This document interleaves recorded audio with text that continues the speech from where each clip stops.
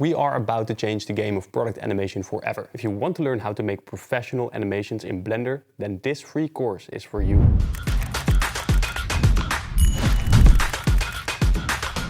This is animation mastery. Maybe you struggle with the graph editor. Maybe you struggle with making cinematic shots. Or even worse, maybe you struggle with making professional looking smooth animations. Well, not anymore, because you are going to learn a lot of important stuff in the coming weeks when I will be uploading this free course. Subscribe if you don't want to miss out on this opportunity. All videos can be watched without following this course, which means that 80% of all the content that will be uploaded also stand on its own. So if you're a long-time viewer, you can still enjoy many of the tutorials that I will upload in the near future. By the way, you can get the iPhone for free on Gumroad if you don't want to model one. In this course, you are going to learn exactly how to make an iPhone professionally. So it's going to be a bit of a harder model. It's not going to be a simple model where we use planes and stuff like that. We are actually going to model it in the correct fashion, so everything will align properly. We don't have any shading issues, and it will be perfect for all the animations that we will be doing. It's not going to be a very high density mesh, although it might be higher than other ones that you are used to seeing on tutorials in YouTube. But despite that fact, it is still very fast in all the renders. I rendered all of these out in approximately 15 seconds per frame,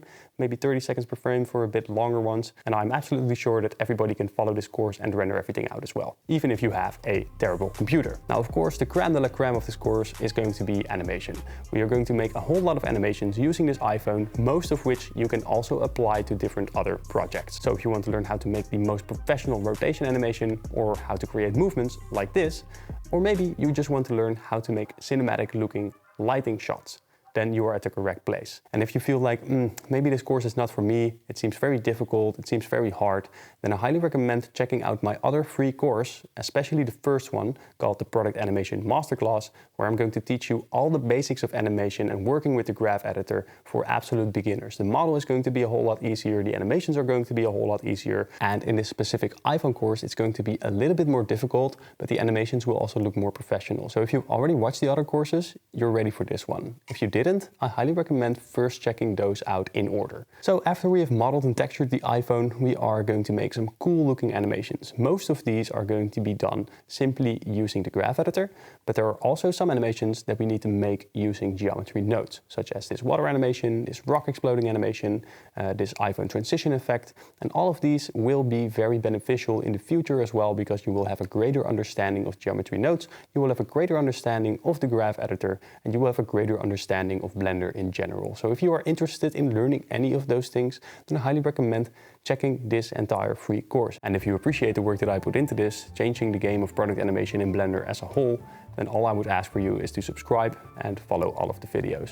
Maybe share them with some friends if they also do 3D. So one more thing, my channel is growing like crazy, and I appreciate all the wonderful and kind comments that you guys send me. So thanks for all your wonderful comments, thanks for all the wonderful support. I truly appreciate it. So that's it. We are going to watch the product animation now, and I would like to hear from you which ones you think are the best and which ones you would like to follow the most. So if you're serious about product animation, I will see you in the next video.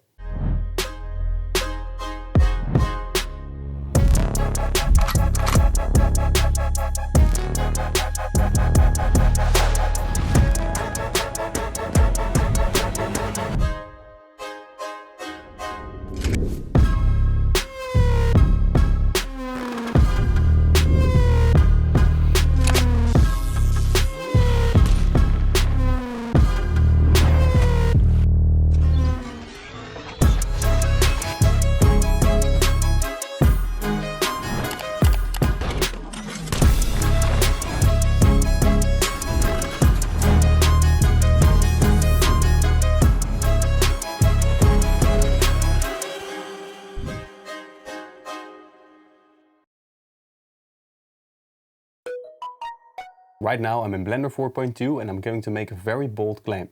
This is going to be the best iPhone modeling tutorial on the internet. There's a couple of different techniques that you can use in order to make an iPhone, and I've seen some tutorials out there that explain some things very well. However, I still believe that this is going to be the most professional looking model that you can get, and some parts of this tutorial may be a bit harder if you're a complete beginner, but I'm going to take you through this step by step so you know exactly what to do in order to reach the same quality that Apple delivers on their website.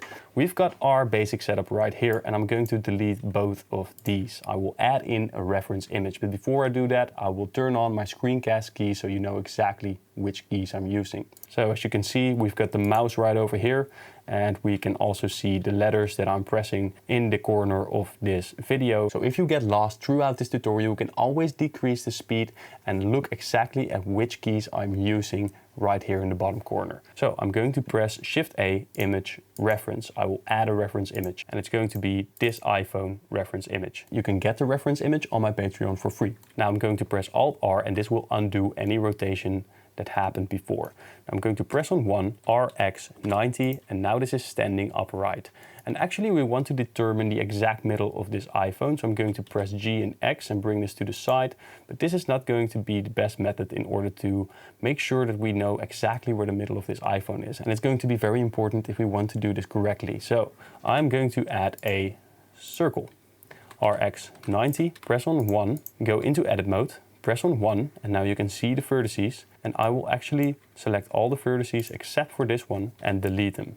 X vertices. Now we've got this vertice. I'm going to press G and Z, bring it upwards, right over here, and I will press E and Z and bring this vertice all the way down to the bottom of this iPhone. And now I will basically duplicate this vertice, Shift D, Z, bring it upwards, G and X and bring it to the side, right over here, E and X and bring it towards this side until we've got the exact dimensions of this iPhone. Now I'm going to select those two vertices and press Ctrl R, and this should be the middle of this line.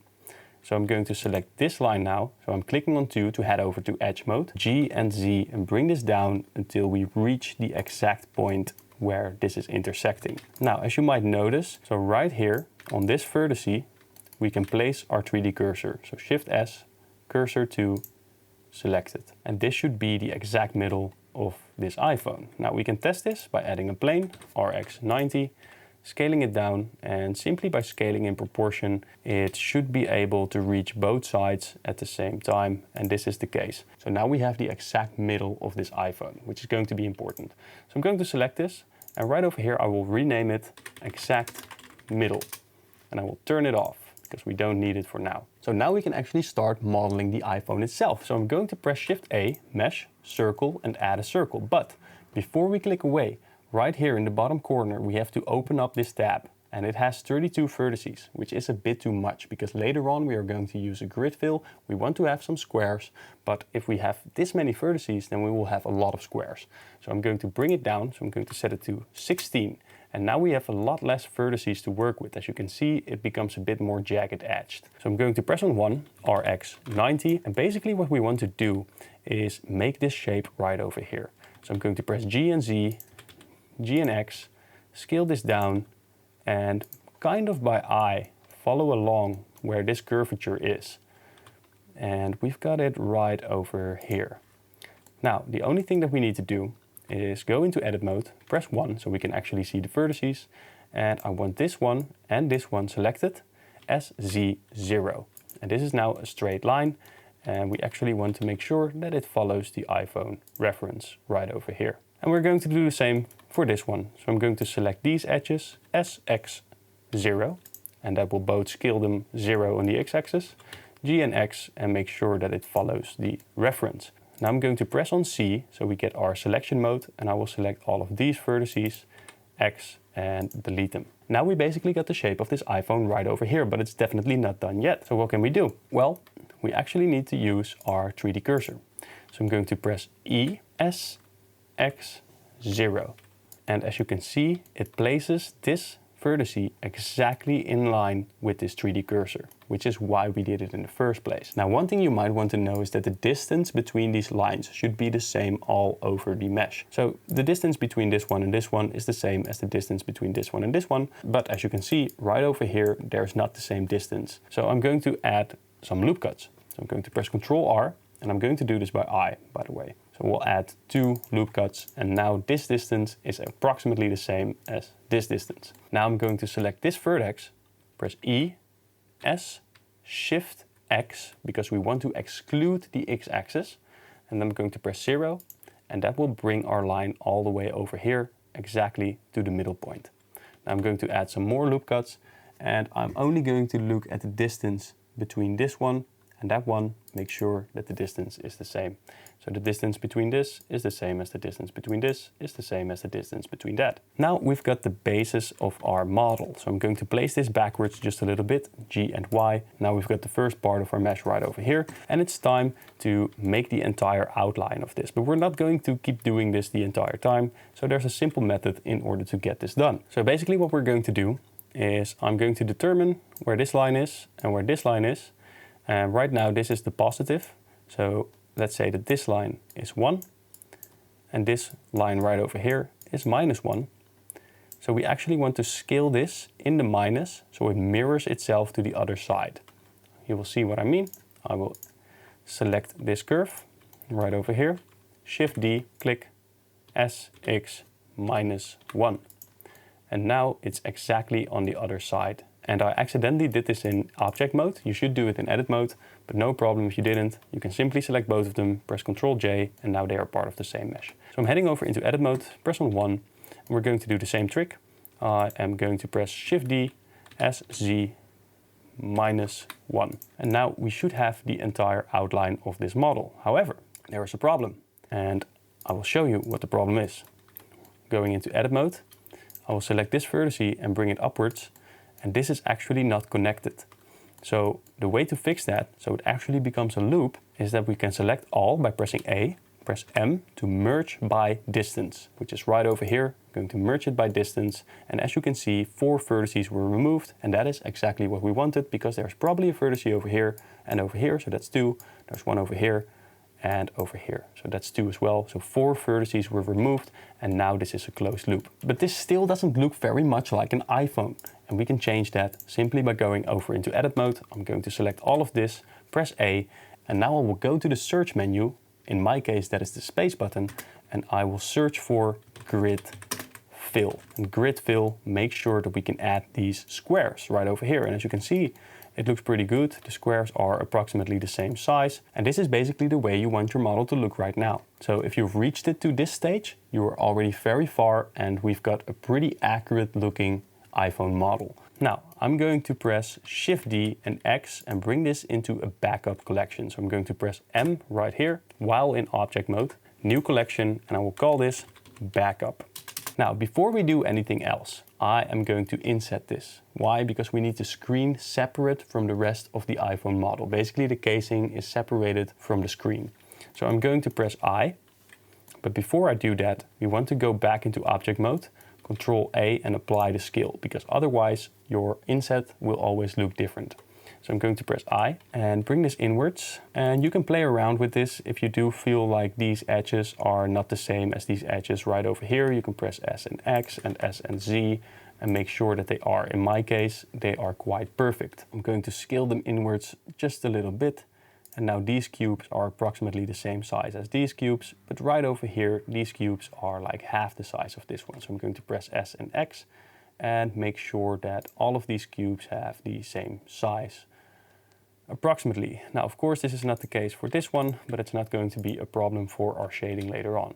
If you now hold Alt and select the outer edge, it should be selecting the entire edge. Now I'm going to press A to select everything. I'm going to press E, Y, and bring this outwards and make sure that the size of this cube is approximately the same size as this cube. Now, if we add a subdivision surface modifier to this iPhone model, it will already look pretty good. So if we press Ctrl 2, for example, you can already see that this is starting to take shape. Now, first some explanations.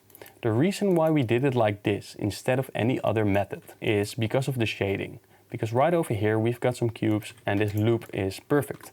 But if you were to add, let's say, a cube, and let's bring it inwards like this and like so, and we would try and add some bevels right over here, then certainly you can get close to the shape of the iPhone, like this.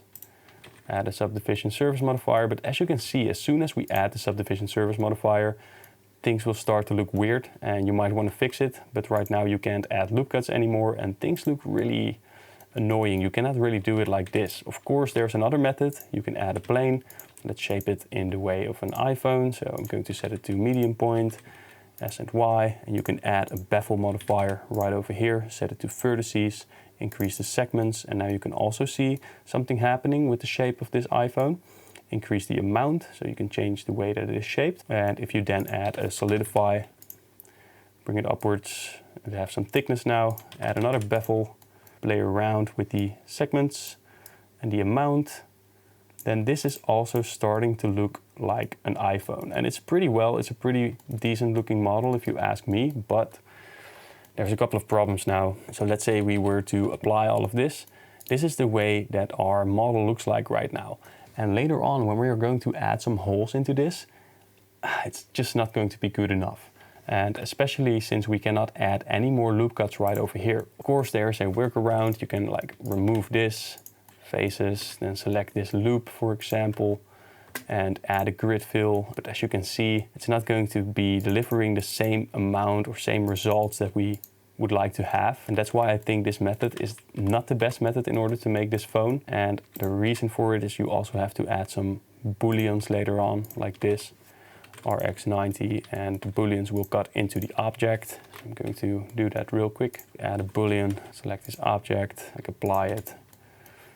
And we get this shape right over here, but then we have some shading issues and it's going to look weird. And of course we do not have this original anymore, so we have to go to normals, smooth by angle, ignore sharpness, and it will look kind of okay, but it's definitely not the best model, because look at this. Things are not the way that we want them to be. And that's why I believe that this method is superior for making an iPhone model. And it's a little bit more work, but it is the best model that you can get. Trust me, because I tried everything. So let's place this into the backup as well. Shift D, X, M, backup. And now it's gone. So we've got this. And it looks pretty good. But there should be some holes. There should be some places where the iPhone is moving inwards. We should have some separation. There is supposed to be like a USB-C type cable right over here. We are not done. And we're going to fix that right now. But first I wanted to show you guys that this is actually the best and most professional model that you can make, and you will see right now why that is. Now, before we start making the holes, I actually want to show you something, because I've got PureRef right over here, and I've assembled all these images from the iPhone. So for the texturing part, I've got something for the model, so we can actually look up close what it looks like, some inspirational ideas for what we can do as well. And as you can see, it's actually sticking out. But the thing that I want to look at first is the USB-C type cable. So right over here, we've got this type of shape, and we want to make that exactly like this model. So right now I'm going into edit mode, and I will add 2 loop cuts right over here. But as you can see, these squares are not the same size anymore. So I'm going to select all of this, S and Y, and scale it upwards just a little bit in order to make sure that it's just a little bit more to our liking. This might be a bit too thick, but later on we can change that if we would like. But first, I am going over here to the subdivision surface modifier in object mode, and I will press on levels viewport and set it to 1. I'm going to press Ctrl A, and right now all of this has been applied and the mesh has become a whole lot more dense. Using this density, we can actually make and shape the holes. Right over here in the middle, we can select a couple of these. So let's select 4, 4, 4, like this, and now we've got 16 of those faces selected exactly in the middle. And I'm going to press I, I'm going to bring this inwards, S, Y, scale it downwards, because actually we are making the bottom side.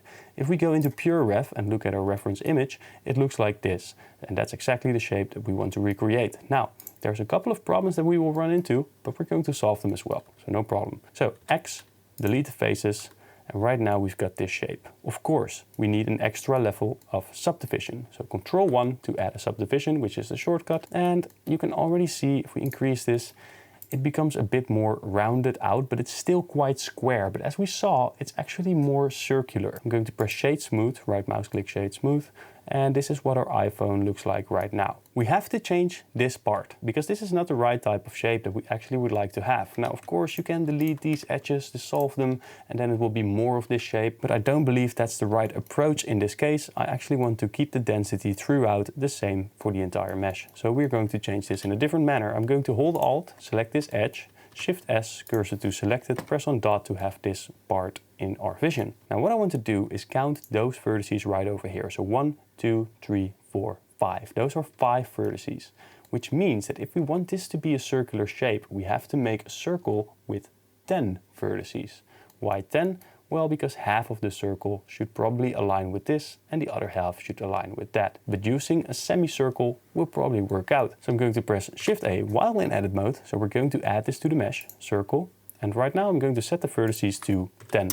And once I do that, we cannot actually see our circle because it's way too big. It's right over there. So I'm going to scale it down, Control 7 to look at the bottom side.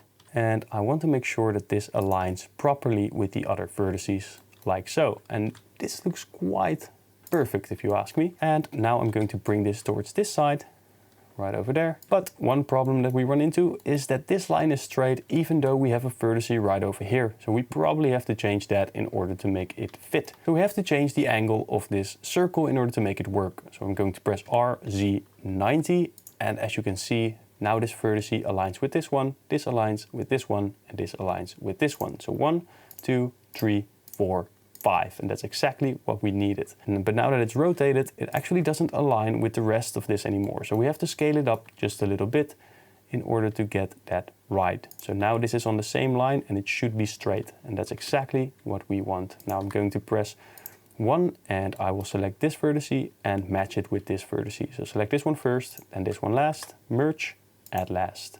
This one first, this one last, M, add last. And we're going to do the same for that one. Going to do the same for this one. Select this one, then that one, merge at last. And now if we select all of these vertices and delete them, X, delete the vertices, we've got this shape right here, which is already looking a bit more like the shape that we need as we look at our pure ref imagery. You can see the difference. This is more square, this is more circular, this is what we want, so we now need it over here. But we are not going to do the same process all over again. We want to make sure that this is mathematically correct. So I'm going right over here and I will select all of these faces. So press on 3, click on these faces. You can hold Control to select the shortest path, so it will find the shortest path and select all of them. X, faces. And well, this looks like something familiar to you, but it's actually not what we need. We are going to select this one all the way until that one, and we've got our 3D cursor already in the middle of this shape. So all we have to do is set the pivot point to 3D cursor, Shift D, and remember the trick that we learned before, SX-1, and now it will align perfectly to that side. Now all we have to do is select all of this, press M, merge by distance, and it will actually perfectly align it right over here. Doesn't that look good? Well, no. And the reason for it is that if you scale something on the minus, the normals might get wrecked. So we're going to change that, go into edit mode, press A, Shift N, and magically all problems disappear. There you go. Just be normal, you know, that's the only thing that you have to do, be normal, and all problems disappear. Now we've got this pretty cool circular edge, but there's a different problem now. Because if we look at our pure ref image, we have to think into the future. Because right now, there is a texture going around this in this exact shape, and we want to emulate that texture later, and we cannot do it with a single edge. So a simple solution, we can press E and S, scale it inwards, but now this is a little bit stretched compared to this one, so I'm going to press S and Y and make sure that it's a bit more correct, like this.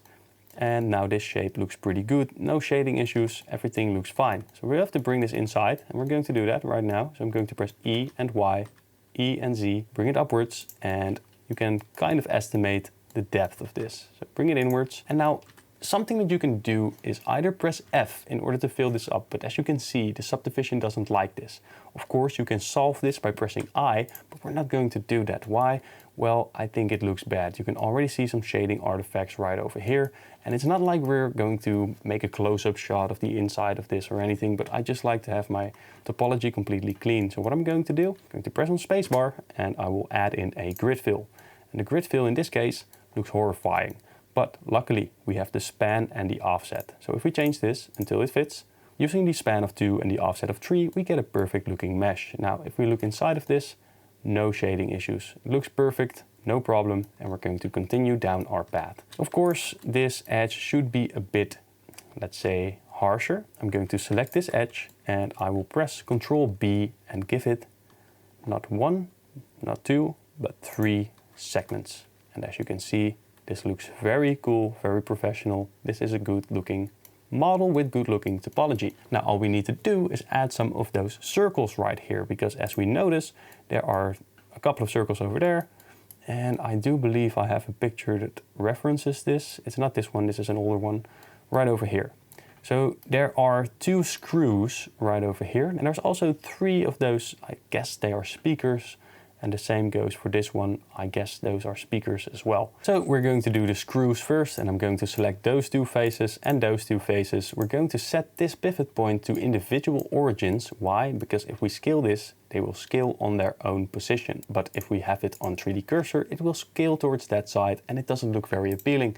So I'm going to set it to individual origins, use right mouse click, loop tools, and press on circle. Now, if you don't have loop tools, you can go into edit mode, go to preferences and go to get extension. Because you might have been scared in Blender 4.2, loop tools is gone, but it's not. Actually, if you go to get extensions, type in loop tools, then you will get a button to install. I already did it, but you can click on install and then you will have loop tools. So right mouse click, loop tools, circle. And now we've got a pretty cool looking circle. Now the size of the circle, as we can see in the reference, is approximately half of this entire depth. So we're going to take this, scale it down all the way over here. And what I notice is that maybe this one is a bit too thin. So I'm going to control plus this, control plus, control minus, S and Y, bring it upwards like this, scale it a little bit, and make sure it looks more like the reference image, like so. And then I'm going to select those 2 faces. We've got our circle right there, delete the faces, select both of this. You can already see the circle shape because of the subdivision surface modifier. E and Z, bring it upwards. And now we need to fill this up. Guess what I'm going to do? Grid fill. And it cannot do a grid fill if you've got both of them selected. So we have to do it one by one. First select this one, grid fill. Looks fine to me. And I'm going to select this entire edge as well, like this. Control B, bevel it in order to make it more straight, like that. So let's select it, grid fill. Let's select this, this, and that. And Control B and make sure it looks like something like that. But of course, it is not looking very good. So we have to select this once again, take all of this, select it, do the same for this one, select it, Control B, and watch what happens. A perfect looking circle.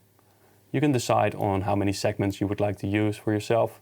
But this is the circle that we're going to be using. And once again, if you control plus this, do it from the inside. So you actually get to select everything. Control plus, control plus, control plus, control plus, until we have all of that selected. And you can change the size of the circle if you would like to do that. I'm pretty happy with what we've achieved already. Now we have to make those other circles, and it's actually the same method all over again. But in this case, if we try to do this, we either have to take very big steps like this, because otherwise, if we select those 3 and we press I, there's no way to get them separated from each other. And that is quite annoying, but there is a fix. We're going to select those 2 first. I'm going to press I, and I'm actually going to use a value right over here. So I'm going to press I, and now we can press S.5, and we will have approximately the same circle size as this one. And we can do the same for this. So select this, I, click S.5. And now all of these will be the exact same size. So that's the right way to do it. I'm going to select all of this, press X and delete the faces. And the reason why it's not a circle is, well, it's for the same reason as this one. So how can we solve that problem? We are simply going to select all of these loop cuts, and I'm going to press right mouse click, loop tools, circle, and now it's a perfect looking circle. Now we can of course E and Z bring it inwards once again, and now of course you can choose to either select all of this at the same time, press F and press I, and then you will have a pretty decent looking mesh. But what I like to do is keep consistency in the way I model things. So I'm going to select this, press grid fill, then I will deselect this edge by holding Shift, Control B, and give it a slight chamfer. So I'm going to do this once again, grid fill, deselect this line, Control B. So select these loops, hold Alt, select this, and select that. And press Control B. Increase the amount of segments to 3. As you can see, I used 3 segments, you can see that. And now we've got a pretty cool looking circle right over there as well. But I do believe that this one can be a little bit bigger. I'm going to select this one from the inside, as well as this one, Control plus, plus, plus, plus, plus, plus, plus, minus. And I'm going to increase the scale of this, set it to individual origins, scale it up just a little bit like so. So now all we have to do is make the final 5 circles in this part, which is very easy. We're going to do the same thing that we've been doing the entire time. So I'm going to select this, this, and this one right over there. Press I, S, 0.5, and I will do the same for this. Press I, S, 0.5, select all of this, right mouse click, loop tools, circle. Now we've got a circle, and delete the faces. Select all of these edges, and E, Z, bring it upwards, and do whatever you like. You can press F, press I, and then it will be done as well. But I'm simply going to do my thing. So grid fill. Now I'm going to select all of these loops. Hold Alt, select the loops like this. Control B, give it 3 segments, 1, 2, 3. And we've got our beautiful looking circles right over there as well. Very good. So that's basically the bottom part of this iPhone. We're going to make this part as well from the inside. But before we continue, I'm going to duplicate this, Shift D, X, M, and place it into the backup like this. So now we have to make this inside. So let's have a look. It's actually quite a thin strip, and I think we can get away with using a cube. So Shift A, add a mesh, add this cube. Let's see, S and X, S and Y. It should be a bit taller, so I'm going to press S and Z, bring it inwards until it's quite literally inside.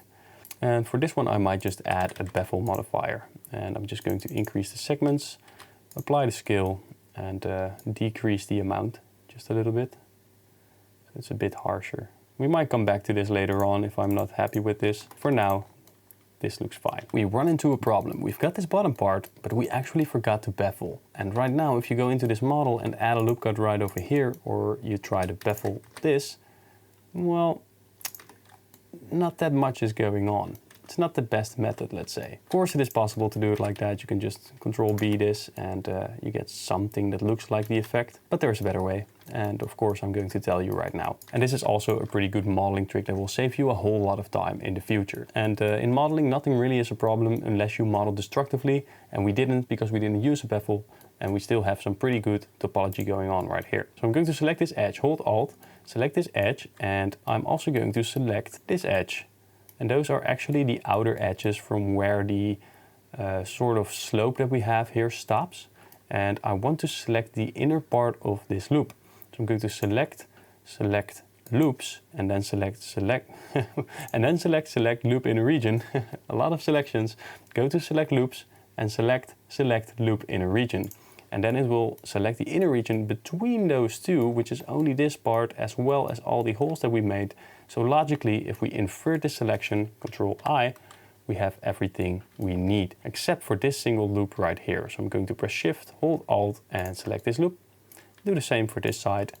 Make sure that we are on individual origins, and I'm going to press S, Y, 0. And now this is going to be straight. And that already looks a whole lot better, but we're not there yet. We're going to press I, and I want to make sure that we have a thin strip right there, which is going to be the separation between the glass screen and the phone casing itself. So I'm going to select this loop, select that loop, press I once again, make a very small edge like this, press Alt-E, and then we can extrude the faces along the normals, which means that for each face it will be taken into account. Because if we were to press E right now in global space, it will only move in one direction. I will show you what I mean. So we'll press E and I will bring it on the Y-axis, for example. And it looks pretty good over here, but it looks terrible over there because it's basically just moving like this. And that's not what we want to have happen. So what I'm going to do is press Alt-E and extrude faces along normals. And now if we bring this inwards, it should be doing so for both sides. Very good. Then I'm going to press on 2, and I'm going to select this region and this loop. And I will do the same for this one, this loop, and this loop. Make sure you have the correct ones. Yes, and then Control B to bevel it and give it 3 segments and make it pretty small as well. Now this is a destructive process, so right now we have actually destroyed the mesh and there's nothing we can do about it. But this is exactly what we needed, because we have our screen, it is looking quite well, we have the casing separated from the screen as well, and this is basically our iPhone model. Now all we need to do is add some of these buttons on the side, add some buttons on this side, and make this thing right over here, and then the final part will be the camera which is going to be placed right over there, and it's actually one of the hardest parts of this entire model.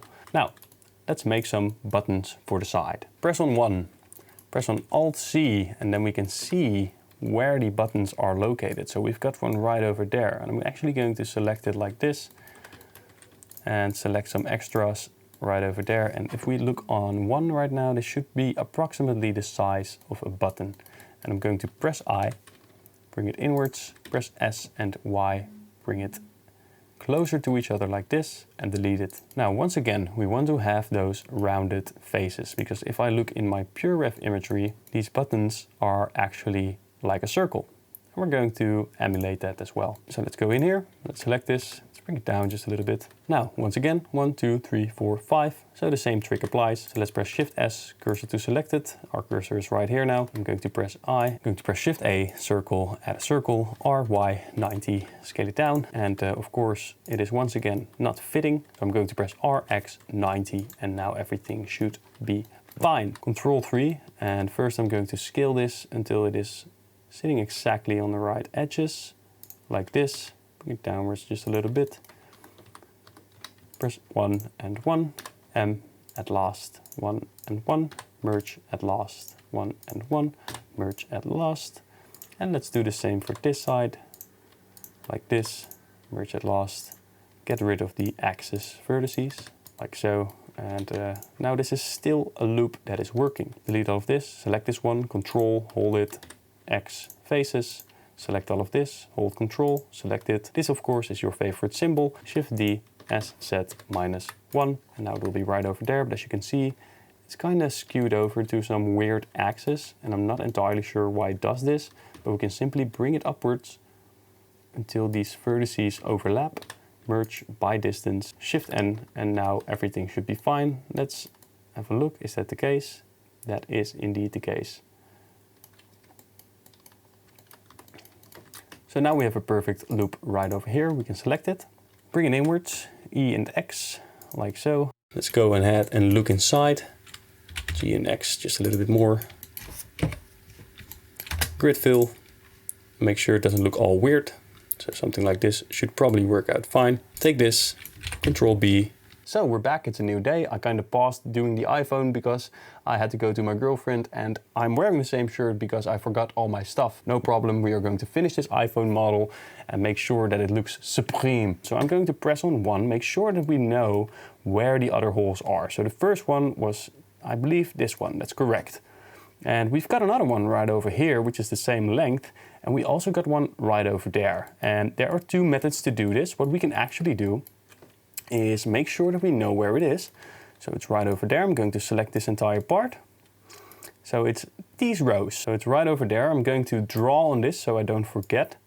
It's right over there. And naturally, if we want to have this exactly on this position, then probably this line is going to be the middle. So I'm going to place the cursor right over there.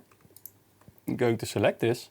I'm going to set the pivot point to 3D cursor, and then Shift D, click S, Z, -1, and it should be located at the exact position where we want this to happen. And it should be the same size then as well. Of course, we have not extruded it outwards, but we can fix that later on. I'm going to select all the other ones, basically, like this. And doing the shortest path, make sure that you do not select the selection that we just made. So I'm going to delete this, delete those faces. And now, actually, everything is pretty lined up already. So I'm going to press A, press M, merge by distance. It removed 3 vertices. Now something tells me that this is not correct because we've got a whole lot more vertices right over here. So something is not going correctly. And we should also do the normal switch, so Shift N to recalculate the normals. And this doesn't look good. And the reason for it is, well, these didn't merge. And I'm actually going to Control Z, undo the merge operation. So I'm going to delete those faces. I'm going to select all of this. And unluckily for us, this is slightly skewed to the top. So I'm just going to press G and Z, bring it down holding Shift, making sure that they are aligned very, very well. Something like this should probably do. And then I'm going to select the entire mesh, press A, press M, merge by distance, and we've removed only 3 vertices. But if we increase this number right over here, we can also change the amount of vertices that it's removing. And in this case, that's 13. But you want to make sure that you're not deleting any other vertices right over here, for example. So if there are some vertices that are very close to each other, like these ones, you don't want to remove those. You actually only want to remove these ones. And of course we can do some manual cleanup. So Shift N to correct the normals, and actually this looks pretty good. Now if I take some of these vertices and move them around, there's actually no doubles and everything is working quite fine. But maybe, just maybe, right over here, I see something that is not to our liking. And let's see what happens. This one is not connected, and we should connect it. So I believe that the correct line is this one, because this one is straight. So basically what I want to do is I want to take this vertice, which is part of this mesh, and make sure that it's in the same line as this one. So I'm going to select this one last, merge at last, this one, merge at last, this one, merge at last. And of course there was a different way in which we can do this. We can also like select this entire edge, bring it upwards and make sure that the merge works for that as well. But right now it seems to me like we have a pretty decent mesh, and we can test that if we can select all of this, move it around, and you see everything is connected. Now press right mouse button, for me that means undo, and it will undo that operation. And it looks like this. And basically if you want it to be really specific, this part should have been extruded as well on the same time as this one, and we can do the bevel at the same time, and then it would be exactly the same as we would like it to be. But I didn't do that, no problem. It doesn't hurt us in any way. So I'm just simply going to leave it like this, and we're going to make the final action button. So this is an action button. You can use that on the iPhone in order to open a specific program, for example, and it's right over here. So I'm going to press on 1, going into this mode, and I will select this. So now I have a general idea of where it is, and it's right over there. It's this little part. Now, of course, we can also apply some mathematics in order to make sure that this is the exact same button as this one. How can we do that? Well, actually, these are only 2 lines. So we've got 2 faces selected right here, and that is about the shape of this action button.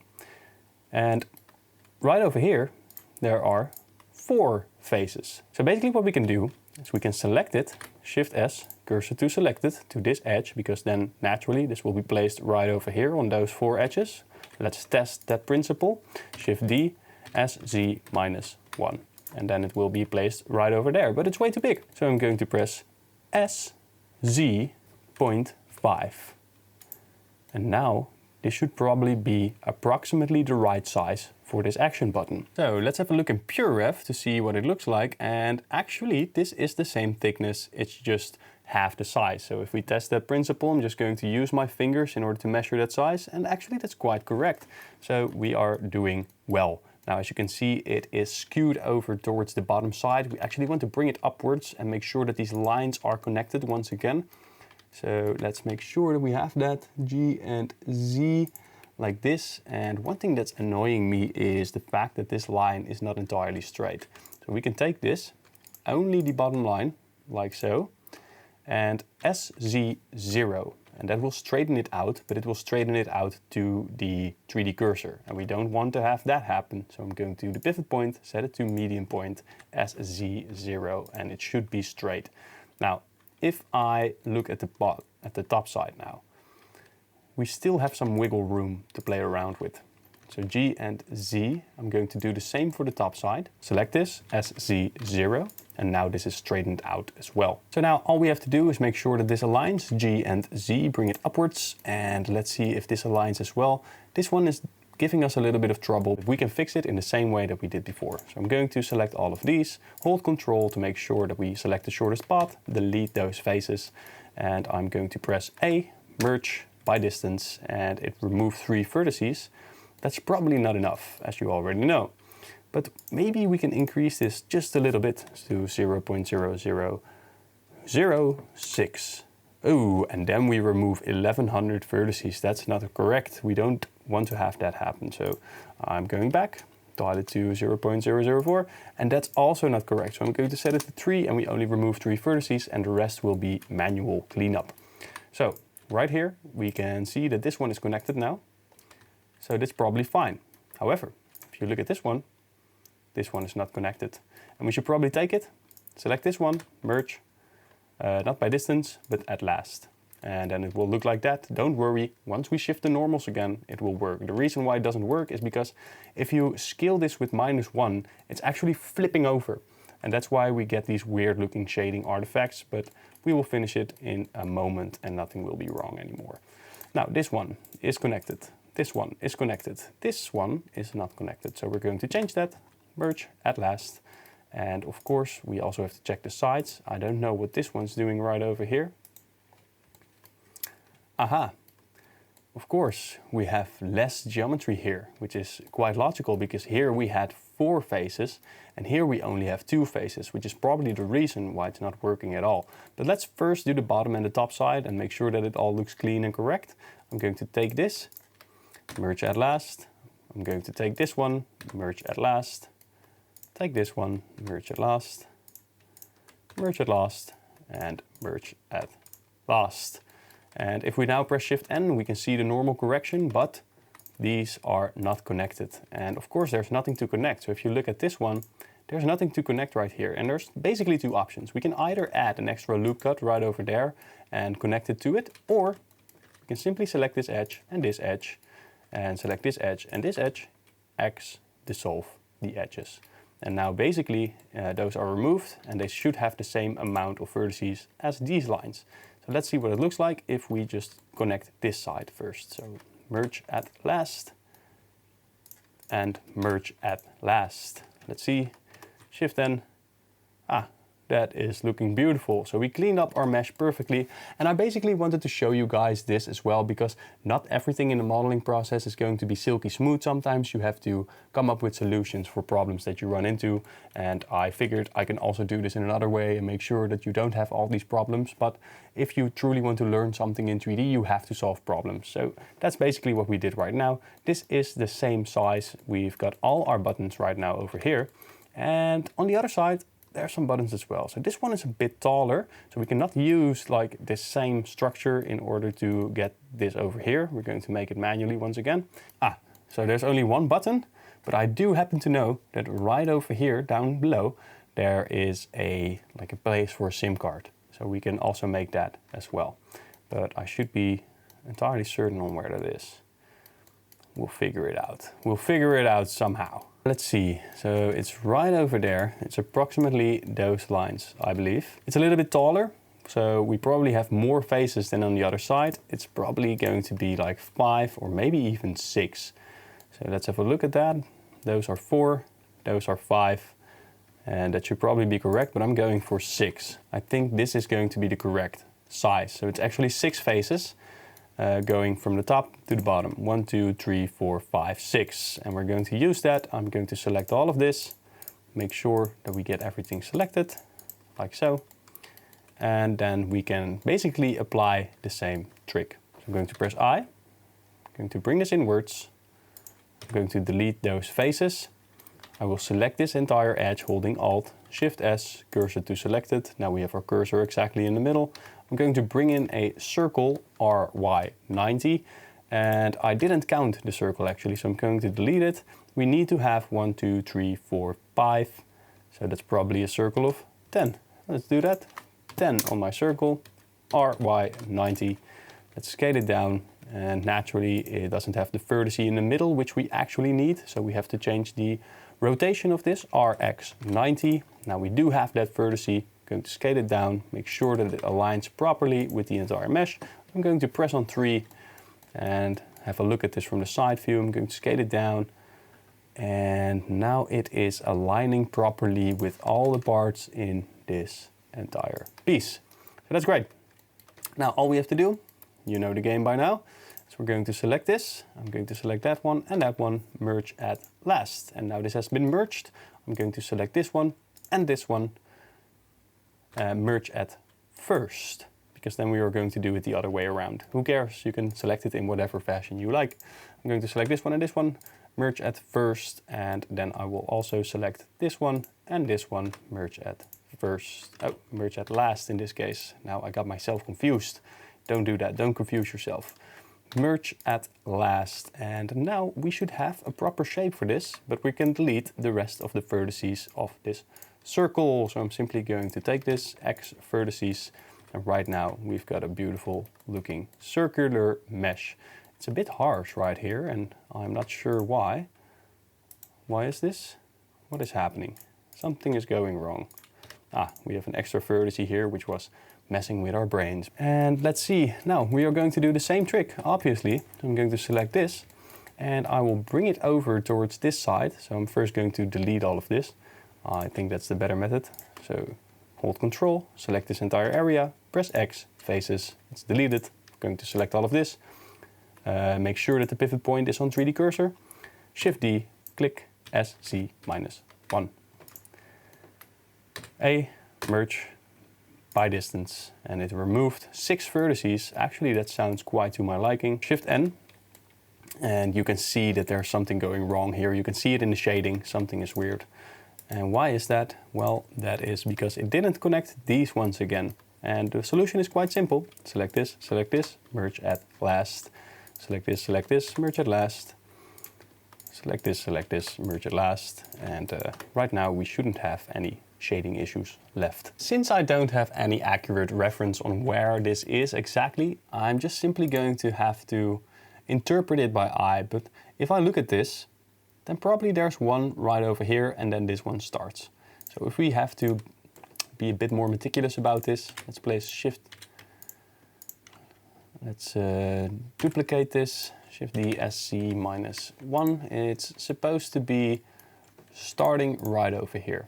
I do believe that is the case. And we are going to make 5 rows out of this instead of 4 or 6. We're going to make 5 because I think it's a little bit different than the other ones. Of course, you know by now what to do. And I've thought about this and maybe leaving it out, but I want this to be a step-by-step tutorial. But of course, you already know what you need to do. So we're going to select all of this, 4, and we want to have 5 rows, 1, 2, 3, 4, 5 right over here. I'm going to select all of this like so, press I, bring it inwards, something like this should do fine. And maybe we can even bring it inwards by pressing S and Y. S and Z, making it a tad bit smaller. X, delete the faces, select this loop, Shift S, cursor to selected. And I will add a circle. It's going to have 10 of those different vertices, which is correct. R, Y, 90, scale it down, R, X, 90. Make sure we have this vertex on top, which is the case. We're going to scale it down. I'm going to press Control 3 in order to I'm going to press Control 3 to see what we're looking at. G and Z, bring this upwards until we've reached our destination. Scale it down, make sure that we reach the lines right over here, so it's kind of aligning.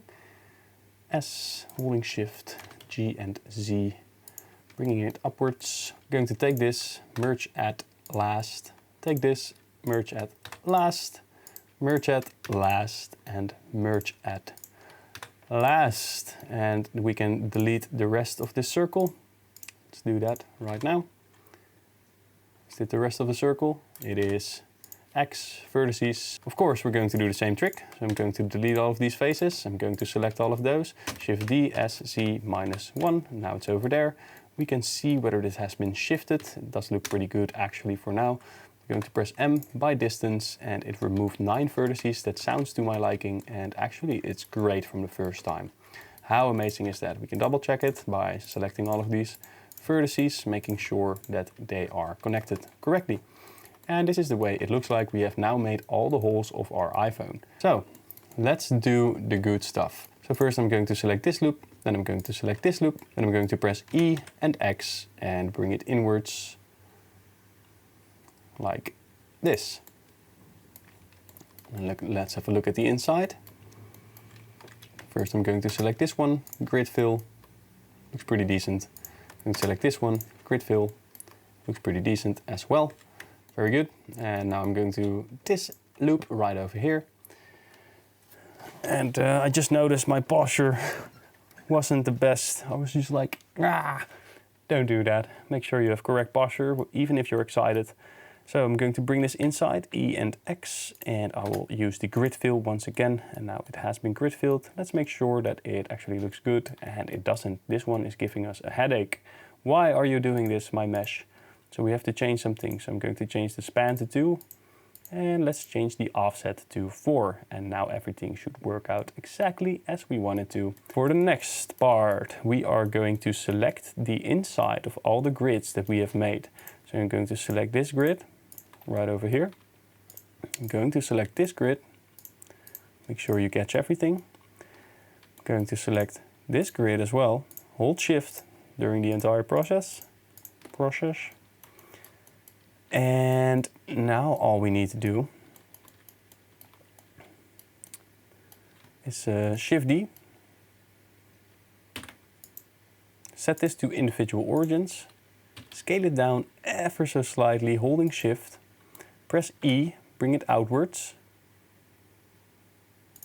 And some of them are taller than others. How cool is that? It's not. It's actually terrible. But we can solve this. We are going to focus on one of them, G and X, and make sure that it looks like this. Something like this should be fine. And then I'm going to select this line, Shift S, cursor to selected. Then I will reselect those grids once again, holding 3, holding Shift, like this, and select this one.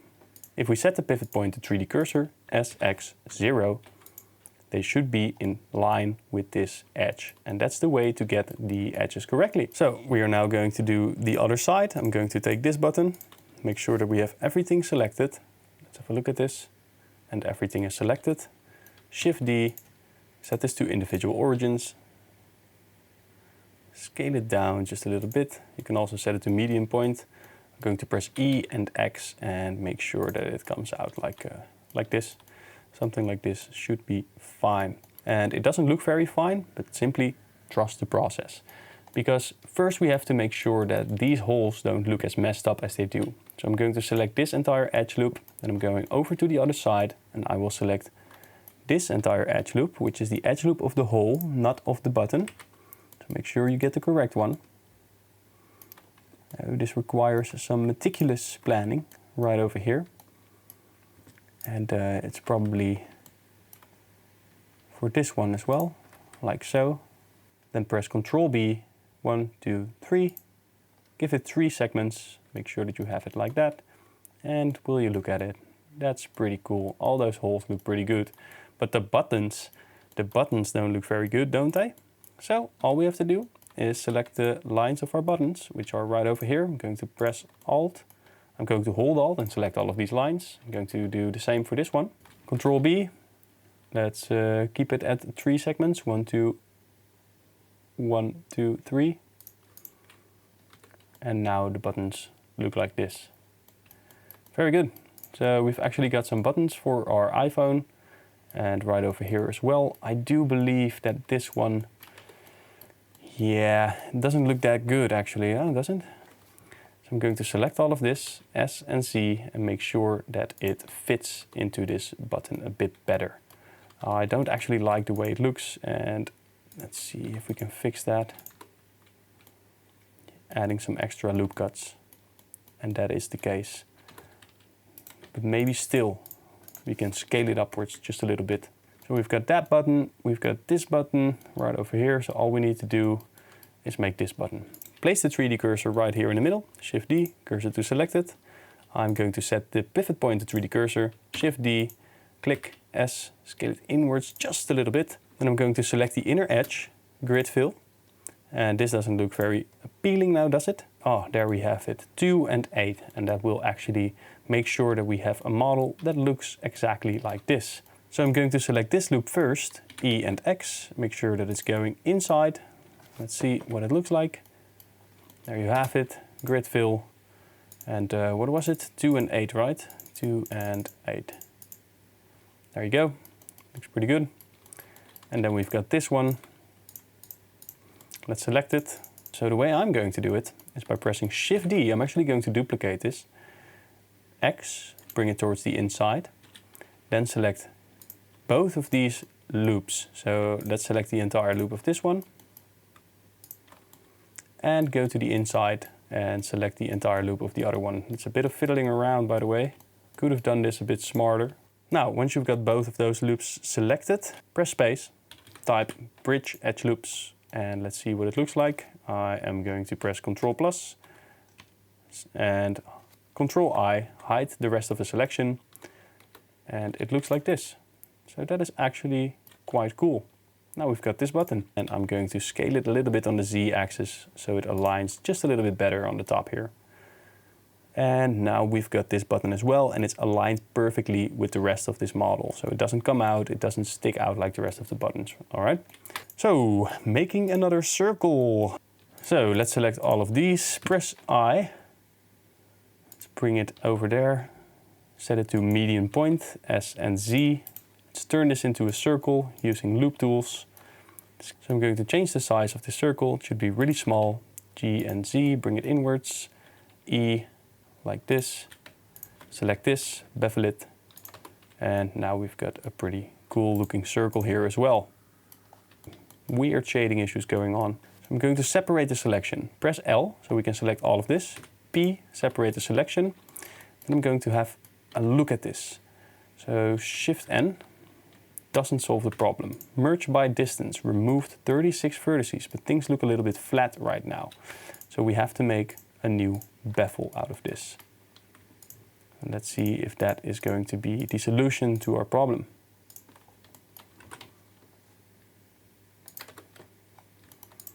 And actually it is. So we have no shading issues left. And this is what it looks like right now. I'm going to attach it to the big one. And now we have all the buttons. We have the SIM card. We have the action button right over here. We have this button, that button, the SIM card slot holder. We have the sound and the USB-C type cable holder. We have this button right here, whatever it does. And basically things are coming along just fine. So we have a little hole right over here in the middle of the screen. And I don't know how that happened. But at some point in time, we probably deleted something. But there's a way to solve this as well. I'm going to select this vertex, and you need to make sure that in the preferences you have the F2. And now if I select this vertex and I press F, it will actually place one in the exact line of this. And that's very great because now we can finish this model. So select all of this, press F, and I'm going to select those loops right here, select this loop, and everything should work out fine. All our loop cuts are correct. So I don't know what went wrong there, but we solved the problem anyway. And I will show you exactly how to make this part. This is actually going to be the hardest part of the entire tutorial, but without it, basically it will just look like a phone and not like an iPhone. So we actually need this camera to look like this in order to make sure that people actually believe that this is an iPhone. So I found out what exactly happens right here at the top. There is some hardware hidden right over here, and iPhone calls it the dynamic island. Why? Because they mix it together with this software, which is actually part of the screen. And this actually is supposed to be black, and then this will be hidden. But basically what happens here is that those are cutouts, and there is a separate part of screen going over there. So this is a different type of screen than the screen that's being displayed right over here. And it is being covered by screen, but it can't be covered by this one. And we'll dive into that later on when we are doing the texturing. But first we do have to make this cutout so we actually have the right shape in order to texture it in a manner that is logical. Let's go ahead and do that. I am going to press on this little button and I will go into edit mode. I will press on 1, I will press on Alt C, and we actually have to look through this. So we'll go into the material mode, and right here we see that it is, well, located over there. But let's see. Oh, by the way, this is an I, so it's from iPhone. This is the letter I. I think they thought that was funny. But anyway, we can just simply add it right over here. I do believe that we need to cover this entire area. So I'm going to take this, and I'm also going to take this, press I, bring it inwards like this, S and C, scale it down like so. And basically what I'm going to do for this one, so I'm going to select all of this, make sure that we only select the outside part of this. So let me see what I did right over there. I accidentally did it on the back side as well. So we need to Control Z because we don't want to do this on the back side. Hold Control to deselect all of this. And now we only have this side selected. So I'm going to press I. I'm going to bring this down, S and Z, bring this down as well. Make sure that it is something more like a square. And I'm going to select those areas right over here. Loop tools, circle, and now this is a circle. And I'm not necessarily going to cut it out. I'm simply going to scale it a little bit, and I will see if it does anything with the shading. It doesn't, so this is fine. And right over here, I'm going to select all of this, and I will delete it because we actually need to do the same circle trick here once again. So 1, 2, 3, 4, and that's 4. So let's select this edge, cursor to selected. Let's add a circle. Let's set it to 8 in this case. RX 90. I'm going to scale it down. We have to rotate it this time. So RY 22.5 should do the trick. So that's the way to move the one with 8 vertices around. We simply have to count 360, which is the degrees of a circle, divided by 8. And if you want to move it, divided by 2. I hope that's clear. So I'm going to scale this down, press on 1, make sure that it once again fits our lines. And in this case, it really doesn't. It really doesn't at all. So we have to fiddle around with this just a little bit more. Bring it down, scale it, bring it down just a little bit. G and X, bring it towards this side, and now we actually have the vertices for this. So merge at last, merge at last, merge at last. You should be very much acquainted with this right now. Merge at last, and let's see, we can delete the rest of the circle. Vertices, and I think this is now, let's see. It's kind of hard to see it like this, so I'm going to change the matte cap, which is right over here, and I will change it to the red one. All right, so that looks pretty decent. Could have more topology if you ask me, but I think this is fine for what we are trying to do. And I will do the same for this side once again. So I'm going to take all of this, delete the faces, then take all of this, Shift D, click, set it to 3D cursor, S, X, -1. And now it's supposed to be a bit more towards this side, G and X. Let's do it. A, M by distance. Removed 44 vertices, Shift N. Let's see what it looks like. And we actually messed something up right here, didn't we? Oh yeah, we did. Because this is very close to that area. And in order to fix that, actually what we're going to do is simply make a selection right over here. So we only have this. Then I'm going to click on the dash icon, Control I, hide all the rest. Then I will select this, M, merge by distance, Shift N, and now this should be entirely fixed, but it isn't, of course. So we only have to change some things over here. I'm going to select this, merge at last, select this, merge at last, select this, merge at last. And we're just going to do it manually, no problem. A little bit of cleanup work, but as long as it looks good, then it is good. That is my personal philosophy, if you didn't know that. All right, so now all we have to do is fill this up once again, because it's simply going to be a texturing issue. It's not going to be actual geometry. We don't have to extrude it like this or anything like that. So grid fill. Grid fill doesn't look very appealing. So let's start with a span of 1. Doesn't look good. Span of 3, actually. Is great, so I'm going to leave it at that. And now we have our screen back, but we can place different textures right over here as opposed to the rest of the screen. So that is the way that we can actually fix that in a different manner than we usually would. In the end, if we do not need this, then we can simply delete it and make some squares here again. So it's not that big of a deal if you mess this up. Anyway, so let's go over to the back side. This is actually going to be the hardest part of the entire tutorial. Why? Because we have to break some stuff up. The way I am going to do it is simply by selecting this entire outer loop.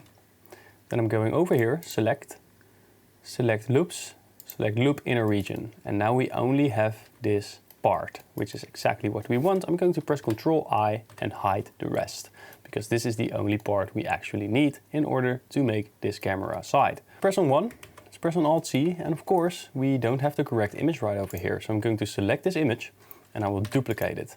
Then I will hide the first one and take the second one, the Z and X, and make sure that it aligns exactly with the iPhone. But there's a caveat right here, because we actually need to rotate all of this around. This should be rotated by 180 degrees. And we can either do that, or we place this on that side. And then all we have to do is right click, mirror it on the X-axis, click on Control 1, G and X, and now we can work on the back side, which is right over here.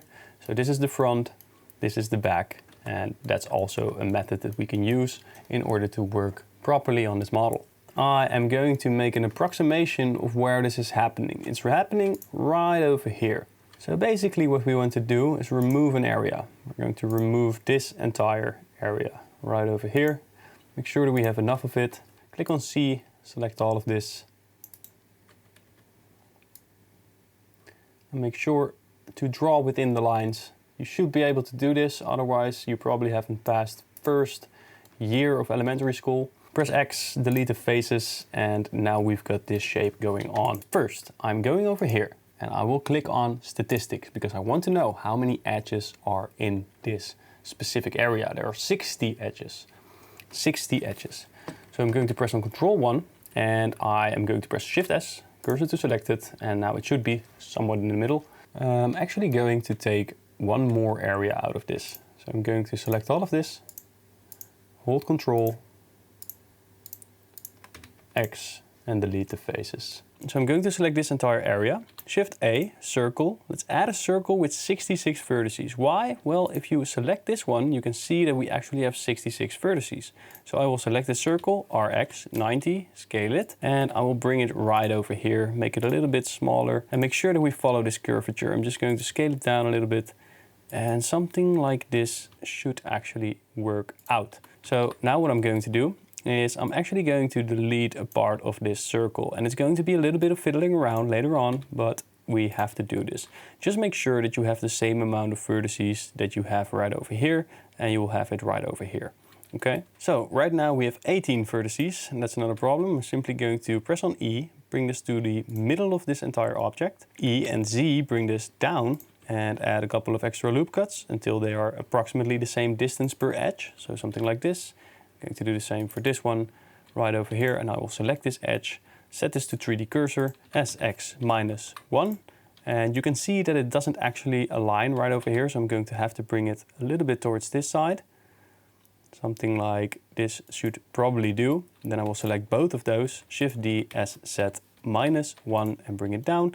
As you can see, it's going way too low, so I'm going to bring this upwards right over here. And perhaps we can select this loop, merge by distance, remove 0 vertices. That's always bad news. So I'm simply going to check where things are misaligning. So here's a vertice that's not aligning. And we can take those two, merge them at the center.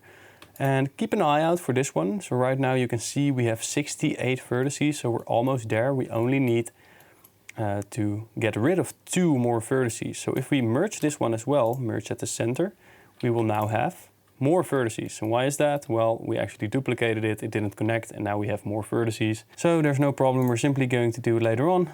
It's X, delete this one, merge at center, and now we will have an entirely connected loop, except for this one. So merge at center.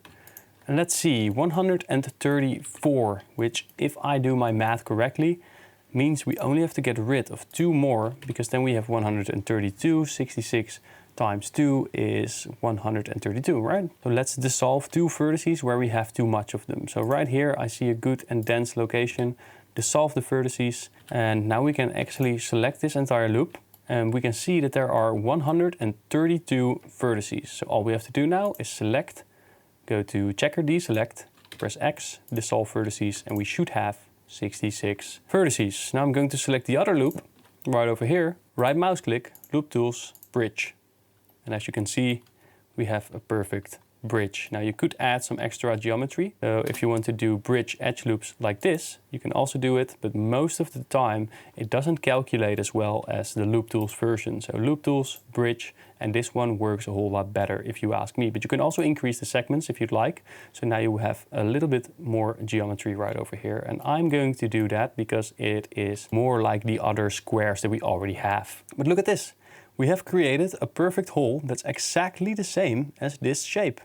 And that's what we were after all this time. Quite easy, but also quite hard. Now, if you have any other type of vertice count right there and you need to make the same exact object, you can just follow the steps and do some math for yourself so you know exactly how much vertices you need in order to get it done. You can also delete some vertices, play around with them, and in the end make sure that it is connected like this by using the Loop Tools bridge. So now that we've got the hole, all we need to do is extrude it outwards and add some cameras to it. So we can go into edit mode, select this loop cut, then click on 3, press E, bring it outwards, press Y, and scale this towards the inside. However, right now we are scaling to the 3D cursor. That's not what we want. We actually want it to scale to the medium point. So I'm going to press S while on the medium point and bring it outwards like this. Press E once again.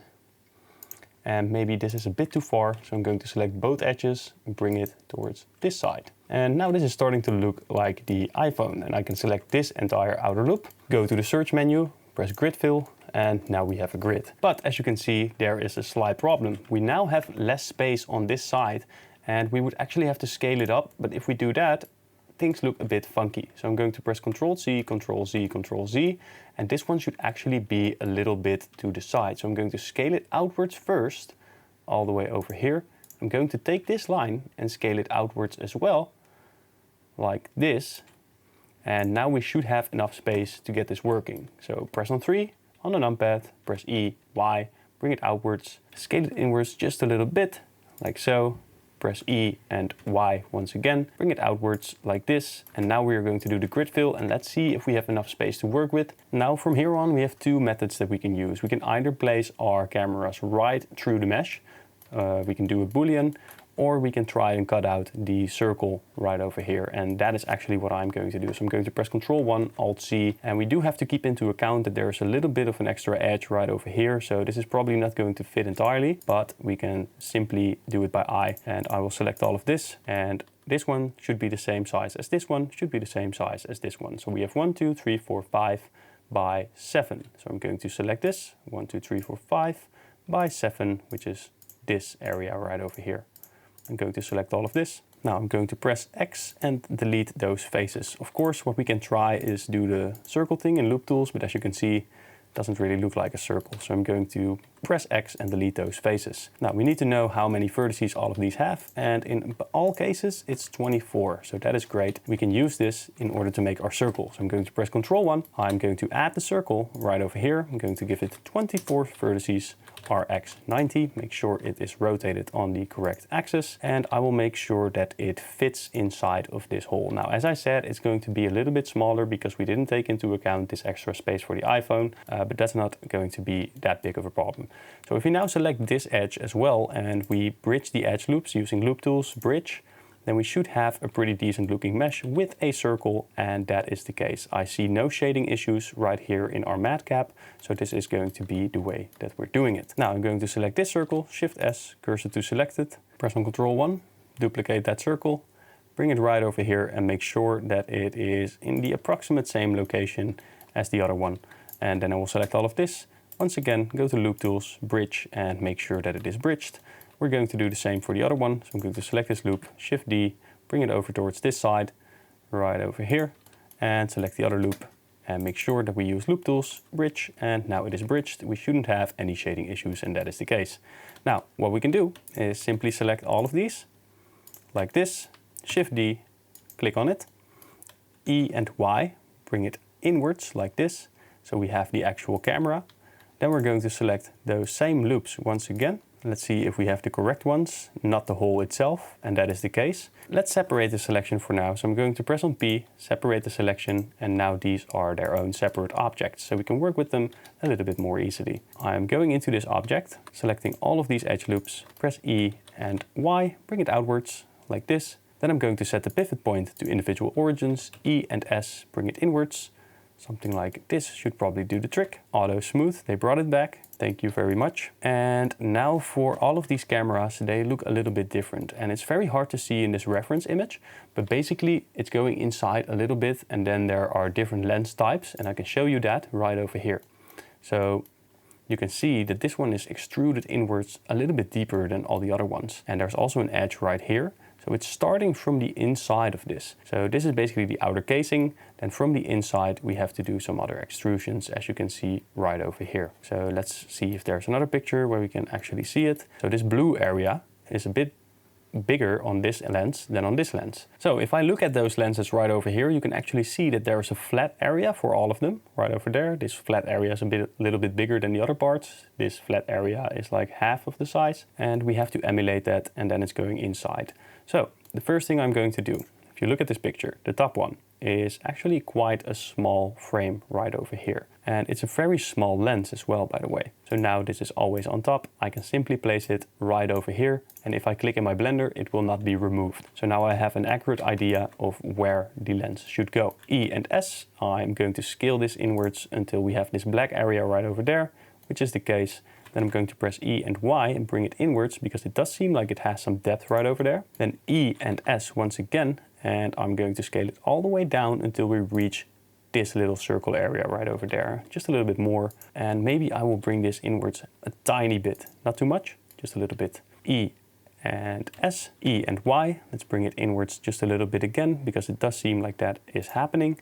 And then I'm going to scale this down because it is sloped inwards just a little bit. And right here, there should be a small little lens, which is what we are going to be adding later on. Of course, it also doesn't have the rough edges yet because we have our subdivision surface modifier, and we're going to bevel this in a second. But first, let's do the other lenses as well. Let's have a look at this, place it right over there, and I'm going to edit mode, select this loop, E and S, and this one can be scaled in quite a bit actually, somewhere over here. Then E and S, a little bit, G and Y, bring it inwards like so, and then there should be another lens. Don't worry about the fact that it looks all smushy, we're going to get that done.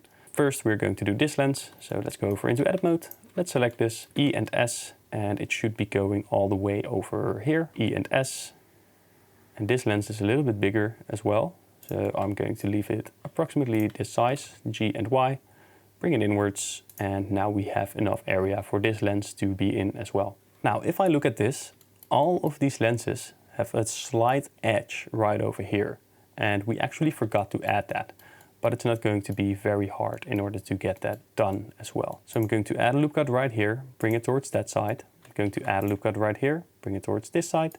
I'm going to add a loop cut right here and bring it towards this side. Then I will select all those loops, holding Alt, like this. And then I'm going to press E, bring it outwards just a little bit, maybe just a little bit more.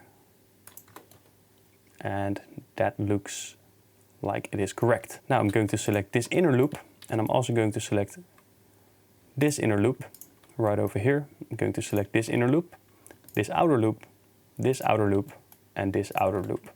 And let's see, we can also select this inner loop, select this inner loop, and select this inner loop. Now we're going to press Ctrl B and make sure that this has a slight bevel of 1, 2, 3 segments.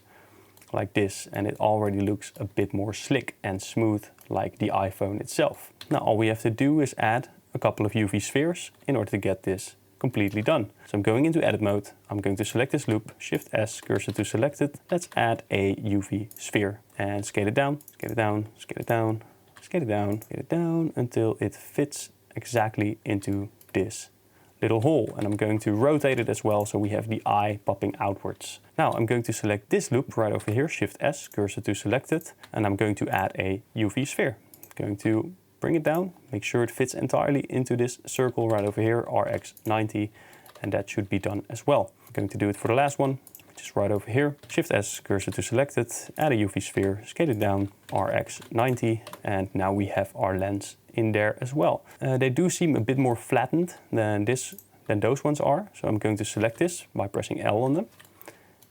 And S, Y, make sure that they are a bit more flat like this. And that is actually the way the lenses look. Now, I don't think that we already have this hard edge right over here. So I'm going to select this, and there's now two methods that we can do. Select all of this, and we can either press Shift E in order to harshen this, and that actually looks pretty good and pretty much according to the model. You can also undo that and Control B and add some extra geometry right over there, and that should also do the trick depending on how many segments you use. So if you use 3 segments, that should also look fine. And in this case, I am going to be using this bevel. Now, next up, we need to make this little hole. I think it's the wide angle camera. We need to make this white thing, which is, it's pretty much like a Fresnel. So it is expanding the light or making sure that the LED light that's behind it is stronger. I'm going to press on Control 1.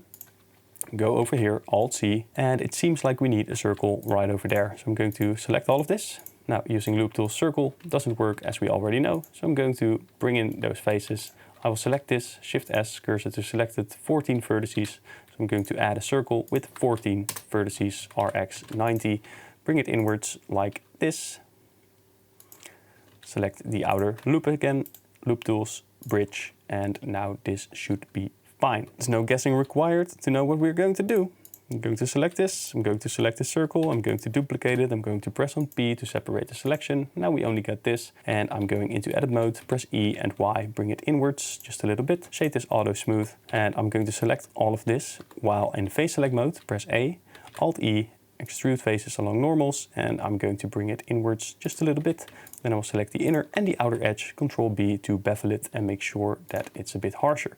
Like so, and it should probably come out just a little bit, and that is not the case right now. Control plus, Control plus, Control plus, Control minus, G and Y, bring it out just a little bit, like so. And here we should probably add another one of those. Let's see what this looks like. It also looks like it is going to the inside. So I'm going to select the innermost loop. Let's turn off our subdivision for now. Innermost loop is this one, E and S, G and Y, bring it inwards, like so. Shift S, cursor to selected, let's add a UV sphere, scale it down, RX 90, make sure it fits inside of the hole, and S and Y, and now it looks like this. Now let's turn on the subdivision surface modifier once again, and this is starting to look like the perfect model for this.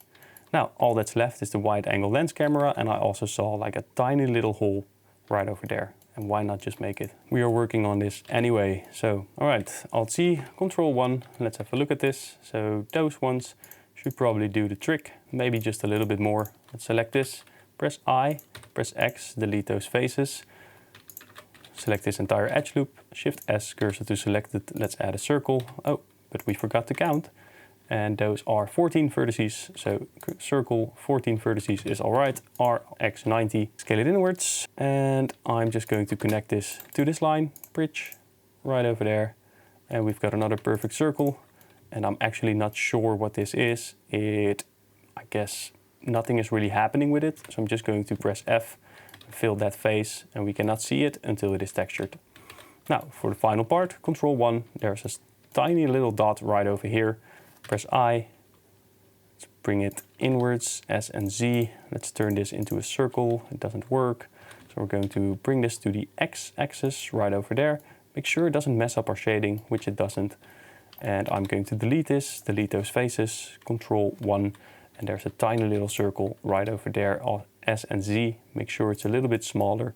And this has 6 vertices. I'm not sure how this will end up looking, but I'm going to add a circle anyway, 6 vertices right over there, RX 90, scale it down like this, and all we have to do maybe is rotate it so it's coming across with these edges, so RY 90, like this. Select those loop cuts, bridge, once again, and now we should have a cool little circle right over there, and it's very small, and that's the way it's supposed to be. Now we can bring this inside as well. So E and Y, bring it inside. And I'm just going to press F for this one. Tiny little circle. Let's give it its bevel as well, right over there. So let's go over into the cameras one more time. I'm going to select all of this. So the outer edge of this, press F. I will give this glass material immediately. So let's call this glass. And assign, Control I, plus, and new. Assign, we'll call this metal. Let's do the same for this one. So let's select the line right over there, press F, give it a glass material, assign. Let's do the same right over here.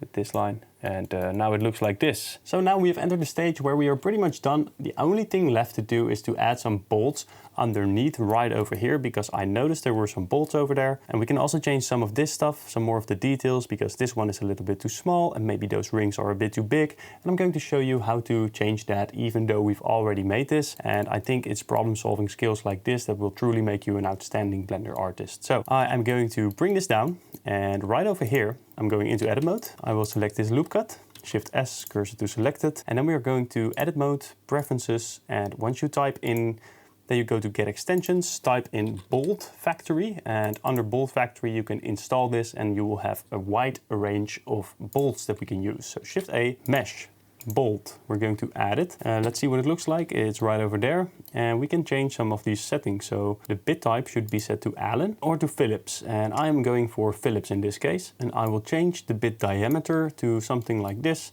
And I actually believe that this is good enough to work with for now. RX 180. Turn it around. I am going to bring it upwards until it fits exactly in this space. I don't like the fact that we have this bolt shape. It should actually just be a circle. So we can change this. I'm tapping on dash. Let's turn on my screencast keys because I sometimes forget. And I will take all of this and remove it. I'm going to remove those faces.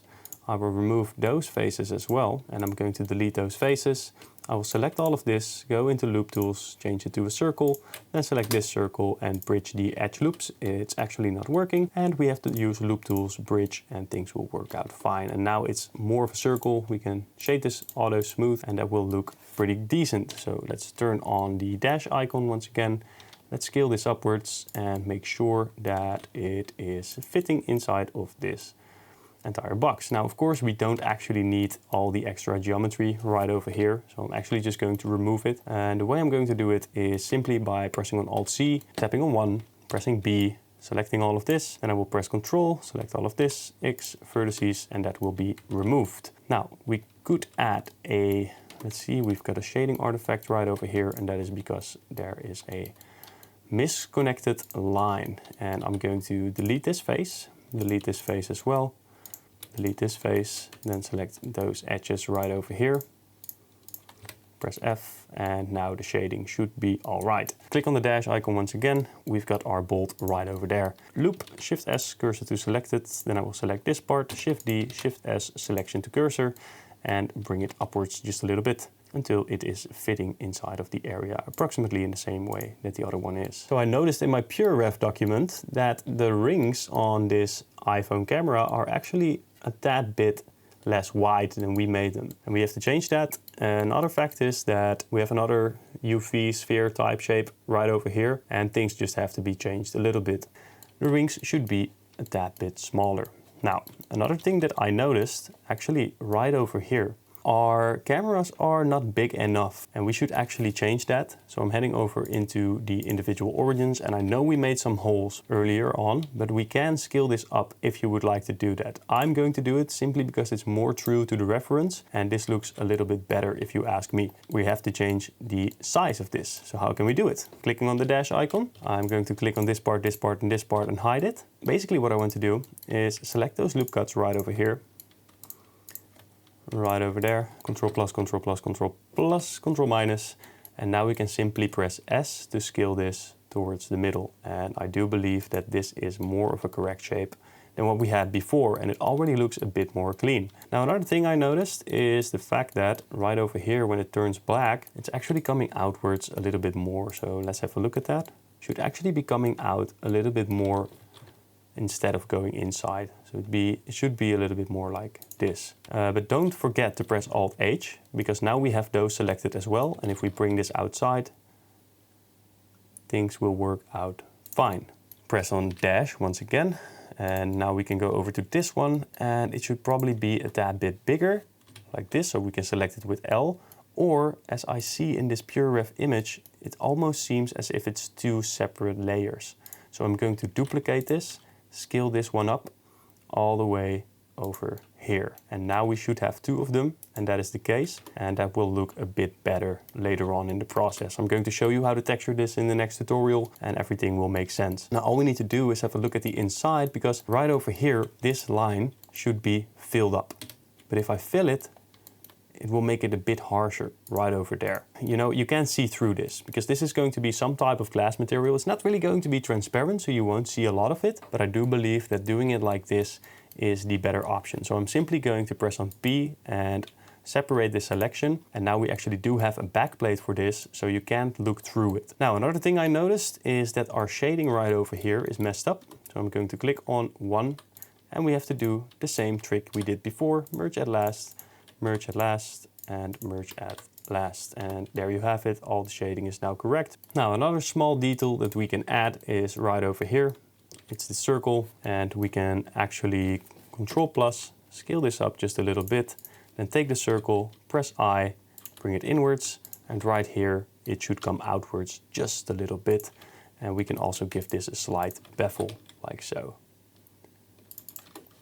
And there will be the wide angle lens inserted right over there. All right, so there's one final thing that we have to do for the modeling, and that is right over here. We've got this loop cut at the bottom, and I noticed in this little video right here that there's a slight edge surrounding it. So we are simply going to recreate that. And the way it's going down is by E and Z bringing it inwards, or actually outwards just a little bit. I'm going to select this, select that, Control B, and give it a slight bevel. And now we've got that edge as well. Very subtle, but it does make a difference. Now, another thing we can do is select all of those.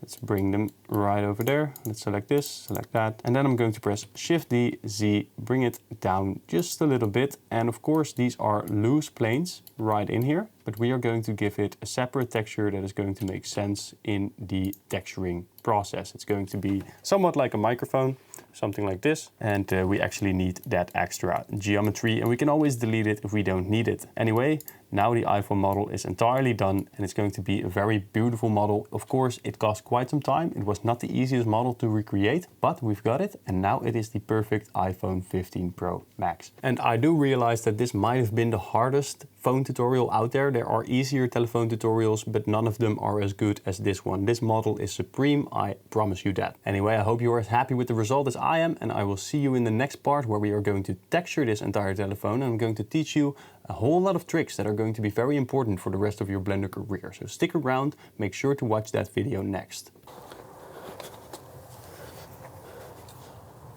Oh hi, didn't see you there. If you are enjoying this course, please check out the King of Light bundle pack. It contains Geolights Pro, the Ultimate Gobo pack, and Lumio. Now back to the course. So, as I just told you, we are going to make some beautiful textures for this iPhone 15. So let's get started straight away. The first thing we need to do is add the titanium.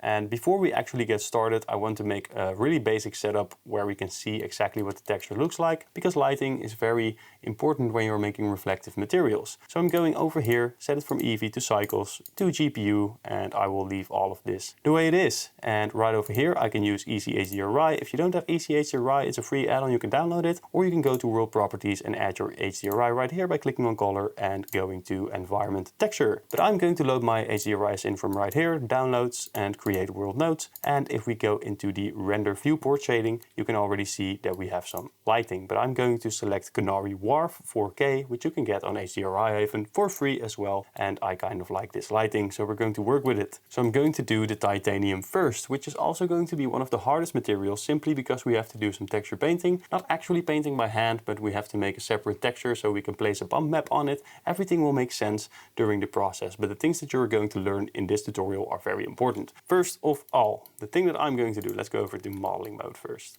I will zoom in here, and right here we have a loop that goes all the way around the telephone. And the same goes for the other side. So all we have to do is hold Alt and Shift and select that loop as well, and then we can hide it by pressing H. Now the reason why we are doing this is so we can select those parts a whole lot easier if we simply press on L. So now we got this part selected, press L, we got this part selected, and hide it, and now everything will be hidden except for the camera, which is a separate back plate. So I'm going to hide it, and I'm going to hide that for now right over there.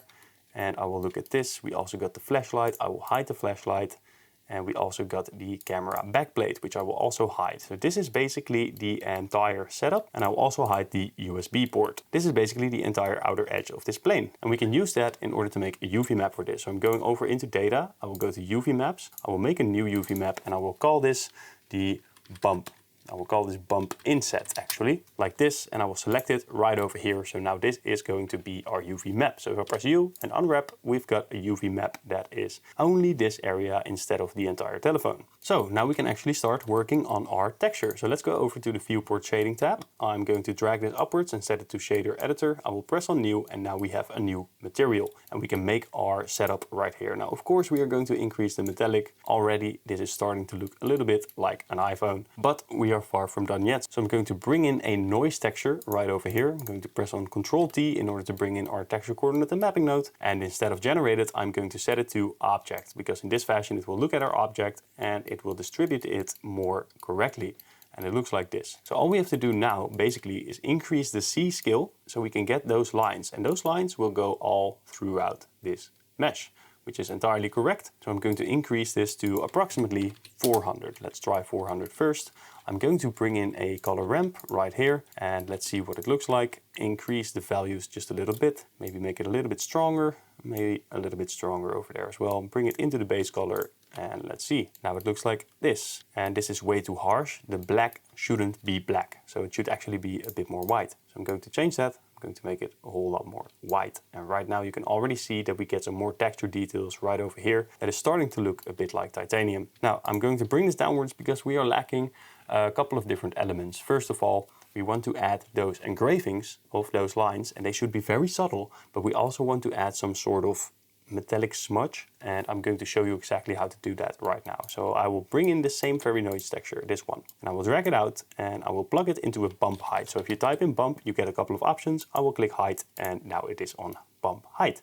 Normal into the normal, and it's way too strong as always. So we have to play around with the strength value in order to bring this down, because now it messes up the entire vision. So let's give it a very slight strength of 0.033, and it's barely noticeable, but trust me, it actually does add to the entire texture.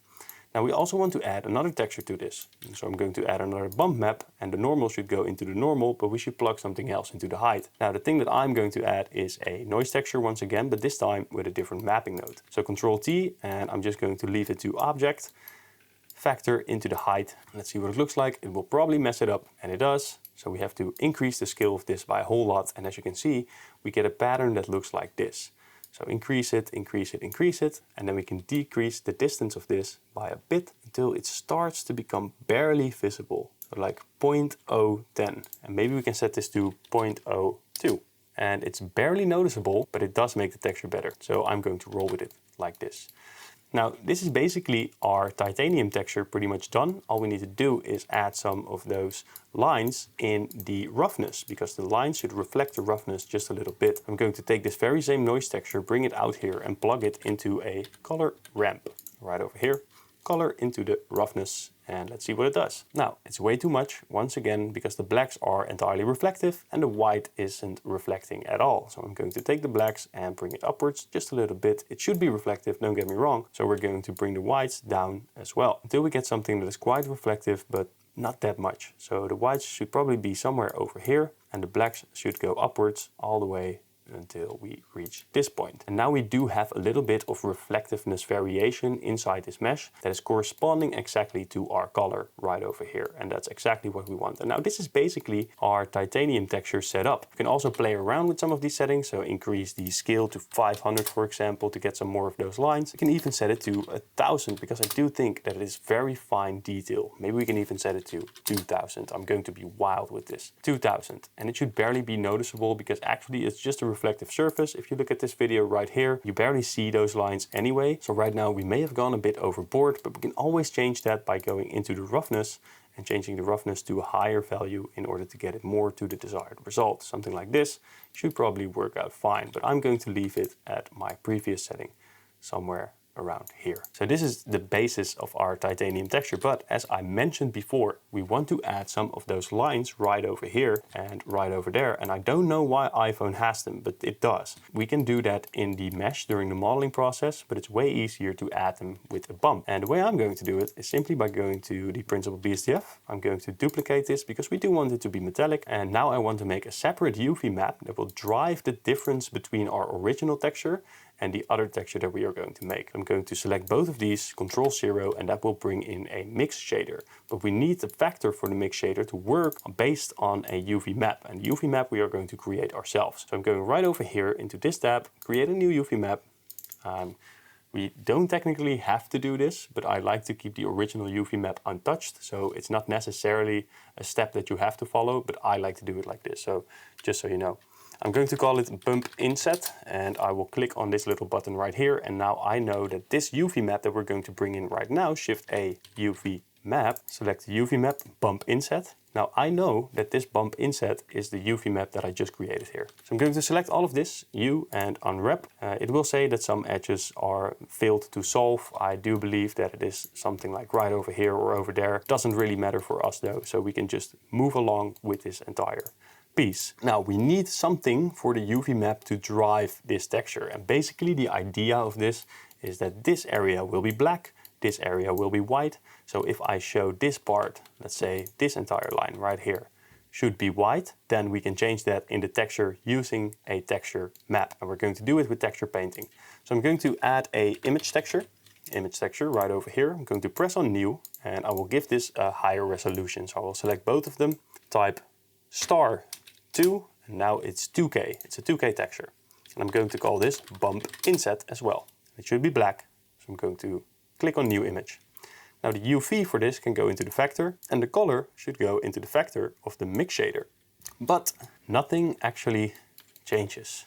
And why is that? Well, it has actually turned this entire texture white, which means that black is this area and white is this area. And you can actually see that if we bring in an invert color node, because this original image is black. Trust me, we'll show you in a second.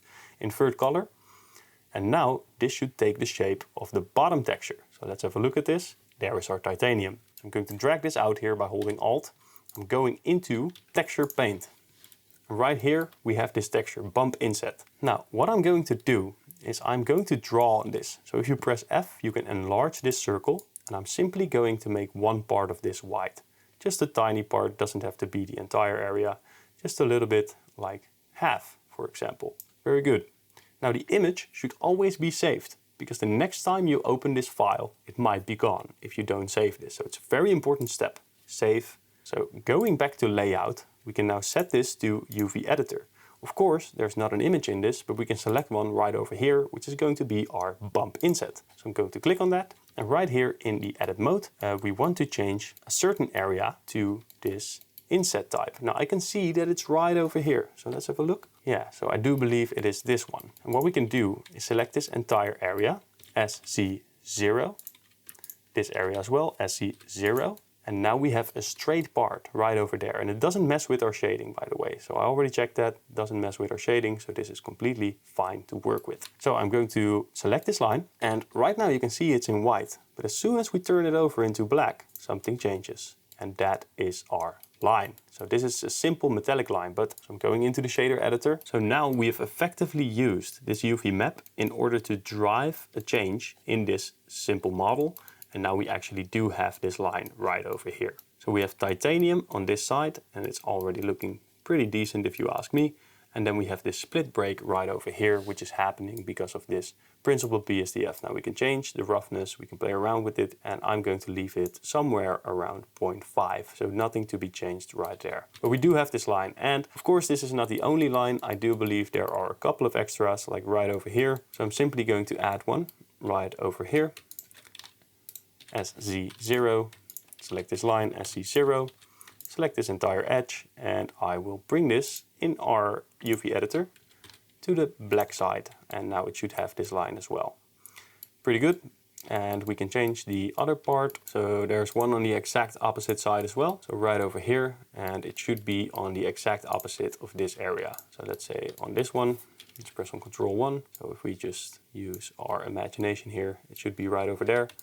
Take this line, SC0, take this line, SC0, select this, bring it over to a black area right over there, bring it over to a white area right over there, and now it is inverted. So let's select all of this, scale it down, bring it into the white area. This is titanium. Now I'm going to select this straight area, I'm going to select this straight area, I'm going to select this straight area and bring him over to the black side. And now we actually have all of those lines as well. Now, that's it for the titanium texture. You might think, okay, this is looking weird, but we are going to change that in the next part. Because right now we are going to make this backplate and add the Apple logo. So I'm going into edit mode. I'm going to press Alt-H. And now all I want to select is everything on this area. So right over here is the glass and right over here should be the backplate. So I'm going to do that first. So I'm going to zoom in real deep. And I will find an area right over there, which is the inside of that loop. And then I will go over to select, select loops, select loop inner region. And now we've only got this area selected. And that's exactly what we want, because now we can give it a different texture. So go right over here, I'm going to click on plus, assign, new. And I will call material 1 titanium. And this one should be Apple logo backside. So basically what we're going to do is head over to the shader editor. Let's go right over here. Going to increase the metallic. Let's turn this off. I want to be able to see what we're doing. And there you have it, it's done. Just kidding, we're going to change some subtle things because right now it's just a solid color and this will work out, but I do find that if you add a little bit of variation, it looks a little bit better. Noise texture, Ctrl-T, object in the vector, factor into the base color, add a color ramp right in between. Now I'm going to increase the detail and increase the roughness because we don't want this to be visible as much. Now I'm going to take the black side and bring it upwards all the way over here. And maybe even more. You can already see it has a little bit more detail, but it should be so subtle that you barely see it. Something like this is going to work out fine, I believe. So you can barely see it, but it just adds that little bit of detail that separates it from different materials that otherwise would look too 3D. Now, one thing we should add is the Apple logo. So once again, I'm going to create a new UV map. I'm going to click on plus. I'm going to call it Apple logo. I'm going to click on this icon right here. I will bring in a UV map, select Apple logo, go into edit mode, select this, Ctrl-1, U, and project from view. Why? Well, now in the UV editor, we have this telephone shape right over here, which will help us in centering the Apple logo. So going right back into the shader editor, we will have to add a different color. So I'm going to take this principled BSDF, I will mix them together, Ctrl-0, and we want the mix to happen between a black and a white color. And of course, there is an image texture with the Apple logo. So I'm going to get the image texture, open. Now, this is the image texture for the Apple logo, UV into the vector, and this color should go into the vector as well. Now let's see what it does. And everything kind of disappears. There is no Apple logo to be seen. Why? Let's go over to the UV editor so everything becomes clear. Let's change this image to the Apple logo. And everything is in the black area. But as soon as we move this into the white area, you can see that there is a texture shift. All we have to do now is click on Ctrl-1, U, project from view. We have the telephone right over here. I'm going to scale this upwards and let's see what happens. Oh, we get a beautiful looking Apple logo. So let's increase the scale of this until we get the size of the Apple logo. I do believe it is something like this. I'm just going to do this by eye, by the way. But as you can see, we have multiple Apple logos, and that's not what we want. We actually only want one. So I'm going into the image texture, and I will set it from repeat to extend. And now all the others will be gone, but we only have this one Apple logo. Now, this Apple logo is actually more reflective than the other area of the backplate. So I'm going to decrease the roughness until the Apple logo becomes a bit more reflective than the rest. And that is always the case with an iPhone. So let's have a look in Cycles view for now. Starting to look pretty good, if you ask me. And in order to improve this texture even further, we can add a clear code. So we can open up code right over here, increase the weight all the way to 1, and this will basically bring in an extra layer of plastic. It's something like a paint. You paint it over, and then it becomes a little bit more reflective. It's on cars, for example. And we can increase the roughness because we don't want it to be very reflective. But it does add a little bit to this texture. And one thing I'm noticing right now is that we made a little mistake. Because in the titanium texture, this is way too rough. It's actually way more reflective. If I look at this video right here, it's quite reflective, but this isn't reflecting at all. So we should probably change the roughness map. So go over into the titanium. It looks like this. We're going into the color ramp that connects to the roughness map. And I will drag this slider all the way to the blacks. And now this is a whole lot more reflective, looking a bit more like the video that we saw earlier. Now, this one can be brought down a little bit as well, but shouldn't be too much. Shouldn't be too much. something like this should be fine. And now it is reflective like the iPhone that we are actually used to. Of course, we can also go over into this little texture right here and decrease the roughness just a little bit so it matches up with the rest of the iPhone as well. So now we have the back plate, we have this metal casing that surrounds it, but we also need the front side, which is the screen. We also need the camera and the camera lenses. So let's go ahead and work on this for now. All right, so let's go over here into edit mode. Let's select this. I'm going to select all of these outer edges right over here. Make sure that we catch all of them.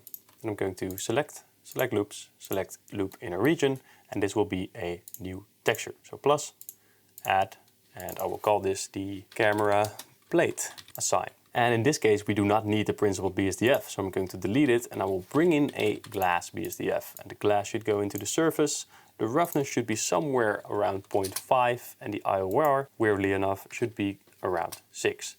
And if we look at this right now in this view, it is barely different from this color, but it is slightly different. And we can test that premise simply by changing this color. And as you can see, it does change something. You can play around with the roughness if you would like. You can place it downwards just a little bit, maybe to 0.4, and this might be more to your liking. I'm going to keep it to 0.5 until all the way at the end. Maybe I'm going to make some slight detail changes in order to get the iPhone to look perfect. So let's go ahead and change these buttons. So I'm going into the iPhone. I will click on this one, press L, and now we've got only the button selected. Go to the other side, select all the buttons right over here. I'm going to give it a new texture. And I'm going to open up titanium actually, and I will click on this icon right here to duplicate the texture. And now we are actually working in a different texture than this one, so whatever changes we make will not be applied to the rest of our titanium texture, but it will only be applied to our buttons. So let's have a look at what we're doing. I don't want to have this entire, stripe thing going on. So what I will do is simply place the scale back to 1. And I forgot to assign this, so assign it. Let's have a look at this. And perhaps we can play around with this and set it to 5, increase the detail and increase the roughness so it becomes barely noticeable. Now this one doesn't need that much bump, so actually I'm just going to remove this bump altogether. By the way, Ctrl X allows you to delete this node without disconnecting the other one, like this. Let's decrease the scale of this to let's say 0.7, and maybe we can even decrease the roughness all the way to 0.7 to 0.3. And now this will be a very smooth looking button. No bump, no extras, just something like this. And that looks pretty fine to me. So right now it's time to make the screen. So let's turn over to the other side. Let's remove this for now and let's have a look at this. Because of the way that we modeled this, we are actually one step ahead. Why is that? Well, because we've got this entire loop cut right here. And if I hold Alt and click on this line, this entire loop cut will be selected, and each and every phone has this. It is called the bezel. So the bezel is basically a black strip that hides hardware behind the screen, because not everything can be LED lights or OLED or whatever. There has to be a hiding line to, I don't know, because these buttons do something as well, right? And perhaps there's something visible right here. So we have this black strip that hides all of these hardware issues. So I'm going to give this a black material, a very simple one. So I'm just going to click on New, Assign, and call it the bezel. I do believe it is called that way. So I'm going to set this to black. I think that's it for the bezel. We might increase the roughness like this. And that's pretty much done. Now, of course, there's a slight issue because we have the subdivision surface modifier and it doesn't extend all the way until this part. So I'm going to press Shift E and make sure that the crease is all the way until the end. And now the bezel will extend as well. And I actually want the bezel to be part of our inner bevel as well. So I'm going to click on Ctrl+, Ctrl+, Ctrl+, until we get all of this except for that area and that area. And let's give this the bezel material as well. Let's see what it looks like. And this does seem correct to me. So the hole that we made is now black and this entire area now is black. And that is the way it's supposed to go. So let's go over here into edit mode and select this entire loop cut then. Select loops, select loop inner region. And now we've got the screen. So I'm going to click on plus, assign, new, call it green glass, assign. This is where things get a bit more interesting. So we've just created the screen glass. Let's click on select. Now we've got the glass right over here. Let's verify this by changing the metallic and the roughness. That is the case, and it is entirely reflective. The thing that we want to do is add a screen. So let's go over here, image texture, open. I'm going to pictures. I've got a screenshot of my own iPhone right over here, and we should unwrap this. And now we actually have the screenshot of the iPhone on this backplate. Very good. Go to the shader editor, base color into the emission because we wanted to emit some light. Give it a slight strength. So something like this should probably do. Maybe decrease the base color to a black color. So now we only have the LED screen. But this looks very fake. And why is that? Because there's no reflective surface at all. And that's logical because this is only bringing out light. But we want to bring one layer on top of this that will actually reflect some of the environment but also let some light through. And we are going to do that right now. I'm going to select this and I'm going to bring this over slightly to the back. And the way I'm going to do it is simply by duplicating it, Shift D, Y, and slightly moving it backwards just a little bit until it barely disappears right behind the glass. Then I will go ahead and select this area once again, select loops, select loop inner region, and I will create a new texture for this. I'm going to assign it and I'm going to call it screen glass. And I will rename this one to screen LED. This one should be screen glass. What happens if we increase the transmission?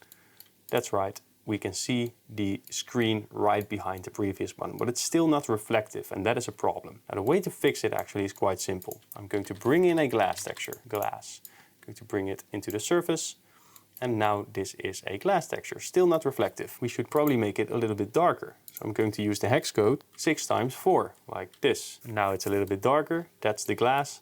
It is still emitting some of the light, but it's also blocking some of it. We still don't have any reflections, yeah, just a little bit. If you look at it closely like so, there are some reflections and it's starting to work in the way that we want it to happen, but not entirely yet. So I'm going to mix these two together, select them both, Ctrl 0. And now they are mixed. I'm going to set the factor more to the glass. I'm going to give the glass a little bit of roughness, somewhere around 0.2. Like this. I'm going to decrease the IOR to 1.25. And this is where the magic happens. We are going to increase the metallic. There you see, you can already see a layer coming on top of it. We're going to decrease the roughness.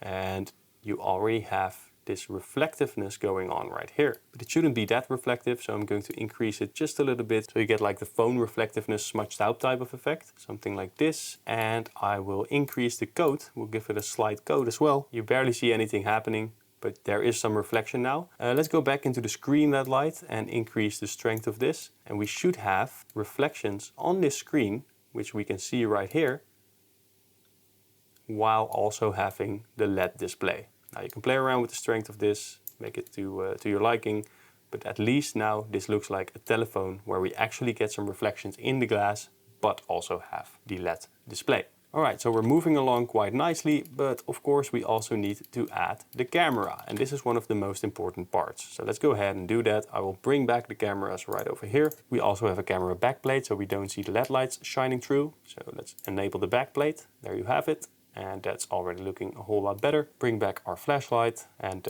why not bring back our USB port as well. So I'm going to set this film transparent. And this is what the iPhone looks like right now. We've already come a very far way. If you have done the entire modeling area and now are doing the texturing, this is starting to move in the direction that we want it to head in. Now, of course, we are not there yet. So let's start with the metal texture first. I do believe that actually we can use the original metal texture that we use for the buttons. So let's give that a try.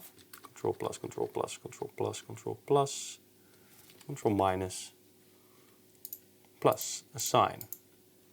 And let's give this the titanium 001. Let's call it buttons. Go over here. Let's give it the buttons material. And that does look pretty good, but actually maybe it should just be titanium. Of course, we run into a problem because we didn't use the UV map on this one, the bump inset UV map. So let's make a new UV map for this one. I will call it button UV. And let's bring in the button UV. And as you can see, we now get the same effect as on the titanium, which is very nice. Of course, we're not there yet. We have to select all of these, give them a separate texture. Go over here, plus, assign. We'll call it black camera glass. And then I will select this inner area, Control plus, Control plus, Control plus, Control plus, until we reach this entire area right over there. So something like this should probably do the trick. I'm going to give this a new material as well, assign, and I will make this black. Of course, we can't really see it because our black camera glass is still in front of it. So we have to make a texture for it. So let's do that right now. Let's go over here. Let's add a glass material, glass BSDF. Let's plug it in here. And now we can already see something happening. This is starting to move into the right direction, but I'm going to change some settings. I will set the roughness to 0.44, and I also want to keep the IOR as it is, but I'm also going to add a transparent BSDF and mix them together, Control 0, and then make the factor very, very small, because now it's a little bit more transparent, and that will help in the future when we are going to place some lighting on this. Now let's do the same for this one. So let's select it right over here, Control plus plus plus plus plus plus plus plus plus plus plus, until we reach all the way over there. Give it the black material, like so. Now we're going to do the same for this one.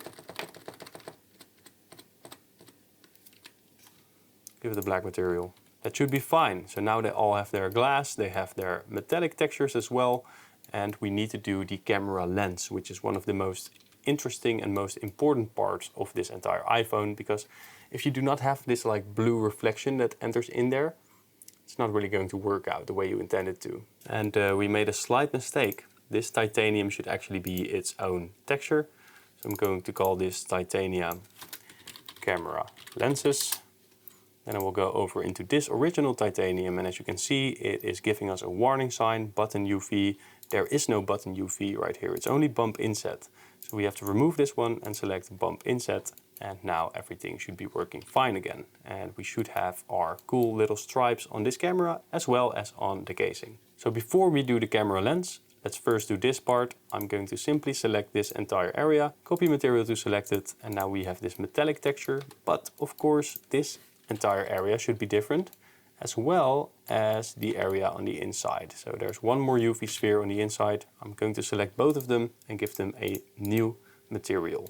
Now the way I'm going to do it is add a glass BSDF, add the glass into the surface, and of course it will look a little bit like this. And that is actually not the way that it's supposed to look. If we are looking at our reference right over here, it should be a bit more white. And the way that we can do that effectively is by increasing the roughness, and then you already get this white effect. So in order to finish this flashlight, let's set the roughness to 0.315, and then I will add a volume. That's right, I'm going to add a principled volume in this camera, which is maybe a very weird thing to do, but actually it looks quite well. So I'm going to set the volume into the volume. I'm going to make this a pure white. Then I will increase the density to 4. And all we have to do now is increase the emission strength. Now the inside part is still a little bit too black. So I'm going to select that right over there. And I will give it its own material right over here, assign. Let's make it metallic and decrease the roughness a whole bunch. And now it looks like this. Now for the next part, we are going to texture the camera lens. So I'm going into edit mode, select these lenses right over there, plus assign, call it camera lens. First of all, let's get rid of the principled BSDF. I'm going to bring in a glass BSDF instead. So I'm going to plug it into the surface. I'm going to set the roughness to 0.03 and the IOR to 2.17. And as you can see, it is already getting a whole lot more reflective, and this is more to my liking, but it is lacking some color. So we are going to add that color in a very specific manner. So first of all, I'm going to bring in a noise texture. I will bring in a color ramp as well. We'll plug in the factor into the factor and the color into the color. Now it turns black, and this already looks like a pretty good lens if you ask me, but we can add some of those refractive lights that get some more color, like it's purplish or bluish, and I like that aesthetically speaking. So let's set this to HSV instead of RGB. Let's set it to far instead of near, and now we gotta change the colors. So I'm going to change the first color, and the hex code that I will be using is FFFD00. And that's a yellow type of color, and you can already see what's happening. Then I'm going to select this one, and I will use the hex code 4500FF, and then I will add one into the middle right over there, and I will give this another hex code FF5BFE. And now all we have to do is play around with these sliders until we get to the desired result. This one is already looking very good. I'm going to bring it inwards just a little bit, and then I will bring this purple tone all the way over here. And instead of far, we actually want to use near. Something like this gives me that purple lens kind of vibe. Now what we can do is add a hue, saturation and value node right in between. And we can change the hue if you'd like. I'm not going to do that. And we can change the saturation and the value. So I'm going to set the saturation to 0.6. I will set the value to 0.3, maybe a little bit lighter, something like this. And as you can see, it's a very slight difference, but it really does help to sell the lens effect instead of just being a glass material. I kind of like it in this manner. You can also just use a glass BSDF, but aesthetically speaking, I think this looks very, very good. And that's it for the camera lenses. Now all we have to do are basically 3 more things. We have to make the inside of those holes black. We have to give a texture right over here to the dynamic island. Finally, we are going to add the speaker material right over there. So let's click on our model right here. And perhaps what we can do is select all of this and give it the bezel material. And now we have to do the same for those. Then select those as well. We can select them better from the inside. Control plus bezel. Like this. And now the interior of those holes will be black. And we should do the same for this one. So let's do the dynamic island next. So let's go over here into our model. We've got the entire screen glass. Let's select it, let's hide it. And then we have those areas right over here. So I'm going to select this. And I'm also going to select this area right here. And let's make it the bezel black as well. That doesn't look very good. And the reason for it is because we need to select all of those lines, Shift E, and then it will actually extend all the way until it is a perfect circle. Now we need to do the same for this one. Let's press on N, go to Item, Mean Crease, 0. Then we're going to select all of the outer edges, like this, and set the mean crease to 1. And now we have the dynamic island. Of course, it can also be a different type of texture. We can select the screen glass, for example. And now we do actually have the dynamic island. Now let's select this thing right over here, the USB port, and give it a material. I'm going to select the buttons right over there and give it the button material. And then all we have to do is copy the buttons, so button 001, and only plug in this one into the surface. And now that should be fine as well. And for the final part, we are going to add the speaker material inside of this area. But first we have to make it. We have to bake a normal map. And it might be a little bit of an overkill. But the reason why I'm doing it is because this is already such a beautiful model. We've spent quite some time on it. So why not go the extra mile and make sure that it's absolutely perfect. What I'm noticing are these bolts as well. So let's give it the same texture as this area right over there. And I think it's a bit too white. So I'm going to plug a color, hue, saturation and value node right in between.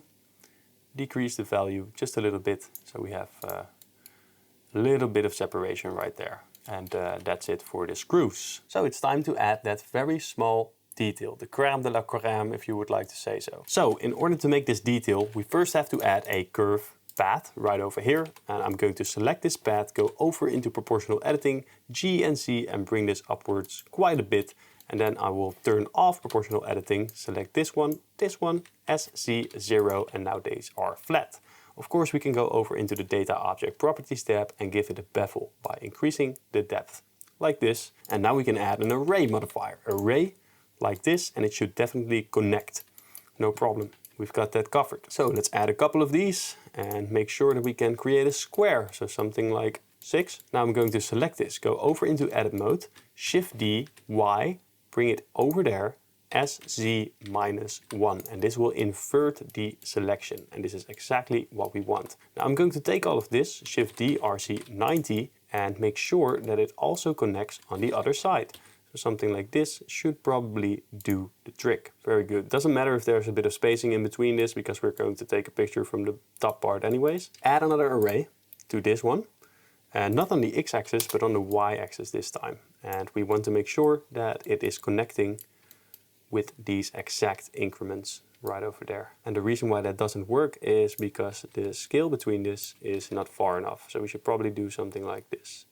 Very good. Now let's increase it. Very good. Now let's add an array to this one as well. Array, set it to 0. Let's get the y, bring it right over there and make sure that all of this is correct. So I'm going into this one as well, G and X, just a little bit, increase the amount.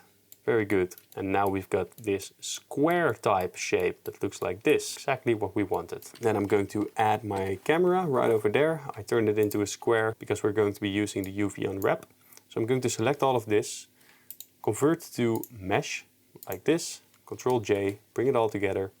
And then I'm going into edit mode, U, and project from view. Now in the UV editor, when we take a look at this, let's see, it should cover the entire area. So something like this should probably do the trick. We want the texture to be tileable, so this should probably do the trick. If not, we can always come back and fix it later. So let's go over here. Now let's go to the shader editor and give it a new material. I'm going to add an image right over here, image texture, new. I want this to be 4K, so I'm going to turn it to 4K. Normal map speaker 1. That's what I'm going to call it, new image. Go over to the Render Properties tab, scroll all the way down until you reach Bake, right over here. Set the bake type to normal, set the space to object instead of tangent, and set the adjacent faces size to 2 pixels. Now all we have to do is click on Bake. Right here we can see a little bar, that is our progress bar. We can see how far it has gone with the texture. It shouldn't take too much time. And the normal map looks like this. So this should probably work out and we can test that. Let's go over here, let's select this, copy it and go over to plane. Let's make a plane real quick. Let's bring a plane, new, Control V, let's bring in the normal map speaker, bump in the height, normal into the normal, Control T, and now we should have something that looks like the normal map. So if you did this correctly, you should probably see this now. And if you're happy with this, we can add this as a speaker normal map to our iPhone. Let's have a look at this. So let's go over to the iPhone. I might play around with this to get a better normal map for the iPhone, but this is the gist of it. Once again, I will bring the normal map that I used in Patreon. Let's go over here. Let's select these circles inside of the speaker holes of the iPhone, like this. Let's give it a new material, plus a sign. Then let's go over to this NURB spot and select it. UV editor, select normal map speaker 2, go to image, save as, because otherwise it will be gone forever. Normal map speaker 3. So I'm going to save this and then I will go over to the iPhone and we'll turn this off, by the way. Go back to this speaker thing and I will call it speaker material. Then go over to the shader editor and let's bring in our image texture. So image texture, normal map speaker. So let's bring it in there. Bump, color into the height, normal into the normal, and let's see what's happening. Ah, there you have it.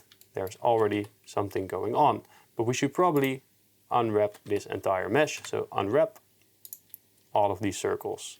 Now I'm also going to increase the crease. So Shift E and move it to the side, or increase the mean crease right here into 1. So under item, mean crease 1. And now we will not have any distortion. Of course, this is not big enough. So I'm going into the UV editor, Control T to connect it to UV editor, and scale this up like so.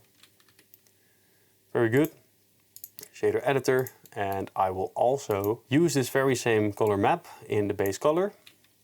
Add a color ramp, and let's zoom into this. Now it looks like this. So increase the light areas just a little bit, like so, and maybe we can also use it as a roughness map.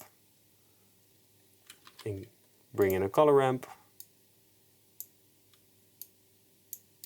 and set the black to something more white, like this. And now it's barely noticeable, but I do believe that this looks very, very cool. So if you were making a close-up shot and you were shooting from over here, you would have a cool looking speaker in your iPhone. So was this absolutely necessary? Yes. And I also wanted to teach you guys some new things. So that's it for this iPhone texturing tutorial.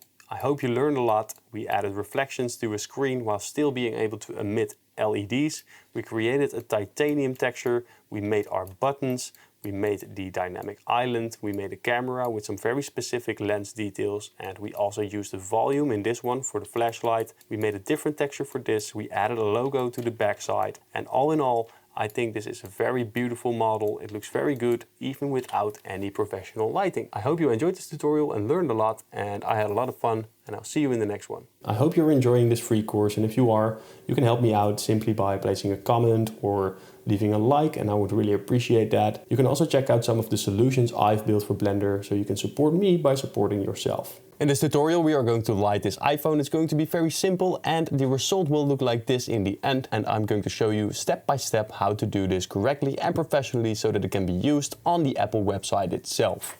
Now, right here we've got our iPhone model, and we created this in the past few episodes of this free course. So this is the iPhone, and I've already brought in an HDRI, and you can do that using AEC HDRI, which is a free add-on, and you can click right here, select the folder where you've got all your HDRIs stored, and then they will be shown right here. You can change the lighting very easily simply by selecting an HDRI like this. Now I'm going to be using Canary Wharf 4K, but what you can also do is go over to the World Properties tab, go over to color, click on the yellow button, and then select environment texture and load in your HDRI, which is an EXR file format. So this is the basis of our lighting. The sky strength is set to 1, but we actually want it to be a little bit softer because we have to add some more lights in order to get some cool reflections on this iPhone. So 1, and I'm going to set it to 0.6. So now it's a little bit darker and we can play around with our own lighting as well. But before we actually do that, I want to select this entire iPhone. I'm going to press Shift D, RZ180, and I will bring it a little bit to the front like so, G and X, and make sure that we actually place it right over here. And why am I doing that? Well, let's have a look at our reference image. It looks like this, and basically it's the same setup. So we're going to recreate this exact same setup basically. And I do believe that we are following along just fine. Select this entire iPhone and place it in its own separate collection. So I'm going to call it Front iPhone. For some reason, I'm just going to call it that. Front iPhone, G and X, bring it towards this side, and let's give it a little bit more space right there, because I actually like the camera setup a lot. Now, before we actually use light linking to get some cool lens reflections right over here, let's first set up a basic lighting system to light the edges of the iPhone. So what I'm going to do is I'm simply going to add a light area lamp, and I'm going to increase the scale of this ever so slightly, and I will press RY and rotate it like this. G and C, bring it upwards so we get this cool reflection right here on this edge. Of course, we can also RZ, bring it towards the iPhone just a little bit more, and I'm going to click on this little tab right here, and now we get into the lighting. So the area looks like this. We can increase the power of it and make sure that we get a cool looking reflection. So when we turn that off, it looks like this, and when we turn it on, we get a very cool looking reflection. But this is definitely not the end yet, because what I want to do is take this very same area light, Shift D, Z, bring it down, Alt R to undo all rotations, RY 90, and now it's rotated in the wrong direction, so RZ 180, and I will place this G and X to the side, G and Y, and I actually want to create a little bit of light right over here. I don't want it to be over there, because then it would be a bit too much. It's lit way too far on the entirety of the iPhone. We want to create some depth in this, and in order to do that, I'm simply going to place it down a little bit more. So here we get a cool edge highlight. Here we get a cool edge highlight. Here there's nothing, so that is correct. And maybe I'm going to place one more from the side so we get a little bit more of those reflections right over there. So let's do that right now, because this one is done as well. Maybe we can make it a little bit less harsh. So let's decrease the power to around 88, and that will make it a whole lot more subtle. I'm going to duplicate this area lamp once again, Shift D, X, RC 180, and now it is on the other side. Now let's see what it looks like. We get a little bit of light data right over there, and I do believe that it adds a lot to this entire render. So I'm going to increase the power of this. Maybe we can even play around with the spread, because the spread is on 180, which gives a very soft and diffuse light, but we can also set it to 0, and that will make it a whole lot harsher. Of course, this is way too harsh, so maybe I'll just increase it a tad bit, like so, to approximately 9. Maybe I will place it downwards as well. So let's select this area lamp, place it downwards just a little bit to only light up this corner. And let's decrease the strength and slowly but surely bring it back in, something like this. Should do the trick. Now, this iPhone is lit entirely correct, if you ask me. I do believe this looks very good. We've got our edge highlight right over here. We've got a cool highlight right over there. Of course, we also need to do the camera lenses. This one is pretty harsh on the side. So maybe what we can do is take this original area lamp and scale it down on the y-axis so it doesn't reach this phone yet. So we can do that automatically for ourselves. Now, of course, it doesn't hit the correct angle anymore. So something like this, G and Z. And right here, we've got our cool edge highlight. We've got our cool edge highlight right over here. And let's now take a look at the other phone, because I want an edge highlight to maybe reach on this side or maybe this area. So let's just simply copy this area lamp once again, bring it to the side. I'm going to increase the spread to 180. And let's see what it looks like for now. All right, not bad at all, but I do think it's a tad bit too strong. So I'm going to decrease the strength of this and increase it ever so slightly, maybe to 50 watt. Let's see what this looks like. Pretty evenly lit, pretty nice highlights. This looks pretty professional if you ask me. Let's do the lens reflections, because this is done for now. I am heading over into this model right over here. And what I've done, I've separated the lenses. And the way I did that is by going into our original camera lens model, selecting the lenses by pressing L, you know, like this. Obviously not this area, but the lens itself. And I press P in order to separate the selection. And now I have the camera lenses separated from the rest of the camera system. Right over here, lenses, camera 2 I called it. Now, of course, we've got our beautiful texture for this, but there's one problem. I want to have some cool highlights in the lens itself, because if you look at lenses as well as in your camera, it always has this type of reflection somewhere. And the same goes for your eyes, by the way. There's always like a slight white eye light that is happening. And we want to reflect that in the lenses. But what we cannot do is bring in a, let's say, point light right over here. And we really get this overexposed area. It's not really going to work, and it's just a lot of hassle. It will not work. So what I can do is go over to the lenses camera 2 it is called. So I'm going to bring in another area lamp right over here. But this one's not going to be square, it's actually going to be a circle. And we're going to change that in the shape right here, which is set to square. We can set it to disc, and that is a circular type shape. I'm going to bring this upwards, and I'm going to bring this to the front of our lens, so it can actually shine on the lens, RX, and scoof it over towards that side, RZ, and maybe a little bit towards this side. Increase the power of this, and of course it is way too much, which is why we are going to use light linking. Object Properties tab. So let's go over there, go over to Shading. Under light linking, we can select New, and now we're going to drag our lenses right in this box, because then the light will only work on the lenses. Right over here, I'm going to drag it in, and what do we have? Everything changed. But something interesting is also going on. You can see the reflections right here. They are happening to our camera lens. Increase the rotation of this just a little bit more, because I want it to be on this side. And I will increase the power maybe just a little bit. Let's do something like 300. 300 should be fine.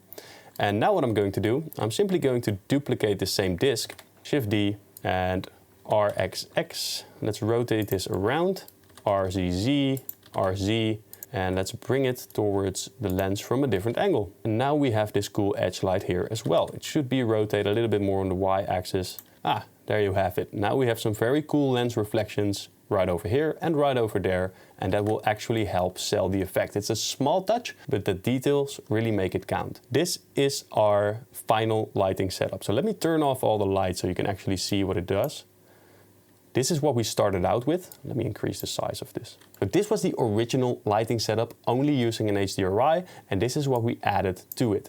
So now it looks a whole lot more professional, and I think this is great. You can definitely use this on a website, for example. Now, in order to set up your camera correctly, by the way, you can simply press on 1, Alt 0. I'm going to use an 80mm lens. Then I'm going to zoom this out. 80mm is often used for products, by the way, guys. G and X, I'm going to bring this down. I'm going to increase this size until we reach this entire area.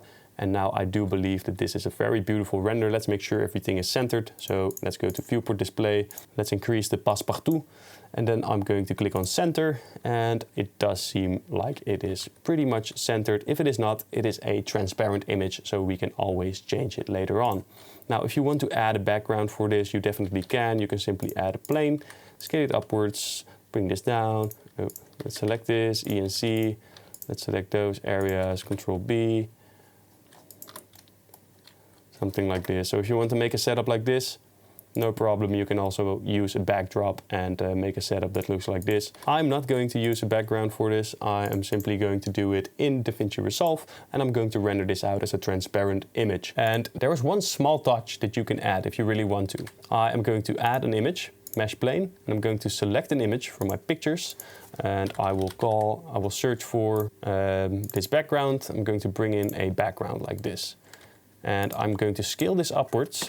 And basically what I want to do is go over to the shader editor, plug this into the emission, leave it in the color as well, but emission, increase the strength, and now it's giving off light. And I'm going into this little tab, the Object Data Properties tab, and set it to, let's go to visibility and turn it off in the camera. Now basically what this does is it creates reflections in our right screen. So if you want to have some more reflections that makes it look a bit more natural, you can add an images as planes that will get those reflections right there, so you don't have only the LED lights. So that is the way to do that, and we've added some reflections very quickly, and this is the way our final render looks. You can play around with the light if you want. I taught you how to use the HDRI, I taught you how to make this setup so we get some depth in the scene, some highlights on certain areas of the iPhone while other areas are not lit as much.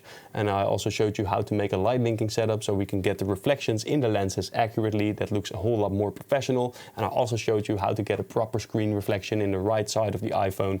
And now your render should be entirely done. It should be entirely finished, and it should be pretty good as well. And you can see that we did a pretty good job in trying to recreate something very similar to this that looks actually good enough to be used on a professional website.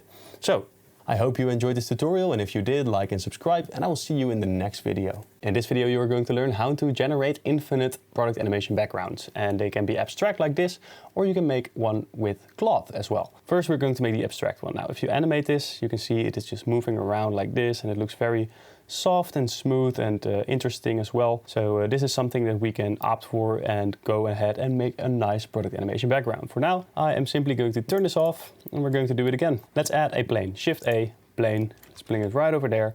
And I'm going to open up the geometry nodes tab right over here, click on new, and we're going to delete the group input. We do not need the plane, we actually need a grid, because from the grid we can decide how much geometry it has. And let's plug it in there, like so. Let's increase the size of this by a bit, so it can cover the entire area, like so. Now we also need a lot more geometry, so I'm going to set it to 256, like this. And now we have a lot of geometry to work with. Now basically what we want to do is create a displacement map. And the way we're going to do it is simply by adding a set position node, set position, right over here. Then I'm going to add a noise texture underneath there, and we're going to plug it into the offset. But as you can see, it is also shifting its position, and we do not want that actually. So I'm going to bring in a vector math node right over there, vector math, subtract, and subtract it by 0.5, and this will bring it to its original position. And now this is correct. Now, of course, this doesn't look very appealing as of yet. So all we can do is change the scale. So let's set the scale to 1. Let's go over to this tab for now so we can actually see what we're doing. We can increase or decrease the detail, play around with the roughness to make it softer or harder, and then it will look something like this. We can also play around with the scale, and this is the basis of the animation. Of course, this is not a lot, but we have to set this to 4D, and now with the W slider we can animate these values, and it's already looking a little bit like an ocean, and we can make it look like cloth a little bit more. So let's go ahead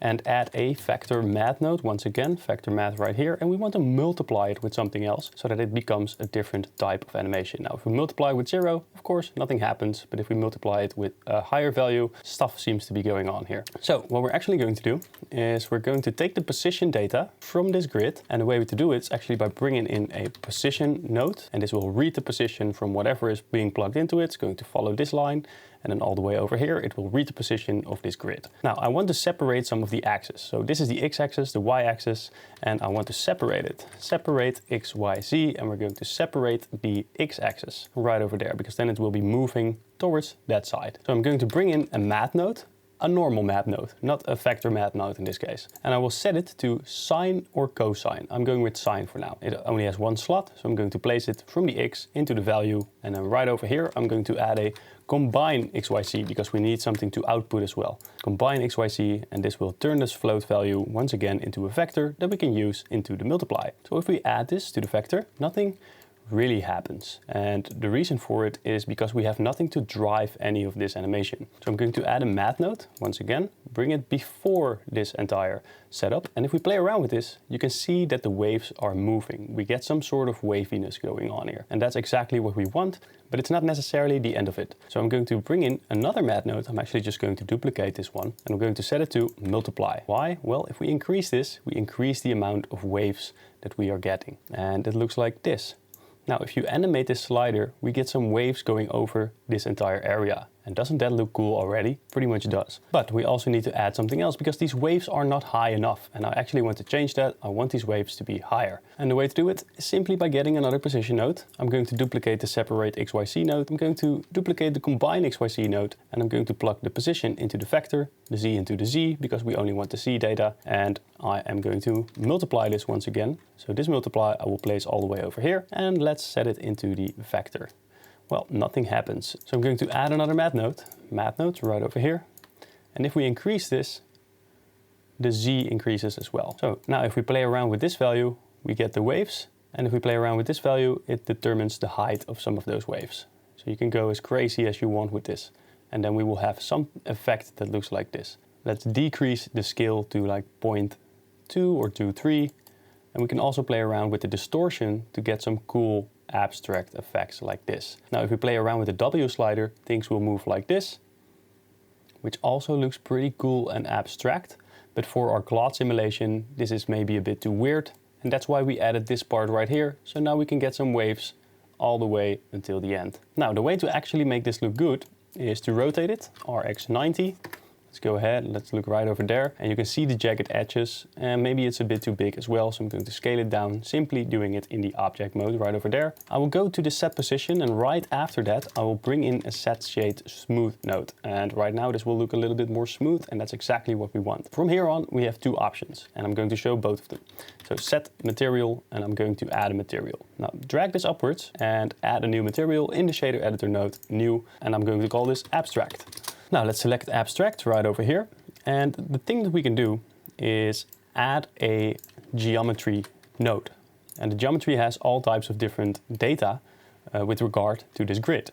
And in this case, we want to use the pointiness, which determines how high certain values are and certain values aren't. So if we hold Control, Shift and click, we can actually see what this is doing. Of course, you need to go into the proper view in order to actually see it. And you can play around with this and you can see what it does. But in this case, we are simply going to be using the pointiness. Now, we don't see a lot happening right now. So we have to add a color ramp.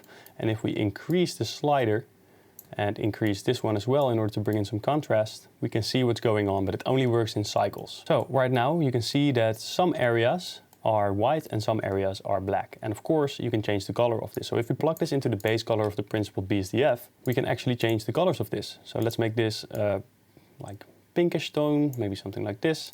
And let's turn this one into a bluish tone. So let's go ahead and do that. And now you can already see that we get a pretty interesting looking effect. Make sure that the colors are bright. And this already looks pretty cool. If you animate this, it's pretty much done. But one extra final touch that you can add is actually by bringing in a area lamp, scaling it up, increasing the power, RX, and let's move it like this and have it come from this area, for example. Maybe increase the strength of this just a little bit, and then simply change the color. So if we change the color to, let's say, a yellowish tone, we get this yellowish glow on the background as well. And you can do this with multiple colors. So you can also use the area lamp to, let's say, for example, make it more purple right over there. And what we can also do is maybe bring one to the bottom and have it be a bit more bluish or greenish, whatever you like. And in this fashion, you can really shape the way the scene looks, the background looks.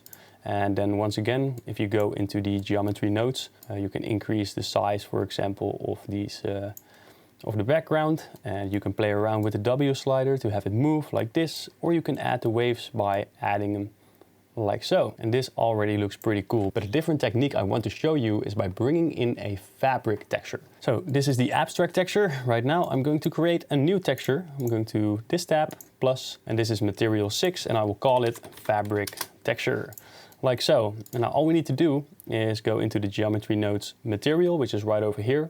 Abstract, we should call it fabric. So give it the fabric texture. Let's also turn off the area lights that we created just now, right over here. And now it's basically just white, which also has its appeal if you ask me. But we can change some things about this in order to make it look like a cloth simulation. So I'm going to press Ctrl-Shift-T in order to bring in the Node Wrangler add-on. And I'm going to add a fabric texture, and I'm going to bring in fabric 26 because I know it has color, and you basically want to pick one that has color because otherwise you can't change it. If it's already white, you cannot give it a random color anymore. So this one is red and I'm going for this one. So let's click on OK. And as you can see, something is happening, but it's really not doing the UVs correctly. I don't see any type of fabric going on here. And the reason for it is because we do not have an accurate UV. Now we can change that, but not like this, because this only works for procedural texturing. So how do you actually bring in a UV map? The way to do it is actually by creating some information right over here. That's going to store the UV map, which is already in the grid. And this UV map we can store in our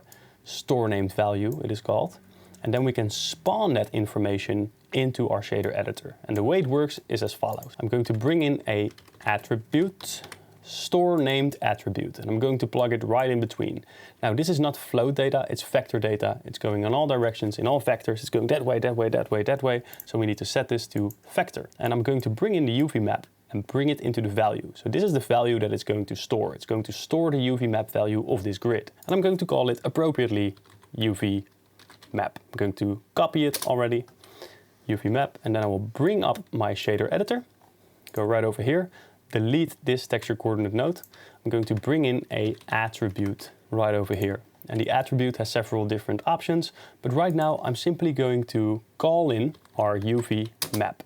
And if I place this vector into the vector of the mapping, you can see that our texture just appeared. Now, of course, this doesn't look very good as of yet, so we can change the scale and the rotation right here. So let's change the scale.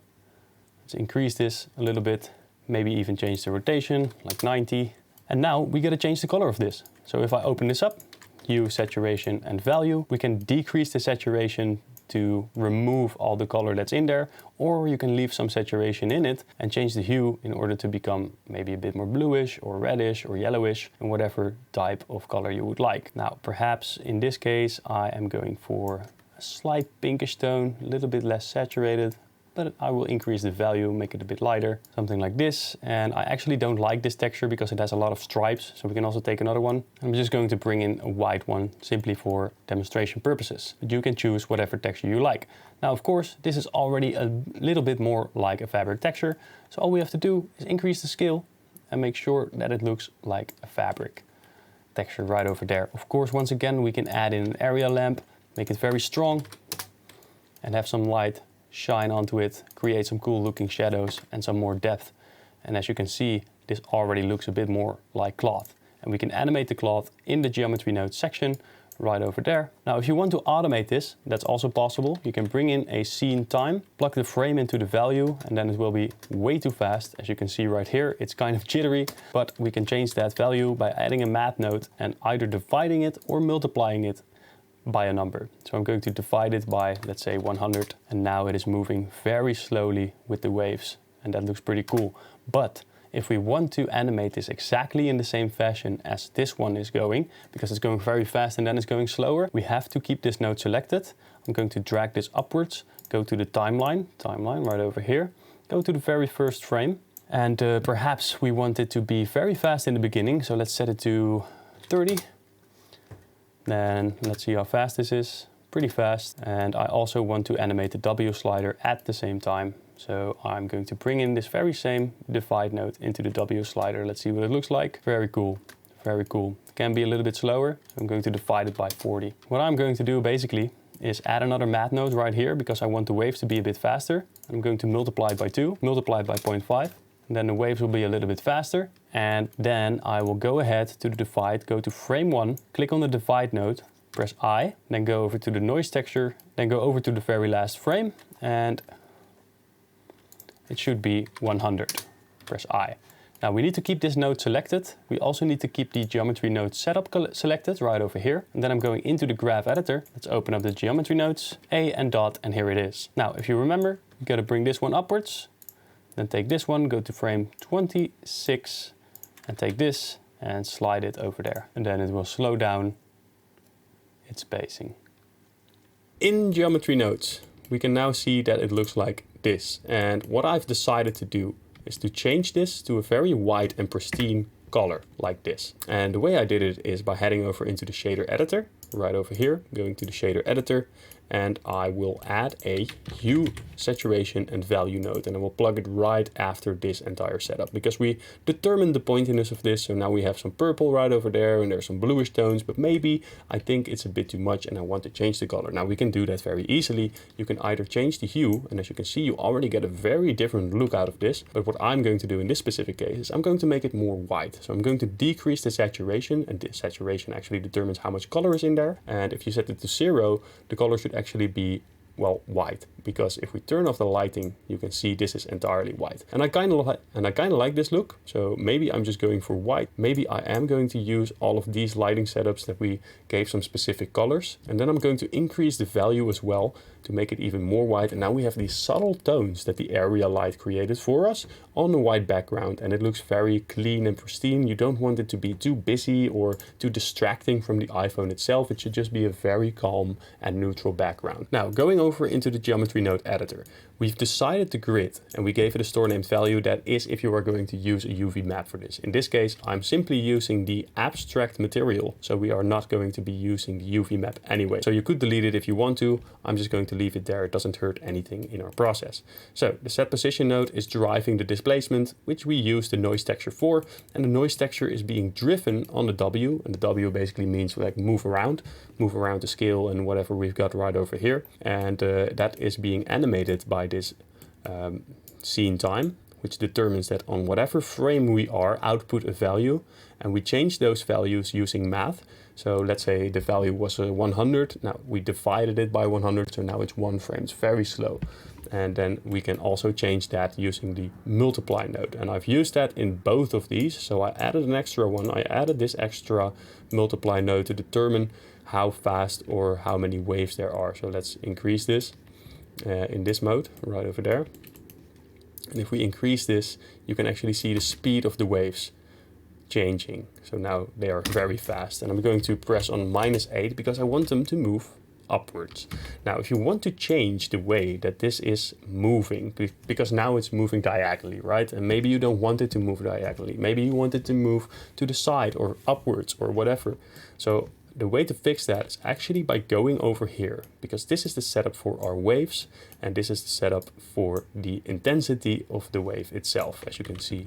Now, we can make this a whole lot less strong. So maybe something like this. And we are going to add a vector math node once again. Vector math node right in here. I'm going to set it to multiply. And as you can see, everything turns flat.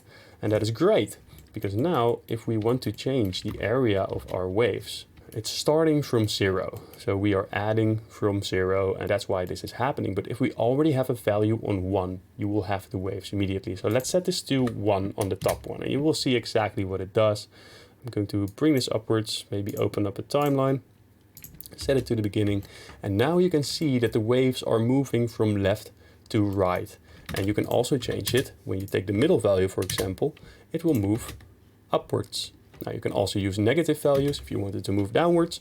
What I'm going to do is I'm going to set this to 1, and then it's moving sideways, but I want it to move upwards as well. So I'm going to increase this Y value just a little bit, like so, and now we can determine in which direction the waves are going, and that is a very great way to even enhance this entire geometry node setup.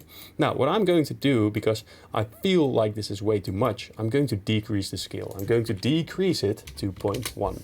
And as you can see, this looks very clean, and that's actually the goal, because if we look from the camera view right now, it is very clean and pristine looking. If we increase the scale, it might detract a lot of attention away from this iPhone, and we actually want people to be focused on the iPhone. And the difference that we are making right here is that right now we have a moving and interesting looking background that looks very cool, because if we were to add just a normal white plane, it's also pretty cool looking. However, this just adds that little extra touch that gives it this type of quality. And it's going to be very subtle, but it's going to be good. And right now, this is the background that we're going to be working with. You can determine the speed and the scale of this, but as you can see, my waves are moving very slowly, very clean. We are in control here. There's no need to have giant waves going like this in the background. We can make it like this and it looks very cool and maybe a little bit luxurious as well. So that's the way that we are going to do this. And now we are finally ready to render this entire animation. So the way I'm going to do it is simply by heading over here, clicking on this little box, and I will render out this entire image, the entire 72 frames. I will set the color depth to 16 because it's always better to have more color control later on. I am going to do this in PNG because I do believe that for beginners to dive into an OpenEXR workflow is not really the most interesting to do as of yet. So in the render mode right here, I will set my noise threshold to 0.1 and I will leave the samples to 4096. And the reason why I'm doing this is because it's a very light background. So there's not going to be that much noise. Noise usually accumulates in the dark areas, you know. The max samples will make sure that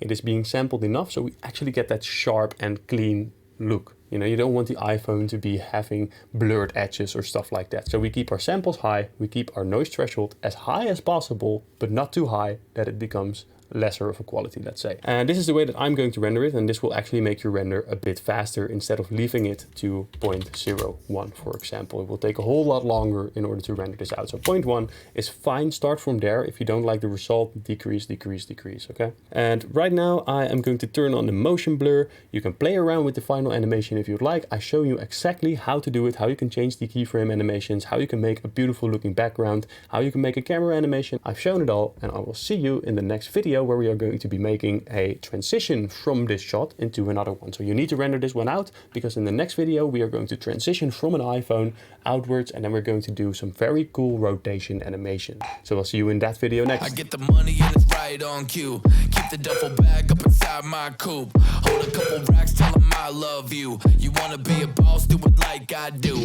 So it's time to make your very first smooth Blender animation, and we're going to get started straight away. We've already built out the iPhone, we've already built out our lighting setup, and we're going to be using it. So I'm going to press on 7, and right now we've got 2 telephones and we need to be certain of which one is which. So I'm going to turn this on.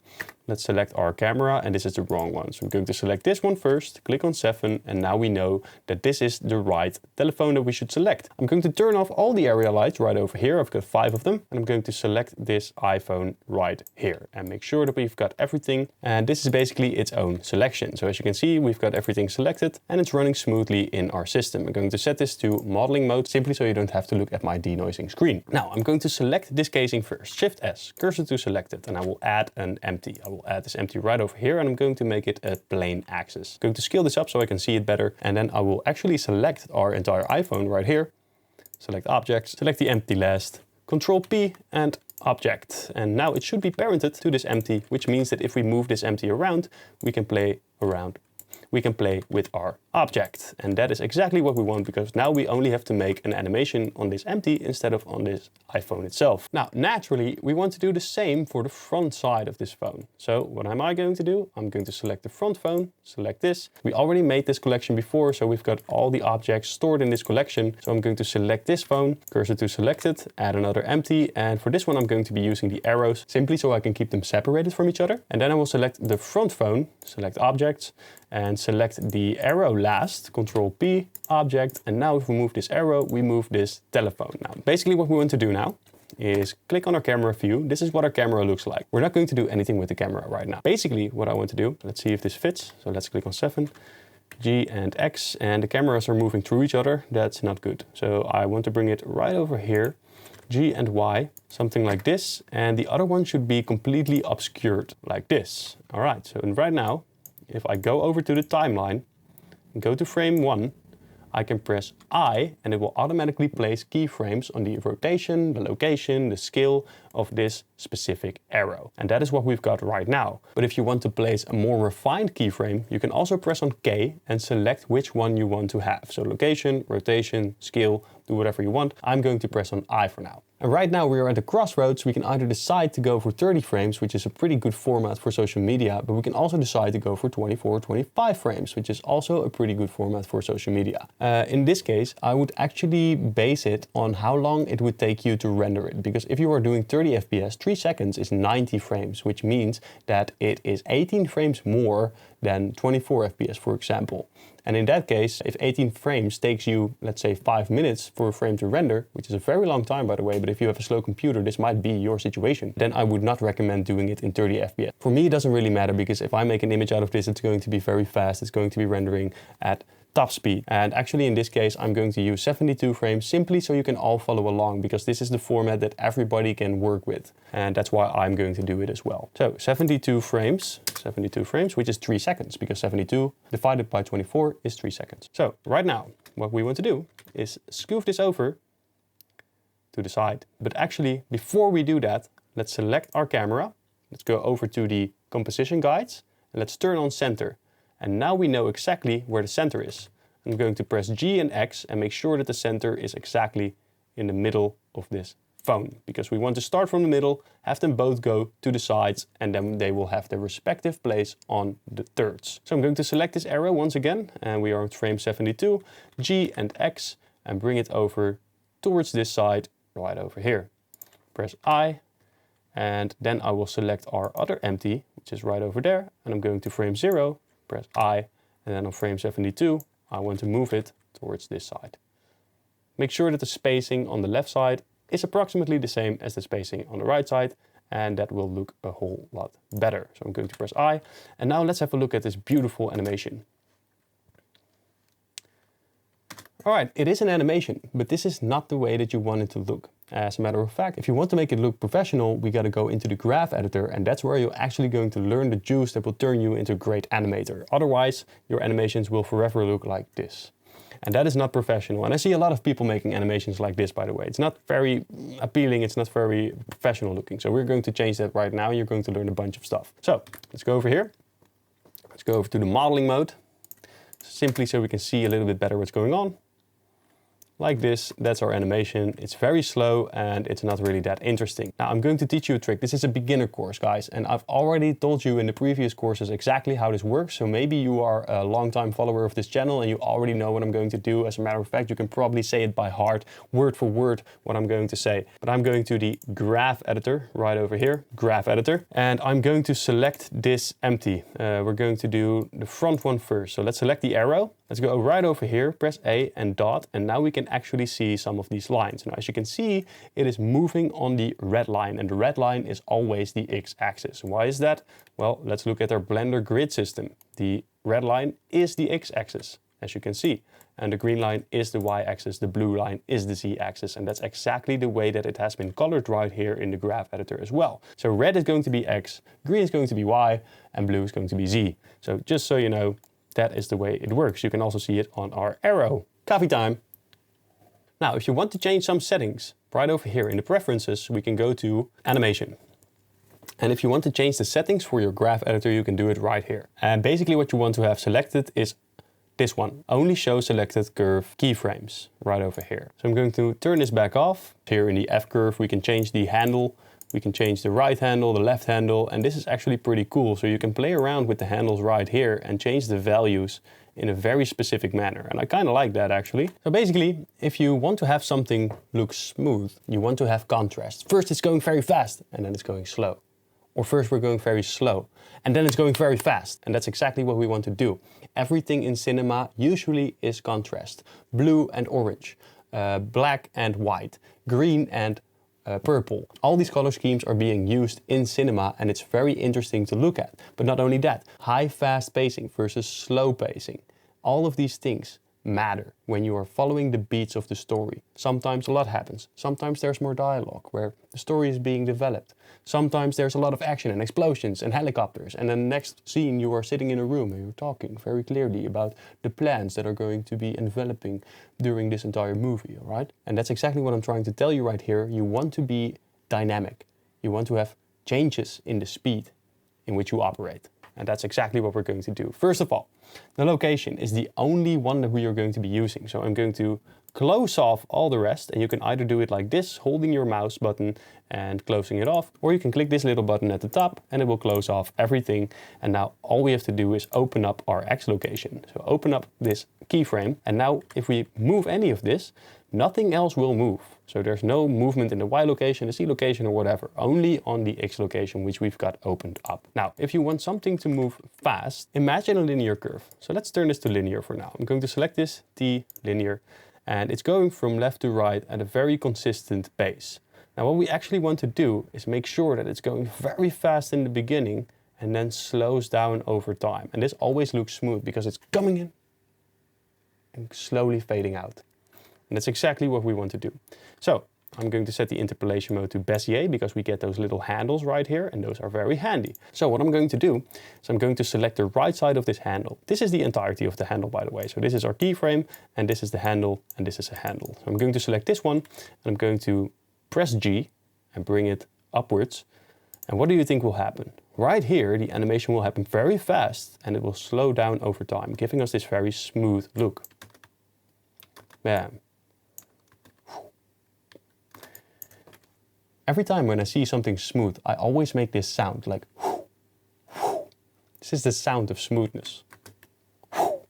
All right, now all we gotta do is the exact same thing for the other side. So I'm going to select this empty right over here, and now it's inverted because it's going in the other direction and it's simply going down. But actually the principles remain the same. So what we have to do is lock all of this off, go to the X location, select it, select the right handle of this one and bring it down like this. Now let's have a look.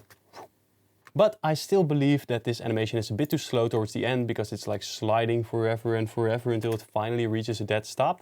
So what we can do is drag this handle to the right, and what will happen is that the animation will be over a lot quicker. And we don't necessarily need the entire 72 frames then, because it's already standing still somewhere around here. But in this fashion, it looks very smooth and professional. Now, this left handle is on the 26th frame. So I'm going to take this empty right now, the arrow empty, this one, and I'm going to take this left handle and bring it to the 26th frame, like this. And now both of them should have approximately the same animation. So in order to make this animation look even better, we are going to incorporate a camera movement as well.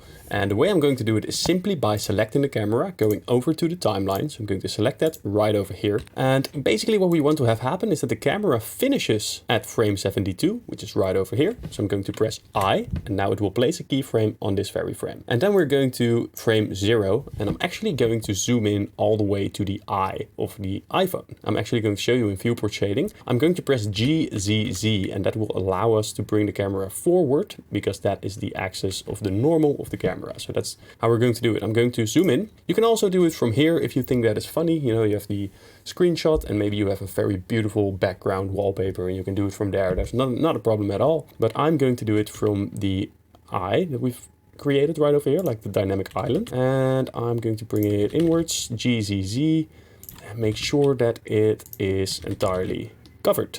Like this. And then I'm going to do something very risky. I'm going to press R, Z, Z, 90.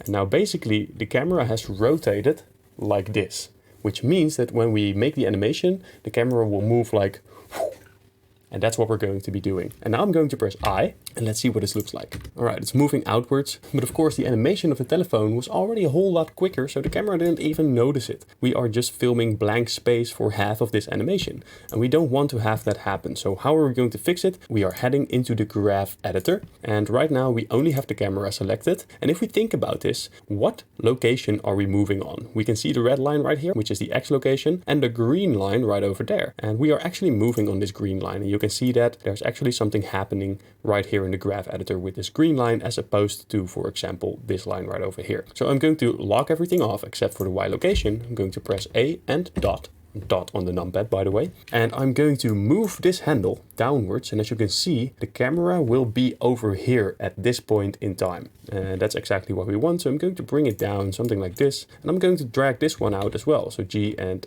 X, and move it to the left side. Let's see what it does. And now the camera is already a whole lot further than before. Now, before we actually move ahead, I want to do the rotation as well, because right over here, the camera is still kind of moving upwards, and we can fix that. So I'm going to open up the Y Euler rotation, which is right over here. Press A, press dot, and now we have this rotation. And watch what happens if I move this upwards. There you go. And this should be a whole lot faster. So I'm going to bring this out to the side as well. Animate this, and as you can see, we are now getting the rotation a whole lot quicker. And it's moving downwards. So the final part is because we moved it upwards towards the eye of the camera instead of towards the middle of where the camera ends. We have to do the keyframes of the Z location as well. So I'm going into the Z location, press A, press dot, and then I'm going to bring this down. Make sure this one is pretty fast. All right, so now we are already in the middle. I don't like the fact that we cannot see what is going on right here. So I will close this off. Once again, I will go into the Y location, A and dot, and maybe we can move this even faster. And I do believe that the rotation can be a little bit faster. So I'm going to bring this up higher, somewhere over here. All right, so now the rotation is done pretty quickly and we've got the camera moving outwards, and that looks very slick and smooth. And that's the way that you animate these telephones. That's also the way that we animate the camera. And right over here, if you want to change something in this animation, for example, you want it to move a little bit further, but you don't want to change all the keyframes. Simply go over to the Object Properties tab, open Delta Transform. So let's click on 0, let's see what it does. We've got all our keyframes for this, right? And it's moving on the x-axis. We can see that right over here. Now let's say I want this camera to move a little bit further to the left or a little bit more to the right. We can simply use the delta transform, which is going to take into account our keyframes. But if I move this further to the left, let's say, it still operates with the same keyframes, but now it's moving further to the left. So if you want to change anything later on in your animation, but you don't want to redo the keyframes and the graph editor stuff, no problem, use the delta transform. And in that way you can easily make changes without having to do everything again. Now all you have to do is render this out, go over to cycles, make sure motion blur is turned on because it always makes your animations look better. And then we are going to set this film to transparent, and we can add in a white background later on in Davinci Resolve. What you can also do is add in a plane and place it on the back side like this, and have it be a white animation background screen, something like that. Will also work out fine for whatever purpose you are going to be making this for. However, in the next tutorial, I'm going to show you how to make a background with geometry nodes that we can use forever and forever and forever to generate unlimited types of background that either look like cloth or very abstract, things like that. So make sure to stick around, and I'll see you in the next video. I get the money and it's right on cue. Keep the duffel bag up inside my coupe. Hold a couple racks, tell them I love you. You wanna be a boss, do it like I do. Hey, I hope you're enjoying this course. I put a lot of work in this, and if you want to check out one of my solutions that I built for Blender, check out the links in the description, and thank you very much. We've already made the Ender animation once during the CAN modeling course, and there, as you can remember, I will show it in the screen right here. All these objects are falling into the screen or sliding into the screen, and now we are going to do it the other way around. So everything is already going to be into its position, and then we're going to move it out of the screen until finally we enter into the final frame, which is going to move inside of the camera, and there we will go over into another animation. So I'm going to select all of this telephone, new collection. I'm going to call it backup phone for now. We don't need it. So we've got this one, this empty as well. And I'm going to delete all the keyframes first. So let's do that. Make sure in the graph editor everything is unlocked. Go over to the timeline, select everything, delete the keyframes, Shift S, cursor to world origin, Shift S, selection to cursor. And now this iPhone is exactly located in the middle. I am going to take this and I'm going to press on 1. I'm going to take the camera as well. Move into the graph editor, make sure everything is unlocked, timeline, delete everything right over here. I'm going to press on 1, Control Alt 0 in order to bring the camera right in the middle, and G and X, make sure that the line of the Y axis is exactly on this center line from the composition guides.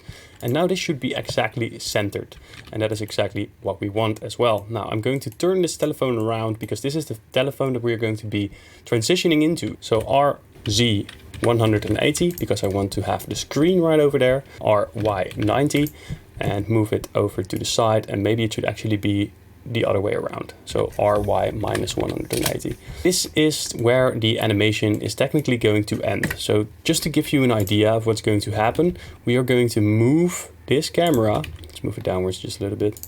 We're going to move this camera into this screen like so. So we're going to move from here, object, the iPhone, will be falling into the screen or sliding into the screen, and then we will move into the next animation right over there. And that's the way that it's going to happen. So we've centered this near perfectly. So let's G and Z. Let's make sure that it's in the exact middle of the telephone.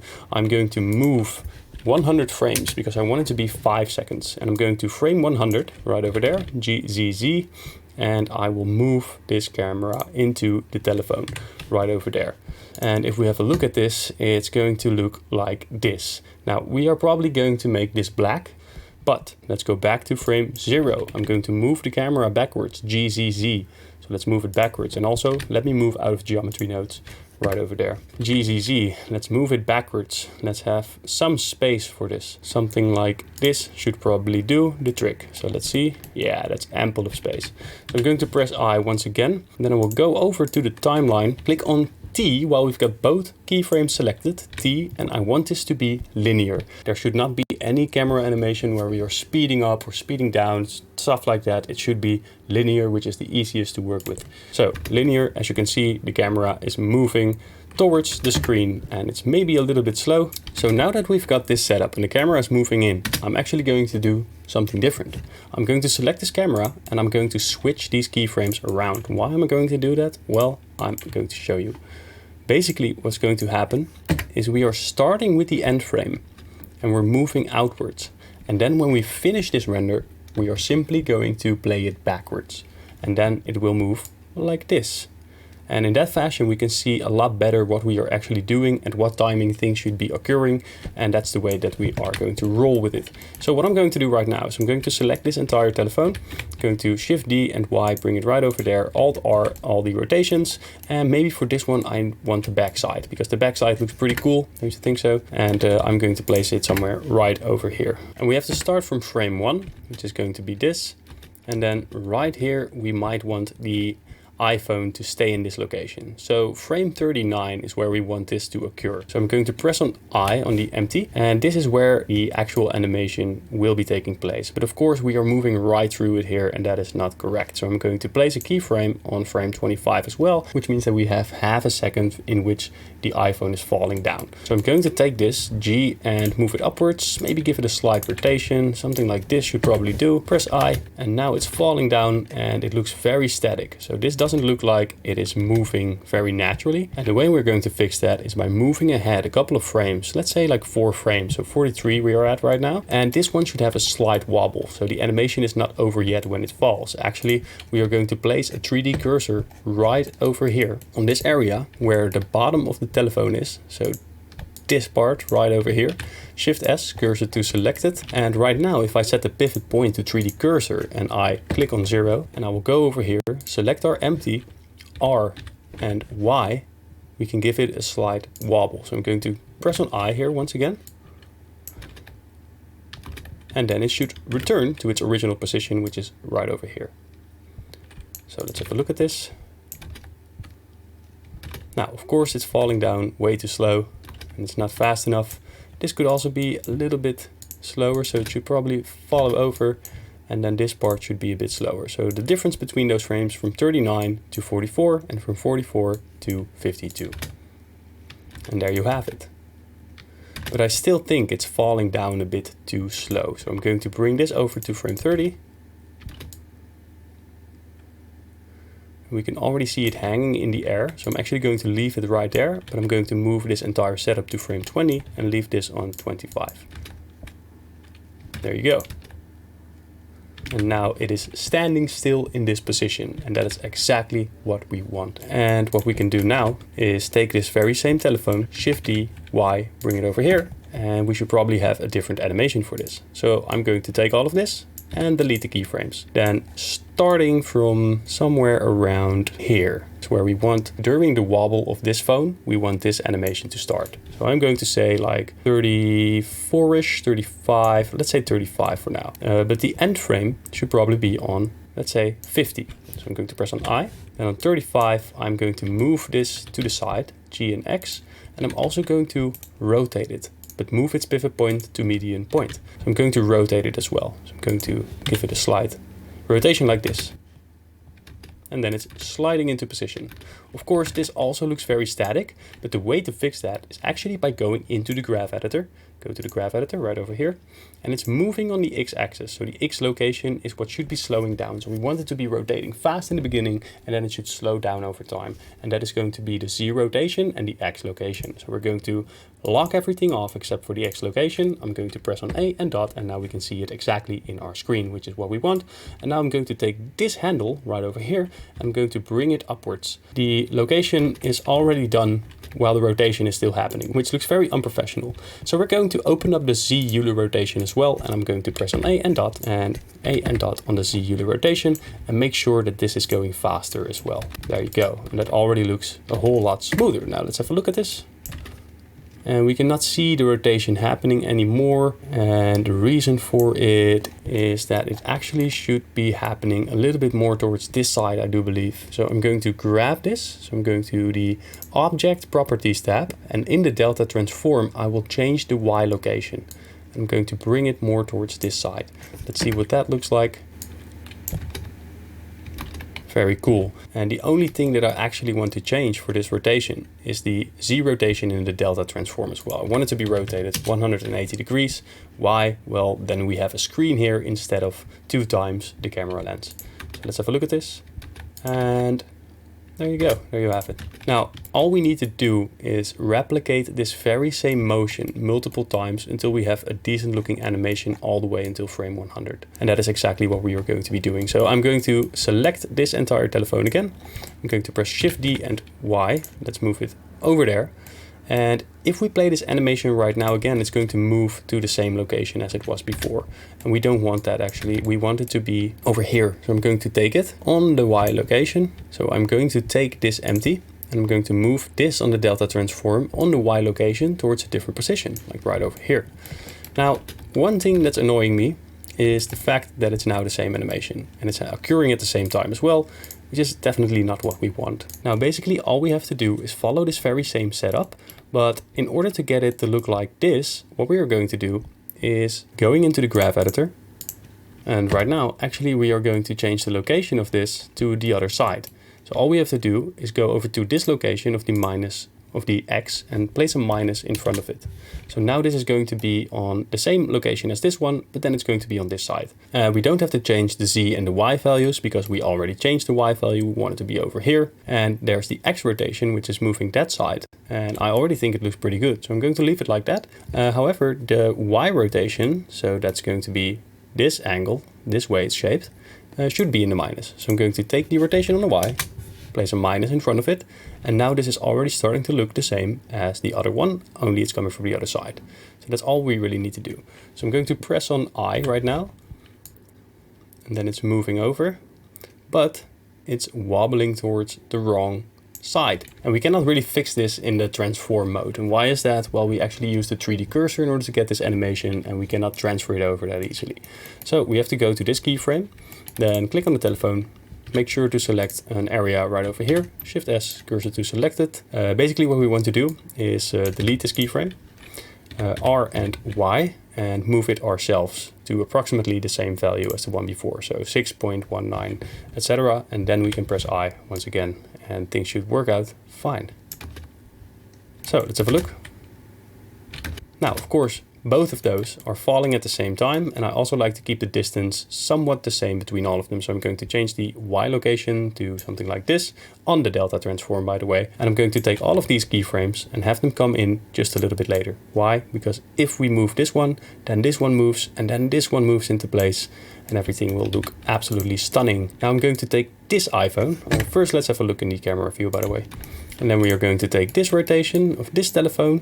Let's select it, Shift D, Y, bring it right over there. And of course we have to change the location from where it's coming from. And in this case, it is going to be quite simple. All we need to do is what's happening right now. It's right over there. We want to change the Y location. It should be right over here. And we want it to be coming from the other side. So right here on this keyframe, the location X, which is going to be this line right over there, is on the minus, but we can change it to a plus value like this. And then we have that keyframe. The Z value should probably be in the minus. And if we press Y And it's moving outward first and then it's moving inwards. And the reason for that is because of the graph editor work that we did. So if you move into the graph editor, you can probably see that now that it's in the negative, it's going to give us an overshoot. I'm going to show you exactly what I mean right over here on the X location, and it is indeed giving us an overshoot. So actually this is the baseline, but it's moving towards that side first before it moves towards our desired location. And the way to fix that is actually by taking this little handle right here, sy-1, and then it will be inverted exactly as the other one. So now the location is working out fine, but the rotation is doing the exact same problem. So we have to select the Z Euler rotation. It's having this overshoot. Select this sy-1, and now it is inverted. Let's see what it does for us. Very good. All right, all we have to do now is unlock everything, go back to the timeline, select the keyframes, and move it towards the desired position. So let's see what it looks like in the camera vision. Very nice. Very good. Now with motion blur, this is going to look very fine. Of course, you can play around with the graph editor and make sure that some of these animations look a bit smoother, but I'm actually quite content with the way this looks. So the camera, let's go into the camera timeline. Let's see, maybe we don't need all this extra space. I think the animation is already done the way it is, but what we can also do is maybe speed it up in the beginning and then have it slow down. By the way, Control, Shift and Space will allow you to play backwards, and then it's moving inside of this. And maybe we can make it a little bit faster right over here and a little bit faster in the beginning. So let's have a look at the graph editor for now and go to the, let's see, what location are we working on? The Y location. So let's take that, go over here to the Y location, open it up, dot, and this is now a linear curve. So we have to change the interpolation. I'm going to set it to Bezier, and that allows us to move and work with these handles. And now basically what I'm going to do is I want it to be fast in the beginning, which is right over here. So it's going to move in fast first. And let's say somewhere around over here, we want it to slow down again. And the way to do it would be to take this handle and giving it this animation right here. So it's moving in fast, then it's slowing down, following the animation, and then it's transitioning into the telephone. So we somewhat have an S-curve, like this.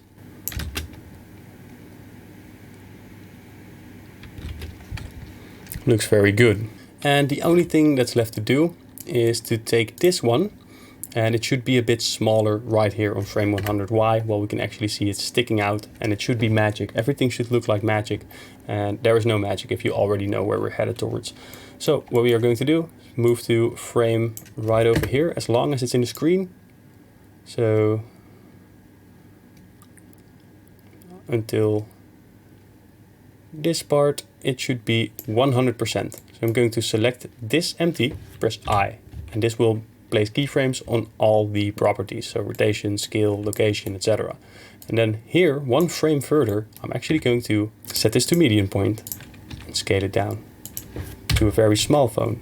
And now you can see there is no phone when we enter into this animation. And look at this. This could also be a loop, by the way, which is what we're going to be making later on. There you go. So starting from frame 80 works as well. It's going to be a 3-second animation. All right, and this is what it looks the other way around. So the only thing left to do is actually to change some of the colors. So I'm going to change the color of this iPhone, for example. It's going to be more bluish, or maybe this one. And I'm also going to change the LED screen. So maybe we can change this to something funny or to something that is relatable to people that when they are using an iPhone. And let's see, if we go into this side, we also have to do some lighting work, because here it is lit correctly, but here I'm not entirely sure. So we are going to have to change that as well. Make sure that we have some decent lighting on these iPhones. So let's have a look at this one first. I'm going to make this a different color. I'm going to make this bluish tone. I do believe they have like a dark blue color for the iPhone as well. So I'm heading over into the Apple logo backside and shader editor. And I will duplicate this actually. Make sure that we are working on a different material, otherwise you are changing everything. And now I am heading over to the color of this, and that's right over here. Now, what am I going to do? I'm just going to keep it very simple. I'm going to set this to a slight bluish tone, and I'm going to select this, make it a whole lot darker, bring it into the blues, and make it pretty damn dark. I'm going to do the same for this one. Make it a bit darker. Go over here, take this hex code, and let's bring it into the base color of this one. and it's going to be a little bit darker as well. No problem. I'm going to decrease the roughness just a little bit. And we have to go into this camera backplate as well. So the camera plate, I'm going to duplicate this as well. And I'm going to change the color to the exact hex code that we used before. And since it's glass, it has to be a little bit lighter. So I'm going to increase the lightness of this and maybe change the color to a less saturated bluish tone, something like this.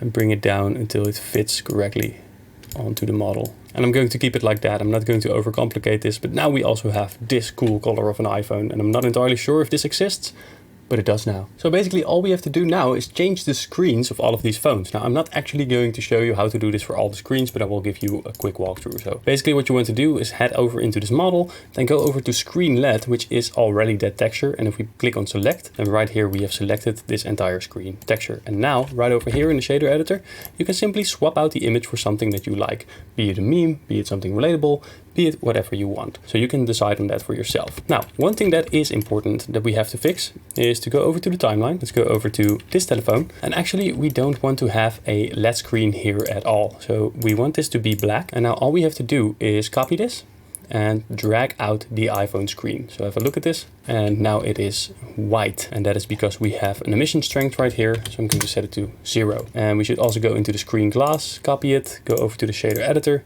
and increase the roughness until nothing is visible at all. And the reason why we are doing this is because we have to transition into this screen, and we are simply going to do it by masking it out and doing it in the editing program later on. So that's the way to do it, and you can change out the screens for yourself. Now, if you want to improve the lighting, you can go over here to light, add an area, scale it upwards, scale it on the y-axis, rotate it by -45 degrees, bring it upwards, G and X. Let's increase the power of this, and let's have a look in our camera efficient as well. Where is this area lamp? It's right over here. So if we turn that on and off, you can already see that we get a cool reflection on the top of this, and that should be consistent throughout the entirety of this animation. Now, of course, I'm also using an HDRI. I think it's the Canary War 4K, which you can get for free on HDRI Haven, and it's on 0.5 strength. So we get some reflections anyways. And that's the way it looks. What we can also do is perhaps take this area lamp, bring it over here, Alt R, RY -90, RY 90.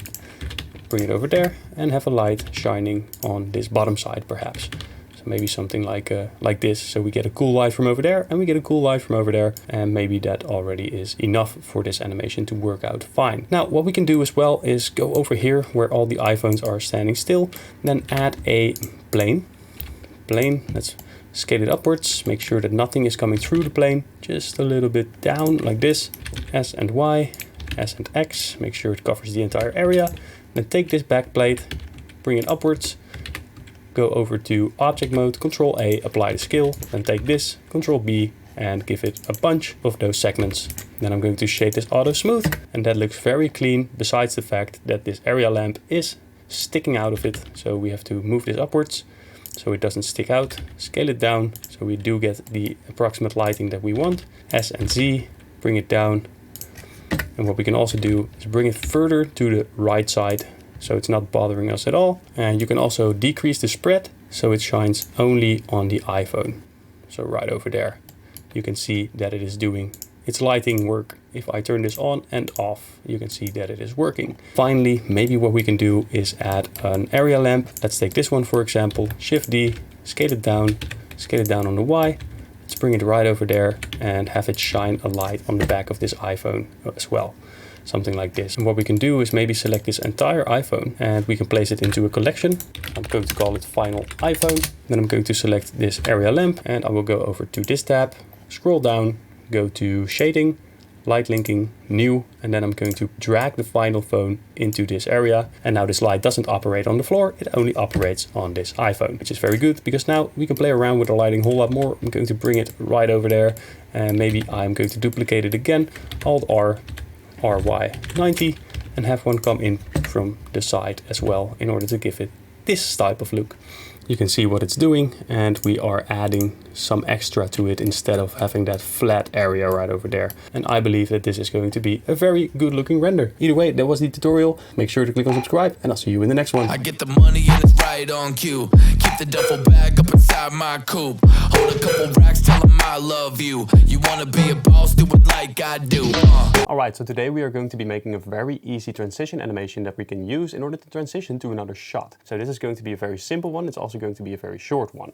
Now, we have got our empty right over here, which is moving our camera around, and I've already brought it into the scene. Now, we don't need anything else in this scene besides this iPhone. And actually there's going to be two, but first let's do one. So I'm going to press on 1 in order to make sure that we can place our camera in the correct position. So Control-Alt-0, and our camera is now right over here. In this case, I do want to be using 80mm, so I'm going to set it to 80mm, G and Z, G, Z, Z, and basically what we want to have happen is that the iPhone is covering the entire screen, so G, Z, Z, and something like this should probably do the trick, because now everything in the screen is covered, which means that we can hide our cut and have it open up from the middle. And I'm going to show you exactly what I mean. I'm first going to take this empty, RZ 90 degrees, because I want it to land right over there. So I'm going to press I on frame 10, because this is the place where it's going to be landing. Now I'm going to set it to frame 1, G and Z, bring it upwards, all the way over here, press I, and now it is falling on the ground. And that's exactly what we want. Now, naturally, we do want to move this to the side so that we can actually use this animation to reveal whatever is behind this area. And I'm going to make it in such a fashion so that it's only approximately 30 frames. So I'm going to press on G and X and move this to the side. But I also want to rotate this. So I'm going to press R and Z, and I'm going to move this something like so. G and X, make sure that it's outside of the screen. Press I, and actually set this on frame 35, because we're going to have it move along a bit faster. So let's see what it looks like. Coming down, moving to the side. Still not a very professional animation, but it doesn't matter for now, because all we have to do is simply duplicate this entire iPhone. Let's take this, Shift D, Y, bring it right over there. And on frame 10, this should be in existence. So I'm going to select the second empty, and this is correct. It doesn't have to follow all the other animations. So I'm simply going to delete this keyframe, and on frame 10, G and Y, I'm going to bring it backwards, press I, and make sure that it's right over there. Then on frame 9, we actually don't want this to exist. So I'm going to press S and 0, and now it doesn't exist. Press I, and basically it comes into existence, and it's following the same animation as the other one. But we don't want that to happen. We actually want it to move to the other side. So what I'm going to do is I'm going to have a look at our empty right over here in the object properties, and I can see that the location on the X is 4 point something. So I'm going to set it to minus 4 point something. Press I, and we have to do that exactly on this frame. Now it's moving towards this side, but perhaps we want to change the rotation of this as well. So I'm going to select this, and I'm actually going to rotate it to the other side, something like this. Let's see what it looks like. And it's not enough, because it's not rotating enough. I'm simply going to rotate it like this. So let's see what that looks like. And now we've got a pretty cool looking animation. Let's see what it looks like. Bam, and it's moving outside of the frame. Now, all we have to do is make sure that it looks a bit more professional. So I'm heading over into the graph editor. You can either do that by clicking over here and going to graph editor, or you can press Control Tab in order to move around. So there's basically only two values that we used. We used the X value on the location, and we also used the Z value for the rotation. Now the first thing we need to do is change the Z location, because that's the first one that's going to be occurring. So A and dot, and make sure that we're in the correct empty as well. So only in the empty one do we have a Z location, and we're going to do that first. Now this one should not change, but we can change this one. I'm going to bring it down because it needs to come in a whole lot faster. Whoop. There you go. Now let's go to the X location, open it up, A and dot, and we have to make these handles free. So I'm going to right mouse click, handle type free, and now we can move those separately from each other. So I'm going to take this one, bring it upwards, and as you can see, it is moving a bit too quickly. So I'm going to take this, and I'm also going to take this and bring it down. Why am I going to do that? Because now it's going to take a small break right over there. And that looks pretty cool. But the rotation now is off. So we have to close this one, go to the Z Euler rotation. Let's open it up. And let's make sure that right over here, it's already a bit faster. So G and Y, of course, make these free as well. Handle type free, G and Y. Bring this down, and now it is going to be rotating a little bit faster. I'm going to take this one, G and X, move it to the side. Now it's already reaching its final rotation right over here. I don't want that to happen, so I'm simply going to drag this out some more. So now we've got this smooth looking animation simply by bringing this upwards, and it's going down very fast. It's taking a little bit of a break down here because it's less of an angle, so it's a bit slower, and then it's coming to a halt right over there. And that looks pretty good, but I do think it's a bit too slow. So if I open up the X location, let's have a look at this one. I'm going to bring this to the side because I want this to be done a whole lot quicker. It should only be like a second. Now let's do the same for the Z rotation, and let's bring it towards this side. Take this line and let's see what it looks like.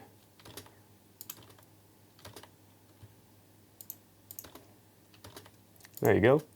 And I do believe that we can change the X location again.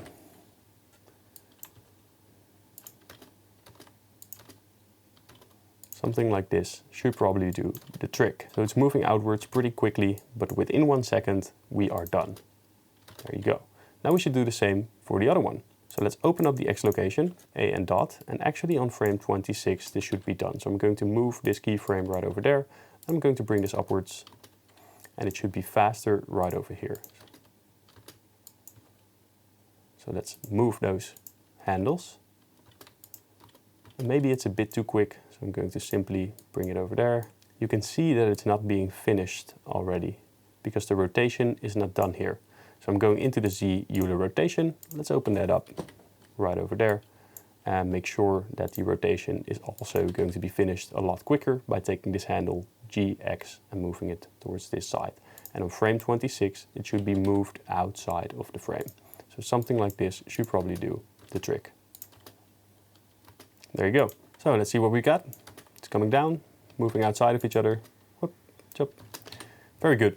And that's the way to make a transition animation. The way that we're going to be using this is by adding it to another render and opening it up, showing a different render behind that one. And that's all you need to do. Of course, you can be creative with this in another way. You can also have a telephone drop from the sky, for example, and have it wipe over. You can also have it come from the right to the left. And then you can also mask this out and make sure that there's a different render revealed behind it. But this is the basis of that animation. And I hope this was clear to you. We are going to be using this as a transition, but in the next video, we are going to make a different cinematic type animation. So I hope you enjoyed this video. And if you did, please click on subscribe and I'll see you in the next one. I get the money and it's right on cue. Keep the duffel bag up inside my coupe. Hold a couple racks, tell them I love you. You wanna be a boss, do it like I do.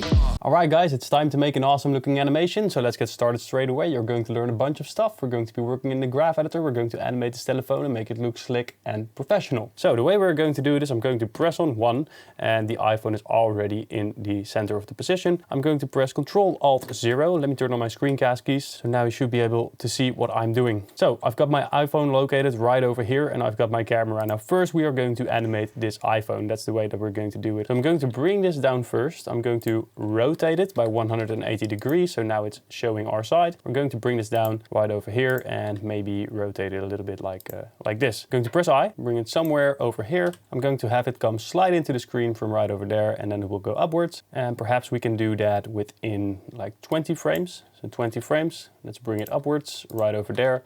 And we're also going to rotate it RZZ. So let's rotate it like this, press I. Let's see what that looks like.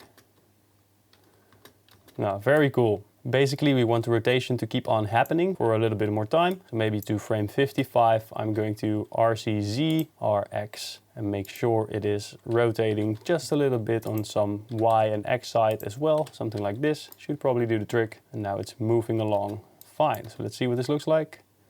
And it's moving. Then right over here, we actually want to do a quick animation again. So I'm going to rotate it. I'm going to, let's say, frame 80, which is another 25 frames, which is 1 second. RZZ, and I'm going to rotate it like this. R and X, R and Y, maybe bring it upwards like so, and show it to the people like this. Then it's rotating, it's showing once again what it looks like. Then we are going to rotate it some more. So RCZ, let's bring it like this, press I, and it's slowing down. Maybe that can be even slower, so 117. And then right over here, we want it to move downwards once again. Maybe it should go upwards first a little bit, or maybe we're just going to do that with the camera. Maybe we can do it with the camera. I'm going to bring this down and somewhere over here, have it be rotated just a little bit, like so, and press I. Let's see what it looks like. Very cool. And now this still looks like a beginner animation, but we're going to turn it into a professional animation using the graph editor. And I also believe that we can make this a little bit faster. It's going inwards. It should be going inwards just a little bit faster. So I'm going to bring this to frame 15 maybe, or 10. Let's do 10. Yeah, then it's coming in. Let's do 12, which is half a second. And then it's going to rotate around. It's practically falling silent here, but we're going to fix that. Then it turns around real quickly, so we can also reflect that with our keyframe. So from 55 to 80 is perhaps a bit too long. We're going to set it to maybe 65, like this, and then it will rotate around again, and I'm going to bring it to frame perhaps 90, and then it will move downwards, which can also be a bit quicker. Like this. All right, so now it's coming in, rotating around, and going down. Of course, this doesn't look exactly the way that we want it yet, but that's no problem because we are heading into the graph editor and I'm going to show you exactly how to make this a good render from beginning to end. So let's go to graph editor, and as you can see, it looks very complex, very overwhelming, but we just have to break it down into its simple components, and that's exactly what we are going to be doing right now. As a matter of fact, I'm going to start with the C location because we are moving it upwards and downwards, and that is going to be a great start. So I'm going to lock everything off. I'm going to open up the Z location, press A and dot, and right now we can see exactly what's going on. Of course, the C location from here on doesn't really change, and that's not a problem, but we do want this initial animation to be a whole lot faster. So I'm going to take this right handle, the right handle of this keyframe, and I'm going to bring this upwards, and of course it will look like this. It's going to be a bit faster, like so, and now it's also moving weirdly to the side, but that's not a problem. We can fix that later on. Of course, it's going to be remaining in air right over there, and then it will go down relatively quickly. And the way to fix that is actually by taking this handle and moving it downwards. But as you can see, we now also get this overshoot. Now let's watch what this looks like. And it's going up and then it's going down. Of course, that is not what we want. So I'm going to Control Z that, and I'm actually going to select both of these handles, and I will go and press on my right mouse button and go to handle type and set it to free, which means that now we can move this one freely from this one, and that's exactly what we want. I'm going to select this, I'm going to bring it down because it should go steeply downwards. Yes, like that. And maybe we can even make it faster by taking this handle and dragging it out to the left. Now, of course, the rotation is not correct now. It looks a little bit weird, and we're going to fix that, of course. But first, let's do the Z rotation, because it's rotating on the Z axis right over there and right over here as well. And we should actually speed that up. And I'm going to open it up, C Euler rotation right over there, A and dot. Well, the first one, it is moving upwards. It could be a bit faster, so I'm going to take this and bring it down. Quick rotation on the beginning right over there. Maybe it can be a little bit slower. And then we are rotating slowly. But this is not to my liking because it's actually stopping the rotation right over here. So what we should do is take this keyframe and bring it down ever so slightly, pressing G and Y. And what will happen is that now it will continue to rotate very slowly. And of course, it's still falling short a little bit. So we can take this handle and move it downwards just a little bit. And I want this rotation then, our next rotation, to be very fast as well. And it's not fast at all right now, it's going pretty slow, and I do think that we can change that. I'm going to take this handle type to free, and now this one is freed from its oppression. We can bring it down and whoop, and it's going a whole lot faster. Maybe we can take this one as well and bring it to the side, and it's moving a bit quicker. So let's see what it looks like for now. Very cool, very cool. Now, let's do the other rotations as well. I do believe that the X rotation is a very important one, so I'm going to open that up. Let's go right over there and let's see what this looks like. Now, here I don't really see any issues until we reach this part. If I move this around, you can actually see that it is rotating, but it's standing still right here. So we only get the C rotation left, but we want the X rotation to be continuing as well. So I'm going to take this one, and actually I believe that we can delete this keyframe. So I'm going to delete this keyframe, and that's a whole lot better. So we deleted the rotation of the X right over there. We are going to the Y Euler rotation, open it up, And right here it is standing still, but maybe we do want something to keep happening on that specific stage. So let's go ahead and move that handle. That's a bit too much. So maybe what we can do is take this last keyframe on the Y and actually bring it downwards just a little bit, simply to keep the continuation of our rotation. And I'm going to move this along with it. Let's see what it does. Yeah, pretty smooth. I do believe the X rotation is a little bit off though. So I'm going back into the X, and maybe it's actually the Z rotation. So let's open that one up. And let's bring this keyframe together with this one a little bit downwards. And then we're going to move this little handle upwards. There you go. Right over here, it can be moved just a little bit more to the side. So add an extra keyframe, take this keyframe and delete it. Then take this handle, bring it upwards. So let's do the same for the X location. I just opened it up. Let's bring this downwards just a little bit. And now it's moving into its position a little bit better. And that already looks a bit smoother. But I do believe it's moving downwards a bit too slow. So I'm going to open up the C location again. Going to select it, press A, press dot. It is moving downwards, but it's a bit too slow. So I'm going to bring this to the side.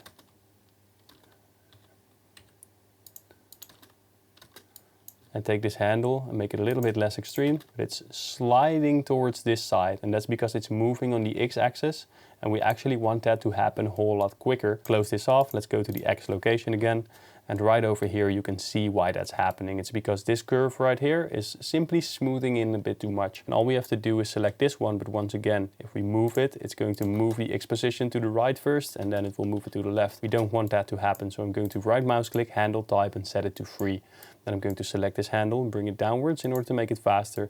Take this handle and bring it to the left to make it faster.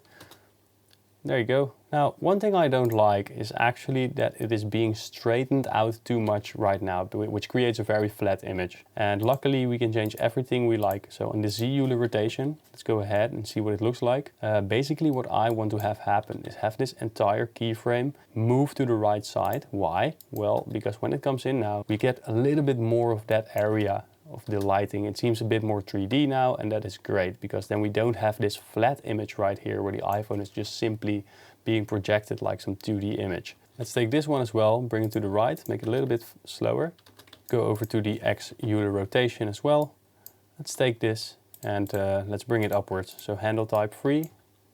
Let's bring this upwards, and let's bring this upwards as well. And then we need to do the Y Euler rotation, and I really don't like that this one is kind of messing with my brain.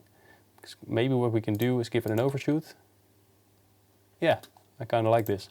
There you have it. That's a lot better. Let's take this. Let's make sure that it's more of a circle like this. Very cool. So this is our animation. And that looks pretty cool. But we also want to do some zoom ins in order to make it look even better. So we have to do some camera animations. We also have to do a lighting animation, and then finally the shot will be done. So I'm going over into the timeline, and I do believe that this one is fine for what it is right now. Now we need to do the camera. So let's go ahead and click on the camera first. Let's bring in a keyframe on frame 1. And maybe we want it to move inwards just a little bit while it's doing its rotation as well. So somewhere over here should be doing the trick. So I'm going to press G, Z, Z and have it zoom in just a little bit. See what it looks like. And then the phone is basically coming closer. Maybe we can bring it even closer in right here, but make it move a bit faster. And then right here to frame 100, we should maybe bring it outwards just a little bit. Cool, very nice. Now let's go over into the graph editor. Let's see if we can change anything that's worth changing. So on the Y frame we are moving. So I'm going to close everything off except for the Y location. Let's select it, let's open it up, A and dot. And maybe we want to move it inwards just a little bit quicker. So let's see what this does. Oh, that looks pretty cinematic. So it's moving in quite quickly, enlarging the phone pretty fast. Let's bring it down, let's make it a bit more subtle.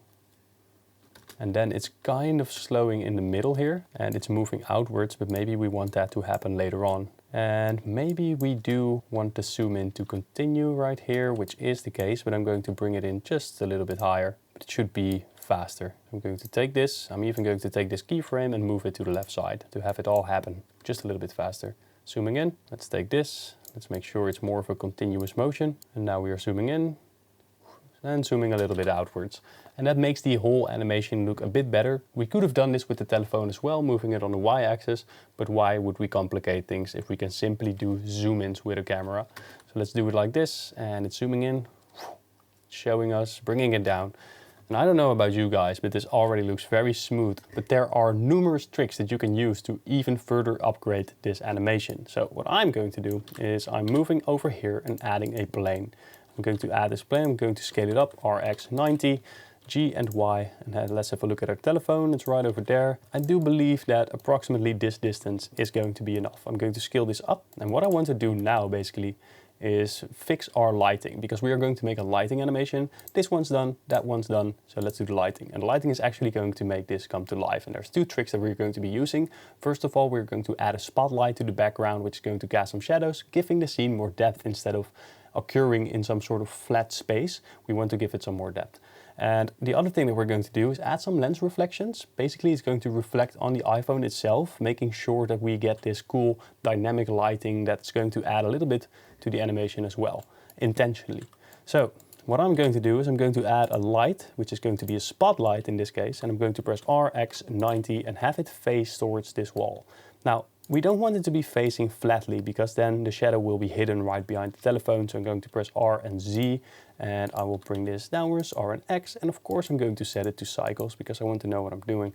I'm going to set it to GPU, and we have to increase the power of the light as well. So I'm going to increase it to 10,000 for now. And let's see what it looks like. Way too strong, actually. So I'm going to set it to 1000. And we have to decrease the spot size of this. So the spot size should be a whole lot lower, but we do want this shadow right over there. We can increase the radius because the light otherwise is going to be too harsh, but don't increase the radius too much. It should give us something that looks like this. And let's make sure that this one is a little bit closer. And basically what we're going to do is we're going to animate this light on the background moving out of the screen. And the way I'm going to do it is simply by taking the R and Z like this on frame 1. And we basically want this to start without lighting. So I'm going to set this to 0. I'm going to press on I, and 5 frames later, 1, 2, 3, 4, 5, maybe 6 frames later, we are going to set this to 5000, have it be a quite bright light. And we can always change this if we don't like it. So maybe increase it just a little bit more to 7000. And now this is quite to my taste. So I'm going to press I.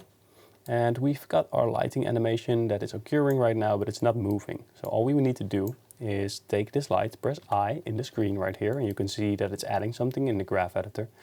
And then we're going to move it on frame, let's say the first 14 frames. It's going to move slightly towards that side and slightly upwards, but nothing crazy. Just something like that. Very subtle movement to the side.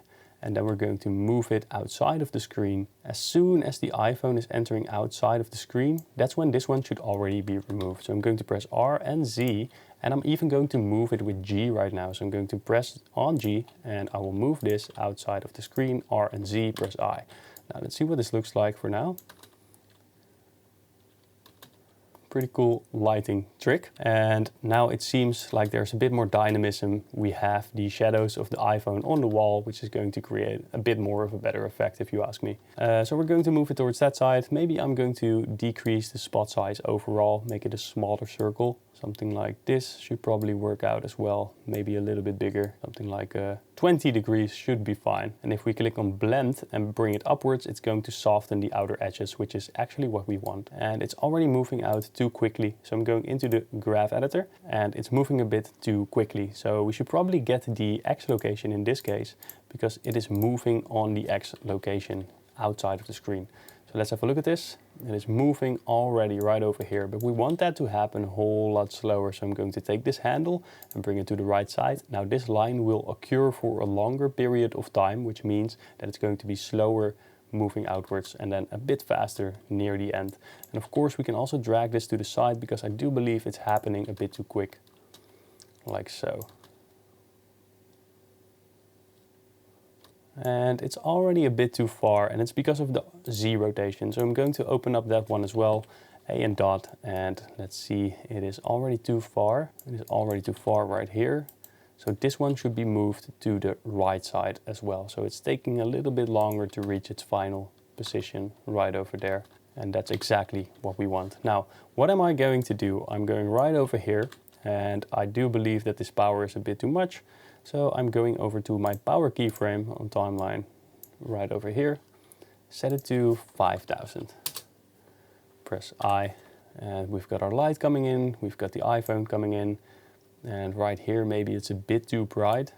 Let's have a look at that. If we decrease it, I do believe that something like this right over here is maybe a little bit better. So I'm going to set it to approximately 1000 watts on frame 38. And right over here it can be strong again, so 5000 should be fine. Press I. Very good. Now, what I'm going to do is I'm going to add an HDRI. So right over here, I'm going to add an HDRI. I'm using HDRI. You can also go over here, click on color and go to environment texture and get your HDRI right over there. But I'm using this free add-on. So create the world. I'm going to select Shanghai Bund because I think it gives pretty good lighting out of this. Straight out of the box, you get some cool purple colors and stuff like that. But of course, it's way too strong. So I'm going to set it to 0.1. So we actually only get some of these reflections, but most of it is going to be invisible. This is what it looks like right now. And maybe we can even decrease it some more, 0.05, and have it be pretty dark out here. And I'm going to take this background and I'm going to give it a texture. So in the shader editor, I will give it a new texture and I'm going to make it blue, but it should be a pretty dark blue.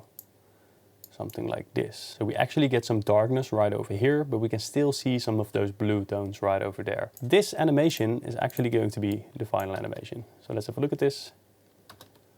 The lighting is moving about.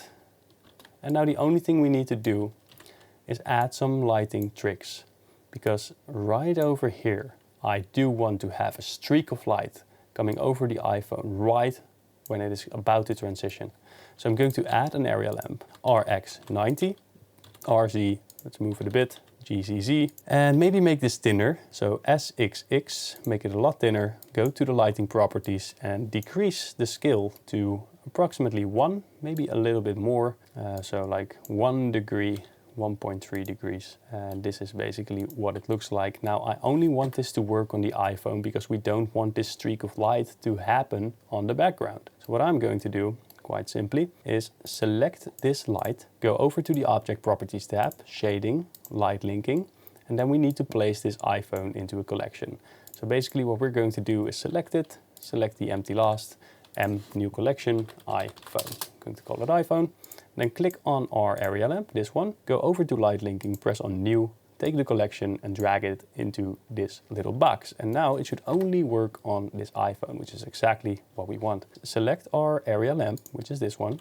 I'm going to move it to the side a bit, press I, and then within a really low amount of frames, like 5 frames maybe, I'm going to move it over this iPhone, like this. And let's see what happens. We get a quick streak of light flashing over the iPhone right before it's about to transition. And then right over here, I also want to have a streak of light. So I'm simply going to duplicate this. I'm going to take those keyframes and I will bring it towards this side. And let's see what it will do for us. Because I want this reflection to happen right after. So somewhere over here. And right now it's not really doing anything. So we should probably increase the power of this light. There you have it. Shing, like that. So press I, let's remove all keyframes by the way. Press I, have it go over the iPhone real quickly. Like this. And maybe we should rotate it so it looks a little bit better.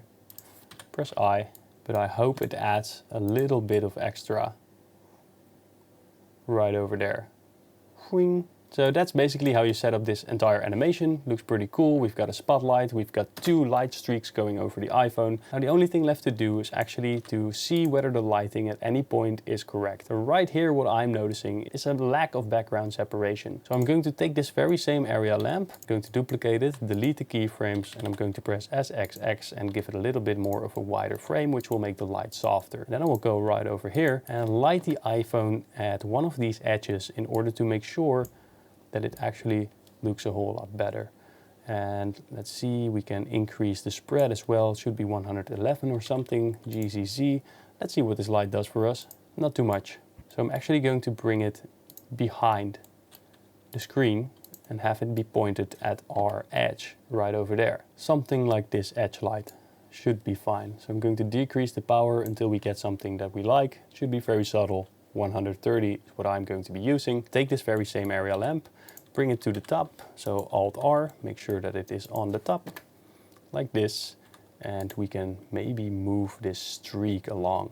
You know what I'm saying? I'm going to take this, I'm going to move it from here. So let's say right now, I, and have it move a little bit to the side, maybe rotate it a bit like this, press I, and now we've got a light moving over the top as well.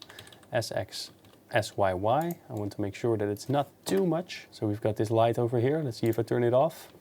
You see what it does? It's already a lot better. And now it's also moving along the side here, just a little bit to give it that extra edge. And this one is now in the wrong position because it's still shining on this screen even though we don't need it there anymore. So what I'm going to do is I'm going to copy the very first keyframe and duplicate it, bring it right on the top again, but a little bit faster.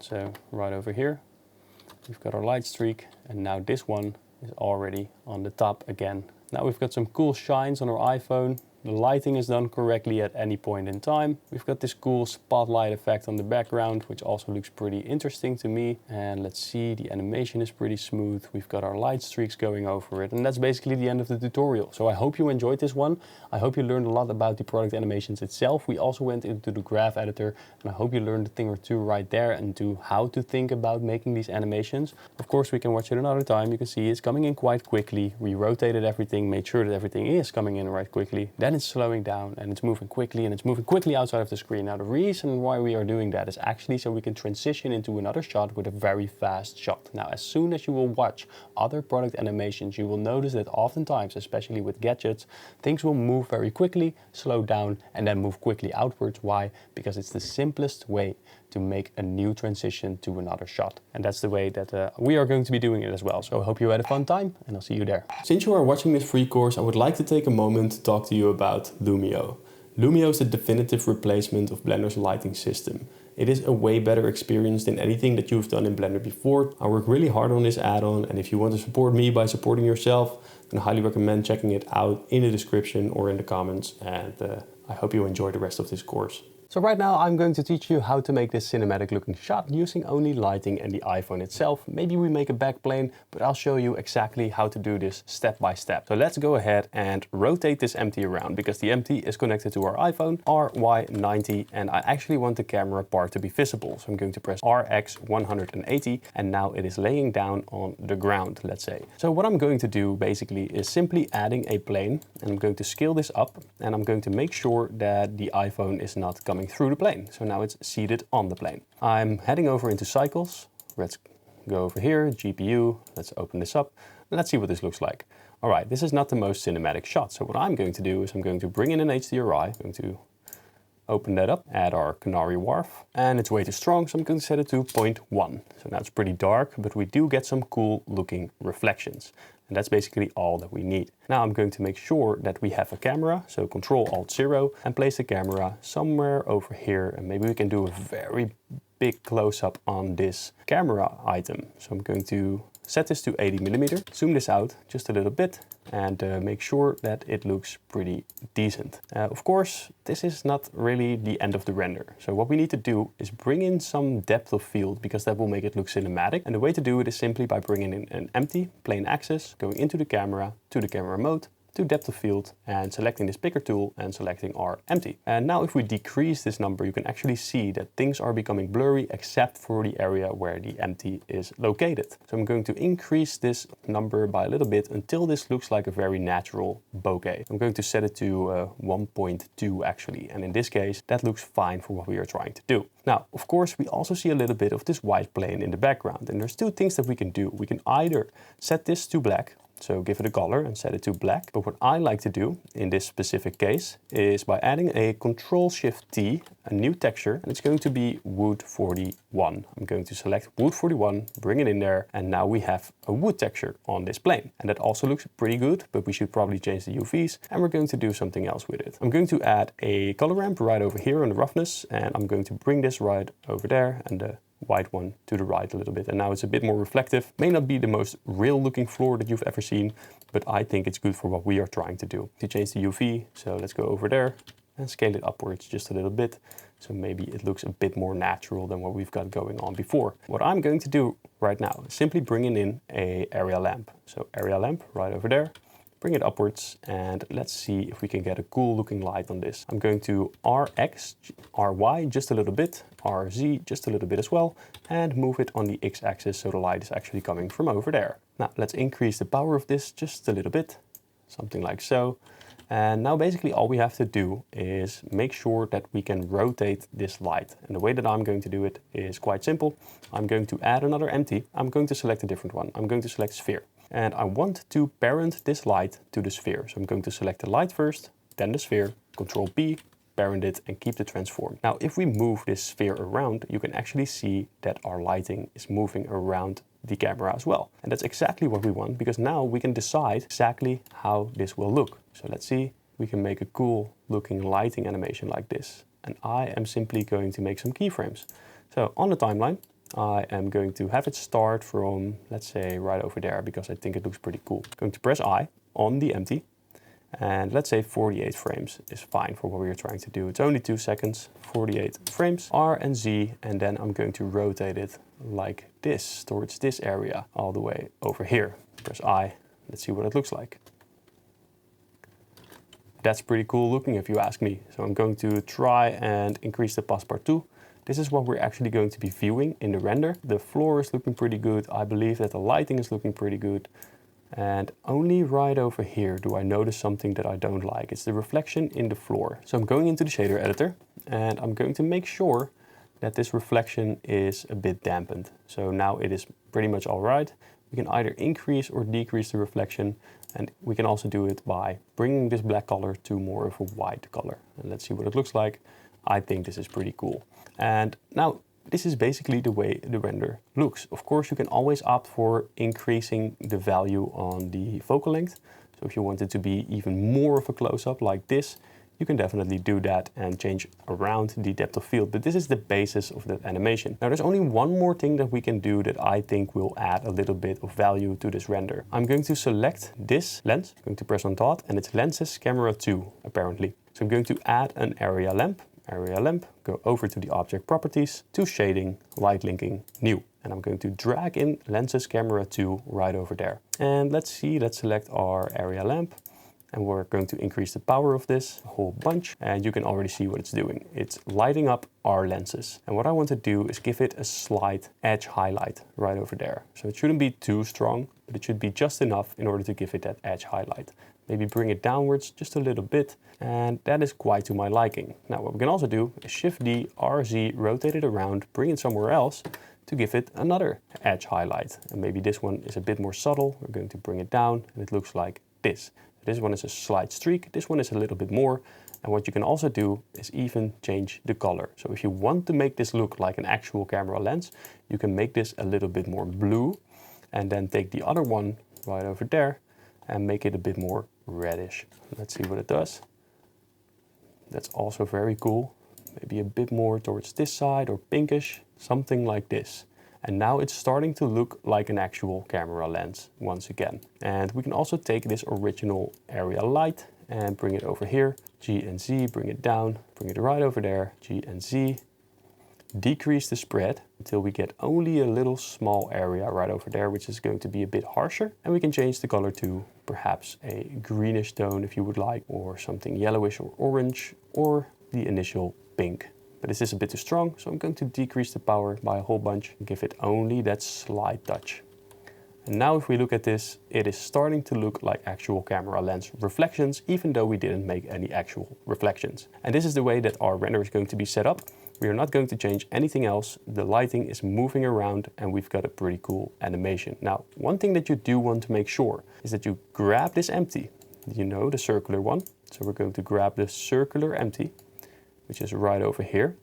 And this one I want to make linear, otherwise it will seem a little bit cheap.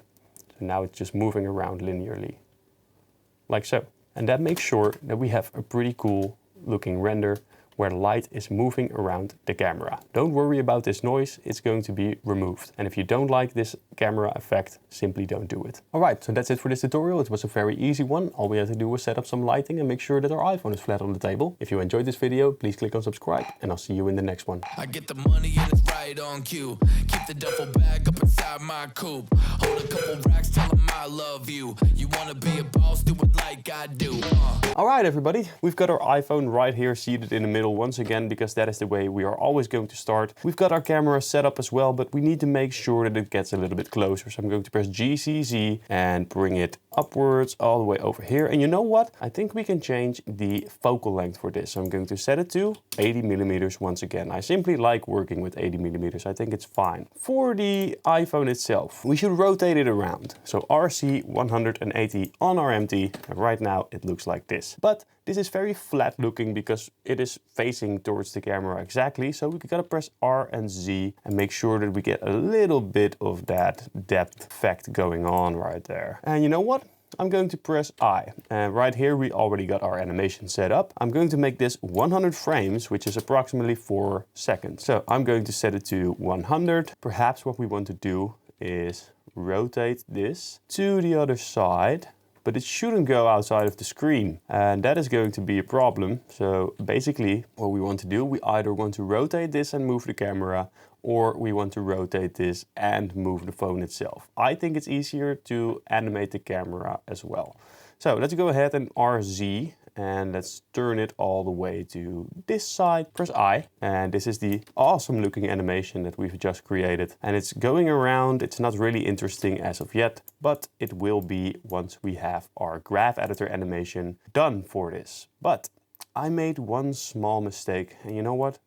This happens sometimes as a 3D artist, but everything can be solved. All problems are always solvable, and that is the meaning of life, isn't it, guys? So the thing that I kind of messed up is that we should have parented the text to this empty already. Now we gotta make sure that do it in a different manner. But I'm going to add a text right here, Shift A, text, and I am going to type and enter night, enter mode, and I will choose a different font. So right over here on the big letter A, you can go to font, open this folder, and it might seem like you don't have any fonts, but actually there's many of them. So I'm going to type Arial, narrow, bold for now, but I don't want the line spacing to be this much.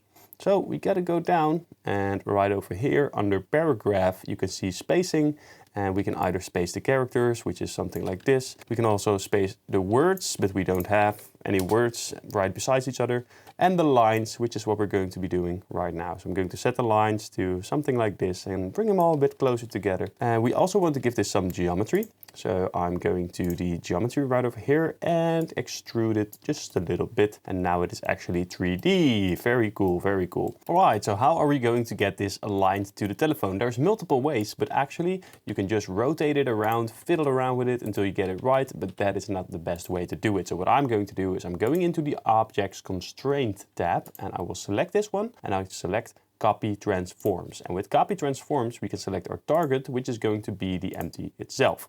Now it is aligning with this empty and the rotation and all that good stuff. It's not necessarily on the position that we want it to be, and we can't move it around anymore because it is fixed to this empty, but we have come a long way without fiddling it around with anything. So I'm just going to apply the transforms. So Control A, apply those transforms. Then I'm going to press RXX 90, make sure it's standing up straight. RZ 180, because we want to have it on the other side.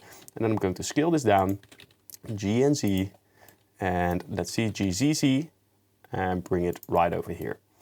Make sure that it fits, and now it is actually perfectly aligned to this telephone. What are we going to do next? We are going to select our empty, Control P, and we want to keep the transform because we made some transformations. So Object, keep transform, and now if we move this empty around, the text will actually stick to the back of our telephone, which is exactly what we want. Now, for this text itself, what we need to do is give it a texture because it doesn't have a texture as of yet. So let's go over into this mode right now. Now you can see the iPhone has a beautiful looking texture, but this one doesn't really. And what we want to do is simply add a gradient color. And why a gradient color? Because having a flat tone like this this really doesn't cut it for me. So what we are going to do is bring in a gradient texture, and I'm going to plug the color into the base color, and I will actually bring in a color ramp in between. And as you can see, it is already making this fading line that we can animate. We are not going to animate it, but it's already looking a bit more luxurious, if you ask me. So I'm going to make this a darker orange color, so probably like brownish. I'm going to make this a light orange color, something like this. And then we have to play around with the settings, make sure that we get something that we like, but it just gives it a little bit extra if we use a gradient. Just makes it a little bit better. Now, the next thing that we want to do is to add an area lamp. Area lamp right over here. I'm going to bring this upwards, and we have to take our text, which is hidden within the empty right now because we parented it to the empty. The text, we go to the area lamp, go over to the object properties tab, do shading, light linking, plus, and drag in our text in this little box right here. Now, we've done this a lot during this course, so if that went a little bit quick for you, go ahead and watch the other parts as well. And now basically this light only works on this text, so we don't get very rough reflections on this telephone. It only works on the text, which means that we can play around with our lighting some more. But before we do that, let's first make sure that our animation is looking fine and dandy. So I'm going into the Object Materials tab. So I'm going into the Materials tab, and right here we have the screen LED. You can see it is not connected. And you know what? I'm going to delete it anyway. I'm going to bring in an image sequence, and I will bring in a video that I made with my own iPhone. It is an iPhone 11, but I'm going to use that screen recording in order to have a slide animation on the screen. And we are going to use that then to transition over to the other shot. So, and by default, it's going to set image sequence, but it's not an image sequence, it's actually an MP4. So I'm going to set it to movie and vector into the vector, color into the color, and color into the color of the emission, and increase the strength. And there you have it. The screen is returning to life. And this is not the correct frame that I want this to be starting on. So now let's make sure that this MP4 is playing from the right part of this. So let's see, we've got one frame, it's saying one frame, but actually it's a lot more frames. So let's bring up our timeline right over here, bring this to timeline. And if we scroll through this, you can actually see that the screen is not changing at all. As a matter of fact, we need to give this some more frames. So I'm going to increase this. So we have to change the offset to, well, let's say 0 for now. And let's see what is happening. We actually get some screen imagery right here. Let's set it back to frame 0, by the way, and just have a look at what it is doing. I recorded outside of my window, and well, this is what it looks like. I actually want this thing to animate from 3 to 4, or from 4 to 3. Doesn't really matter, maybe to 5. And basically what I'm going to do is I'm going to select this empty, because in the beginning I do not want this iPhone to move. I actually want it to start moving after this animation is done.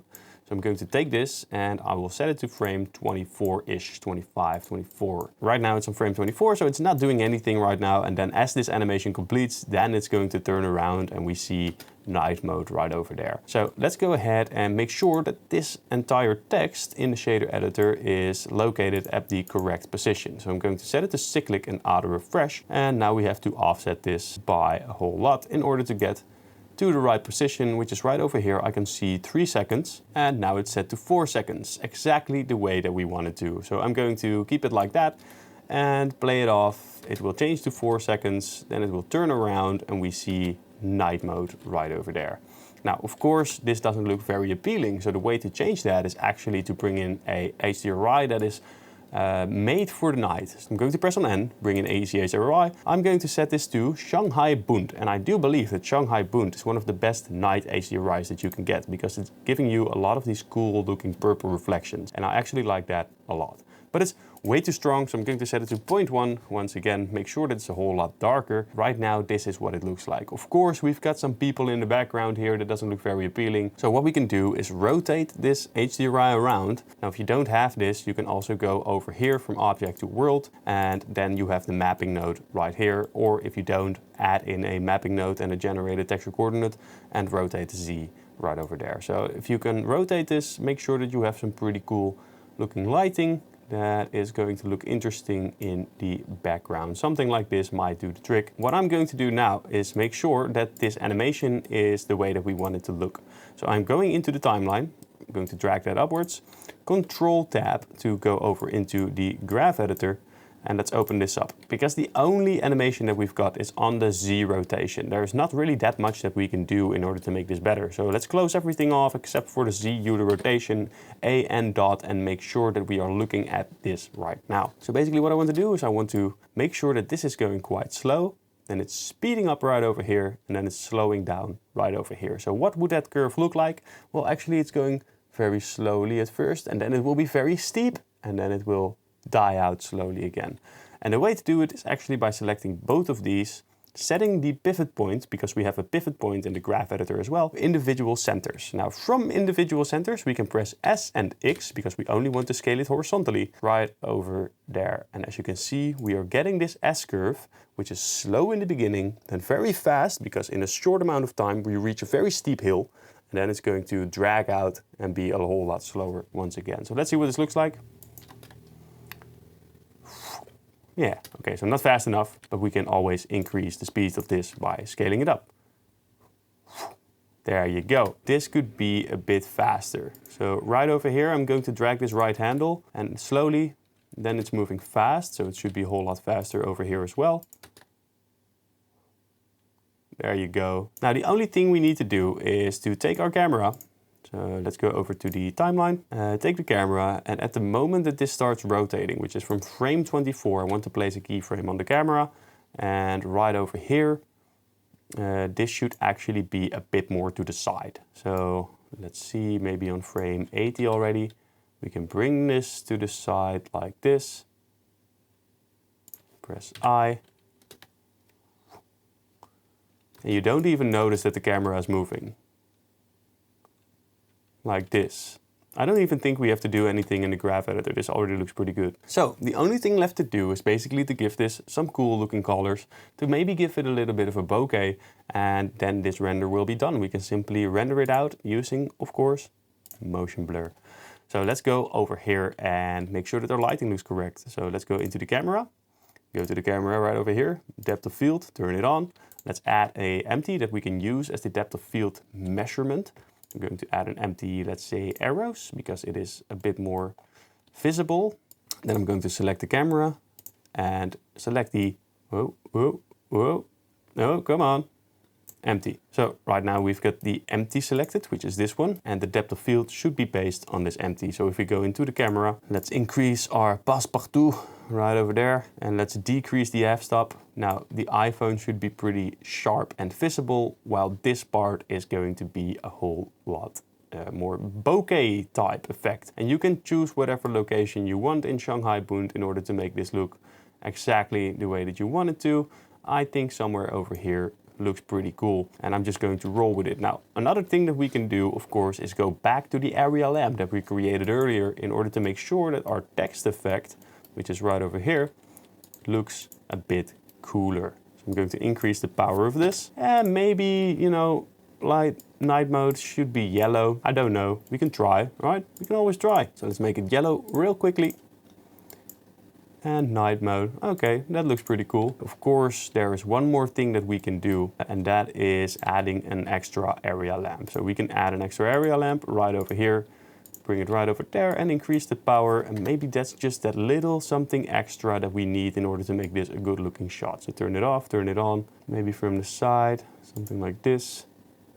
That does look pretty cool if you ask me. And it kind of makes sense with this white light as well. Actually, I do think that the bokeh is a bit too strong here. So the last thing to do would be to take our empty that is going to determine the focal point, the focus point. Somewhere over here, it is fine for this final shot, so in frame 80.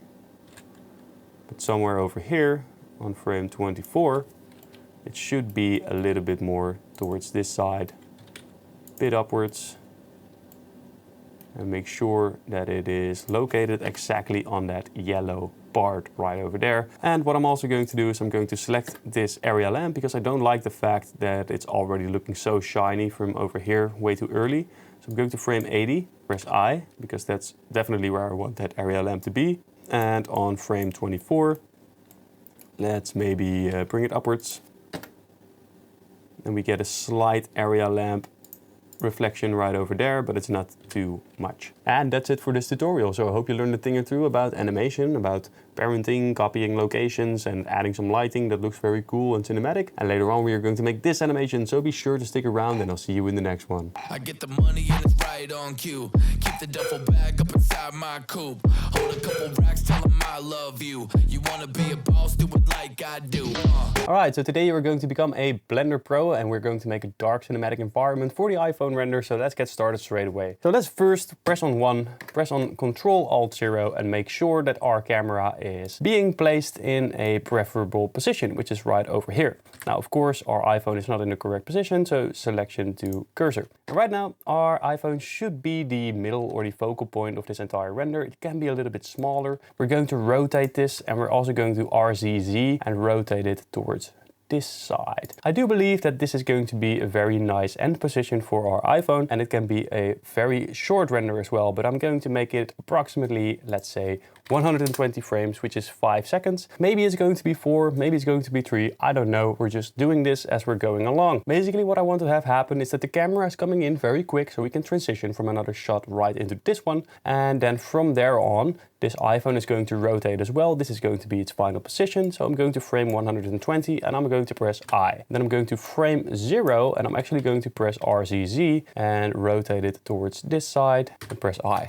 So now it is simply rotating like that. Of course, this is not very good looking yet, but first we're going to do the camera animation, and I want it to be ending right over here. So I'm going to press I, and I'm going to frame 0. I'm going to go backwards just a tad bit, like that. Press I, and then let's go to frame 80. I'm going to press I, but this time I'm going to take the keyframe and place it on, let's say, frame 8. So we're coming in very fast, and then it's very slowly moving forwards, exactly in the fashion that we wanted to. Now, first we have to finish this animation, because if we are going to add some sculpted rocks and some other things like a volumetric, it is not going to work very smoothly anymore. So make sure that your animation is entirely done before you go over to the next step. So I'm going to select this empty, Control-Tab to go over to the graph editor. I'm going to lock everything, then I'm going to unlock all the rotations, press A and dot, and we can see them now. I'm going to set the pivot point to individual center, press A and S and X, and let's see what it does. And that looks very smooth. But I actually want this to happen a whole lot faster. So I'm going to take all of this and I'm going to move it to the left. Very good. But it should go all the way until the end. And I kind of feel like that is not the case anymore. So what I'm going to do is I'm going to unlock everything, look at the Z unit rotation, and that is the case. Actually on frame 82 or 5, it is pretty much near 0, which means that it's not doing anything anymore. So actually what we want to do is take this final keyframe and move it to the right, so it's actually at the end of our timeline. And then I'm going to take this one in order to speed it up once again. And we can decide how far we go. Let's see. And now it just keeps on going for a little while, making it a little bit better if you ask me. And then maybe approximately around frame 110 we are done with this. So let's open all of this up. Let's close this, go over to this one, 110 frames it will be. So now our animations are done. So let's see what this looks like. Our camera comes in, it is showing us the animation. Ooh. And actually right around here, I do want the camera to move inwards once again. So let's see, that's 3 seconds, 4 seconds, maybe from here on out. So I'm going to press I, and then I'm going to frame 100, G and ZZ, and I will zoom it in, punch it in real deep, press I. Let's see. Yeah, and then take this one, delete it. Now let's go over to the graph editor.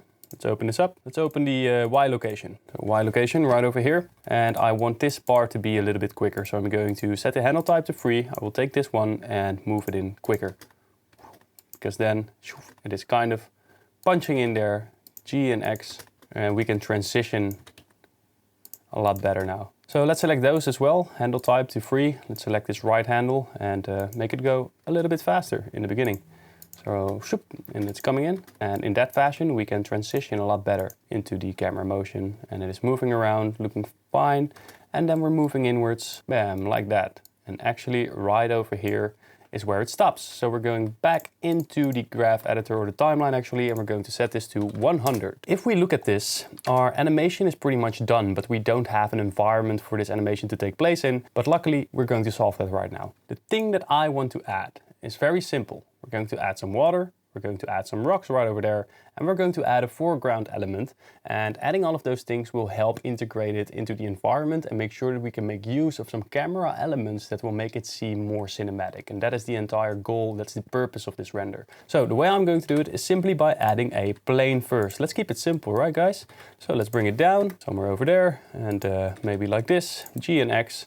And that's basically it for our water. And we're going to texture this later on, but now we got a sense of where this is all happening. And maybe we can say S and Y and have it be a very large plane as well. Now I'm going to add a cube, and this cube will be right over here. I'm going to scale this up naturally.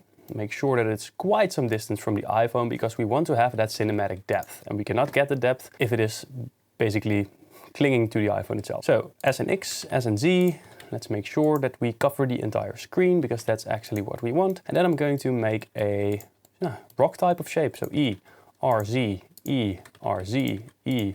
Bring it over there. G and X, R, Z, E. Bring it right over there, and be a bit funky with it. No matter what you do, things will always be fine when you try to make rocks, because rocks are quite organic looking and you can just mess it up. It still looks good. R and X, and maybe we can bring this to the side. G, E, and now we've got an area in which we can make and shape our rocks, which is what we're going to do straight away. So Control A, apply the skill. Let's go over to the sculpting tab right over here. Now, the thing that you want to do is don't draw on it immediately. Why? Because we don't have any geometry for this. And I'm not going to add geometry simply by subdividing it and stuff like that. We're not going to do that type of stuff, and we're also not going to add the remesh modifier, which is going to be very slow. I'm simply going to this button right here, dynamic topology, and I will click on it. And right over here, it's set to relative detail. Basically, that means that if I draw from closer, it will add more than when I draw from far away. So now here is more geometry than over here because I was zoomed out a little bit. So I'm going to set it to constant detail, which means that if I draw over here or I draw over there, no matter what I do, it's always the same. And I've got it set to draw, and this is actually fine. Basically what I'm going to do, click on 0, basically set the resolution to 3 and start drawing. This will make some cool looking mountain shapes. You can hold shift in order to smooth it out. You can simply click with your mouse to bring it outwards, or hold control to bring it back inwards. And those are the only 3 controls you need. And now you can just make it smaller. With F, you can increase the size, and you can also increase the strength or decrease the strength with Shift F. I'm just going to keep it to 0.5. And I'm simply going to draw a rock like this. Make sure it has some cool tops right there. And let's just go over here as well. Make a jolly looking rock. Draw on it. You can always make it smaller and add some extra details. At a certain point in time, you will just understand the rock.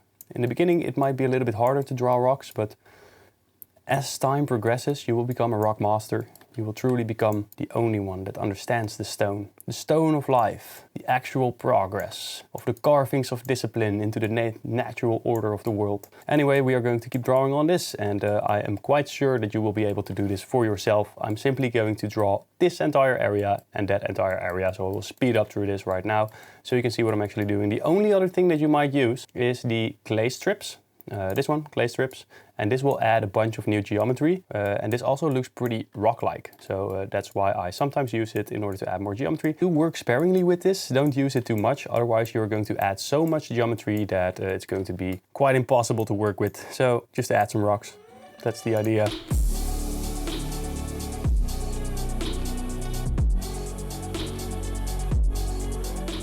Alright, so this is what my rock looks like right now, and that's a pretty good looking rock if you ask me. So I'm going to press on 0, and going back to the layout, our rock is pretty much done, but as you can see, it is only serving us with a background. So I'm going to scale this inward just a little bit, maybe bring it down as well, just a tad bit, and maybe scale it up on the Z, bring it upwards, because I don't want this area right over there. Maybe I do actually, it's kind of cool, but then we would have to make a sky, and I'm not going to make a sky, so just a bunch of problems we're going to create there. Alt-C, press O for proportional editing, select an art piece right there, and just bring it down using proportional editing G and Z. So right now we do have our rocks, which look very cool and very interesting, but we also need a rock on the front. But first, let's texture this. Let's make sure that we already get a good grasp of what is this going to look like. So I'm heading over into Cycles, set up our lighting system already. So I'm going to set this to Cycles, GPU compute, and maybe right over here, 16 RGB. So basically,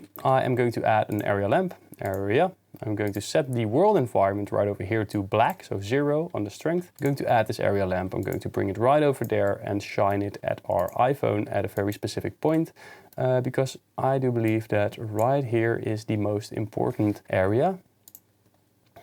And let's go into the light settings and increase the strength just a bit. I'm going to rotate this so we only get a cool looking highlight right over there, and I might increase the power just a little bit. And I'm also going to duplicate it, and I will bring it over to the other side, rotate it on the Z axis, but this time I want to have something that looks like a gradient on this iPhone, because if you just do it like this, it also looks pretty cool, but I think we can make it even cooler by adding some more depth. And the way to do it is actually by decreasing the spread like this, and now we get a very cool looking gradient on this iPhone as well. And you can play around with this in order to, the iPhone looks very cool like this, and if that is the case, then you are probably doing well. Now let's add a texture for the rocks. So let's go over to the shader editor, Control-Shift-T if you got no Wrangler enabled, which you always should have. I'm going to bring in a rock, and it's going to be aerial rocks.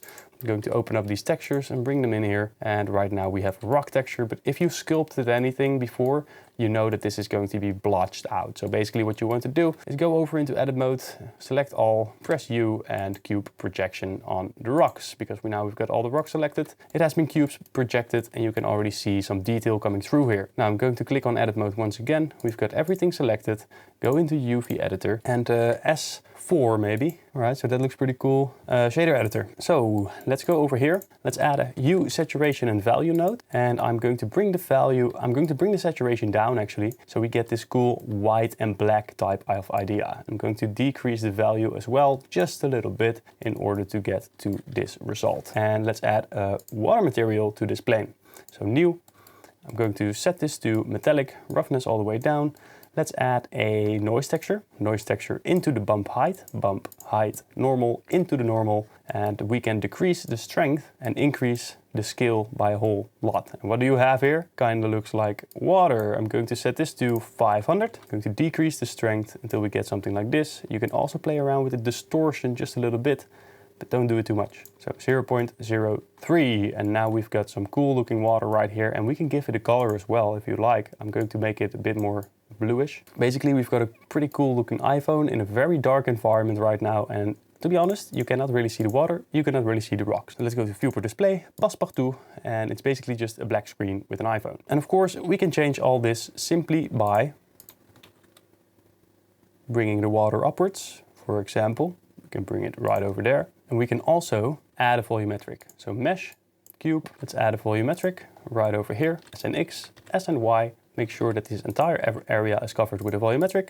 Then delete the principled BSDF, add a volume, principled volume, volume into the volume, and decrease the density to something very low, like 0.01. And now we get an environment that already looks a little bit better. But the thing that I really want to add is to go over to the asset browser, and I'm going to add something from the Ultimate Gobo pack. It's going to be the caustics, which is animatable. So the animated caustics right over here. I'm going to bring it in there and set it right on top of our volume. Now, as you can see, we already get a pretty cool looking caustics effect. And that is really going to enable us to make a very interesting looking render. So I'm going to increase the spot size, and I'm also going to increase the radius just a little bit to make sure that we don't get these harsh lines too much. So it should be increased, and it is animated, which means that it is moving about. So right now you can see that it is moving, but there are a couple of settings that we can play around with. So if I go into the shader editor, basically what we can do is play around with the emission. Could be a bit stronger or less strong. You can play around with that here. You can play around with the scale, which is what I'm going to do as well. I'm going to actually increase the scale to something like 30. And here we have the animation that's driving it. So if we increase this by a whole lot, you can see that it's actually becoming like a very flickering light. 0.2 or 0.3 is actually going to be fine. We can also place an abstract gobo on the top. And if we increase the power of this and make sure that the spot size is big enough, then basically what we get is one cool looking mountain cave with some very nice and interesting looking reflections on the background. Now, of course, this one doesn't move. You can also set it to a lower value, by the way, 2500. And this will already make it look a whole lot more detailed and a whole lot more interesting. So that is something that you can do if you want to do that. I am going to use the caustics for this, and maybe I'm simply going to take this one and move it on the X just a little bit to make it go upward or downward in order to get this cool looking, very slow animation effect. I'm still deciding on that. But anyway, for now, I'm simply going to keep the animated caustics on and I will work with that at this very instance. One thing that is lacking in this render is a foreground element. So now the final thing that we should add is a foreground element, because a foreground element also helps with incorporating this into the background. So let's go ahead and add in a cube. So I'm going to add a cube right over there, it is. And I'm going to bring it closer to the camera. Scale this down. Let's bring it right over here. And I will scale this on the x-axis like this. All we have to do is click Ctrl A, apply the scale, go to sculpting. And basically what we have to do now is the same process. So I'm going to add in Topo and I'm going to add some rocks right over here. Now, one thing that I am making sure of is that this part is a whole lot lower. So in the middle, where we actually want to focus on the iPhone, it is going to be lower. But on the sides, we're going to fake a vignette by modeling it in that fashion. And in that way, it will also be incorporated a bit better into our 3D render. So keep that into account when you are trying to make this. Don't make a big rock right here in the middle that's going to detract the attention from the iPhone. Make sure that our center of attention is on the iPhone, because right now you can also see with the lighting that we added, I placed it right over here, but a little less over here and over here. So now it has been vignetted, and the same we're going to do right over here when we are drawing on this cube. When we want to add more detail, simply increase this number. And that's exactly what I'm going to do right now. I'm going to add some detail to this wonderful looking rock. So let's go ahead over to the layout tab, and all I want to do now is select this rock. Let's make sure it's selected, and then I'm going to select our cool looking stones and then go over to material, copy material to select it. And right now the material is also on this one, but as you know, when you sculpt something, it's going to be a blob. So we have to change that. Go into edit mode, U, cube projection, go into the UV editor. Let's have a look at this. A and S5, and maybe that will be good enough for our rock material, and that already looks very cool. So let's have a look at this. I'm going back into the sculpting and I want to bring this down just a little bit, and now we have some focal points that are pointing towards the iPhone, giving us even more direction. There you go. That looks like a pretty real rock to me. And now all we have to do is add a empty. I'm going to set it to arrows because we can always see those easily. Then I'm going into the camera and I will go to depth of field and select the arrow empty. So empty 001. And if we decrease this, you can actually see that we get this bokeh effect right over there. But you don't want to do it too much. So I'm going to set it to 1.1.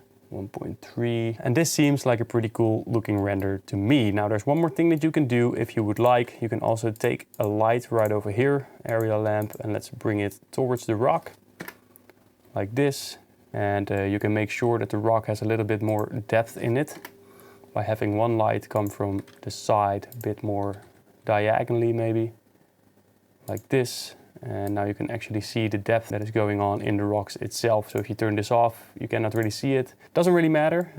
You can do whatever you like. I'm going to make it very subtle, something like this. So we do actually see something of our sculpting work, but not too much, so it doesn't detract the attention from the only thing that's giving light in this area, and that is the middle with the iPhone especially. And there's actually one more thing that we can do if you truly want to be detailed with this. Go into the water, go to the shader editor and set this to 4D. Then open up a timeline right here. Timeline, go to frame 0, press on I, and go to frame 100 and press on 0.1 maybe. It's moving way too quickly, so it should be 0.005, and then press I. Let's see what it does. And now it is moving very slowly, and that gives it a little bit of that extra vibe that you might like about this. So I hope you enjoyed this tutorial. You can get the Ultimate Kobo pack on Gumroad or Blender Market if you'd like. And right now I'm going to render this out. Click on subscribe and I'll see you in the next one. I get the money and it's right on cue.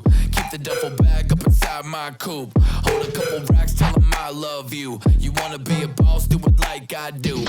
So today we are going to make an advanced transition for a texture animation that we are using for this iPhone course. I've already got my iPhone set up. You just saw what we're going to be making, and I'm going to select the empty first, and I will select this entire iPhone. Then I will press Alt P and clear and keep transformation. Then I'm going to delete the empty because we don't need it anymore. As a matter of fact, the empty will be a problem later on if we try to use geometry nodes. So I'm going into this mesh, and right now I will select this entire edge loop, and it should connect all the way across. And I'm going to click on select loops, select loop inner region, and I will press Shift D, Z, bring it upwards just a tad little bit, P, and separate the selection. Now all we have to do is set it up for this simulation. So I'm going into geometry nodes, I will press on new, and now we can start working on this. Right over here, I will click on Shift A, type split edges, and I will split the edges of our mesh. It is already a dense enough mesh, so now all of these faces are separated. You can't see it in edit mode, but you will soon see what is going to happen. Because I'm going to bring in a scale elements node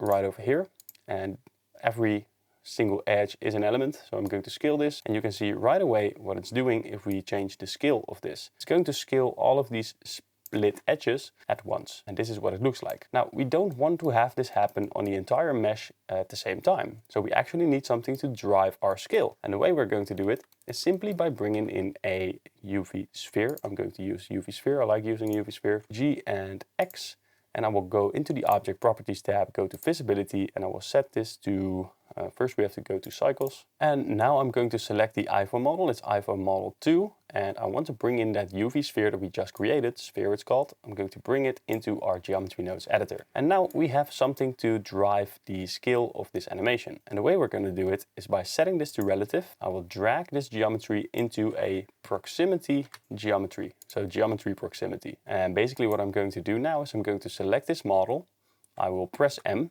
make its own collection. I'm going to call it geometry nodes iPhone, and I will deselect the rest of the collection except for the UV sphere. So we do need to keep the UV sphere, make a separate collection for it, proximity. Let's turn the rest off for now.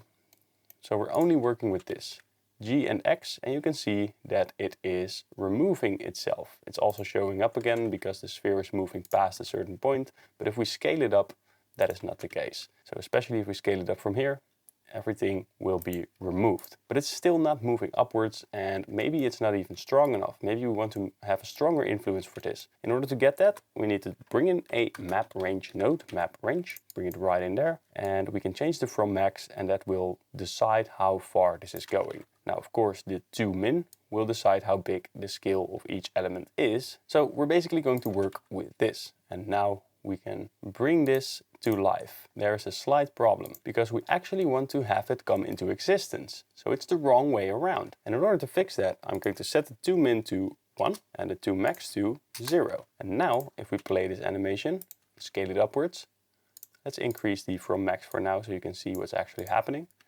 We are acquiring this new texture, and that's basically the way that we're going to do it. That's the entire way that this animation is going to be set up. And I'm going to set it to the right side, and if we scale this up, the phone will come into existence. So we're not quite done yet. We have to displace this as well, because I thought it would be pretty cool if we have a wave going on there, and we can simply do that by adding a set position node and adding a noise texture. And plugging the color into the offset will show you that it is being displaced in the entire position. Now I haven't found a way yet in order to make sure that it's exactly on the right spot, but we're going to fix that later on with a different technique. First, I'm going to bring in a vector math because the noise texture is making sure that this is skewed and we don't want it to be skewed. So I'm going to set this to subtract 0.5, and now the noise is going like this.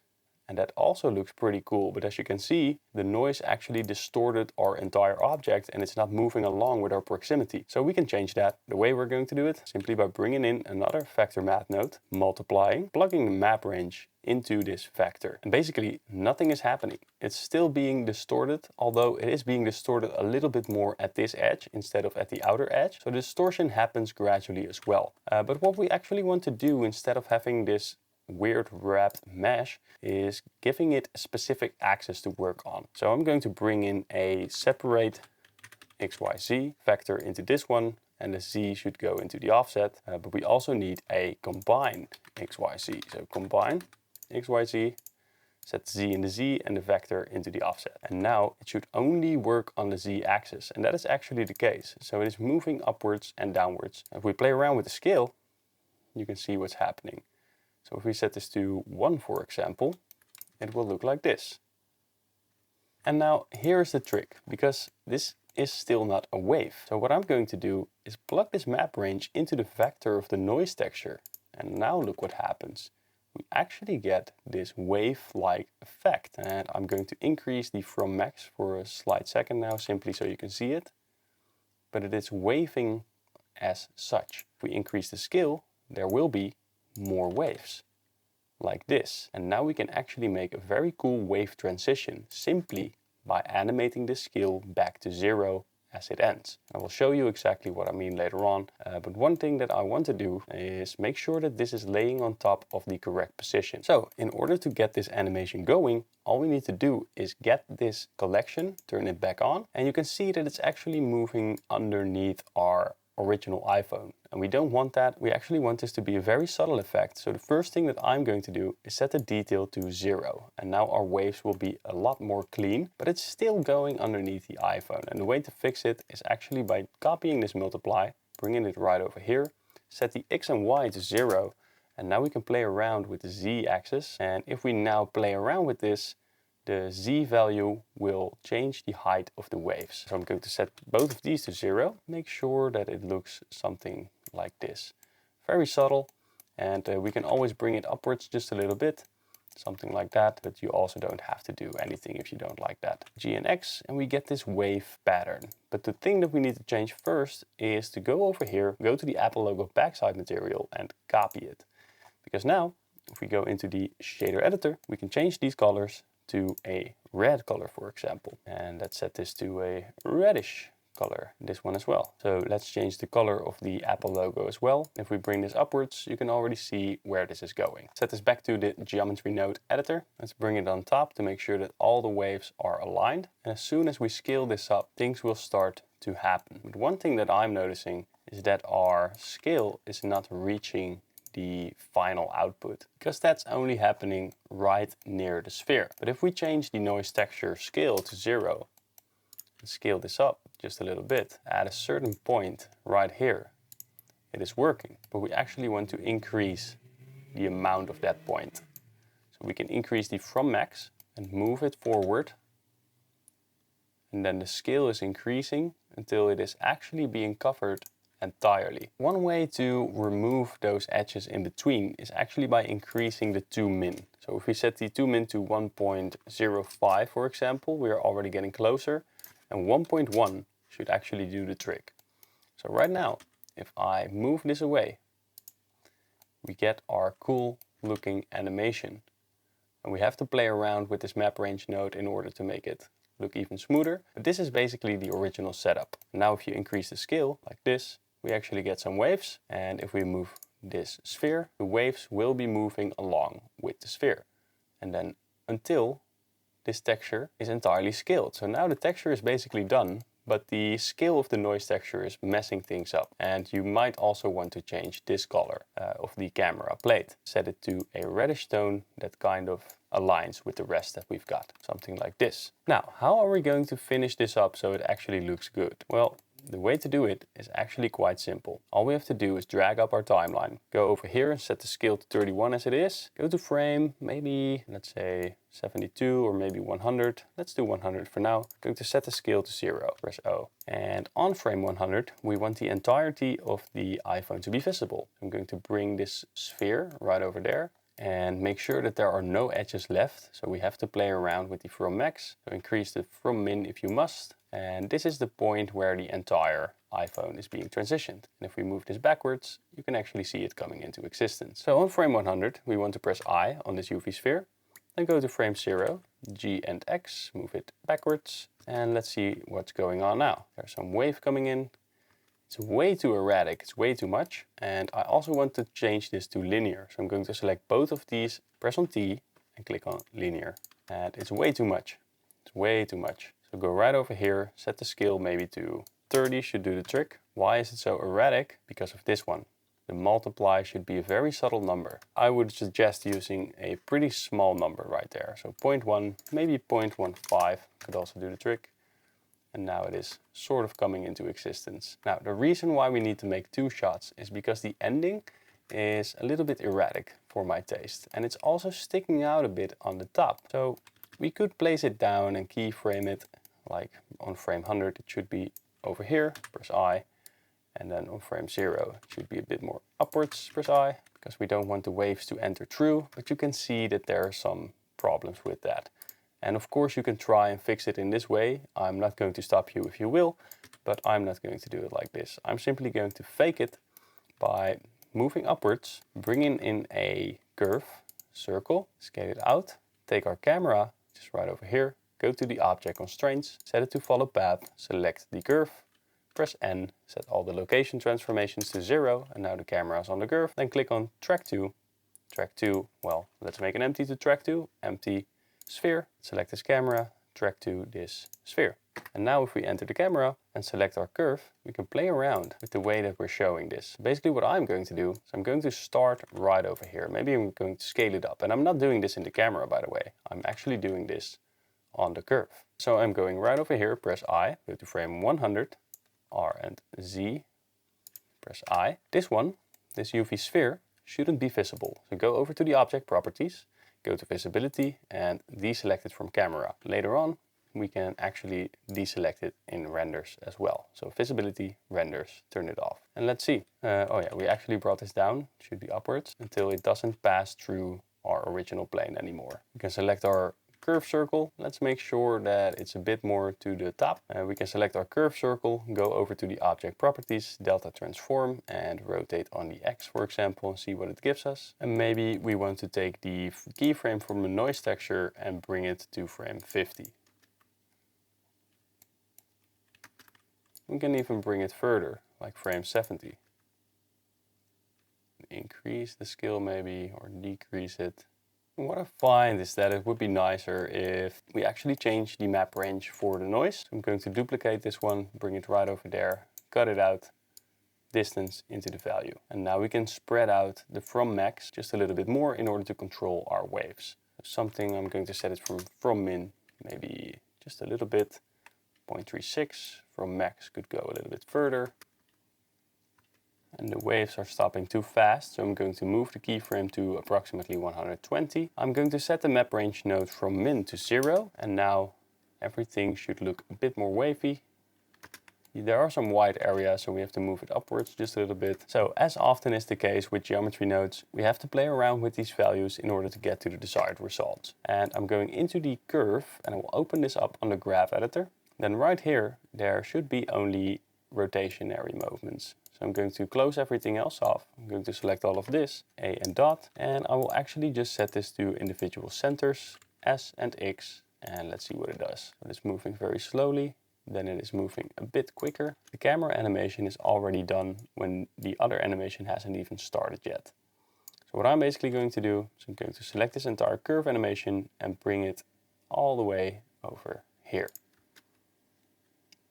And what I want to have happen right here, so I'm going to select the curve, I'm going to press I, and now we get an extra keyframe that you can see right here. And I will take this one from our last keyframe, G and X, and make sure that it goes very fast. So it's basically transitioning into the other shot. That's what we want. So I'm going to select this one as well, handle type to free, bring this upwards, and make sure that it's abruptly moving the final bit. We can even bring this one upwards just a little bit. So now we have an animation that is taking place only from frame like 60. So I'm going to render this out from frame 60 all the way until frame 104. And for the next one, I'm already going to set up the camera. I'm going to bring in a new camera, Shift A, camera, view, cameras, set active object as camera. So this is our new camera now. So if I click on 7 and Control Shift 0, RZ 90, RC 180, we already have another type of location for this camera. And I'm going to set this to, and basically what we want to do now after we've rendered the other one, by the way, so don't do this already. But this one should be entirely finished on frame 120. So let's have it start from frame 120. And what I actually want to do is delete this, so remove this, then go over to this texture and change it to red. And then it will be perfect. Then it will be the best texture. Because now there are still some split edges in the iPhone model itself. So this one still has some split edges.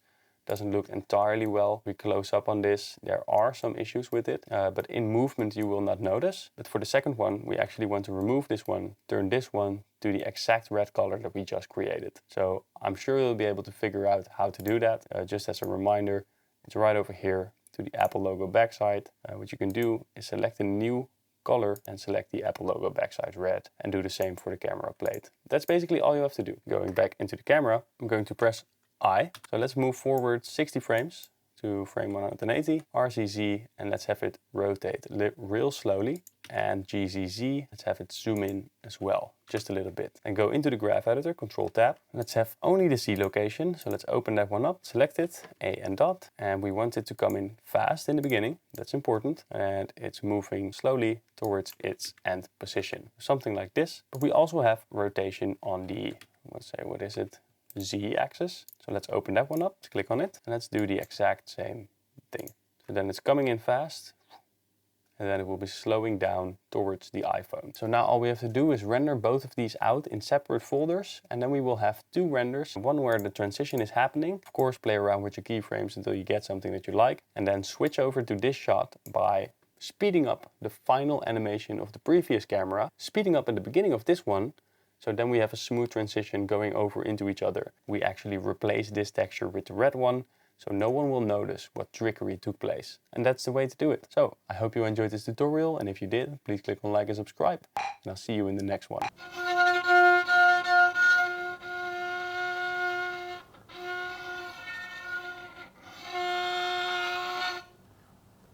Take a look at my store. I've got some pretty cool stuff. Let's go back to the course.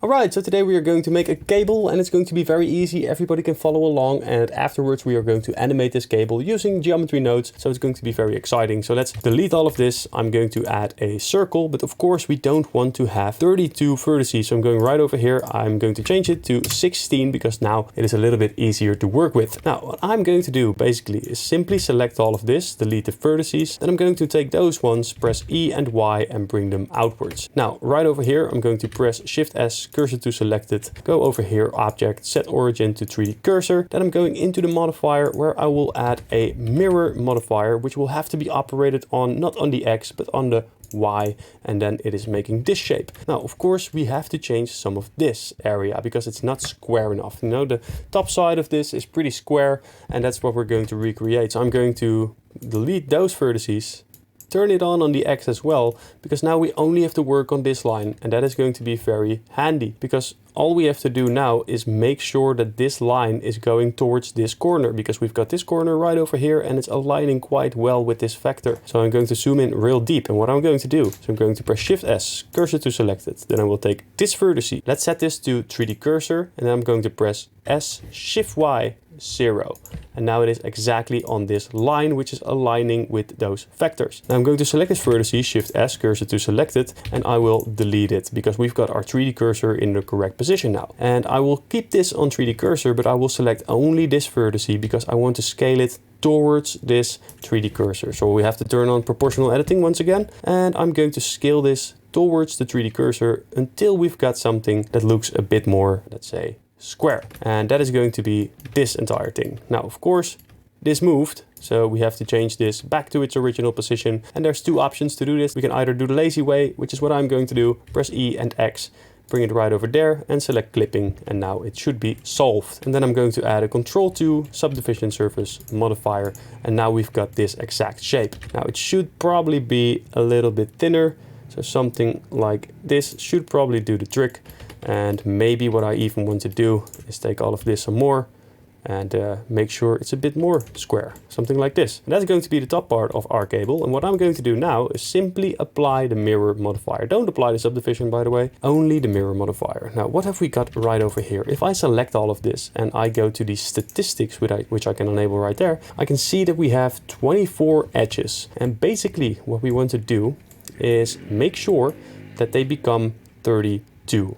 So I'm going to click on this, merge by distance. We remove two vertices, which are probably those ones right over there.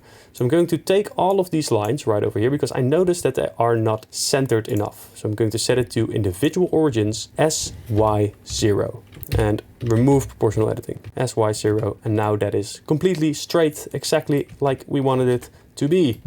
And of course we have 24 edges, and what we can do is add some more. So let's add one right over there, right over there, right over there, right over there. And now we have 28. So basically what I want to do is add 2 more vertices right over here because those edges of those lines will align a little bit better. Add 2 more over there, 2 more over there, and 2 more over here. And right now we have 32 vertices, which if you remember is the exact number that we can use in order to make a circle so this can fit right in there. The first thing that I'm going to do is simply bringing it upwards, E and Z, and make sure that we extrude this outwards like this. Select this bottom edge holding Alt, Shift S, cursor to selected. Now all we need to do is add a circle. So I'm going to press Shift A, add a circle. I'm going to leave it to 16 vertices and I'm going to scale this up as well. I'm going to press S and Y, scale this on the Y axis. Then I will select both of these, set this to proportional editing, so click on O, and then I will scale this on the X axis and on the Y axis just a little bit, maybe to get this rounded off shape. And of course we now have 16 vertices, so we should right mouse click, subdivide it. Now we've got 32. I'm going to add those two together, so select them, select this one last, Control J, and now both of them are added together. I will select this line, then I will select that line, I will right mouse click, go to Loop Tools and click on Bridge. And as you can see, without the subdivision surface modifier, it should be bridged entirely correctly. And let's turn this on. All we have to do now is clean up this mesh a little bit, add a loop cut over there, add a loop cut over there, and that looks pretty smooth. Now let's select this entire line, E and Z, let's bring it down until it is something proportionally correct. Something like this is fine. So I'm going to select this line, Control B, and give it an edge bevel of 3 segments, and that looks pretty good. Shade Auto Smooth, that also looks pretty good. Now all we need to do is go over here and add a grid fill. So type grid fill in your search menu, and if you're lucky it will do it correctly at the first time. Otherwise you will just have to play around with the offset and make sure that everything is working out for you. And if it is not, no problem, simply click on F, I, and then you've got this, and just deal with it. Either way, I am going to use the grid fill because I like working in that fashion. I'm going to press I, press O to remove proportional editing. Let's bring this inside, scaling it. Then right over here, I actually want to turn this into a circle. So right mouse click, Loop Tools, Circle. And boy, does this circle look bad. And the reason why it is not creating a nice circle is because we have to apply the scale. So Control A, apply the scale, Loop Tools, Circle, and now we actually have a circle. And of course, we can E this like so. Make sure that we have one of those parts right over there, and this is going to be connected to the rest, which we are going to make in geometry nodes. Now I'm going to select this entire edge, Control B of course, and I'm going to bring it over there with 3 segments, and this one as well. I'm going to just add an extra loop cut, and right over here add an extra loop cut, and that looks pretty jolly fine to me. But I do believe that this mesh is a little bit messed up, so I'm going to select all of that like this. Doesn't look entirely to my liking, so we're just going to remove it. We're going to use an age-old trick that I learned from my forefathers who used Blender in a different age, a different time. And let's delete all of those nasty pieces right over there. Everything that looks weird should be removed from the face of the earth, including you. And now we can select this line, and I'm going to use this age-old trick. It is called press F, and then it will be filled up. And as a matter of fact, I'm simply going to bevel this using 3 segments, and that looks pretty nice as well. So right here we have got the basis of our entire USB thingy, and let's do the top as well. So let's take this, let's search for grid fill, let's press I, bring it inwards, press E, bring it inwards, and all we have to do now is add a loop cut like this. Select the inside of this, so with 3, select all the faces, not 2. With 3, Alt E, extrude faces along normals. Let's bring it inside, something like this. And let's also select this inner edge then. Control B to bevel it and make sure it looks a bit nicer. Then select this and give it its own material. Plus, right here, that's right guys, we've immediately transitioned over into creating materials. And now I'm going to select this line, this loop, and well, this loop as well. And I'm going to make a new texture, new assign, and I will call this metal, and I will call that one cable inside. And then I will select this from the bottom, then go over here, Control plus, And I'm going to give this a new one, and I will call it cable. Assign. So let's go over into metal and let's increase the metallic, decrease the roughness, and perhaps we could call it a day, but I like making things a little bit better. So go over to the shader editor, press on the noise texture, bring it in there, factor into the roughness. Let's bring in a color ramp as well. Let's make sure that it's not entirely rough and not entirely shiny. So something like this should probably do the trick, but I'm going to increase the detail and increase the roughness as well until we get a result that somewhat looks like this. And then for the inside, for the cable inside, I'm just simply going to make it a bit more red and a bit of a darker tone red.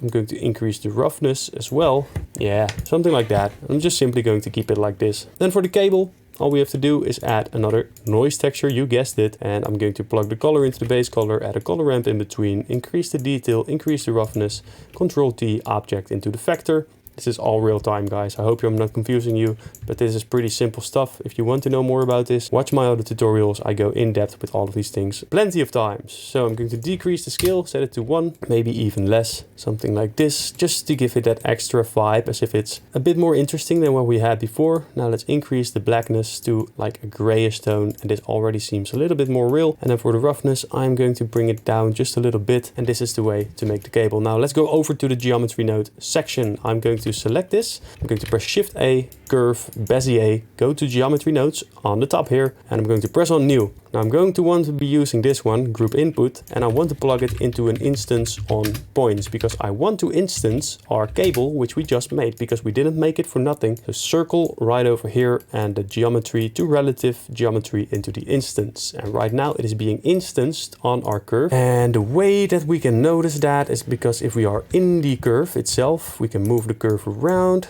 Let's see, right over here, you can see what the curve is doing, but we have to change some settings. So first of all, I'm going to resample this curve. I'm going to resample it based on its length right over there. What I also want to do is make sure that on this curve, which is only this part, I'm going to drag this out to the right side. Okay, so we are spawning quite a few of USB parts, but that is not exactly what we want. We only want one of them, and it should be on the end point of our cable. So what have we got to use? We've got to use endpoint selection, because endpoint selection allows us to Boolean, which is the pink little button right over here. So it's going to say yes or no, and I'm going to say yes only to the end. So not on the beginning, only on the end right here. How do I know it's the end? Let's go over into edit mode, select this little drawing tool, draw it, and there you have it. It is located at the end of my drawing. So we know for sure that it's on the end right now. You can also place it on the beginning, but it wouldn't make much sense. So I'm going to delete this and I'm going to keep working with this curve. Now there's a couple of problems. There are two things that we want to do. We want to animate this curve, which means that it should be, let's see, with the trim curve node, trim curve right over here. But as we do that and we play around with this is a pretty boring curve. Let's add a better curve. I'm going to delete this one and let's draw a new one. One that's way cooler, like this. We do not have a curve as of yet, and that is a problem. So we have to make a curve before this actually is looking like a cable. So let's bring in a curve to mesh node, and soon you will notice a problem. Curve to mesh, let's add it in there. The endpoint selection doesn't work anymore. Now, why is that? I think it is because the endpoint selection is based on the curves and not on a mesh, and this is now a mesh, so it doesn't work anymore. We have to change that, but first let's finish this off. I'm going to add a curve circle to the profile curve, doesn't do anything, and we have to make a join geometry node right over here. I'm going to plug the curve to mesh into the join geometry, and now we can actually see the curve, but we haven't retrieved our curve for any instance on points, so I'm going to drag the trim curve and bring it right over there. As you can see, this is now what our curve looks like, and we can even animate it with the trim curve node. But there are a couple of problems. As always, one giant problem-solving machine, aren't we? Well, let's move ahead and take the length of this, and let's set this to approximately like 4 or 5 or whatever. This is a pretty long line. I'm going to set it to 4 or 5. And we want to make sure that this cable is always in the direction that the curve is headed in. So in this case, it should be moving in that direction. But I will show you that it is still... Okay, so now it is moving in that direction.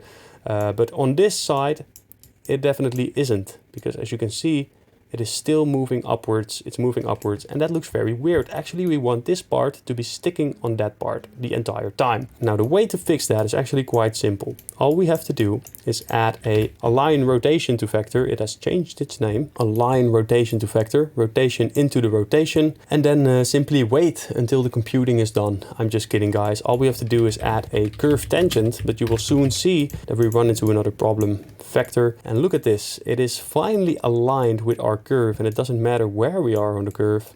It is working out. But as you can see right here, evil things are plotting against us. It is moving in a weird fashion. It's going like that, like an old printer. We don't want that. We actually want it to be smooth throughout the entire process. So the way that we can do it is simply by adding a store named value right before the trim curve. Store named value. I'm going to set it to a vector because it should go in all directions. And then I'm going to take the trim curve, the curve tangent, and I will plug it into the value, and I will call this tang, you know, from Wu-Tang Clan, or curve tangent. And I'm going to bring in a named attribute, and I will call it tang. Bring it in there, it will automatically change to a vector, which is very nice. Vector into the vector, and now it should be, let's move away to this point. It should be the case that it's way smoother, but still we haven't solved this problem. And the reason why this happens is actually quite simple. It's because we made a mistake earlier on. It should be on original instead of relative, and now it should be on the correct position the entire time. So if we move this around, it's starting to look like this. Now, if you get some jaggedness right over here, you can always increase or decrease the amount of length that we have right here. So let's see what this looks like, for example, approximately 4 meters. And this will now be a smooth line. So let's have a look at this. We have to give this a material, so set material node, and I only want to give this curve to measure material, and it should be the cable material as well. Let's see what it looks like. Very beautiful looking cable right there. Of course, I do believe that this part is either a little bit small for this area, or this area is a bit too tall. So I'm going to take all of this. Let's select it. Control plus, Control plus, Control plus until we've got that entire area. Then I'm going to press S, Shift Z, because I don't want to change how tall it is. I simply want to change the X and the Y location, something like that. And now we have a wonderful looking cable. Let's draw on this. Let's do a couple like this, and maybe on the other side, and maybe one of them will be moving towards us. And now you can infinitely animate cables in whatever fashion you would like. There you go.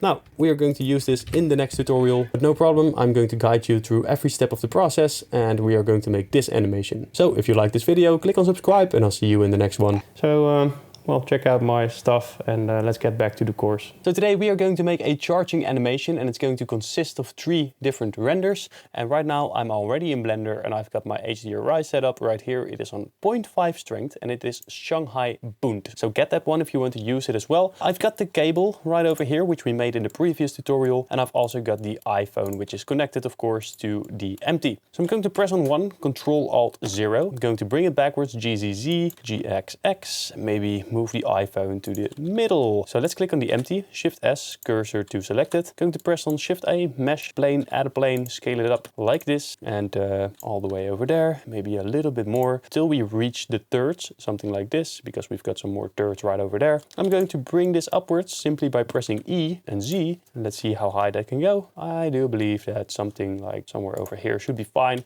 E and Y, and let's bring it towards us again, to the approximate same length as this one. So let's see, G and Y. Let's bring this all the way over here. And this is now a plane that we can use to texture in order to make something look interesting. So I'm going into the shader editor, press new, press A, press dot, and now we can see this. I'm going to bring in a Voronoi texture, and from the Voronoi texture I'm also going to bring in a color ramp. Control T on the Voronoi texture, object into the vector. Make sure that you're in some type of render mode like Eevee or this one, and then we can see what we're doing. I'm going to set the F1 to distance to edge, and I'm going to decrease the randomness all the way to 0. And you'll see what it does. Actually, I'll leave it to 1 for now. Plug this into the base color, and as you can see, we now get some cool square type shapes. So something like this, and that looks pretty cool. But that's not the end of this, because what we want to do is basically bring in another color ramp, plug this one in there, and the color into the roughness. And now we get some pretty interesting looking shapes now, don't we? I'm going to take this black area, I'm going to make it slightly less black. I'm going to take the white area, I'm going to make it a little bit more grayish. And maybe this is a little bit too big. I'm going to scale it up bring this towards each other, increase the metallic and the black one over there. Now let's take the black area, white area and bring it down a bit. Let's take the black area and bring it up a bit. And the same goes for this one, for a second color ramp. Let's take this area aside and let's bring it down. I do want to have some of those reflections, and now it looks like this. Of course, we can play around with it until it looks exactly to our liking. And maybe we can also play around with the rotation of this until we get some pretty interesting looking reflections. I kind of like this. Let's go to frame 15 and I want the iPhone to be somewhere over here, and let's see, something like this. Now I'm also going to select the camera and I'm going to click on depth of field, and I'm going to select the empty that's on the iPhone. And right now the iPhone is sharp while the rest is being blurred, and that is exactly what we want. So now I'm just going to animate this iPhone. I am simply going to take it and make sure that we get some of those edges right there. So basically I want this iPhone to start right over here. So I'm going to set a keyframe to this on, let's say, frame 5 or 6. It should be very fast in the beginning. And then I'm going to frame 1 and I'm going to bring this upwards and maybe rotate it on the Z-axis just a little bit. So let's see what it does. It's coming in, and then all the way until frame 48, because I want this animation to be only 2 seconds, I'm going to rotate it like this. So let's see what it does. All right, very cool. We need to select the Z location and let's bring this down. Because now the Z is going to be done faster than the X, so to speak. Yeah, so we should probably get the X as well. Right over there, press A and dot.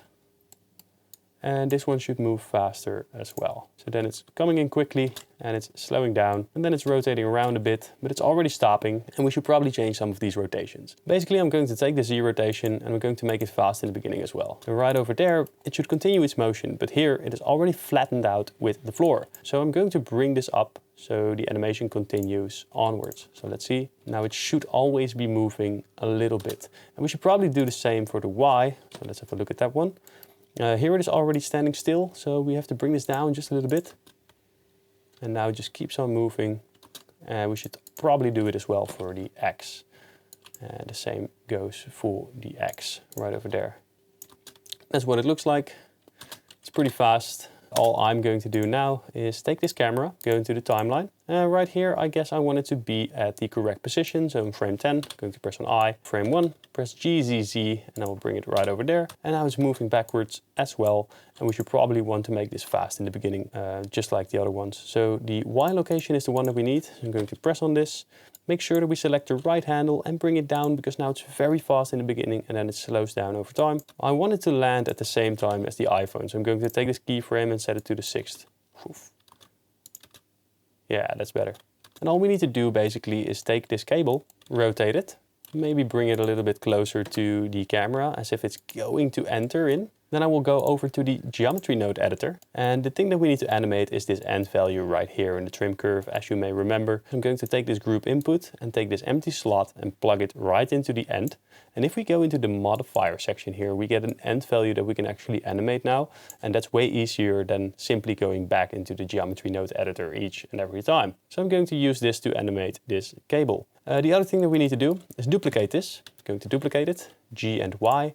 And I will also click on the copy button for the geometry nodes. So I've copied it just now. It's now geometry nodes 003.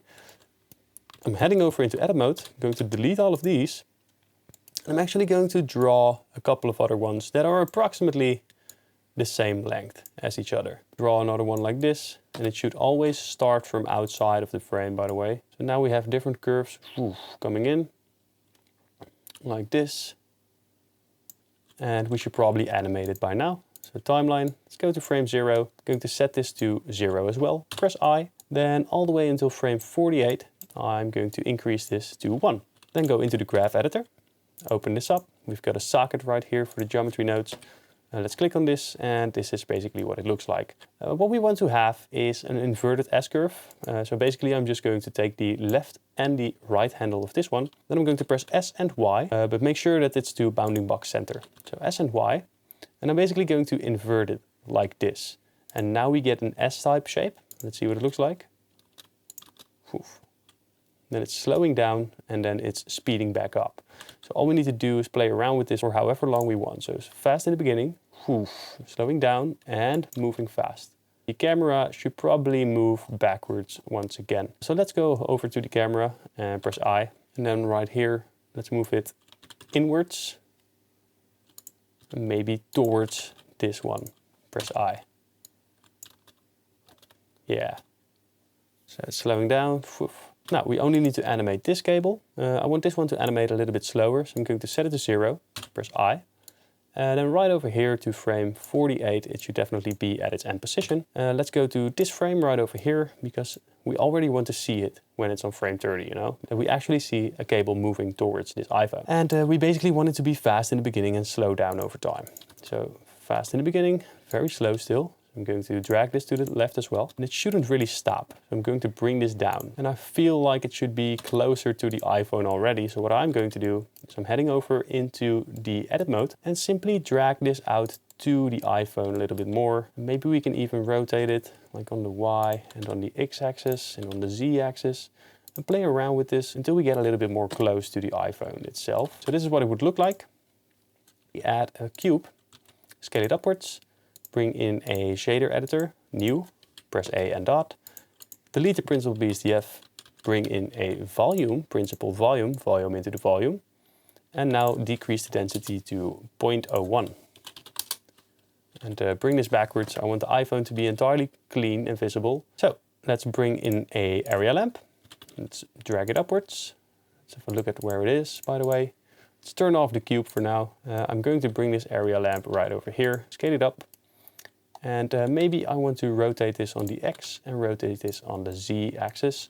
Rotate it on the RX axis as well, until we get something that might shine just on the camera a little bit and from the side preferably. So R and Y. So if we increase the power of this, we can maybe bring it even more to the side and we get this cool rim light. Doesn't have to be this strong, it just needs to be visible enough. I'm going to duplicate this. And I'm going to press RXX 180 and I want to shine it exactly from the other side as well. But this one is going to be a bit more bluish. I might increase the wattage of this and make sure that it only shines on the side and not really on the body of the iPhone. So maybe we can increase or decrease the strength of our HDRI. I'm going to set it to 2, way too much, 0.5 should probably do. So now we get something that looks like this. And if we turn back on our cube with volumetric, it will look like this, which is not entirely what we want. So I'm going to have to move it backwards just a little bit. So we get the cool blue lighting over there, but nothing is interacting with the cube itself. So let's take the plane, R and X, R and Y and 90, and maybe block off some light from this side. So this is what I'm going to be rendering. I'm going to turn on the motion blur and make sure everything looks fine.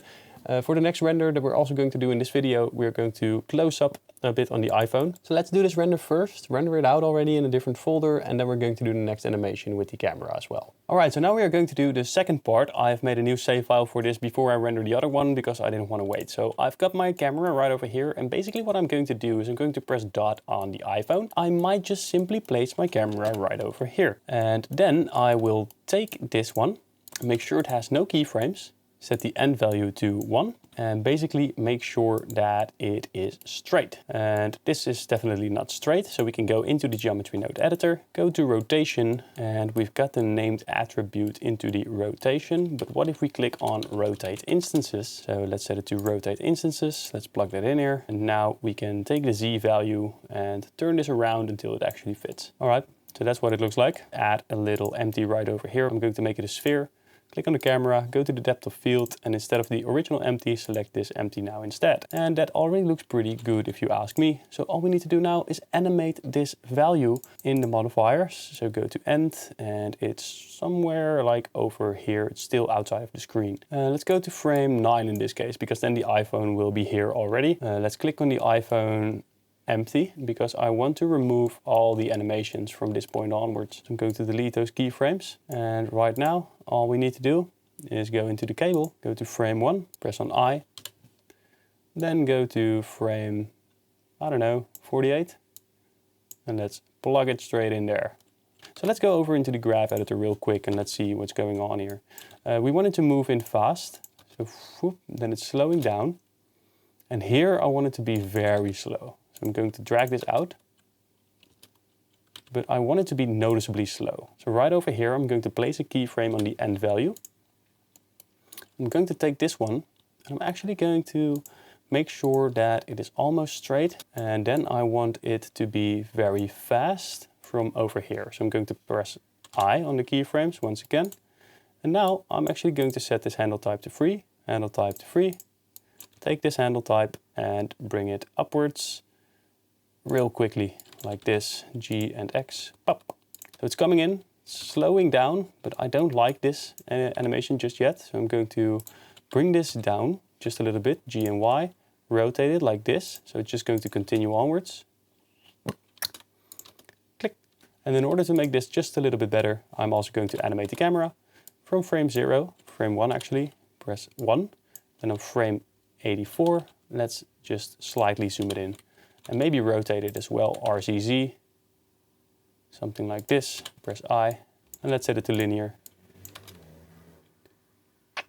Very good. And now we also need to render this one out, so create a new folder for this. So let's do the third one as well. Basically, we can go back to our original first animation, then make a new save for that and call it the third animation. And then we're in the same environment, and all we have to do is make sure that our cable is connected to the iPhone and give it a bit of a wobble. So let's do that right now. All right, so I'm back in the first render that we made, and I already saved it as a different file name. So now we have to see.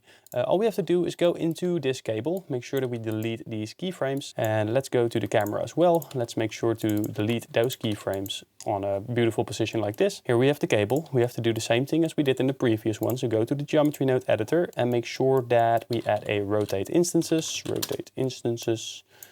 plug it in here and rotate Z until it is able to fit inside of this plug. Now, naturally, we are also going to change the cable itself so the curve is a bit less nasty, and make sure that it is plugged in. Shift S, cursor to selected, and let's make sure that the origin is set to the 3D cursor.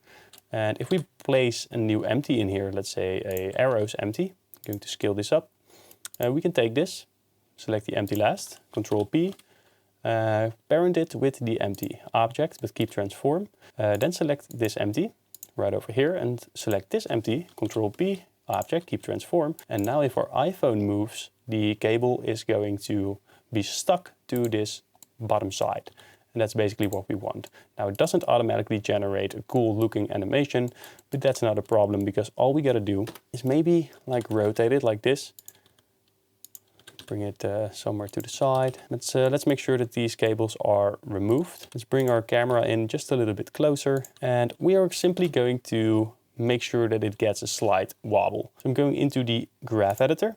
Let's go over to the animations that are in here and basically delete all of those. So delete the keyframes and now we can play around with it. It basically plays a keyframe somewhere. Go to the graph editor, open it up, go to the rotation modifiers, and let's add some noise.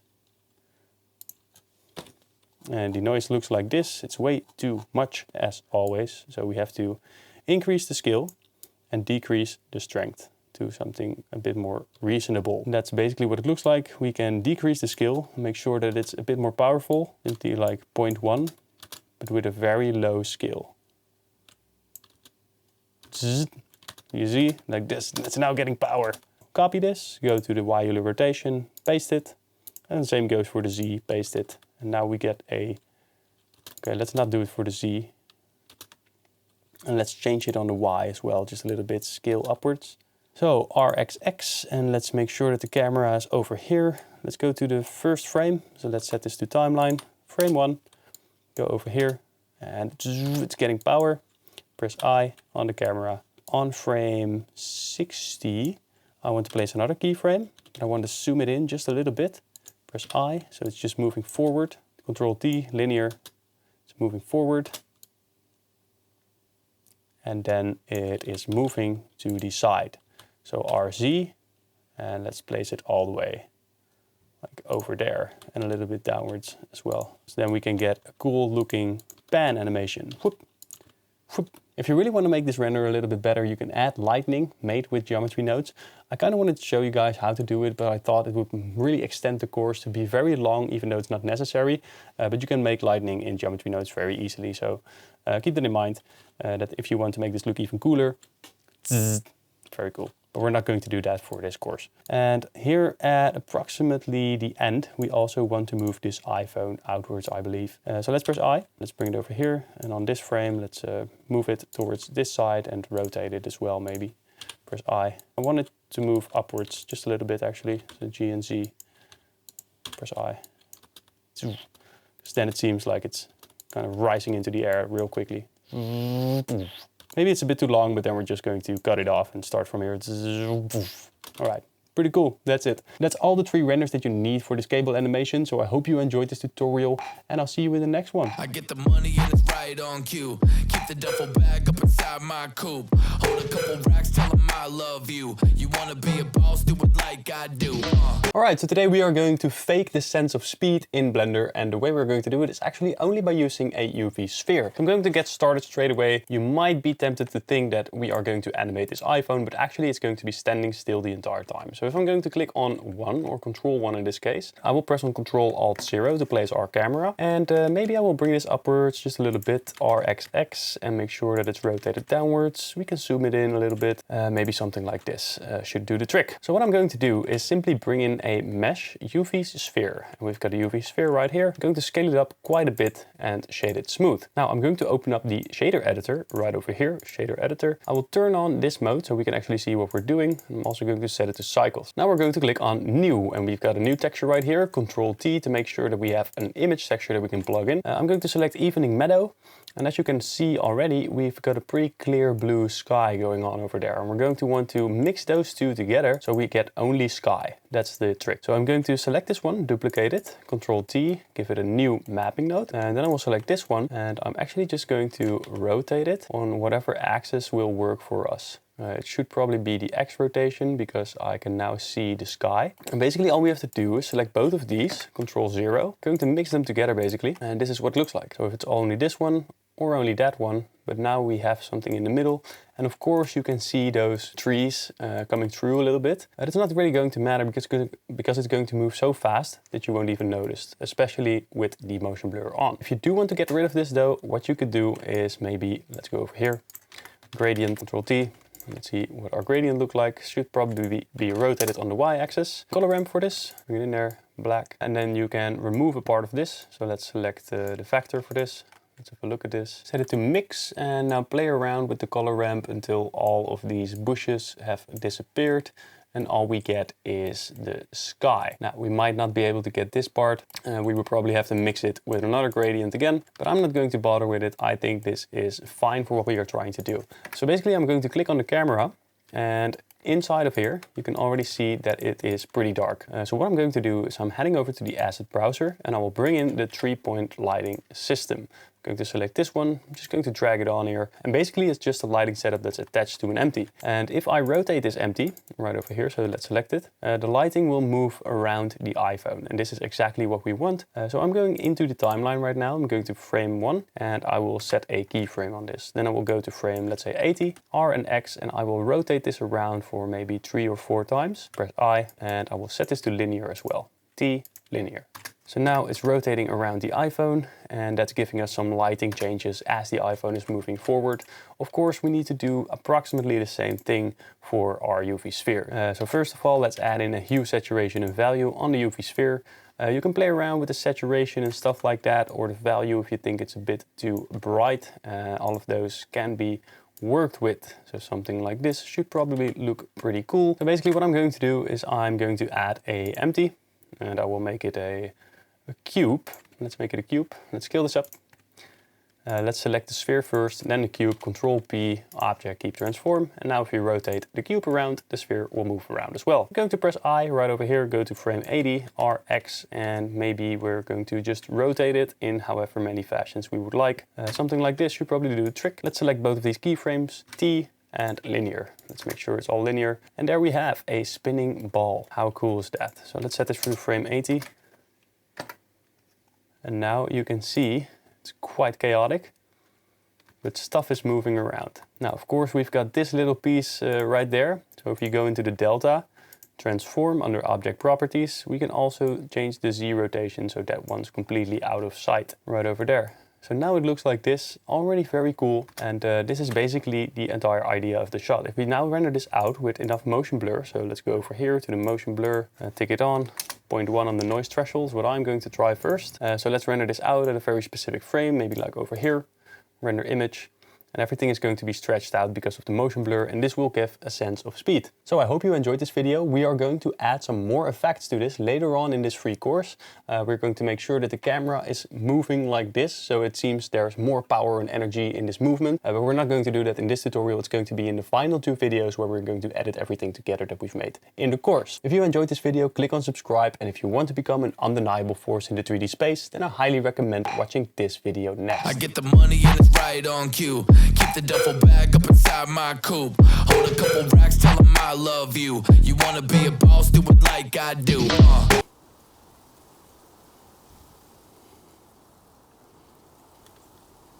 So we're going to be making an animation like this, and we are going to make keyframes only once, and then it will rotate around. And as you noticed, it even changes the angle of this iPhone a little bit. So this is the way our camera is set up. The iPhone is not doing anything, and we are simply going to make a rotation animation. So I'm going to rotate this iPhone on the Y-axis, R, Y, and rotate it just a little bit.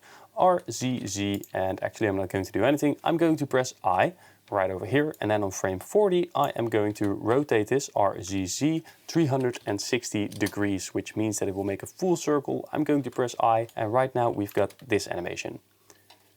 Doesn't look very interesting as of yet, but we are going to change that in the graph editor, and afterwards we are going to be using modifiers to have this animation keep going and going and going forever, just like work is. So I'm going to open this up, Control Tab to switch to the graph editor. I'm going to press on the Z Euler rotation, press A and dot, and right over here this is our animation. And what I'm actually going to do is simply taking this and setting it to individual centers. So instead of bounding box center, individual centers, press A and SX, and let's move this like so. And now we have a pretty cool and smooth looking animation. Very simple stuff. And basically what I want to do is I want to take this R and Y and move this towards this side and press I. And now we also have a Y rotation, which is going like this, and now it's sloped towards that side. So let's see, it looks like that. Let's open up the Y Euler rotation, and as you can see we also have this area now. So let's scale this up as well, SNX. And that looks very smooth. But how can we get this animation to keep on going forever? That is the true question. So I'm going to select on the Z Euler rotation. I'm going to press N in order to open this panel, and now we're going to play around with the modifiers. It is set to F-curve standard, but we can change it to modifiers. So add modifier, and there are several different things that you can do, but the one that we are going to be using today are only the cycles and the noise. And I'm going into the other ones in a different date, but first let's get the basics down. So on the cycles, what's happening right here is basically it's repeating the same motion, and that looks pretty interesting if you ask me. However, there is a slight stop right here. So in our case, where we rotated it by 360 degrees, you're basically not going to notice it at all. But it will become noticeable once we try this with the Y Euler rotation. So let's do the same thing, cycles, and I will show you exactly what happens. It's moving, and then it's flicking back to its original position, and you can actually see that represented in the graph editor because there's a straight line down here and it is starting basically from this point onwards. So if we want to have a different type of animation going on for our Y rotation, instead of having it flick over all the time, we can change some settings right here in this panel. So I'm going to drag this upwards just a little bit so you can see it better. So there are a couple of options. There's the before mode, the after mode, and the influence. You can also restrict the frame range in which this happens, but we're not going to touch that today. Well, the before mode, the repeat motion, is actually all about this. So if I set this into the minus, you can see that all this before this action right here disappears. And basically, in our case, it is not going to be helpful at all. And the reason for it is because we didn't make our keyframes from 80 to 120. So if that was the case, and we actually made our keyframes on a different time point, we can say, all right, don't do it over here. We can say like, don't do it over there, and have it start from right over here. And that is basically one of the things that we can do. But I'm going to Control Z that and make sure that everything is in the correct position. We started on frame 1 and I want to keep it that way. The after mode is actually what happens right after this. So if I were to set this to a count, let's say 1, then it will do it only once. And after that, nothing happens, except for the Z rotation that we still got going, but we don't see the Y anymore. So let's go back to the Z real quick, and let's set this to -1, and you will see what will happen. It only does the rotation once. And now it's only doing the Y once because we set it to do that. Here is the thing that we want to have changed. Actually, I'm just going to turn this off for now, and I'm going into the Y rotation, and I want to change some settings right over here. We can increase the repeat until whatever point we would like. So depending on how long your timeline is, that will decide how long you want this to go on for. And in the after and the before mode, we actually have a way to change the way these lines operate. And I'm going to show you exactly how it works. So after mode, you have no cycles, and this basically does nothing. We also have repeat motion, which is the standard option, but now you can see it is having this step right here. It's going down and it's flickering around, and we don't actually want that. So we have the repeat with offset and the repeat mirrored. And the repeat with offset, basically, as you can see, it will throw this over into the air and it will make it continuous. And it is actually going farther and farther and farther, which is quite logical, because if you take this keyframe right here and bring it upwards, you can see that our rotation is moving ahead. So let's see what it looks like. It is rotating like crazy with those steps. And that is basically the way that that motion works. So you can have it do its 360 type of animation. If you would like anything like this, go ahead, be my guest. And this could also look pretty cool, not gonna lie. But I'm going to bring it down, and I'm actually going to use something else, because I don't want this animation to keep on going and in the Y motion until our phone is basically 360 degrees on the Y motion. What I want to do is click on this. Let's open this up. I want to repeat it mirrored. And now you will see what's happening is it's kind of becoming a sine wave. So if you look at this right now, take a note of the angle of the bottom side of the phone. It's flipped over. So at first it was like this, and now it is like this. And you can see that it is actually moving in that motion in between those. And that's basically what's happening when we use the repeat mirror. So those are the options for the cycles right over here. And I think that's very interesting. You can also change the influence. So if you check this box and move it downwards, it is actually going to, over time, decrease the influence of this motion. So at first it will do it, but then it will become less, and it is becoming a bit slower. But I'm just going to keep it to 1, obviously. And actually what I want to do now is go back into the C rotation, and let's increase this count. We want it to keep going, and actually this looks quite good. We don't have to change this. We could. I mean, if you repeat this mirrored, you will see what happens. And now it's going the other way around. So if you like that animation, go ahead, play around with it. But what we can also do is repeat with offset, and now it will continue to move on the Z rotation. And it actually doesn't change anything, but because each and all of these motions are all 360 degrees. So nothing really changes when you move it around like this. And if we go into this and change this to repeat with motion, actually the same thing happens. And that's because it's stopping at the exact same point at where we made it before. But if I change this, for example, I take the RZ and I move it right over here, and I'm going to press I, and then I'm going to set it to repeat with offset. And now you can see it's moving a whole lot farther each time that a rotation occurs. But because of the nature of our initial animation, it doesn't do anything. So we can set it to repeat motion and everything will work fine. I hope you have already learned quite some things, but we are not done yet. I'm going into the Y rotation, and I actually want to add a slight jiggle to this to make it a bit more, let's say, organic. So let's go to add modifier, let's go to noise, and you will immediately see that this is messed up. And I can show that if I play this animation. It is kind of going crazy. So what we want to do is go over to the scale and increase the scale, because now all of these lines will become less. And this is something that you have to do by eye, by the way, because things do have to click into each other. And I'll show you what I mean later on. But let's decrease the strength of this and make sure it's a bit more subtle. And now you get a slight motion like this, but you don't want to have these type of wobbles. You see what I mean? And now it's kind of doing that. We don't actually want that. It must be smooth all throughout. And the only way to fix that basically is by increasing and decreasing the strength until you get to a point where it is relatively smooth. So something like this might do the trick.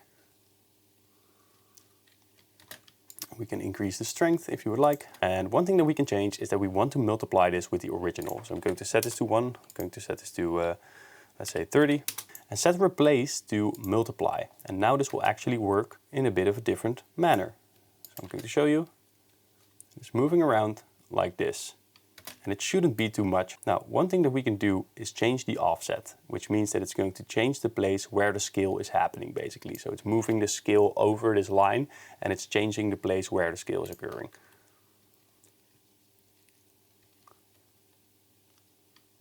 Now, this is starting to look pretty interesting. So now you can see we've got a pretty cool looking animation. It is doing its thing. And one thing that I don't like is the fact that it's coming to a full halt on the Z Euler rotation. So let's go over here and let's actually change this. Let's select the Z Euler rotation. Let's set this to repeat with offset. So if we want to have this rotation keep on going forever instead of taking a small pause here in this rotation, which is making the animation look janky, all we have to do is simply take this right over here and bring it downwards just a little bit. Take this one and bring it upwards just a little bit. And as you can see, this slope right here is now in a continuous motion. So it will be a bit slower than right over here because the angle is steeper. The steeper the angle, the faster it will move. So it is going to be a bit slower there, but it is going to continue its motion. So now it is keeping its rotation going and going and going. Now you could add a noise modifier to this one as well. I don't like it. So you can try, let's add a noise. Let's increase the scale a bit. Let's increase the strength. And it's going backward and forward, and that's actually not what we want with the rotation in this case. It looks very janky. Now, one thing that you might want to know, and that's just a little extra, if you also have, let's say, an X rotation, but you don't want to do all the entire steps again and again and again, go to the Y Euler rotation, for example. Copy all of these modifiers by clicking on this button, go to the X Euler rotation and click on the button on the right. And that will basically copy all the modifiers on this very same line. Now, in this case, we don't have any keyframes over here. So let's say I were to make some keyframes, then you will see something is actually happening. Now you can make whatever type of rotation you would like and everything will look very, very smooth without having to do all this extra work. And that's the entire reason that we use modifiers, so we can have repeating motion and also add some jiggles and stuff like that in order to make it seem more real and organic. Now sometimes in product animation you don't want to use this, you don't want to make it look organic, you just want to have an animation that looks slick and smooth. Oftentimes if you want to add a little extra touch, then this is the way to do it without having to mess around with keyframes over and over and over again. The only thing that I want to show you is where I place my lighting. So that's right over here. I'm going to set it to cycles. I'm going to show you exactly how my lighting looks. I've got one light, which is right over there, and I've got the other one right over there. So one is coming from the side, the other is coming from an angle at the top, and that's basically all that I'm doing with this animation. So now it's rotating around. We get a cool looking glowing flash on the back of the screen, and that looks pretty cool if you ask me. Now it might be the case that we want to animate this camera after a certain point, so it should come to a stop. Now if you want to do that and you want to make sure that everything of the animation stops, simply select the empty, go into the Z Euler rotation and decrease the count until we reach the place where you want the animation to stop. So let's say we want it to stop after 3 different tries, and right now it's going to stop doing the Z rotation, and that's all you need to know for now. Basically all I'm going to do is take the camera and let's go to frame 10, let's press I, let's go to frame 1 and move it backwards quite a bit, press I, and now it's moving in fast and there it's standing still, and let's say from after 2 seconds or after a couple of rotations, so 1 rotation, 2 rotation, 3 rotation, now we want to move into the camera, for example. So let's move this ahead.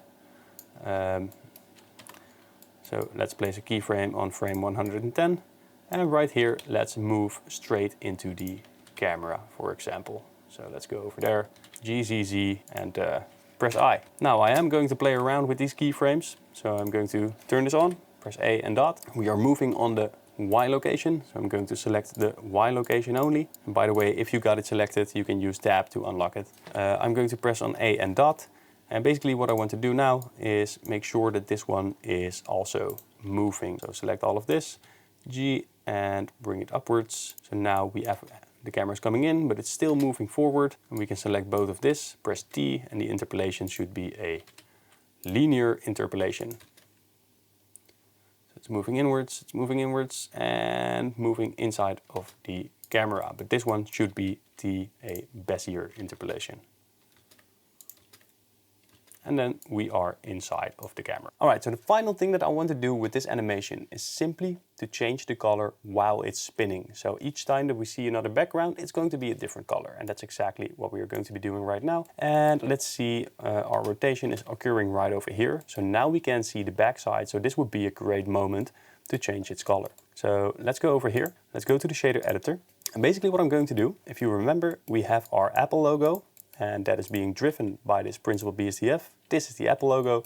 This is the original backplate metal that we created. It's a very simple texture, but what I'm going to do is I'm going to duplicate this.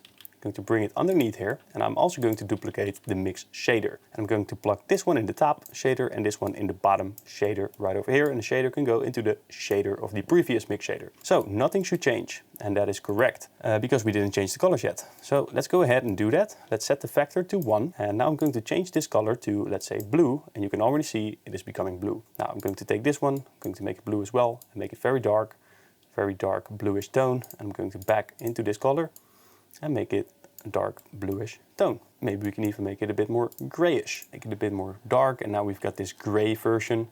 Of course, all we need to do now is make sure, so I'm going to drag a timeline right over here, timeline, and right over here when it's not visible, I'm going to set this to 0, press I. Then one frame further, I'm going to set this to 1 and press I. So first it should be silver, and now it is a different color. Of course, we need to do this for the backplate that we've created right over there as well. So the camera plate, it's basically the same trick, but in this case we have to take this glass BSDF, duplicate it, add a mix shader, plug it in there, plug it in there. Make sure it's set to 0 at first, and let's go over here, click on the mix shader. It was on frame 20 and 21. So if we go to the camera plate and we are at frame 20, we can select this mix shader, plug it in there, set it to 0, and then on frame 21 or 22, we can set it to factor 1. And now, of course, we need to change this color to something that looks like the dark color we've got over there. I'm just going to do it by eye and simply make sure that it looks a little bit like the other color that we've got over there. You can also change the color of the Apple logo if you want to do that. It's the exact same process. Go to the Apple logo backside, go over here, and right now we can duplicate this one. Take another mix shader, plug it in here, and plug it in there. And this one in the top, this one in the bottom. And now we can set this to a different color. So let's make this a dark bluish tone, something like that. And if we increase this, now you will see it becomes a different Apple logo, just like that. All we have to do now is go to frame 20, set it to 0 first, then to frame 22, set it to 1, press I, and decide for the color. Now, I'm going to do that one more time with a different color. I'm sure that you'll be able to figure it out by now. All we have to do, I'm going to show you once. Let's do the bottom one first. We want to add another mix shader right after this one. Then we want to add this entire setup once again. So I'm going to bring it right over there. I'm going to change the color to something hideous so you can see it's going to be pink or red or whatever, something like that. And I'm going to plug this in the bottom slot of our new mix shader, and this will be red, and the other one will be the color that we attained in this mix shader. So now all you need to do is make sure that it's happening on a different keyframe, otherwise it will mix them together.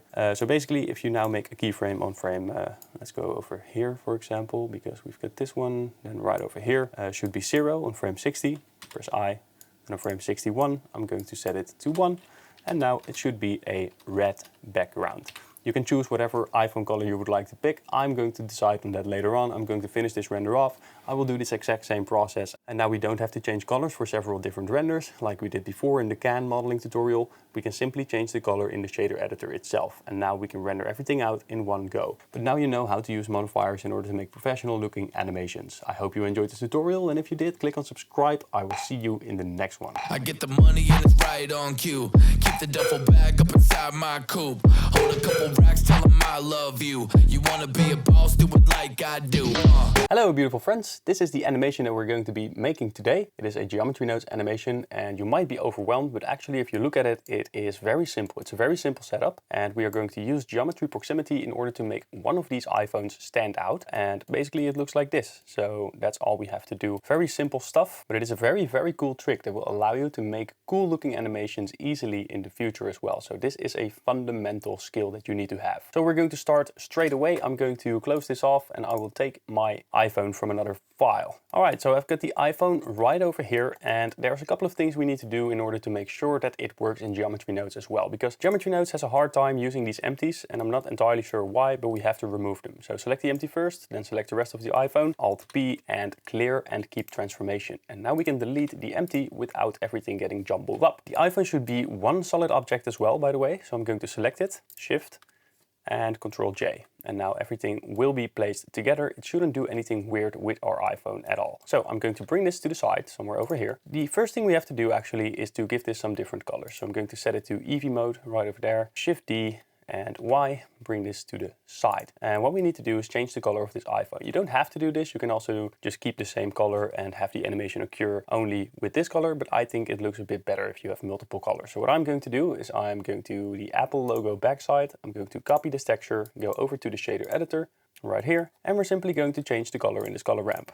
So I'm going to set this one to, let's say, a reddish tone, maybe a reddish tone. Of course, we need to do this for the camera plate. We've done this in another tutorial as well, so you could go ahead and take those iPhones if you'd like. But I simply wanted to show you guys this because it's a fundamental part of this tutorial. Simply change the glass color to something that looks like the rest of the iPhone. And this is actually very good. Now, we need to do this a couple of times, let's say 4 times, so we get 4 colors of iPhones. I'm going to duplicate this one, D and Y, and I'm quite certain that you'll be able to figure this out for yourself. So I'm not going to show you how I'm going to color each and every iPhone. I'm simply going to do it right now, and then I'll come back to you with the geometry nodes tutorial. All right, so I've got 4 iPhones right over here. One of them is the silver original titanium color. We've got a red one, a dark one, and a sort of gold type iPhone as well. And now we can start working on our geometry nodes. So I'm going to select all of these iPhones, press M, new collection. I'm going to call it iPhones appropriately. So the next thing that I'm going to do is add a cube, go over to the geometry nodes editor right over here,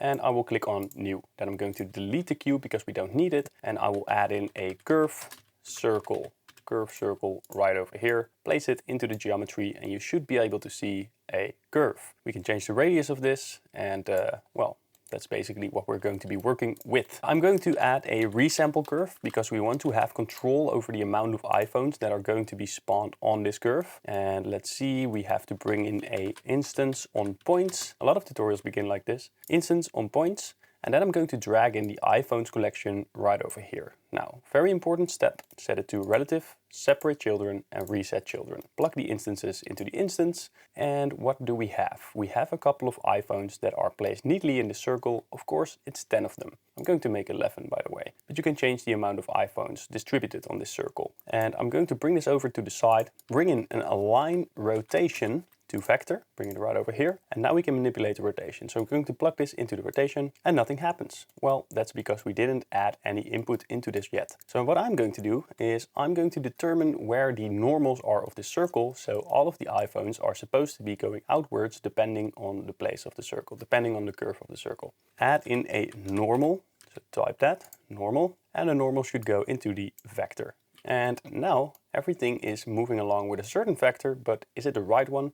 I don't think so. So we have to change the Z to Y. And now all of our iPhones are pointing outwards, and that's exactly what we want. Now, of course, we can increase the radius so they don't touch each other. In order to make this spin, we actually need another node, and that is going to be a transform geometry. Bring it right in here. And now if you play around with the Z rotation, all of these iPhones will be moving. However, there's a crucial element missing from this animation. And that is the fact that none of these iPhones are moving upwards. And we actually want to create some type of selection procedure where if an iPhone comes right over here, it should be selected going upwards a little bit and maybe rotate as well. So basically what we need is an object that will determine where that happens. And I'm going to set this back to 0 for now, and I will turn the resample curve into 11. Right now we have to add a UV sphere. I'm going to add a UV sphere. You can use whatever you would like, but I like UV spheres. So I'm going to bring it down right over here because this is the approximate area where we want this iPhone to move upwards. So if you press on 7, here higher the iPhone should be going into the air. And the only way to do that actually is by using a geometry proximity node. So I'm going to bring that in here,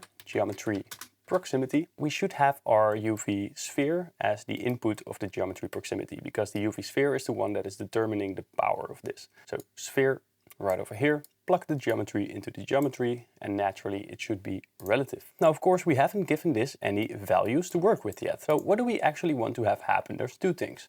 We want to have an animation that makes it move upwards, which is going to be a set position. So we're going to do that first, but we also want to do the rotation later on. Let's add the set position first. So basically what we want to do now is determine on which axis everything is happening. And we can already see that it's happening on the y-axis and it's happening on the x-axis, but ours, it should be the y. So I'm going to separate x, y, z. I'm going to take the combine x, y, z as well, and I will plug the distance into the vector and the y into the y and the vector into the offset. Whoa. Way too strong here, and that's always the case with the geometry proximity. Luckily, we have a map range node. Map range, plug it right in between here. In this map range node, we should play around with the values until we have this one separated from the other ones. And I will show you exactly what I mean. So the correct values would be 0, 5, and on the min, we can now play around with this. And as you can see, it is moving upwards. The 2 max is still set to 1.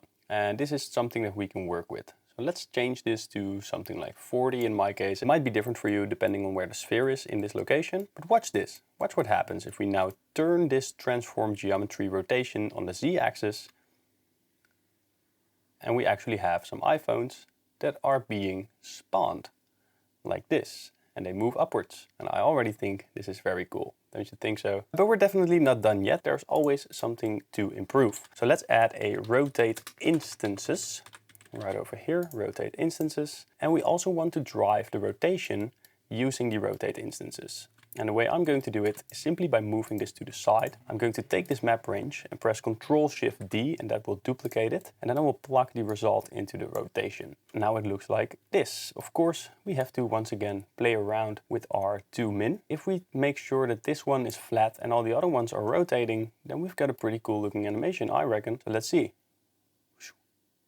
Oh, and that's way too much. It's moving like crazy. Whee! And that is because it's doing it on all axes, so X, Y, and Z, but we actually want to separate that once again. So I'm going to duplicate this entire setup, bring it right over here, and make sure that this one is connected to the vector and this one to the rotation. And now, if we play around with this, you can already see how much cool animations you can make with this simply by playing around with some values. Anyway, so the thing that I don't like is that all the screens are facing our way and not the cameras. We actually want to see the colors. And in order to get that done, we only have to change the Z on the instance on points to -1. And that will basically invert this entire selection. We should probably do -1 on X as well. And now this seems like everything is correct. Very cool. However, there is still a problem. I'm going to set this to this mode so you can actually see what's happening. And all of these are the same color. And what we need to click is pick instance right here in the instance on points. And then you will see that it will take one of the instances from our collection instead of pasting all of them in the same location. What I don't like is that it's showing the screen. I actually wanted to show the color. So we have to change some values in this map range. We actually wanted to rotate the other way around, like this. Let's have a look what it did for us. So now all we need to do is create an animation out of this. So how do we do it? So how can we make sure that we make an animation where each time that this moves upwards, it is following the same type of animation? We don't want to do this by hand. You don't want to like place a keyframe right over there and go to frame 10 and maybe here it's a bit slower. And then on frame 30, it should be something like this. And then you would have to do everything by hand and it will just be one big mess. So we're not going to do that. We're actually going to do it in a way smarter fashion. I'm going to take my calculator and right here, a circle is 360 degrees. We all know that, so 360. And there are, as my resample curve says, 11 iPhones. So I'm going to divide this by 11 like this. 32.727272 blah blah blah. Basically what we want to do is start with 0 or start right over here if you would like something like this. Maybe start over here, whatever you would like. I'm going to start from 0 and I'm going to rotate this so it's exactly on the middle itself. So I'm simply rotating this entire geometry nodes section. So right now I'm going to take this rotation, press I, then I'm going into the future, like let's say 30 frames for now. And I'm going to type here 32.73, press I. And now basically what we've got is one entire animation like this. And this should go on for 11 times. So let's open this up. Go to the graph editor by pressing Ctrl Tab and open geometry nodes. Go to the Z value because that's the only one we truly need.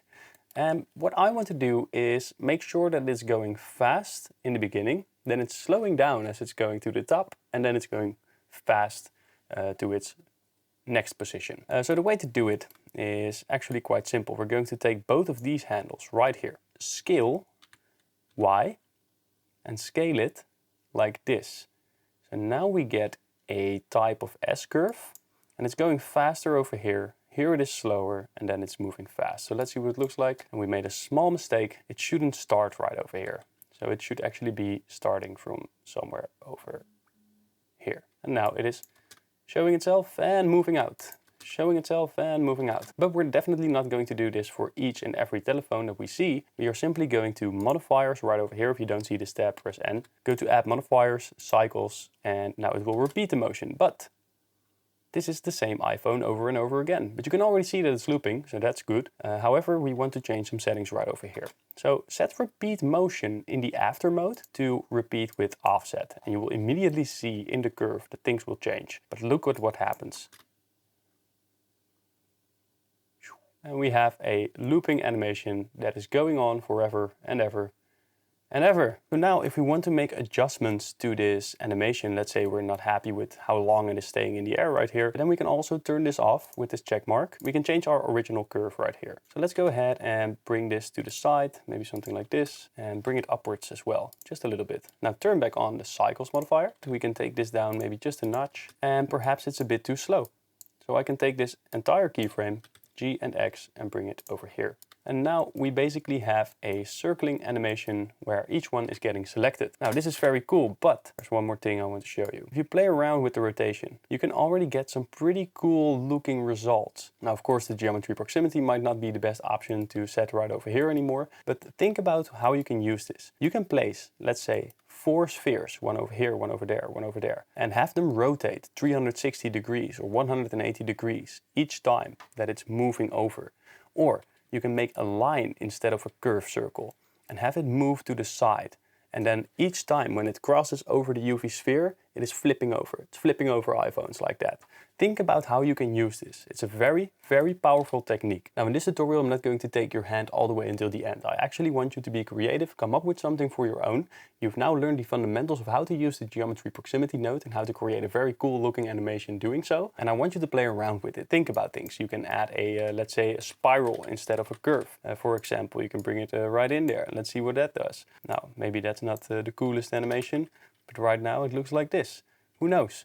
I don't know what you are going to do. I don't know what you like to do, but be creative with this and make sure that you get something cool looking that you can be proud of. So I hope you enjoyed this tutorial. If you did, please click on like and subscribe, and I'll see you in the next one. I get the money and it's right on cue. Keep the duffel bag up inside my coupe. Hold a couple racks, tell them I love you. You wanna be a boss, do it like I do.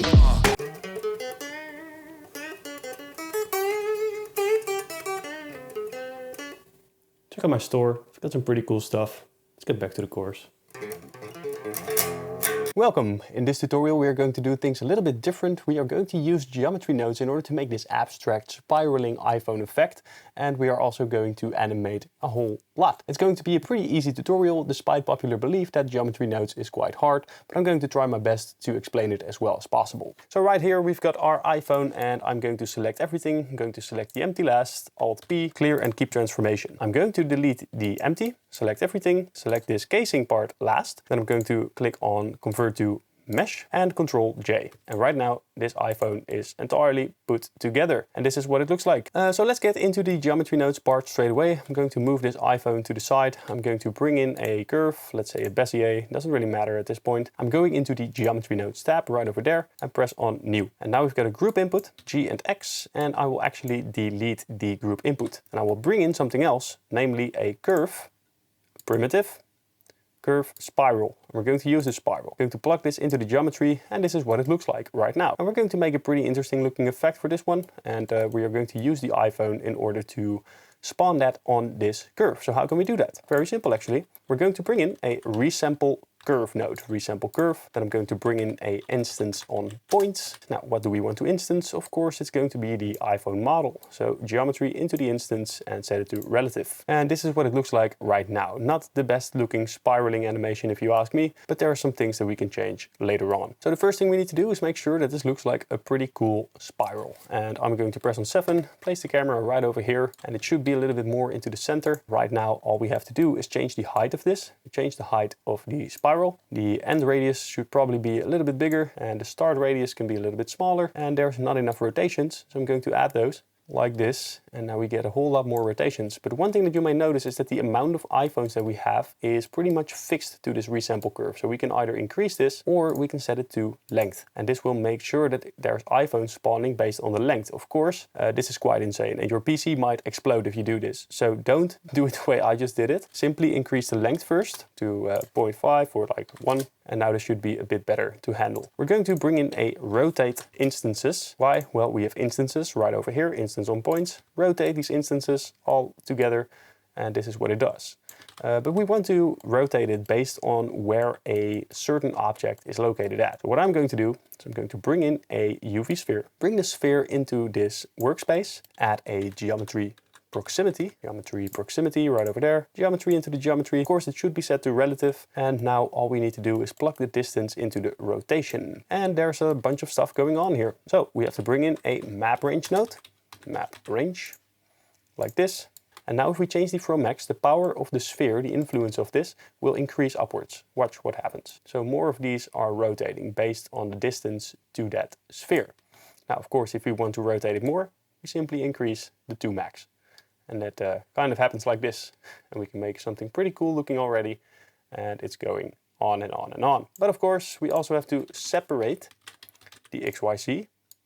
Take the combine XYZ, because we want to separate the axis. Let's bring the camera upwards. And now we've got a pretty cool looking spiral. And what's going on basically is we separate the X, but what if we want to separate the Y? Well, now they are all rotated like this, but what if we want to separate the Z? Let's plug in all of those, and basically we should have the result that was the same before the map range node. And all we have to do now is think about a way to make this look completely cool. We can do that. We can change the from max to, let's say 1, and this is our original state of the spiral. And if we want to change the rotation of all of these instances together, all we have to do is go to the rotation in the instance on points and play around with this. So maybe we want it to look a little bit different, something like this. I'm going to use some pretty specific values because I already played around with this and I know what looks good. So you can follow along if you'd like. Now I'm going to set the start radius to 14.2 and the end radius to 3.25. I'm going to set the rotation here on minus 14.2. 2 min should be 6 on the map range node and minus 0.03 on this. And basically if we now play around with the from max, you already see what's going on here. You're trying to get this spiraling effect by increasing the power from the sphere itself. And I want all of them to be facing something like this. So in the beginning we can see what the iPhone actually looks like. So Control 7, let's bring in our camera right over there. We can increase the X, so something like this. Maybe we want it to be pointing straight forward, and maybe it should be like 180 degrees on the Z, and play around with the X again until we get something that looks like this. And now if we increase the from max, we can actually see what's happening. It is turning into this spiraling iPhone animation, and that already looks pretty interesting if you ask me. But there's a couple of things that we can improve. First of all, I am going to take all of this and select it, Control Shift D and bring it down, and now we've got the distance in a different map range for a different axis as well. And we want to maybe shoot out some of these iPhones as soon as they start changing right over here. So set position, place it in there, plug it into the offset, and you can already see that some of these iPhones are moving outward. So if we increase the power of this, of the 2 min, then these iPhones will definitely move towards a different position. And maybe we can unplug the X and the Y, and now they are moving outwards as soon as we increase the from max. As you can see, bring this to the side. add in a transform geometry. Transform geometry right over there. And if we Z rotate this, the entire spiral is spiraling. However, this is on itself not looking very good, but there is a trick that we can use. I'm going to bring in a value node, value, bring it right in there. And I also want to separate the Z value from this. So I'm going to select this, duplicate it, bring it right over there, put the value into the vector and unplug the X and Y, then plug the vector into the rotation, and now we only have the Z-axis which operates from this value. So I'm going to place it down, and I'm actually going to place it in the from max. And it is rotating, but it's also increasing the power, making sure that we get that cool looking rotation effect that we wanted before. So we can also do this for the other from max. So right here. So if we increase the power of this, all of these iPhones will be shooting outwards away from the camera. But it's way too strong. So I'm going to bring in a math node, math right in here, set it to multiply and maybe keep it at a lower value. Something like 0.2 should do the trick. So right now, if we start from 1 and increase this, we get a pretty cool looking rotation animation. But there's more. Take this UV sphere, let's click on 7. And let's bring this like right over there. And I will go into edit mode, select all, set this to 3D cursor, which is right in the middle here. Shift D, click. SY -1, select all, Shift D, RZ 90. And now this is starting to look a little bit different because we have more objects that operate on this entire spiral. And of course you can animate this as well, get another cool effect that looks like this. You can already see there's a ton of things that you can do with this. In this fashion we have a bit more of an erratic transition. Now the only thing we need to do is add some more. So I'm going to set the length to 2.14. And of course this is a bit heavier for your PC, but it will also look a bit more like it's organized. Play around with this. And we might have to play around with some of these values because maybe they are rotating too fast and too crazy. And if that is the case, simply add a multiply here as well and change the power of this. And then it should be like, if you want it to happen faster, just set it to a higher value. You can already see how spacey this is. Now, let's animate this. So let's go over here to frame 1 and let's click on I while the value is at 1. Maybe we can bring it down even a little bit more. Something like this should probably do the trick. Press I. Now I'm going to frame 100 and I will set this until the entire animation is complete. So somewhere over here should look pretty cool maybe. What we can also try to do is unplug this. And let's see if it looks better. And let's add in a HDRI real quick. So press N, go to Easy HDRI, and I'm going to select Shanghai Bund, create world nodes, Shanghai Bund, and that looks pretty cool. We can turn off the spheres, and now we already get a pretty cool lighting effect going on right here. Now if you want to slow this down, simply select it, go to the value node and select that one as well, and take the last keyframe and bring it all the way to like 200. Select both of them, T, and set the interpolation to linear. It's kind of messing with my head how many iPhones there are, and it's kind of weird. This is what it looks like. And once again, since this is geometry nodes, we have to play around with the values quite a bit. You might need different values than I do in order to get this to work. And I already think this looks quite cool. So let's go ahead over here to the camera. Let's go to the camera itself, viewport display, and increase the pass partout. So there's a few more things that we can do, of course. And let's see what happens if we bring this all the way upwards.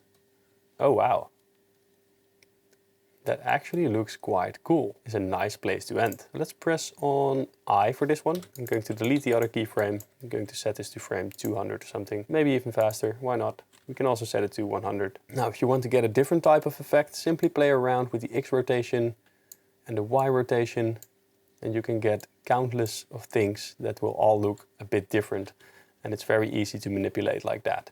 But I like this setup that we've got right over here. So all we have to do now is animate an iPhone coming through the middle. And this is our iPhone. So all we need to do is select it. And let's first select our final position. So I'm going to press Shift S, selection to cursor. And now it's in the middle.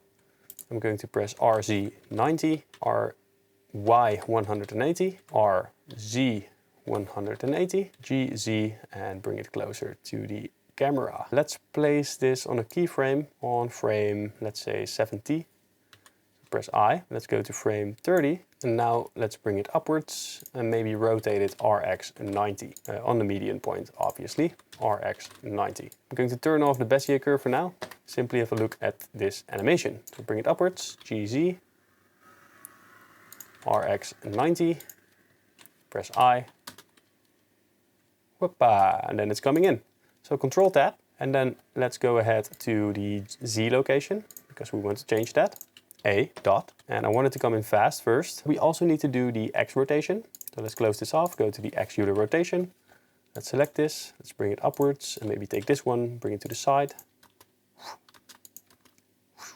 And let's bring this to the side. One thing that I might want to change is the Z rotation. I'm going to open that one up. So we're going to add a modifier to the Z Euler rotation right over here. And right now it's not really rotating at all. But we're going to add it anyways. So go to built-in function, and built-in function basically allows us to use like standard mathematics. So we've got a sine right over here, and a sine is a wave. So what do you expect to happen? Let's see. It's going to move about. Of course, it's way too strong, so we should probably decrease the phase multiple. Let's decrease it to like 0.16. And now it is a bit more interesting looking. I don't think this looks very good, so we're going to decrease the amplitude as well. Maybe have it wobble just a little bit, like this. And now it's wobbling all the way until frame, who knows. I'm going to enter into this one. Let's see, our animation is still going on, and we don't want it to stop right here. So on frame 110, it's actually stopping. And maybe we want this animation to be a bit quicker. So the iPhone is coming out here, and now we're going to move in with the camera again. So I'm going to take the camera, press I, then go to frame 90, GCZ, GY, GCZ. Let's bring it to this lens right over here. And maybe we can also rotate it like this, RCZ, and let's bring it in there until we've got something like that. And let's see what it looks like. There you go, very cool. And then it's moving into the camera. I like that. So frame 90. I do want this iPhone model animation to start sooner, like maybe from the beginning. So let's take all of these keyframes and bring it to frame 10, for example. And now the iPhone is already there. And on frame 72, I want the camera to enter into the iPhone. So let's make sure that our location is correct right over there. Press I. And what I don't like now is that the wobble of the iPhone is not corresponding with our camera movement. So back into the iPhone, click on it and change the amplitude until the camera animation here, because it's wobbling and then it's going backwards right over there. But I actually want it to stay still right over here. So let's change the phase offset. So maybe we want it to happen right over there, and now it looks a whole lot more interesting because it's going back with the iPhone like this and we're rotating the camera like that.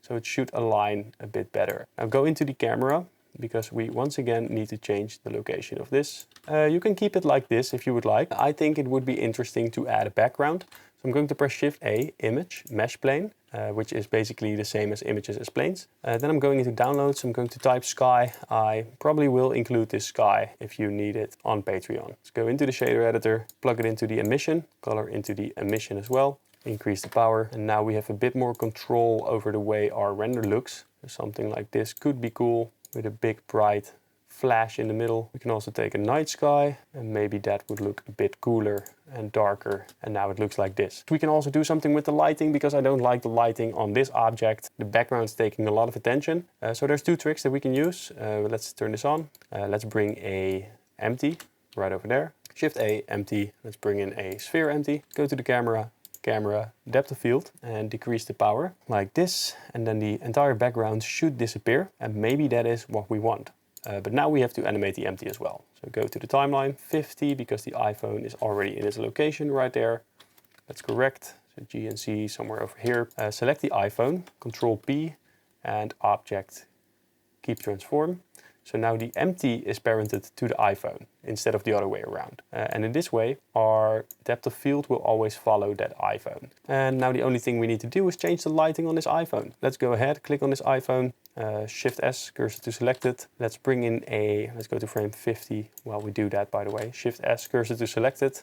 Shift A, let's bring in a area lamp, scale that up, increase the power and bring it to the side. And we like those cool highlights, don't we? Something like this, that already looks a whole lot better. But I also want to set one right over here. RX 180, R and Y. Let's place it somewhat with an angle towards our iPhone.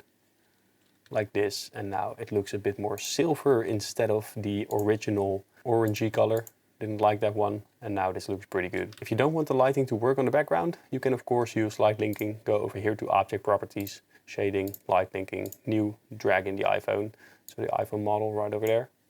And now it won't work on the background, but only on the foreground. So that's one thing that you might want to know. Another area lamp, light linking, add the iPhone model into this little box. And now we have this cool looking render. It's a little bit different, this one, and I don't reckon Apple would ever use an animation like this, but I do believe that it's a very cool looking animation and you'll probably benefit from having this knowledge in the first place. Glad you were here. If you like this content, click on subscribe and I'll see you in the next one. I get the money and it's right on cue. Keep the duffel bag up inside my coupe. Hold a couple racks, tell them I love you. You wanna be a boss, do it like I do. In this video we are going to make a gliding iPhone animation and both of them are just not going to touch, and this is what we're going to be creating. So I hope you're ready because we're already getting started. I'm right here in our scene and we've got an empty and an iPhone. Now of course we need to animate this empty, but we want to animate this on a path, and that's exactly what we're going to be doing. So I'm going to press Shift A, curve, and add a path right over here. We have to manipulate this path in order for it to look interesting. So I'm going to take this part, G and X, and bring it all the way over there. And maybe just a straight line is good enough. If we do want to have something else, we can also take this, G and X, G and X, maybe turn on proportional editing, G and Z, and maybe have it go in a slight curvature like this. And then right over here, we're going to press on this one, press E and X, and now it should be going straight. Now I want another one of these as well, so I'm going to press Shift D, RZ 180. I'm going to turn it around exactly, and I'm going to bring this one right over here, because at this point I want all the iPhones to almost touch each other. So I'm going to select this empty, then I'm going into the Object Constraints tab right over here, because we want to have it follow this path. But first we need to add a constraint in order to get that to work. So right here I'm going to click on Follow Path and select this picker tool. Then select the path. And as you can see, it should be set to the beginning of the path. If that is not the case for you, simply press on N to open up the tool menu and set the location to 0 for everything. Because if it's not, it might be somewhere else. Luckily, you have this blue dotted line that shows you where the iPhone is. Anyway, you can just set it to 0 and then everything will work out fine. Now, if you play with this, the iPhone is basically not moving along with the tangent of the curve. So if we say follow curve, then it will. But now everything is turned around. So all we have to do now is go to the Z -90 and set it to 0. And in this case, it should follow along with the curvature of our path. And that's very nice, because now we can actually animate this to look good. But before we actually do that, I want to hide this path. I'm going to select this iPhone in its entirety, like this. Select the empty as well, Shift D and X. And I'm going to move this one to the side. And as you can see, there is a constraint going on here, and we want to remove that. So click on the X button and then it will be moved to somewhere over here. That's not a problem. We are simply going to add another constraint, follow path, select the picker tool and select the other path that we created. And of course, now it is all offset over here, so I'm going to set it to 0. And now if we click on follow curve, everything should work out just fine. And we get both of these iPhones following along on a curve. So basically we want to animate 4 things. We want to animate the path, we want to animate the empty, and we want to animate the camera. But we also want to animate a separate empty that will connect both of these iPhones together, so we can rotate them without having to spend extra time getting the animation right for the both of them. Starting from the offset 0, let's say, maybe even more, like 16. Let's press I, or no, you know what, 0 is fine. Press I, and maybe we want this to continue onwards. So let's set this to frame 96, and I will increase or decrease, in this case, the offset until we are somewhere over here. And then I will press I. Now, I will select this iPhone, set this to -110, and it should be over there. Press I, and then go back to frame 0 and set this to 0. And now we should have those iPhones animating towards each other, and basically they are just sliding past each other without anything happening. Doesn't look very interesting as of yet. So the most important thing is to select both of these empties, then go over here, Control Tab to go into the graph editor, and then we get both of these offset lines. And if we can select both of them, that means that we can change the animation at the same time. So it's going in fast, and here I want it to be really slow. So I'm going to take this one and I'm going to drag this upwards until it's almost horizontal. Now it's happening way too fast, of course. So I want that to occur somewhere like right over here, especially as they cross. So the way to do it would be to bring this line down just a little bit, so they are already faster over there. And they are slowing down too quickly. So I'm going to have to move this to the right side, bring this down as far as possible, something like this. And here is where the slow motion occurs. So I'm going to bring this down ever so slightly because we do want them to continue moving. There you go. Actually, right over here, I want the animation to be slower, but I don't think that we are reaching that level right now. And that's very annoying. So I'm simply going to press on offset right over here. And I'm going to do the same for this empty. Then I'm going to select both empties again. And then I will take this line and bring it to the side and down. So let's see what it looks like. Now it's slowing down at the right stop. I'm going to bring this down ever so slightly because I want to continue like this. And then it should move quickly once again. So like this. Now I want that to happen right over here. So once again, I'm going to press I over here. I'm going to press I on the other empty as well. Select both of them, and this one should go down. I'm going to take this as Y0, and then it should be scaled on the horizontal axis. And then I will take this one, set the handle type to free, select the right handle and bring it down. So it kind of speeds up fast again. So like this. And there you have it. We have very quickly the iPhones coming in, slowing down and moving past each other. And that's the first part of this animation. Now we have to make the rotations. Let's go back to the timeline. And right over here, we want to have a rotation animation that's occurring. How am I going to do it? It's quite simple actually. I'm going to set this to frame 33 and I will click on K and I will add a rotation keyframe. Then somewhere over here, I want this rotation to be like this, R and X. Press I, then it's moving past each other in a pretty slow pace and then it's moving outwards. So let's turn this back again, like so. And this looks very janky, but we're going into the graph editor. So I'm going to select all of the rotations right over here, lock them all off except for the X, Y and Z. And let's select all of them, A and dot, and now we can see what's happening. We have the Y and the X that are actually doing something. So let's maybe just turn off the Z as well and open up the Y and X. Now these are our keyframes, and if we want to have the rotation start a whole lot earlier, it will be done. We can set this to the left to frame 1, and now it's already rotating a bit earlier and things will start to look a bit better as well. Now what we want to do is actually scale up this Y value. And why is it the Y value? The reason for that is because we have some transformations right over here. We have some minus on the X, and I'm going to select the entire Y range on the top. So this is the highest part of our animation. I'm going to press S and X in order to scale it up, and I will scale it to the side as far as possible. So let's see, somewhere over here. And then we have the slow motion. And the thing that I don't like about this animation is the fact that it's kind of standing still exactly over here. And the way to fix that would be to take this handle and to drag it upwards ever so slightly. And now it will never be completely standing still. Now we need to do approximately the same thing for this one. So in this animation, our rotation should be at the max level. So let's select this keyframe, press I, then go to the frame where this keyframe is located at, which is frame 49. I'm going to select this one again.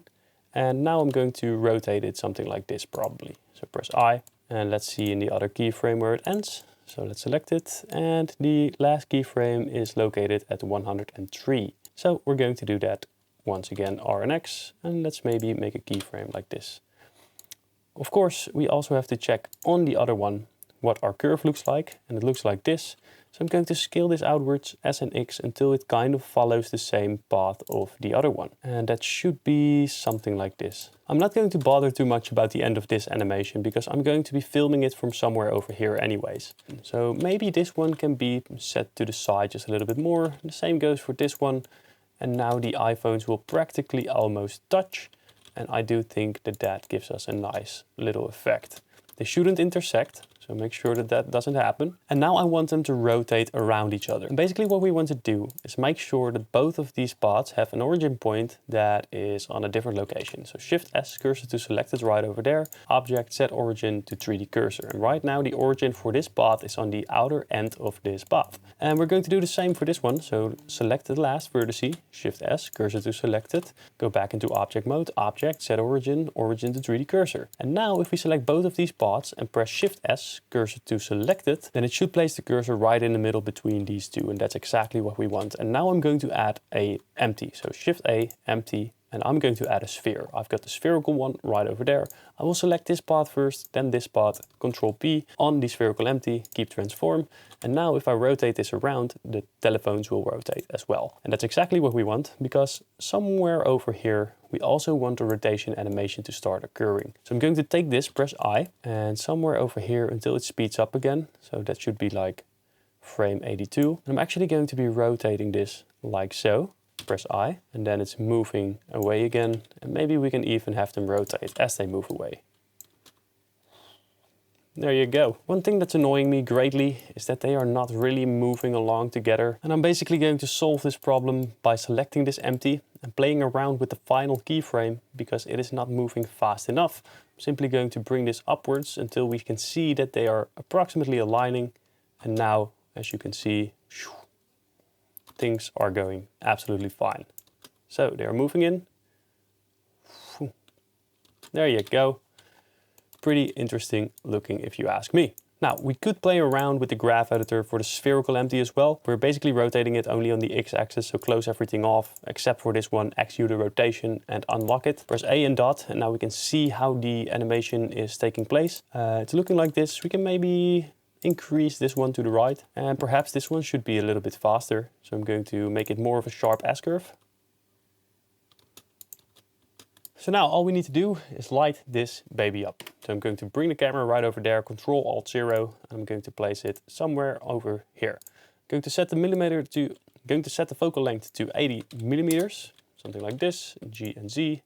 Let's see what it looks like for now in render mode. So let's set this to cycles, GPU. Bring in an HDRI. I'm going to bring in a Canary Wharf maybe to decrease the light. We'll turn on the film transparent as well. All right, naturally we need a supporting light, an area lamp, and increase the power of this. And I also want both of these phones to have a background. So I'm going into the materials, go to the screen LED right over there, go to the shader editor. In the shader editor, connect this up to the emission color, increase the strength until we get our screen back. So what I'm going to do is I'm going to select this empty right over here, Shift S, cursor to selected, and I will bring in a curve circle. And then the curve circle should be scaled up, and I'm going to select the camera right over here, go to the object constraints and turn on follow path, select the curve we just created. Now of course it might be offset just a little bit, so go to item, set all of this to 0, and now our camera is on the curve and it will move along on the curve as predicted. However, we also need to make sure that we're looking at the correct position for these iPhones the entire time. So what I'm going to do is I'm going to simply bring in another empty, and it's going to be an arrows. I'm going to scale this up because it's easy to see. And I will take the object constraints in the camera and add a new one. I'm going to select track 2, select the picker tool and select this arrow. And now at whatever time we are looking at this, it should be viewing our arrow. So no matter where we are taking this arrow, our camera should be looking at it. So if we change the angle of this curve, then we have a pretty interesting looking animation right there. So maybe right over here, we want our camera to be located at this position. So I'm going to press I on the curve, I'm going into the camera, and I'm going to press I on offset. But I'm also going to press I on the arrows. We need to place 3 keyframes on 3 different items. Right over here in the beginning, perhaps what I want to do is make sure that our curve rotation is somewhere over here. And maybe the camera itself should be moved on the curve over here. You can take the curve, scale it up, So press I on this one, press I on the follow path, and press I on this arrow. So basically I'm going to delete this arrows empty because I find it a bit too hard to work with. I'm going to delete it, and I'm actually going to have the camera focus on this spherical empty the entire time. So like this, and now it's moving a bit more natural as well. Let's click on the camera. Let's see if we can make some improvements in the graph editor for our animation itself. So right over here, maybe it should be a little bit faster in the beginning. No, it definitely should not. Maybe it should be a bit slower. Yeah, there you go. And I actually want to have this continue onwards. So maybe we can add like a modifier. So let's bring in the cycles, set it to repeat with offset, and now let's see what it does. Very interesting actually. It looks like a robotic arm type camera motion. Something like this. I actually think that looks very interesting. You know what? Play around with this. At the end of the game, you can also like turn this off and maybe just have this be the animation. So have a look at the iPhone and then it will be done as well. I might be using this cycles one because I like the way that's moving around. It looks very robotic. All right, so I'm just going to give that a try. You can do whatever camera motion you like. I already explained how to make the iPhone animation. Now basically all you have to do is make sure that it looks good on the screen. Make sure that your lighting looks well and pick a background that we made before in a different part of this course. And if you enjoyed this video, click on subscribe and I'll see you in the next one. I get the money and it's right on cue. Keep the duffel bag up inside my coupe. Hold a couple racks, tell them I love you. You wanna be a boss, do it like I do. So today we are going to make this social media shot where the iPhone is rotating in an area where all these social media logos are swirling around. I've already brought in the iPhone right over here, and I've also brought in the social media icons, which you can get on Gumroad for free. First off, what we gotta do is make sure that all of these are floating. So I'm going to select all of those, press M, new collection, and call it social media. I will add a cube. I will go to the geometry nodes editor, press new. We should probably give this a bit of a bigger size. So I'm going to add a transform geometry, plug it in there, increase the scale to something very wild. Then I will add a distribute points in volume, and you won't be able to see anything that's happening because we have to turn this into a volume first. So mesh to volume, plug it in there, and you can see our points being distributed. We don't need that many, so I'm going to set this to 0.01, and maybe this is a bit better for our vision. It can even be less, 0.001. I think this should be enough. Let's go ahead and plug in an instance on points, plug it right over there. Bring in the social media group, set it to relative, separate children, reset children, instance into the instance, and pick instance. And right now we have all of these social media icons floating around. However, I don't like the rotation of this, so we gotta add a align Euler to vector. Deprecate it. So it's align rotation to vector,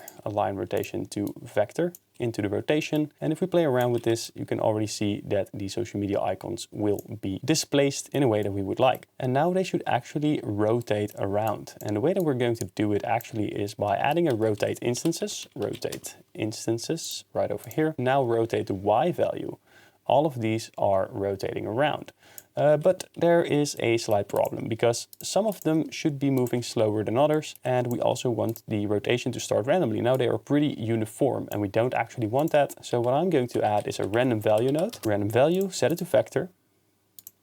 Value into the rotation. We want to separate the values because they shouldn't really move around on all vectors. So what you can do is set all of this to 0 except for this one, and then they will be rotated around in a different manner. Now, if we want to have access to this in order to animate it properly, what we can do is add a separate XYZ, combine XYZ. And in this case, it should be the Y. And the reason why it's the Y, by the way, is because of the rotation that it had initially, probably because of the transform that was already active on the social media icons. No problem, we can just work with the Y value, it doesn't really matter that much for us. So right now we have separated this, we should plug this into the max.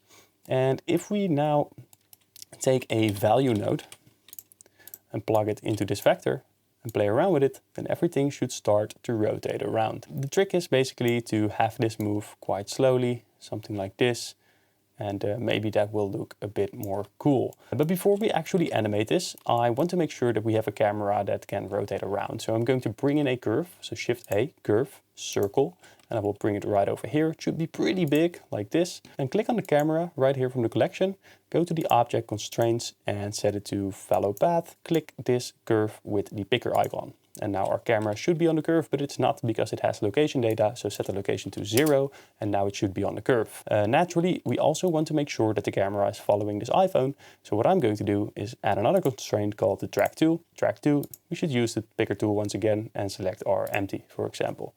And now, as you can see, if we play around with the offset, it will always be focused on this iPhone. And that already looks pretty darn cool if you ask me. I'm going to add an HDRI real quick. So let's first make our camera animation. Now let's open up the timeline, bring this up. Let's go to frame 1, and maybe we want to decrease the focal length in this case, make it seem a little bit bigger, so if there's a lot of icons right there. And we can go to the object constraints, set this to whatever value you would like to begin at, something like right over here maybe, press I. And I want this to continue for approximately, let's say 4 seconds. So I'm going to set it to 96. Then I'm going to offset this, and I want it to rotate this way, like so, press I. And all we got to do now is make sure that we have a backplane that can support the background for this. So I'm going to increase the scale of this plane all the way over here and make sure it's not really visible at the bottom, something like this, because now we can drag those ones upwards, E and Z, take this and take that, go back into object mode, Control A, apply the scale, Control B on those very edges, and make sure to increase the segments by a bunch. Let's go into the camera. I'm going to camera, viewport display, and increase the passbar to. And now we can only see what's inside of the camera. Of course, I also want to make sure that we have some depth of field. It's actually by clicking on the camera, going to depth of field, enabling it, and selecting the very same empty that we've got on the iPhone model. And now if we decrease the f-stop, some will be out of focus, some will be in focus, and that is exactly what we want. Now, of course, the lighting and the background don't look very interesting as of yet. So I'm going to select this background and I will give it a texture. Maybe we want this to be a bit more pinkish. I'm actually going to bring in a area lamp. And the area lamp should be pointed towards our iPhone, increase the strength like this. And now at least the iPhone is starting to look a bit better. I'm going to duplicate this, Alt-R, RY, 90. It's pointing in the wrong direction, RY, 180. And that should be fine. I'm going to move it on this side, S and Z, scale it upwards so we can cover the entire side of the iPhone right there. Now for the social media icons, something very different should happen. We should bring in a area lamp. I'm going to scale this up, and this one has to be very powerful, by the way. So I'm going to press R, Y, and 90, and that will rotate it towards that side. I'll bring it to the side, R and Y, maybe rotate it ever so slightly and increase the power by a whole lot. That is a lot. So let's select the back plane for now and Control 3. Let's give it a subdivision because I see these harsh edges and I don't like that. Just make sure that in the animation we always have a background. So if you move to the beginning of this timeline, and I now realize that I didn't place any keyframes. Did I place keyframes? And now the camera should move around, but we don't have a background in the beginning. And that's a problem that should be solved. So R and Z until it kind of fits, then move to the background. And now it seems like we have a background the entire way around. Right now, let's animate the icons. So let's go back to the Geometry Nodes editor. Let's turn this upwards and go over to our value node right over here. Let's click on it. Let's go to frame 0 and let's set this to 1. Then let's go to the final frame and increase this so it actually moves. Press I, let's select all of this, T, linear. So now it is moving around like this, and that makes it seem very cool. Now, the camera in motion should probably be linear as well. So let's make it linear. And what I want to have happen is that right over here, maybe at near the end point of this, there should be one icon that is going to cover the entire camera, and we can transition to another shot in that fashion. And I'm going to take, let's say, the YouTube logo, which would be appropriate for my channel. I'm going to duplicate it right over here and make sure that it's not in this collection. So place it in the other collection. And this YouTube logo, I want to make sure that it's in the camera view, right over there, RX 90. And it should cover and remove the entire animation from there on out. Because from this swiping area, we can basically change. So from right over here, we're going to mask this away, and then we have another shot going right there. There's maybe one thing that I want to do, and that is go back to the value node, and we're actually going to make it less extreme. I'm going to delete this keyframe, going to frame, let's say 20, and I will increase the value of this just a little bit. So like somewhere over here. And now it is rotating, but now we can play around with it. So let's go into the graph editor. Let's open this up. Default value. Let's open this. This shouldn't be linear, so I'm going to set it to interpolation mode Bezier. Actually, we want it to be faster at certain points and slower at others. So I'm going to set this to individual centers, press A, S and X, and we can scale this upwards. And right now you will be able to see that it is having a slight motion like that. But it needs to continue. So I'm going to click on this, go to modifiers, click on cycles, set repeat motion to repeat with offset. And now let's see what happens. It's coming to a full halt and we don't actually want that. So I'm going to take this and I'm going to drag it upwards. I'm going to take this as well and drag it upwards just a little bit. And now it should always be rotating. If that is not the case, then we did something wrong. So let's go over here. Let's click on this. Repeat with offset also from the beginning. Let's make it a bit more like this, and this one should go inwards a little bit more. Now, there's only one thing that I don't really like about this, and that is that they are all moving at the same time. The animation is happening at the same time to all the different objects. So I'm going to bring in a scene time. I'm going to remove this value, bring in the frame into the vector, and now it's going crazy, basically. So I'm going to add a math node in between here, set it to multiply, and I want to have this be a bit slower, so 0.1. And now it is rotating around real slowly. But I also want to keep this value that we already keyframed. And I'm going to add a random value as well. I'm going to set the random value to 0 to 0.1.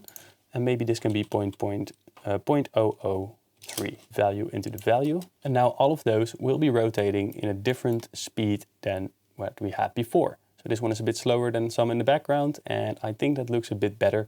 Now we lose the privilege of changing the value in this. So that's just something that you have to deal with. You can either change the animation or you can change the speed of either of those. And I'm going for this one because I like it better this way. Let's see what it looks like.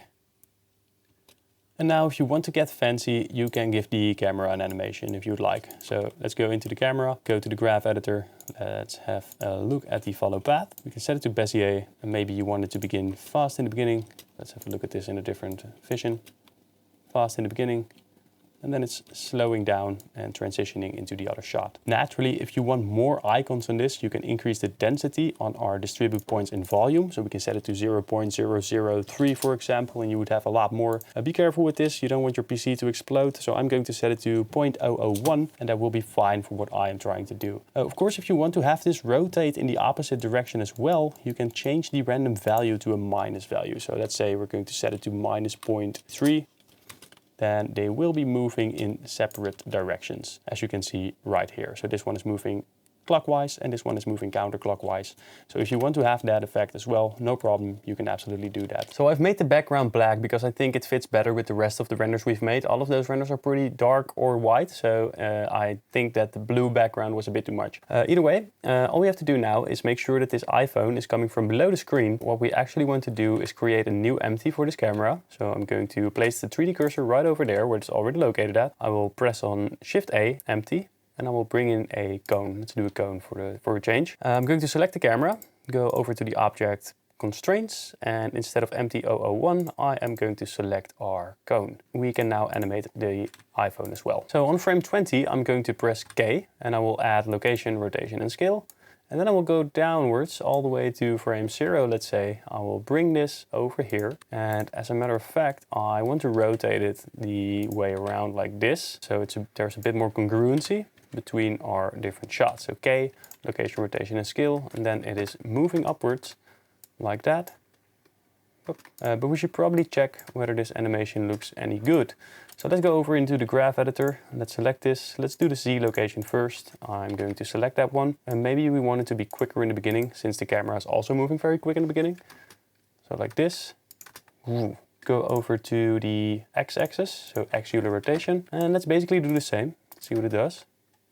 Ooh, that looks pretty nice. Very nice. Now the only thing I want to change is the Z Euler rotation because I want it to continue doing its thing. So modifiers, cycles, repeat motion with offset.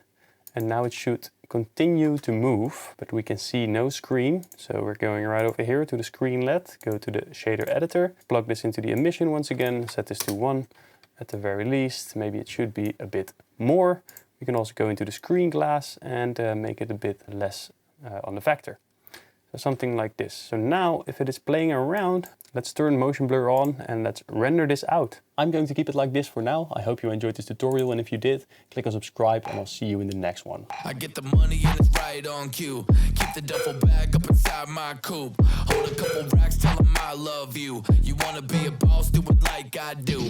You are going to run into problems guaranteed. Simply don't do anything else except for work. It's really as simple as that. You don't want to give yourself the free time to work on this animation forever, because then you're never going to say to yourself, it's done, it's perfect. It would also cost me more time to make more mistakes. Bro, you just literally changed everything, made a different render? That's not cool, man. Everybody's got a plan until they get punched in the face. Do one more trick that you can use in order to speed up your entire production process in Blender. And that one trick is quite simple actually. Always ask yourself,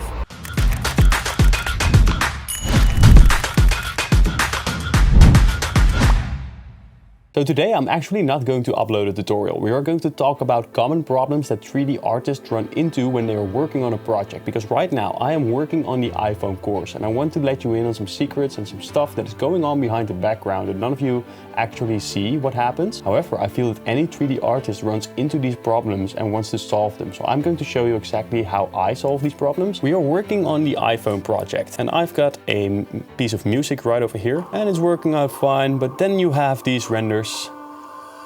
I don't like this one is fine, but they don't really add up. So we have two of these shots, and the reason why this occurs is because I was working with a different style of music, but that music is copyrighted. And I also want you guys to be able to follow this tutorial along all the way until the end without running into copyright issues once you start uploading this. But now we run into this problem where not everything is flowing as nicely anymore. But I actually want to give you guys the best free course that I have to offer within the limitations of my own time constraints and the limitations that I place upon myself. So basically a couple of these renders are not up to par to my standards. So if I look at this one with the social media right over here, I think the camera motion is fine. I think the idea was correct, but I don't think that the execution actually managed to uphold my standards. And I feel like this shot should actually be removed.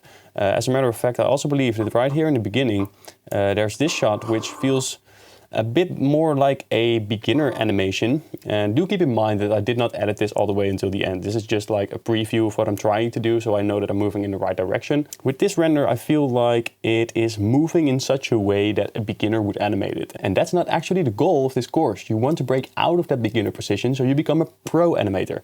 And in this particular shot, I really don't feel like we are reaching that level. We are reaching that crème de la crème that we're trying to find. There are actually 3 ways to solve this problem. Number 1 is simply redo the shot. So simply make it a little bit better here and there, add some extra sauce, make the animation a little bit better in the graph editor, and you can move it and make sure that it looks good, change the camera animation just a little bit. In my case, I can't really do this because I am constrained by the fact that I have to make these tutorials and they have to be right from beginning to end, so you don't end up with a mess. Because if I were to start changing, oh, by the way, I changed the camera angle and I changed this and I changed that, then the entire tutorial wouldn't make any sense anymore, and you would reach the end of the tutorial and you're like, bro, you just literally changed everything, made a different render? That's not cool, man. So I have to live with that constraint where I cannot make that much changes outside of the tutorial. However, you can, if you have a lot of time, simply make a better animation of the one that you made before. So if you are unhappy with the animation, simply change it. Simply change it. You can actually do that. For me, that's not really the case. If this tutorial doesn't work out, I just cut it off. Another solution would be to remove it. So remove the entire shot. I don't have any emotional affiliation to the render that I made. I am simply looking for the end product. So if I have to cut off half of the entire animation and I rendered like 60 frames for nothing, no problem. I'm just going to cut it off, make sure that the animation looks good. So that is something that you can do as well. Eliminate in the timeline itself, in the editing process itself. And now the third option is actually to replace the shot. Planning usually fails. There's this cool quote that says, everybody's got a plan until they get punched in the face. Well, that's basically the same with 3D. If you are working on a project, of course you can plan out as much as possible, but then you find that maybe this part is going to take me 10 hours too long, or this part is going to be 1 hour, or this one is not going to be of the right quality, or I had to spend a lot of time on this one while I should have been spending time on that one. And during that process, you will learn to find the problems and how to accurately solve them. And that's actually the entire idea of doing a free course like this, is to solve problems along the way. If you are running into problems constantly, then the only skill you truly need is problem solving. Because if you can solve the problem, then you can always reach the end result. And that's the entire purpose of this video. You are going to run into problems guaranteed. And I could make it look like this is all one perfect process where everything is a win. I'm just winning every single day. I'm just making these product animations and everything is going fine. But what you don't see is that I'm actually planning these shots out from beforehand. I will try when I make a geometry node setup, for example, like the meteorite. I will try it beforehand, make sure that it works, and then I will record it. And when I record it, I have to make sure that my presentation is on point, is on fire. The worse my presentation is, the more editing I have to do. So it also costs me more time to make more mistakes. So I don't have to make a lot of editing. I tried. Can you see how much editing work this would cost? Because I'm just simply failing my presentation right here. So I'm limited within these constraints of having to do a tutorial. I have to make sure that I speak well. I have to make sure that I don't diverge too much from the original process. I have to make sure that you guys can understand exactly what I'm doing and what I'm saying. So it has to be clean and smooth. And I have to present it well. All of these factors combined make sure that this entire free course is going to take me so much more time than you would actually think for a small render like this. It's basically just a minute of 3D animations, and I would be done way quicker if I didn't have to make tutorials of it. But that's just my own time constraints. The time constraints that you might be dealing with are like, you only have 7 days to make this product animation. Or you don't want to give yourself the free time to work on this animation forever, because then you're never going to say to yourself, it's done, it's perfect. So you have to stop at a certain point. You have to give yourself a deadline and make sure that things are done. And that brings me back to the third solution. Once you run into all of these problems and you want to solve them, you can now actually see what is going on. You have a playing field before you and you can see the right strategies. You can see the right moves. Now you know what to do. You already have some renders. Oh, wow, this iPhone is moving to the top. Maybe I can do a pan whip. So then you actually solve all the problems along the way. Now you have a vision. Now you can actually see where all the renders are, how far you are in the process, what problems you need to solve first. So when it comes to all of these, one of the most important things that you can do, I believe, is to have certain focus. If you manage focus, you manage creativity. And if you can get that creative power out in a couple of hours, I don't know how long you work. I work for 12 hours a day, but 8 hours of those are not as productive as the other 4 hours. So I'm basically working at 50% speed. It's still moving ahead. The car is still driving. So I am driving forward no matter how effective my hour is. But in the first 4 hours or the last 4 hours, depending on how my schedule is planned, that's where all the creative power lies. And you want to make sure that you use that efficiently. So how do you actually manage that time? Simply don't do anything else except for work. It's really as simple as that. You don't go to the supermarket, you don't check your phone, you don't talk with your mates, you don't talk with your girlfriend. You simply shut yourself off and sit in front of your computer knowing what you have to do. I like to make tasks the night before, so I make a task list in Notion and then I will work out that entire task list from the night before in this day. And in the first 4 hours, I always plan the most important stuff because I know that I can get the most stuff done in those 4 hours. Now, for the final part of this video, which is actually more like a rant, I'm going to show you one more trick that you can use in order to speed up your entire production process in Blender. And that one trick is quite simple, actually. Always ask yourself, how can I do this faster? If you ask the question, you will find a solution. If you don't ask the question, you will not do it faster. You will do exactly what you were set out to do, or you will do even more because you're just in a creative process and, let me spend an extra couple of hours on this. And don't get me wrong, you should do that as well, but plan that. Plan that you are going to be creative, that you're going to be free with your time. Otherwise, simply make sure that you always ask yourself the question, how can I do this faster? Because if you can do it faster, then you can make more renders. You can be creative more often. So that is basically a key component. And how do you actually apply this? Well, I look at this render, I've got an iPhone. All right, so we've got an iPhone. What type of background am I going to use? And then I feel like, wow, what if we do this outer space thing, Because Apple likes to associate with outer space as if iPhone is coming from some alien planet. What if we make some alien planet and we do it? No. Let's just use a normal white plain background with some normal 3-point lighting setups. Bam, I just cut out 4 hours of work. I also had the idea of making a assembly or disassembly animation in this one. So you can have the iPhone and it kind of rolls out with all the component parts and all that stuff. And then I realized people don't really like to model all that complex stuff, all those little things. And then I would have a tutorial like 1.5 hour long where we are going to model the interior of the iPhone before we actually start doing the destruction. And I was like, is this going to be fun for my audience? Is this going to be fast? It will probably cost me quite some time to make that. And I eventually just decided it should be left out. It should be gone. So I just cut it out and now it didn't cost me any time. So that's just the thing that you have to do always. As a 3D artist, ask yourself the question, how can I do this faster? Do that with anything in life and you will find a way. So that's basically the end of this entire presentation, and there are a couple of key points. You can reiterate, you can eliminate, or you can redo.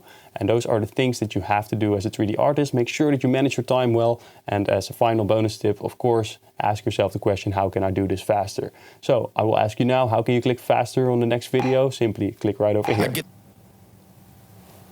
You're probably tired. It's a pretty long course. Maybe check out some of my products.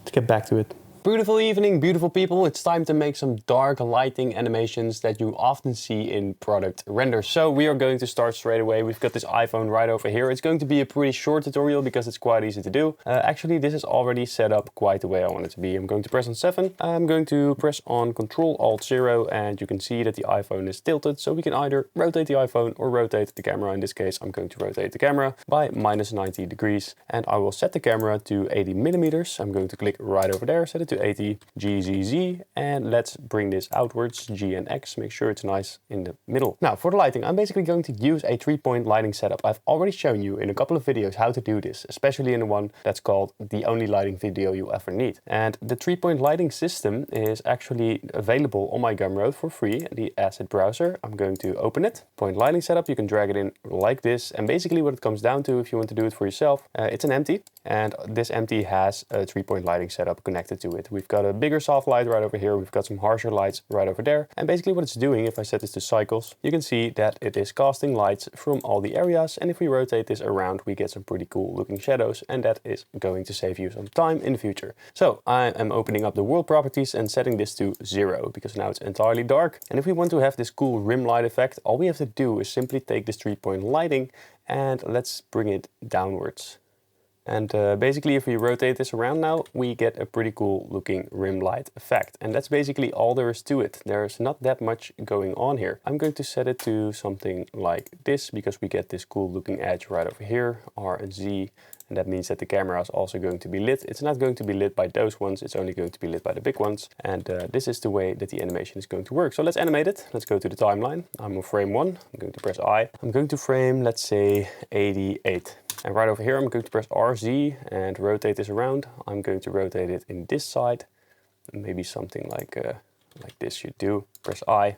And then we should have a lighting animation with some light going around the iPhone. And now before we actually start working with the graph editor, let's say that we go to frame 44, which is the halfway through, and we want to have the Apple logo visible. So what I'm going to do is press R and Y maybe, or R and X, and make sure that we get this cool lighting effect where we can actually see the logo. So I'm going to press I once again, and now we should have darkness for the entirety.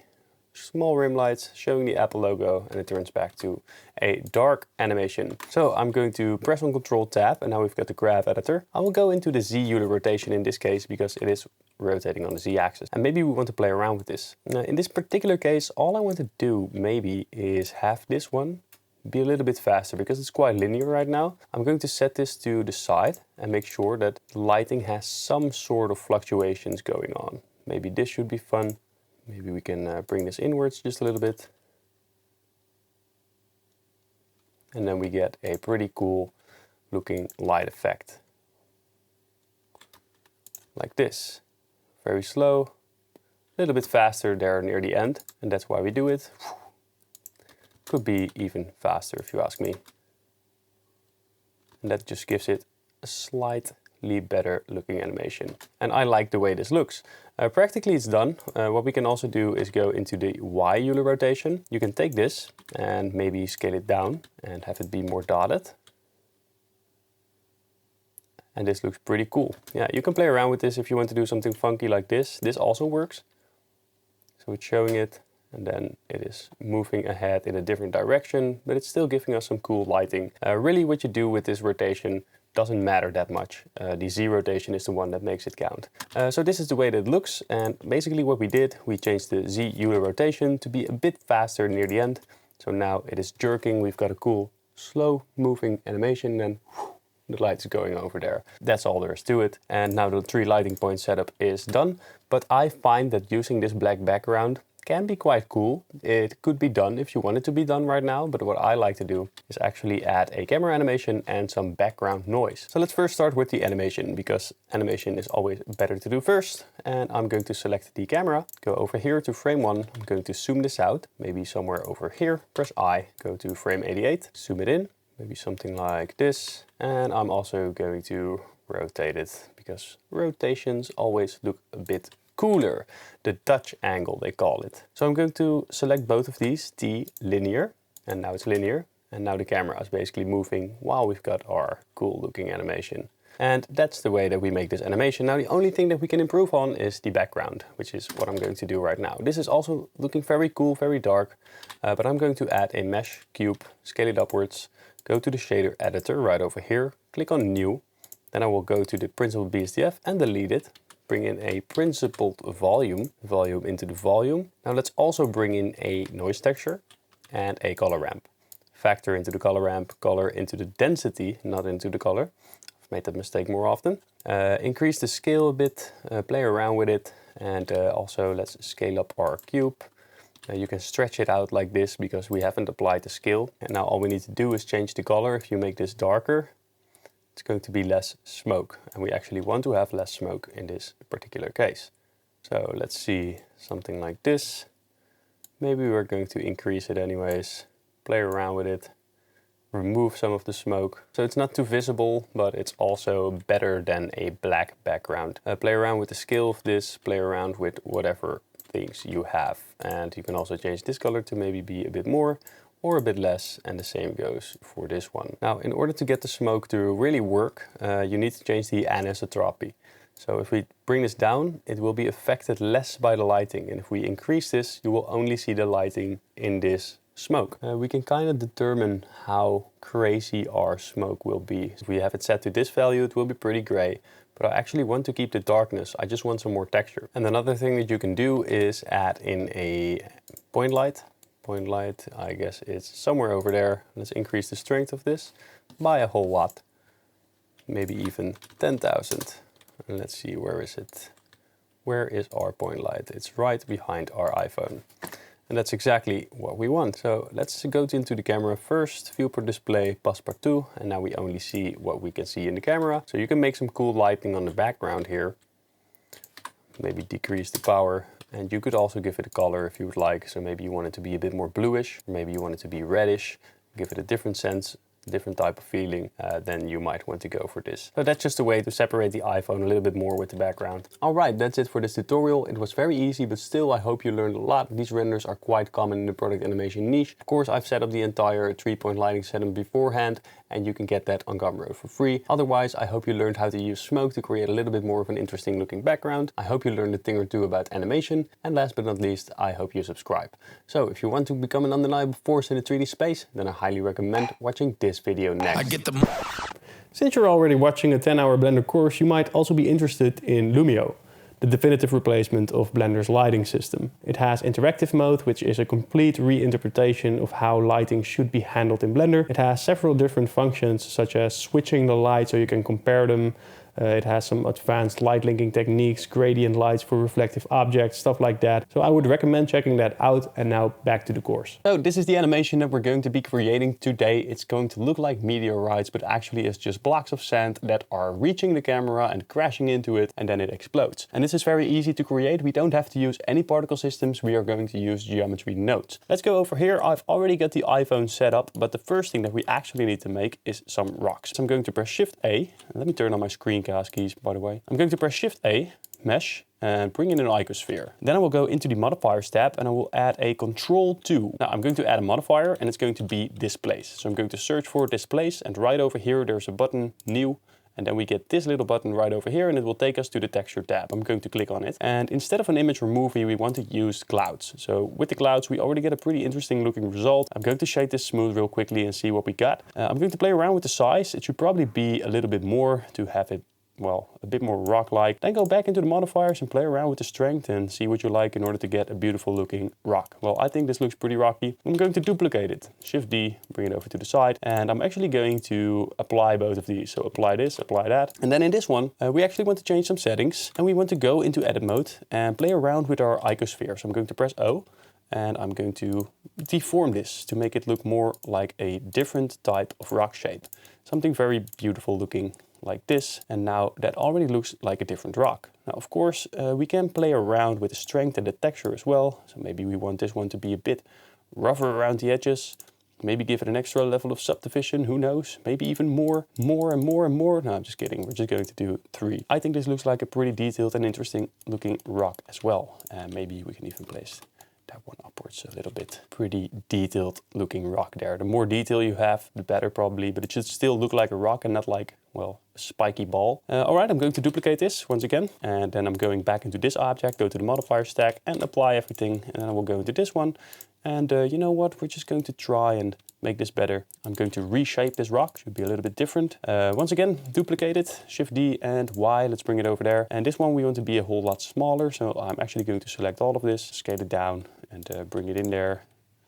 Something like this, and we get this really small looking stone over there. So let's apply all of this, and let's apply this as well. I do believe that this should be enough for our rocks. So I'm going to select all of them, place them in a new collection. I'm going to call it rocks. And now we need to make a geometry node setup. So what I'm going to do is I will add a UV sphere right over there. Go to the geometry nodes tab, click on new, and I'm going to delete the group input. I'm going to bring in a UV sphere, you guessed it. I'm going to plug it in there, and let's see what we've got. Now we want to be able to manipulate the scale of this UV sphere because it should be going outwards and inwards, and we can do that real easily using the transform geometry. So transform geometry, I'm going to add it to this line. And now we get some options to scale this UV sphere, for example. But of course, this is not really the end result, so we have to add in a instance on points. And we don't want to add a distribute points on faces. The reason for it is that it might flicker if it moves. And that's very annoying about the distribute points on faces. So in this case, we just have to use the instance on points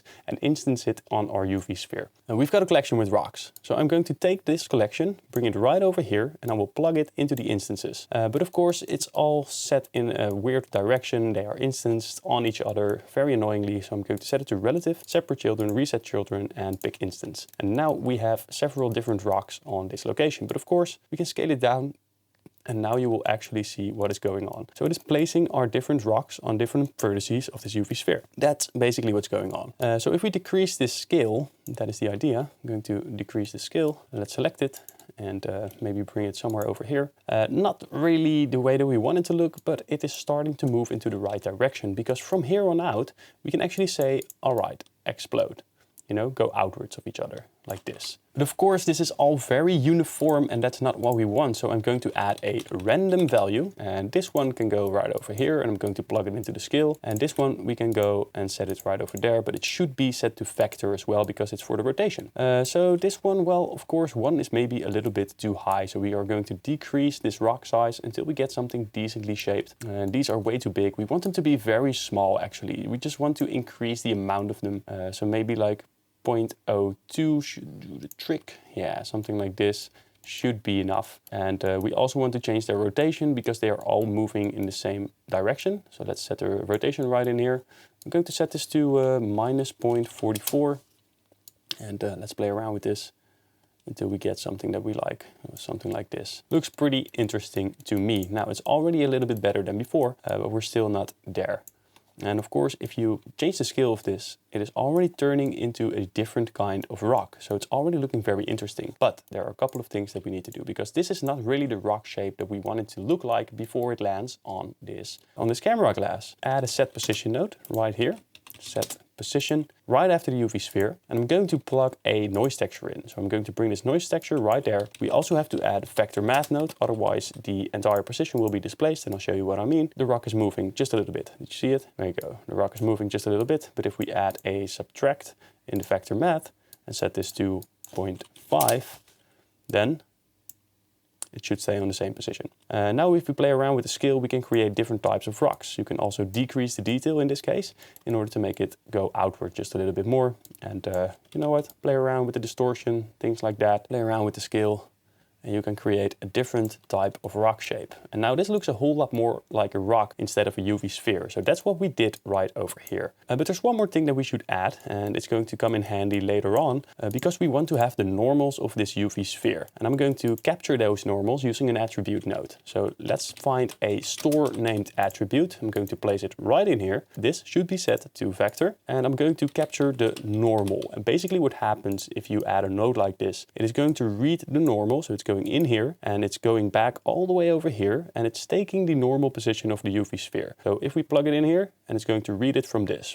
green line. So we've got the normals of the UV sphere now, but we need to give it a name. So I'm just going to call it normie. Very cool. So now we've captured the normals. We have got our rock displacement, which is happening right over here. We've got a way to adjust the scale of this if we want to make a different size or shape of the rock. We've got some random values that really made sure that this doesn't look like a UV sphere anymore, but more like a rock. But there's one problem. It's not exploding. So we have to add that as well. And the way that we want to explode it is that if it explodes, all the stones should rotate around. And we only want it to explode on the normals without going through the iPhone. Because if it is exploding and all these stones are passing through this mesh, it will not look good. So we have to find a way to fix that. But first I'm going to add in a rotate instances. I'm going to plug it right in here, and I'm going to add a set position node and another one as well, because that's exactly what we need. I'm going to place this one somewhere further in the back. So let's think about this. So let's do the set position node first. Actually, what we want to add is another noise texture because we want it to be displaced. If you do it on the normals and it's just a UV sphere, which we capture the normals of, it will be very uniform. It will go out like this. But we actually want it to go out with some are a little bit farther that way, some are a little bit farther that way. And we're going to use the noise texture in order to get that to work. So the noise texture makes sure that we get some randomization in this normals, basically what I'm saying. So I'm going to add a vector math node once again, set it to subtract and minus 0.5 and color into the vector. And this one can go into the offset of the set position. Now you can already see something is happening, and if we play around with the scale, it looks quite interesting. You could do something like this. This is also a very cool way to make a weird looking animation if you would like to do that. But there's a couple of things wrong with this. So I'm going to set this to 20, and this is now the way that our rock is being displaced. And that looks very good. However, it is not really exploding. We just messed our rock up basically. And we got to change some things here in order to drive this animation, because if we can't animate it, then we've got a problem. And you don't want to scale it like from 0 to 20 because it will look weird and it will go in all directions because, well, that's just the way the noise texture works. And so we have to isolate some part of this. And luckily, we already got our store named attribute right here. So I'm going to bring it in this space. So I'm going to bring in a named attribute, and I will call it normie, and it will automatically change it to vector, by the way, if you do that, because that store named attribute was a vector, and in this way you know that you typed it correctly. This normal attribute we are going to use, so let's have a look at the offset. It's actually distributing it from the normals of the UV sphere, exactly as predicted. So if I take this, let's say subtract, but I'm going to set it to multiply, and we play around with this, you can see that it is moving outwards exactly according to the normals that we stored right over here from the UV sphere. So I hope that's very clear and you know what we did there, but that is basically the idea. Now we want to combine this together with our noise texture in order to make sure that it's not as uniform as this. As I mentioned before, this is simply going outwards in the shape of the UV sphere. We actually want to combine it with the noise texture in order to make it look good. So I'm going to add a multiply node right over here, and the noise texture with the subtract should probably go in there. And now if we play around with this, we actually get a pretty cool looking rock explosion. But as I mentioned before, there is a problem because the rocks are also moving through this iPhone, and that won't look very good. Of course, we can fake it by trying to make a different location of the camera, for example, so you won't really notice things going through the iPhone. But that's not what we are going to do. We want to make sure that this is awesome. So I'm just going to set this to 1. And basically, I'm going to duplicate this named attribute node. And we want to make some comparisons and separate the X, Y, and Z. Because this is moving on the Z axis, we actually want to exclude anything underneath a certain value. So let's add in a separate XYZ and a combine XYZ right over here.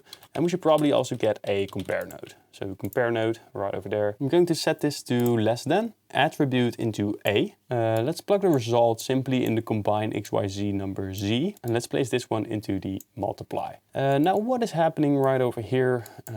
If we increase or decrease this, we can see that some of these values are doing something, at least something on the z-axis. But we have no control anymore over our x and y, which are right over here. So what we should probably do is bring in a math node. Math node right over here. I'm going to plug this attribute into the math node, set it to multiply, and I will actually plug this into the x and y, because now we have a way to distribute it on the x and y, and that's exactly what we want. So now it is moving outwards, but it's not moving upwards anymore. That's annoying, but we can fix that somewhere else in this timeline. But at least if we now click on 1, it won't be able to move through this iPhone anymore.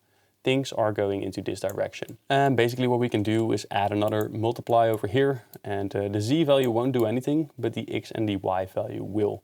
So we can set it to whatever shape you would like. So maybe this far would be the approximate distance that we want those rocks to fly off. And if we now play around with this multiply right over here, we can sort of determine that like this. And this will simply amplify it, so you don't have to use crazy values on this one. I want to make this multiply the driver of this entire animation. So I want to know a way in order to... Oh, we actually plugged it into the wrong set position. No problem. I'm just going to delete this one. Move the group output to the right, add another set position node. I'm going to use this set position in order to displace the z-axis, but only upwards, so not downwards. And I want this node right over here, this multiply, to be the driver of the entire animation. So everything that is moving towards the side or whatever is going to be driven by this one single node. And that will make it really easy for us to use in the future as well. I'm going to duplicate this multiply, and I will plug it right in this one, because now we can use this multiply in a different node stack right over here that's going to determine the z value. I'm going to take a position node. I want to separate the XYZ, combine it again, because I only want this to happen on the z-axis. Plug it in the offset, but now I want to multiply this with something that has positive values. So let's add in a vector math, because we should be using a vector. It is purple, and this one is purple as well. As you can see, those little things, so they connect. And if we play around with this, it is going up and down. It's basically the same as we had before, but now we can change this using a random value. So random value, and I'm going to take this, set it to multiply, and as you can see, it is multiplying it in both directions. Now I'm going to take this multiply, copy it, and this random value should go into the top, and this multiply should go into the bottom, and then this multiply should go into the vector. All right, so there was a slight problem, and I fixed it. Instead of the position, we needed to use the normals, because if we add in the position, we get some pretty weird looking problems right over here. I'm not sure why it doesn't work, because I did it this way before. I'm using the same values, but in this case, the normals work. Either way, this multiply node should probably be clamped. You can do both, it doesn't really matter that much. It will look like this, poof, or clamped, it will look like this. So a little bit more will stay on the original plane, or output that we've got right here. Of course, we can play around with the random values right over here. So if you wanted to go higher, you can increase this number, but it will also go lower, and that is going to be a problem. So don't go too high. Make sure that something like this is probably fine. We can now use this multiply node in order to get a pretty cool looking explosion out of this. Well, I think it can be a little bit more extreme. We simply have to play around with these values. So we can crank this up a bit more so it goes higher and outwards at the same time. This looks like a pretty cool explosion to me. And we simply have to play around with this multiply output on the x and y, because it goes higher, and you can determine where and how far these particles will go. So, boom, and it's exploding like this. I think that can be pretty cool. So what I've done is I've clamped this multiply node, and you will soon see why we can use this. But we've got this random value, this position into the separate XYZ, but I forgot to add one node. So sorry for that, but we have to add another compare node, because right now if we increase this multiply, it will still move some stones through our iPhone. And that is exactly the problem that we tried to solve. But that didn't happen right now. So I'm going to show you a way that we can. I'm going to add in a other compare node. So compare, bring it right in here. And actually you can already see what it does. It is creating some value that is higher than 0 for the z, because we separated the z-axis, should be higher than 0. And this is exactly what's happening right here. So if I play around with this multiply node, you can actually see nothing is going through the iPhone. It's all moving outwards, and that is exactly what we want. However, I'm going to set it to greater than or equal and play around with this value until we get something like this. But the problem is that now it is going way too high. And there's only two ways to fix that. It is by using this random value node or by using this multiply node. So you can either increase the randomness and decrease the multiply like this, and then you will have something that looks very cool. So let's have a look at this. Boom. Normal stone. Boom, explosion stone. But we've done our best in order to get the best looking result for this without stones going through our iPhone. One thing that we forgot to add is the rotate instances. And it's not very hard actually. We've already created the entire setup. And all we need to do is add this multiply where we've got those values right there. And I'm going to plug this into the rotation. And let's see what it does. If we now play with our multiplication, all of these stones are twisting and turning around, which makes it seem a whole lot more interesting. Here, take a look at this. I'm going to set this to 0 first, and now all of these are moving around, and that gives it this extra cool explosion effect. You can play around with the values, you can play around with the randomness, you can play around with the value of the Z height that we've got over here, or maybe increase the maximum so it goes really high, and play around with all of these cool looking animation. Maybe you want it to be a bit more aggressive like this. I don't. I'm just going to keep it to the values that I already had. And now it looks like a very cool looking rock explosion that is going on right here. So now all we have to do is animate this property. So I am going into frame 0, or let's say frame 10 by the way, and I am going to set this to 0. Right here I want to make sure that it is exactly on the camera lens. So something like this. Don't change the rotation. I'm going to press I. Then on frame 0 I want this to move somewhere over there, and I'm going to rotate it around as well. So now it's bam, moving into this like so. And on frame 9, we want this to be 0 value on this multiply. And what I'm actually going to do is bring in a group input and plug this value right over here. Then click on N. And we've got our node, we've got our group and this value. I'm going to call it animate. And we can animate this value right now from the modifier stack. And that's a little bit more intuitive. So let's go ahead and press on I right here on 0. And then let's go to frame 30 maybe. And let's increase this so it explodes. And press I. And then on frame 100, it should still be going, but a little bit slower, as if it's slow motion. So let's see what this looks like. Boom. And then it's going into its slow motion. Of course, we should set this to linear. We can maybe do some Ave Maria, something like that. Moving in slow motion, we can maybe rotate the camera around, and maybe it should speed up again after that. But one more thing that we can do is actually take this entire block and somewhere over here, or maybe on frame 100, I'm going to select this. I'm going to move it towards this side ever so slightly, because it was in that motion, you know?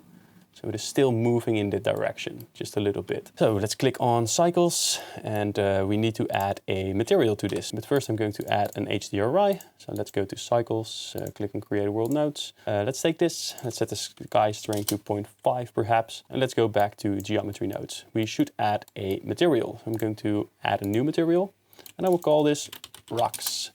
And then I'm going to add a set material node, set material, and call it rocks. And then I'm heading over into the shader editor, drag this upwards, shader editor, Control Shift D, rock 34 is probably pretty cool. You can also do a sand colored one, which will probably also look pretty cool. This is what the texture looks like, not bad. We can also change the scale right here in the texture coordinate node. And this is basically what it looks like for now. What we can do is go over here, set the film to transparent because I don't want to see the HDRI.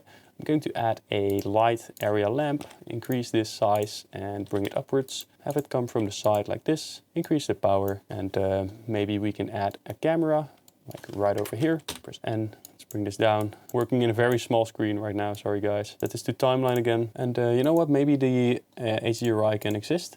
There's no problem, we can just simply make it transparent, and all we have to do now is make sure that the camera has a focus point. So empty, let's add the arrows, let's go into the camera, depth of field, let's turn it on, let's set it to the empty that we just created, and play around with these values in order to make something look very cool. So the background is now blurred and it looks like this. Let's see what this animation looks like. Now, we have covered in other tutorials how you can move the camera, stuff like that. I want you to think about this. This is only about the explosion of the stones, and this is the way that you actually do it. So figure out a cool camera position for this. Maybe you have a still camera, maybe you have a moving camera, and I want you to be creative with that. I hope you enjoyed this tutorial, and if you did, click on subscribe, and I will see you in the next one. I get the money and it's right on cue. Keep the duffel bag up inside my coupe. Hold a couple racks, tell them I love you. You wanna be a boss, do it like I do. Alright guys, today we are going to make a water explosion that's going to splash upon the screen. But I also want to mention to you that we've already made this geometry node setup in a previous part of this course, namely the meteorite one, where we made some stones that are splashing out of each other. So we're going to use that exact same geometry node setup, and I will change it to water. So there's a couple of extra steps there that we need to follow, but as soon as we've got that done, we've got a pretty cool looking water splash. So I'm first going into the meteorite tutorial that we followed earlier. It's right over here, and if you look at the scene, this is basically what it is. It's a couple of stones that are being splashed outside of each other simply because it is a geometry node setup. So I'm going to select the right one and copy objects. Then I will go over here and open recent. I will go back to the water tutorial and I will not save this. I will simply keep it as is. And if I press Ctrl V, we actually got our little meteorite right over there. And we've already got a pretty cool looking animation, so why change anything? This is going to work out fine for what we are trying to do. So I'm going to click on geometry nodes right over here because we do need to change the texture. So if I go right over here in the material tab, we can make a new material. I will press on new and call it water. Click on this principled BSDF, press G and it will automatically change it to glass. Reduce the roughness and set the IOR to 1.333. I have brought in an HDRI called Shanghai Bund. You should probably have it. And I'm going to change this to water. There you have it. There we have a pretty cool looking water splash. And in this case, we can make it even slower than the previous one. We can play around with the settings, of course. If we want to change the scale of this, for example, let's go over here and we could probably do that. Change the scale. And now all we have to do is take this collection, move it to the side, and let's have a look at this. Let's duplicate this around some more. And actually what I'm going to do is bring in a curve, circle. And right now we've got a circle. I'm going to select the camera and I'm going to the object constraints, go to the follow path and select the curve circle. Now I'm going to press on N, go to item, make sure that it's all on 0 so the camera is actually on the circle, which is now the case, but it is not tracked to anything yet. So I have to make a empty, bring in a sphere, and now we've got a sphere. I'm going to select the camera once again, go to the track 2 and select with the picker tool the empty that we've got right there. And now the camera should be looking at this empty at all time. So I'm going to press Z and bring it upwards just a little bit. Go to the camera and go to the object constraints and play around with the rotation, something like this. Should probably do the trick. I'm also going to change the perspective to 80 millimeters. I'm going to select the camera and on frame 1 I'm going to click on this offset. Then on frame 100 we want somewhere, maybe we want to be somewhere over here. But it's changing our entire perspective because we have rotated the curve. So actually I don't want to rotate the curve. I'm going to keep it as simple as possible. There's I, and then we're moving from here to there, and that's a very simple animation. So I'm going into the offset, A and dot, and here we have this curve. And I want to change some things about this curve. I'm simply going to select the left handle of this one and the right one of this one, and I will press S and Y, basically to invert it. And now we get a certain S type of shape. And I'm going to press S and X as well in order to make it faster in the beginning and faster near the end. So here it is very slow and here it is quite fast. And if we want that to be a bit more linear over here, simply press S and Y and play around with these values. So let's see. So it's moving quite fast in the beginning, then it's going very slow, and it's moving again in the end. Maybe somewhere over here, like that. Okay, so image, mesh plane, it's night sky. I'm going to scale this up.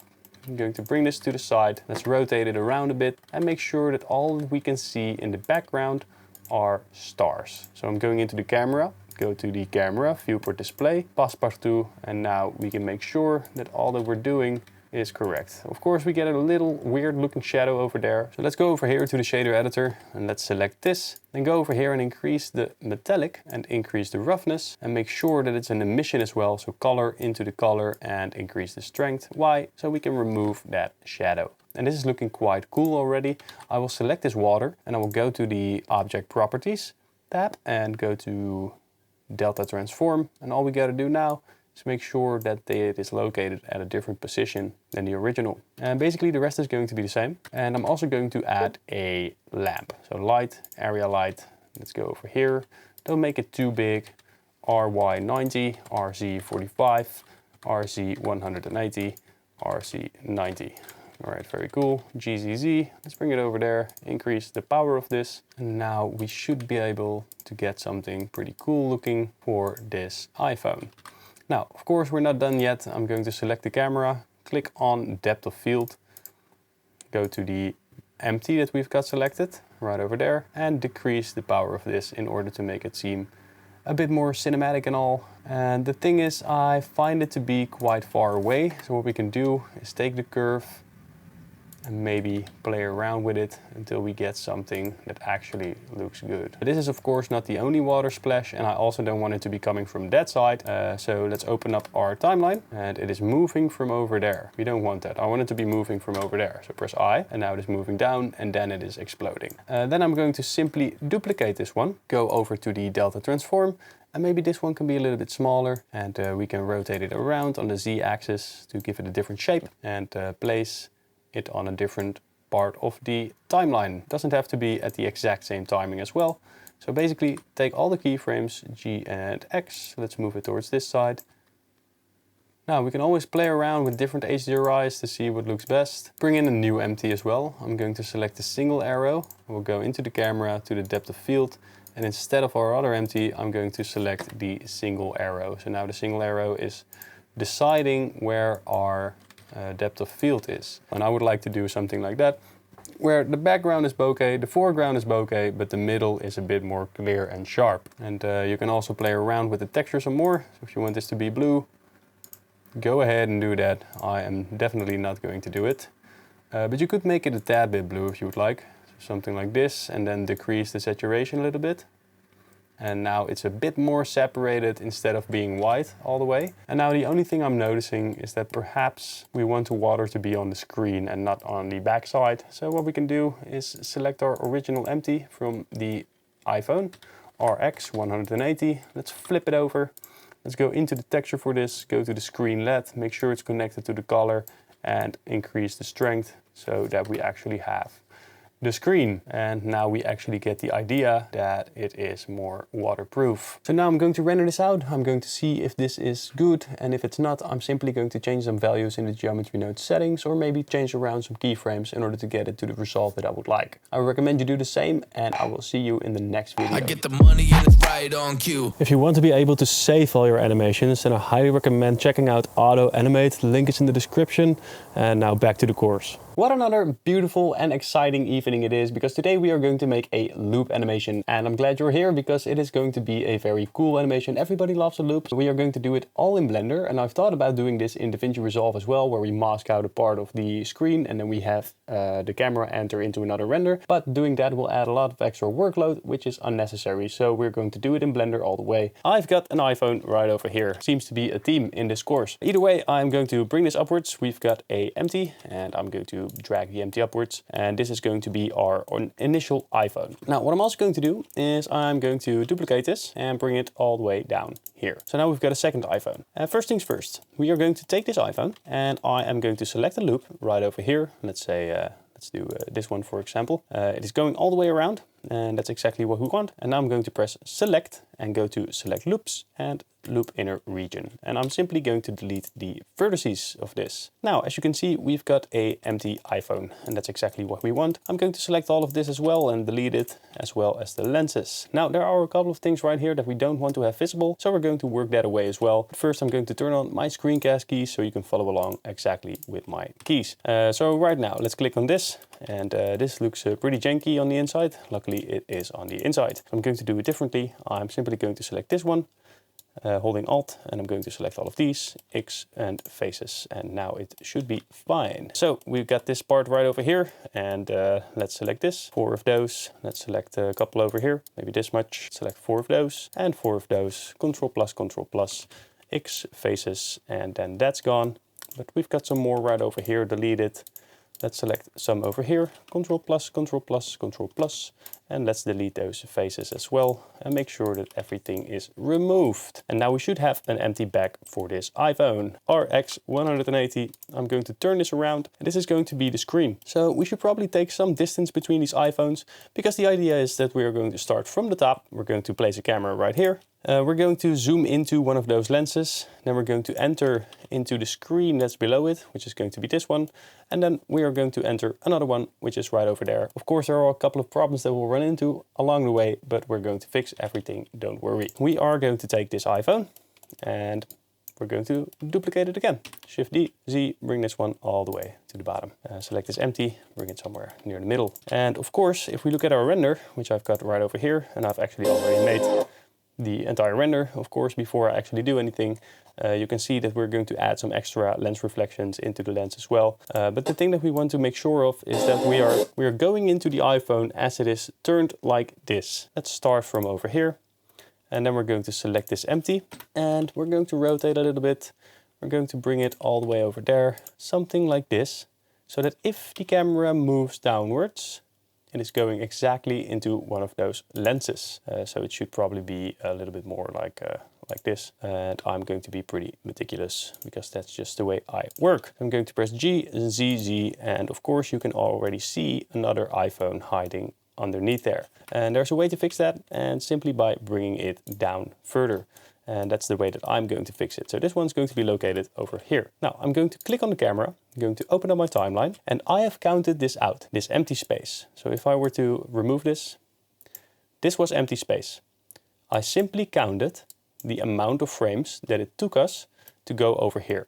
And now I know how long my last render should be, because this is going to be the last render before we actually enter into the final animation. So this space had to be filled up exactly to this point, 136 frames. So 136, I counted them. So I know for sure that this is correct. Now, what am I going to do? I'm going to select this camera right over here, press I, and on frame 136, I want to be all the way down to this camera into that lens. So maybe somewhere over here. And I'm also going to rotate it around, obviously. And maybe I'm going to rotate it like this. I'm also going to select both of these, T, and select linear. We can change the perspective of the camera, maybe to something like 40 or 42. So this one is still entirely into the screen. G, Z, Z, if we move into this, then we got that one. And then we move into the final one. So let's bring this over here. G, Z, Z, and we're heading into this one, it seems. And press I. Select both of these, T, linear, and now we're heading into all of these. Of course, we want to be rotating, and I think this one is too far removed. We want to keep the approximate height between them the same, so it seems like it's traveling the same distance. Something like this should probably do the trick. And now we should go to our keyframe for the camera and place it a little bit higher, so it is still going into the phone. So let's rotate this one by 90 degrees, RC 90 degrees. Let's bring it to the side. G and Y, and let's make sure that we are entering into this camera. And I actually made a little bit of a mistake. This one should be straight. So I'm going to press Alt R, RY 90, RX 90, RX 180, and we should keep this one straight and actually rotate the camera to get the animation. So press I on the camera. We can rotate this one if we want.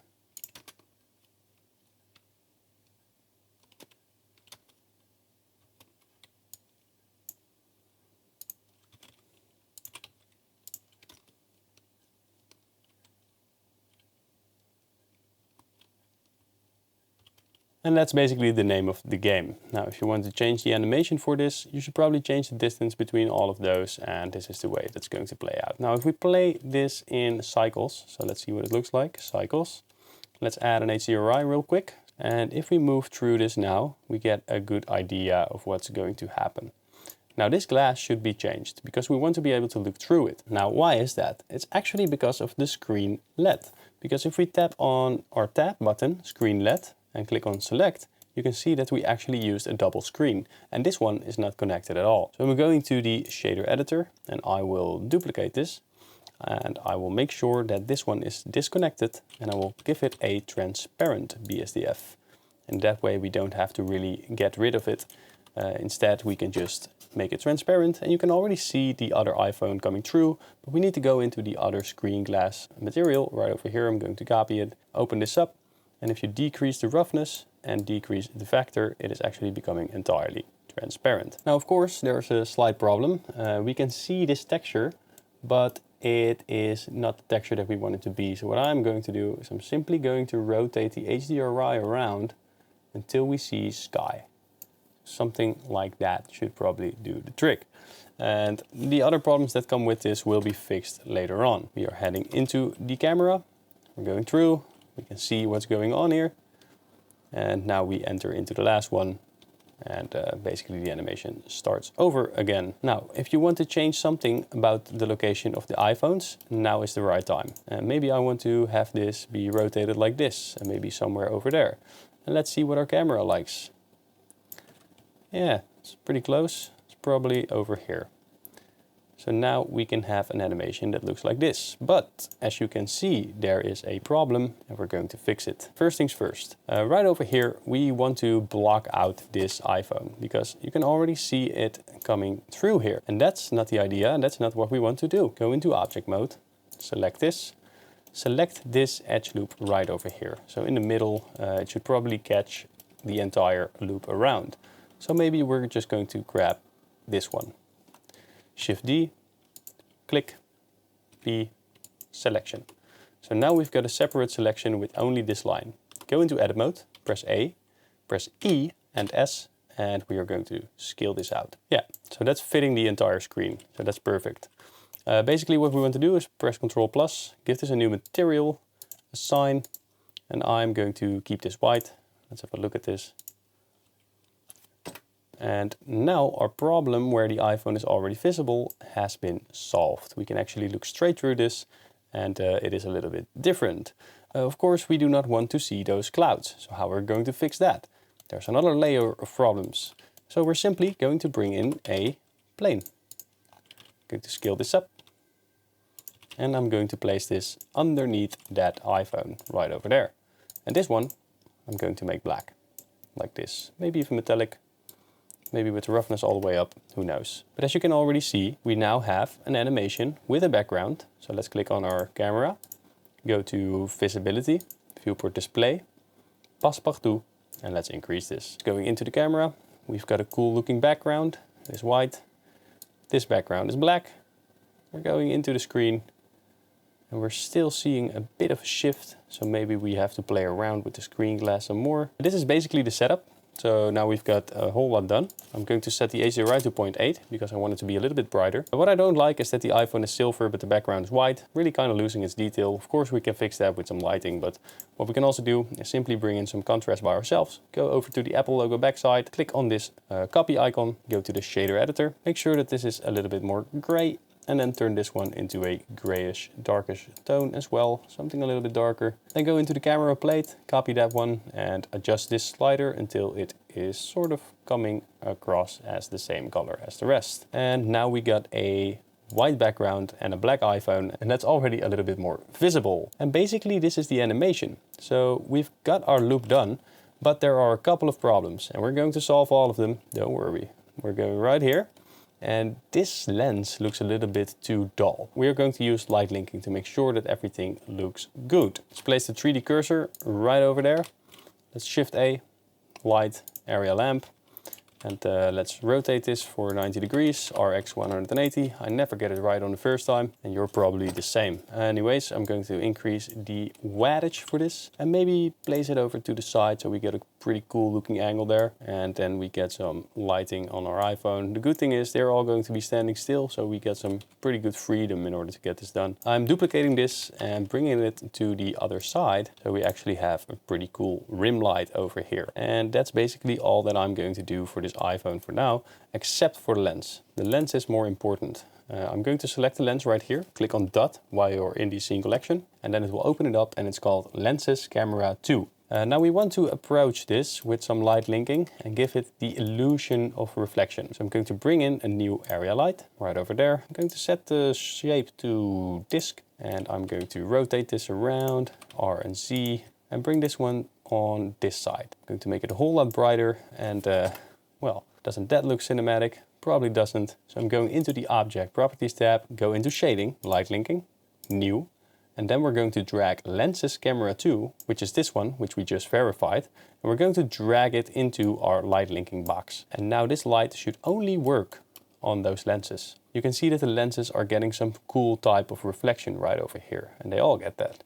But what I want to do is quite simple. I want to give this a different color. So we're going to use blue, green and red. And maybe this one should be a bit more bluish. Very good. I'm going to duplicate this and I'm going to set this to 3D cursor, RZ, rotate this around to the other side, like this. And maybe this one should be red. And now you can see that we get some blue and red tones in there.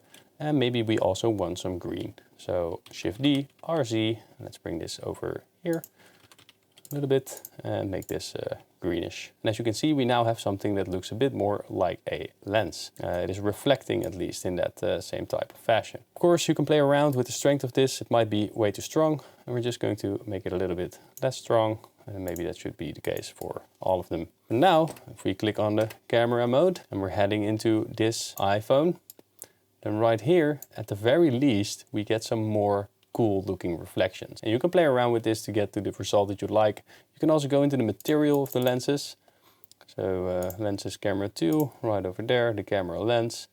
We can go to the shader editor and play around with whatever we got, which is the IOR, for example, and well, do with it what you like. I'm just going to keep it the same. Either way, that is the way to add some extra reflections. That looks pretty cool, and we also want to do the same for the bottom side. So I'm basically just going to copy this. I'm going to take all of these, copy them, because we already got the colors. Shift D, just bring it right over there, bring it into the right position. You want to copy this. So we should copy it for all of these. Copy it, and copy it until all of this works. And now the top camera also has its lighting still applied. And then we are going into the light, lenses camera 2.001. And select this one, do the same thing. This one, and do the same thing. All right, and now we also get some pretty cool looking lens reflections on this iPhone. Let's click our 3D cursor right over here, shift right mouse click, light area. Let's bring this over to the side, G and Y. Let's make this a bit more cinematic looking. Shift D, R, Z, and get a cool light from the top here. Maybe this one should be placed upwards, so we also catch this rim. And maybe we are even going to place one right over there. Bring it upwards just a little bit. All right, now what you might find is that this is already overlit because of the HDRI. So what we can do is simply take all of this, press E, bring this upwards all the way over here, and select this face only, X faces, and now there should be less light coming from the sides on this iPhone. So this is the way it looks right now. We've got our lenses, and we also see these lights in the glass. Isn't that annoying? And that is only in the glass, because as soon as we enter through, that won't happen anymore. So there's a quick and easy solution for this. We should select the entire iPhone. So let's hide our backplane. Let's hide all of these lights as well. Then I'm going to select everything. Select the empty last. Alt P, clear and keep transformation. I'm going to delete the empty. Then I will select everything except for the lenses. So don't select the lenses. Then select this one, Control J, and now we should have Alt H, bring everything back. We should still have this. We have all our lighting, but of course now we need to select the area lamp, go into the object properties, light linking, and drag in this iPhone, which is called iPhone Model 3. Let's see, that light has disappeared. So now all we need to do is this one and this one as well, iPhone Model 3 on the light linking. Over there, it has sort of disappeared. Let me select this one. Yeah, we can see the lighting, but there's still something odd. And it's basically light number 1 and 2 that are doing it. So where are those? Dot. It's actually on the top. In order to fix that, we just got to rotate this slightly to the top, RXX, like this, and then it won't be visible anymore. So that's what it looks like. We've got this entire animation set up. You can see a lighting switch right over here. You see, there's a slight lighting switch that happens when we go into the glass, and there's two ways to fix it. And we can actually go into the glass material. Let's go over here.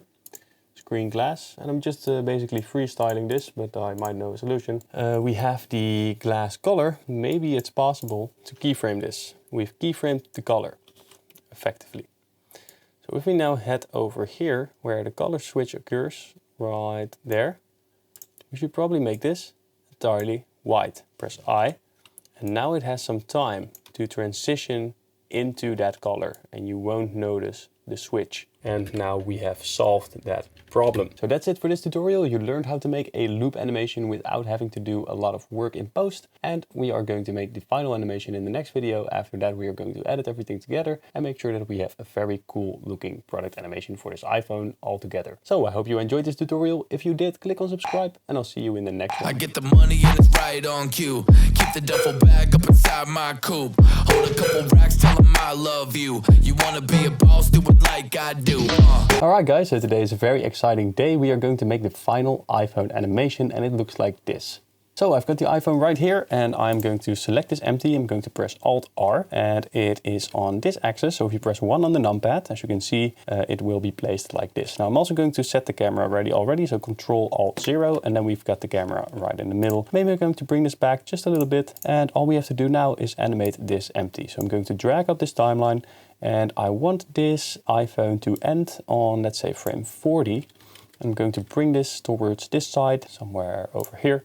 Press I, and then I'm going to frame 0 or frame 1 actually, and I'm going to place this on the x-axis all the way over here. And then I will press I once again. And now we've got 2 keyframes. This animation looks very boring, but that's not a problem. We're going to change that straight away. I'm actually going into the graph editor by pressing Control-Tab and opening this up. We only have an X location, so you can close everything off except for this one. Select the X, press A, press dot, and now we've got our line right over here. And basically what I want to do is make sure that it goes fast in the beginning, and that is by dragging this line upwards. Let's see what it does for us.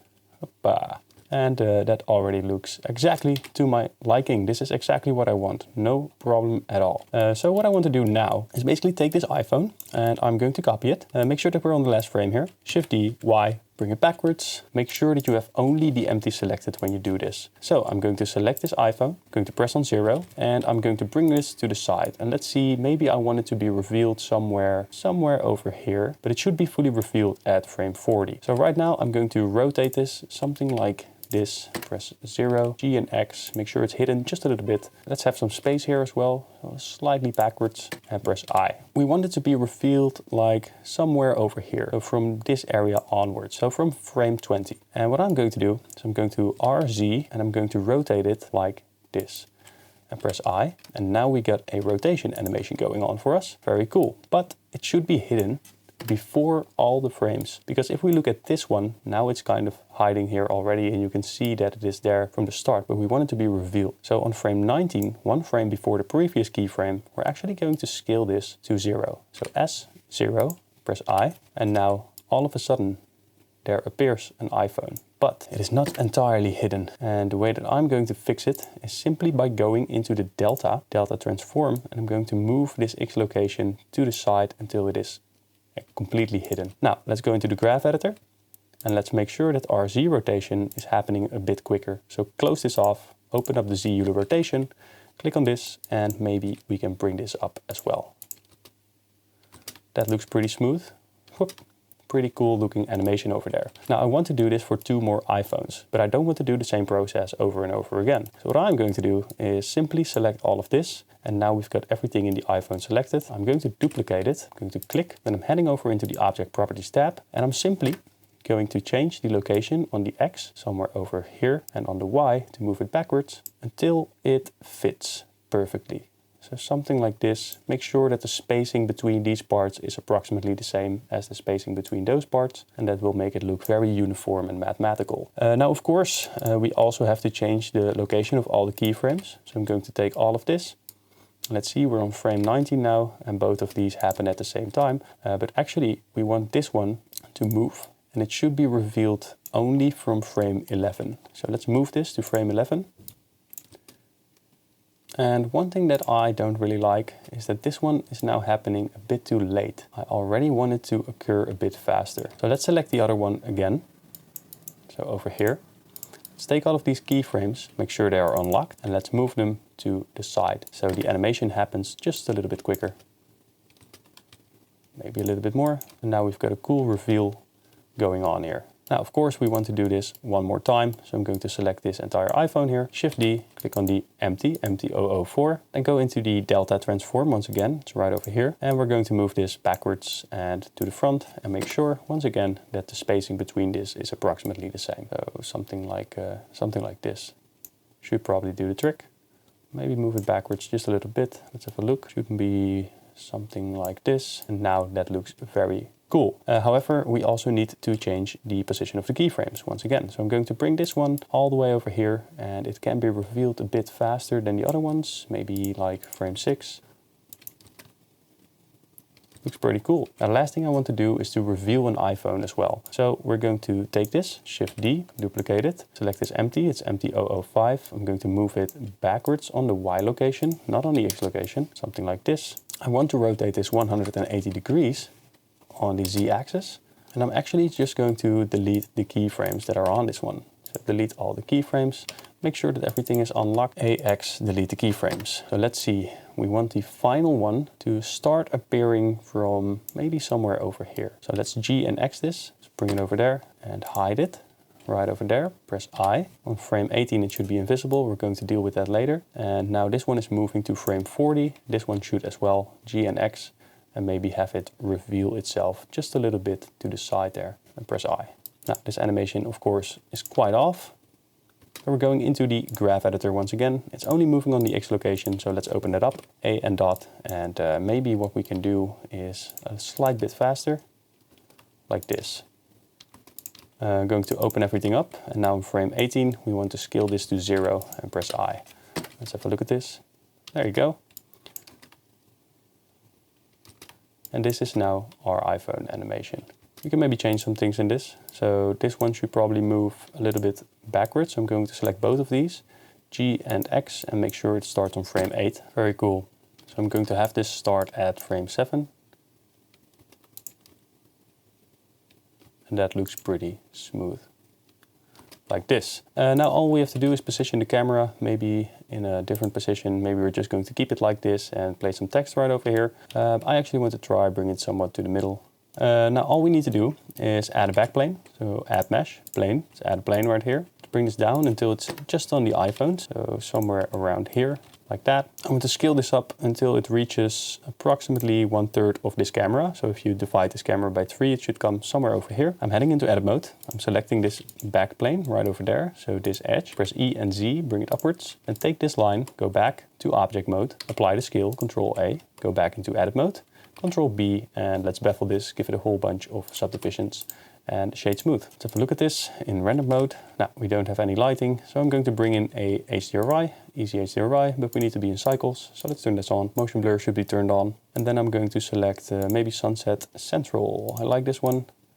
Canary Wharf. Ooh, that one is a pretty good one as well. So I'm going to use Canary Wharf. I'm going to set this to 0.25. We don't want too much light from the HDRI. We simply want some reflections. And we also have to change the colors. So I'm going into this iPhone. And we did this before. You can also take the iPhones from previous renders as well. But I think this works fine as well. So I'm going to Apple logo backside, shader editor. And I'm going to show you one simply if you haven't followed this course yet. So if this is a bit repetitive, I'm also taking into account that new viewers might be watching this video and they don't know how to do it and they don't want to shift over to another video, which is why I keep showing this every time I do it, keeping into account that for some people this might be the first video they see of the course. I'm going to change the color for this, so that's right over here in our color ramp, but first we need to copy it. So this little button here takes care of that, and then I will set this to a, let's say a yellowish color maybe, something like this.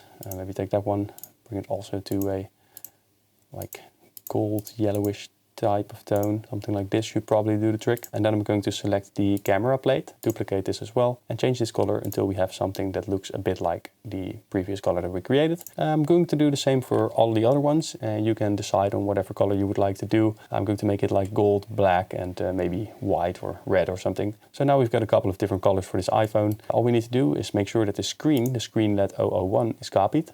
In this particular iPhone, I'm going to copy it, and I will plug in our iPhone screen back into the color of the emission, strength, bring it upwards. So now we actually have a screen, and that also looks pretty cool and interesting if you ask me. Looks a whole lot better already. Now for the lighting, I'm going to keep it simple with this one. I'm heading over into my asset browser, and I will add a Geolights Pro right over here. I'm going to drag it in and bring it upwards. It'll probably be scaled up a bit. Let's go into the modifiers. I'm going to scale all. So I'm going to scale it all to a size approximating this distance. And maybe all of the lights are a bit too big now, so I'm going to make them a whole lot smaller as well. Maybe we want the temperature to be 8000 instead of 5000, because I think this looks a bit warm. So I'm going to turn it off by going into Object, Properties, go to Visibility, and turn it off into the camera right over there. As you can see, this is a bit more orangey, but I actually want it to be a bit more blue. So I'm going to set the color temperature to 8000 right over here, 8000 as well. And let's have a look at this. So we're going to rotate it, and maybe we can get something interesting going on for us like this. Maybe I'm going to bring it upwards just a little bit, offset the lights, increase the power, not too much. I'm going to increase the power of the top light as well. Maybe increase the scale of it. And let me show you what I'm doing, by the way, because then you get a bit more of an idea of where all the lights are located at. So it's right here, and I'm going to play around with the offset. Something like this should probably do the trick. I think this lighting setup might work fine for what we are trying to do. I'm going to increase the power of the top light right over here. And as you can see, that is doing quite a lot. And maybe it's a bit too much, actually 1.5. Do we want less lights? 3 or 2 is actually the way to go. We can rotate this around. I'm actually going to set it to 3, maybe a bit more to the back side. Let's see what it did for us. All right, so that's pretty cool. You can also add an area lamp and play around with that. Geolights Pro is the first, fastest and only procedural lighting solution in Blender. And in the end we will have something that looks like this. Very simple stuff, and we can play around with the sliders. So I'm going to render this out, and I will see you in the next video where we are going to edit everything together. So I hope you enjoyed this course thus far and that you learned a whole lot. Click on subscribe, and I'll see you in the next one. I get the money and it's right on cue. Keep the duffel bag up inside my coupe. Hold a couple racks, tell them I love you. You wanna be a boss, do it like I do. So today we are going to edit everything together in Davinci Resolve. I've got it open right over here. So without further ado, let's get started straight away. So if you've never opened up Davinci Resolve before, this is the Edit tab. And I'm right here on this one. If you hover your mouse over it, it will say Edit. So the first thing that I'm going to do is heading over into the folder where we have rendered everything out. We have got a bunch of renders right over here. I've got a couple of extra ones because I'm also doing some testing in between and stuff like that. But basically what I'm going to do is bring in all the animations that we have. So let's take this one for example. I'm going to select all of this. All I have to do now is drag it into this timeline. And I recommend you do the same. Make sure that you have all the renders in there, and I will see you in a bit. All right, so this is the order of the shots, and you should probably do it the same. You could opt in for a other option, namely that you can edit all of this by yourself. No problem as well if you want to switch some things around. Be my guest. But first of all, I'm going to show you exactly how I did it. So this is the animation that we've got right here. It's the one with the spotlight and the turning around, and then it's going down. Then we have the this animation where the iPhones are gliding apart from each other. But we get this transition animation, which we rendered in transparent. And after that, this one will open up. So it's the dark lighting tutorial that we did, where the lighting is going around the iPhone. Then we're going into the night mode shot where the iPhone is basically moving around and we see end night mode. Then we get the cinematic animation, which is right over here. The light is gliding over this lens. And then we get this ender animation that we made before. And it looks like this. It's a little bit longer actually, but I cut it off because we don't need that much. It was way too long. Either way, here we have our cinematic dark environment, which is going to be the one afterwards. Then we get the rotation animations because we're going into this telephone and then we're transitioning into the rotation as well. Then we get those cool looking rotations that we made with the modifiers, if you remember correctly. Then we get some cable animations. They look like this. Then we get the close-up of the cable charging. Then we get the iPhone that is moving around like this, so it's a bit wobbly. Then we have the fake speed, so we rotated a UV sphere around and now it seems as if there's some wild movement going on, but actually the iPhone is standing still while a UV sphere is doing this. And then we get the social media shot where we get all these social media icons. The telephone is coming in, it's a bit too slow, we're going to fix that later. We get this YouTube logo that we are going to use to transition to another shot right over here to the water droplet. And we get this cool looking shot and we've got a close-up of this, or at least this was another shot I made on the back of the iPhone. So I told you in the tutorial you can also do it on the back of the iPhone. Choose what to do. I made 2 renders of this and I'm basically just going to zoom this in and place it to the side to have some water splashing into the air. That's what we're going to do later on. We're not going to do that right now. And here we have the transition, and it is the wave transition that we made together in Geometry Notes. It looks like this, and actually it's already done over here, but I kept rendering a still frame over and over again. I probably went away and forgot about it, so that one doesn't have to be this long. Then we get the close-up of this, so it's rotating. I told you to make 2 cameras in this specific render. One of them was going to be this one, and the other one is the transition that we made. Then we have the gliding iPhones, so that's the one with the paths. That's a pretty advanced animation where we had to animate multiple things apart from each other and bring it back together. Very interesting stuff. Then we get the circling selection. I made a couple of those. It's basically what we did in Geometry Notes, and this one is a bit slower and it's going into the air as well. And we're going to use both of them. You can also use just one of them, it's not really a problem. Here we get the meteorite crash. Then we get the spiraling iPhone, which we also made in Geometry Notes. The iPhone is coming towards us and we are heading into this camera at the end of the shot, as you can see right here, and it's entering this loop. So we're going into this camera, then we're going into the screen, and then we're going into that camera, and then we have reached the end, namely the final iPhone animation. And basically the way this tutorial is going, I'm going to show you some tricks in order to get certain things to work, such as the transition and stuff like that. But for editing purposes, you might want to do some things for yourself. So I'm not going to take you step by step through every way, and I'm going to show you exactly on which frame I'm going to make the cut, etc. You have to decide on that for yourself. I'm also going to show you how to color grade this, which is the next part of this process. We actually want to do this first because working with PNGs is very slow and I'd rather work with the MP4. So I'm going into this shot right here and I'll make sure that I have a part where the iPhone is visible and we have some lighting on here, something like this. And then I'm going into the color tab, which is this one. And I will press on Alt S. We get a couple of nodes over here. Of course, there's an effect bar right over here. You can turn it on or off. I'm going to turn off clips right here because here we have a whole row of clips and I don't want to see those. I simply want to see this, and I also don't need the gallery for now, so we can zoom in a bit. I'm going to press on Alt S a couple of times until we get 4 nodes, and I'm going into the second one, and I've already explained why I do this. Usually I color correct footage, and this is our denoising node. So in this tab right over here, we can denoise doing the temporal 5. This is, by the way, a studio version. I'm not going to do that right now because we are working with renders and the noise works a little bit different, but I am going to uphold this structure. So on the first one, what I'm going to do is simply head over to HDR, and in the HDR tab we have the exposure. It's spelled like EXP right here in the global, and I'm going to increase this. And let's see, maybe it's a bit too bright, maybe it's a bit too dark, and maybe I'm going to decrease it in this case, just a little bit, because I know later on that I'm going to want to bring down the shadows and stuff. So in the second node, what I'm going to do is I will click over here, and you can either play around with the contrast like this and give it a bit more contrast, and then it looks, but I'm not going to do it in this fashion now. I'm simply going to do it on the gamma. So on this node, we can change the gamma, which will make it darker, or we can change the gain, which will make it brighter. And we're going to use a combination of both. And in this case, I might crank up the gamma just a little bit because I've made it a bit too dark. So right over here, we do want to see some of that blue.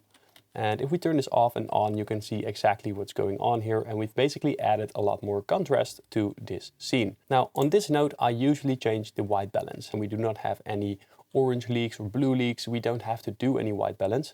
So what I'm going to do is bring in a saturation. And the way I'm going to bring in that saturation is as follows. I'm going to click on this icon right over here. And then I'm going to increase the red input, the green input in the middle, and the blue output on the right. Now, of course, this makes it way too saturated. And you don't want to do this. You want this to be subtle. So right over here, we have a little icon. It's called key. So if you hover your mouse over it, it will say key. If you click on it, you can actually see key output. And this will determine how strong the node is. So right now it's set to 1, which means it's full power. You can also increase it to 2 to increase its power even more. But in this case, we are going to bring it down to a very nice and solid 0.3.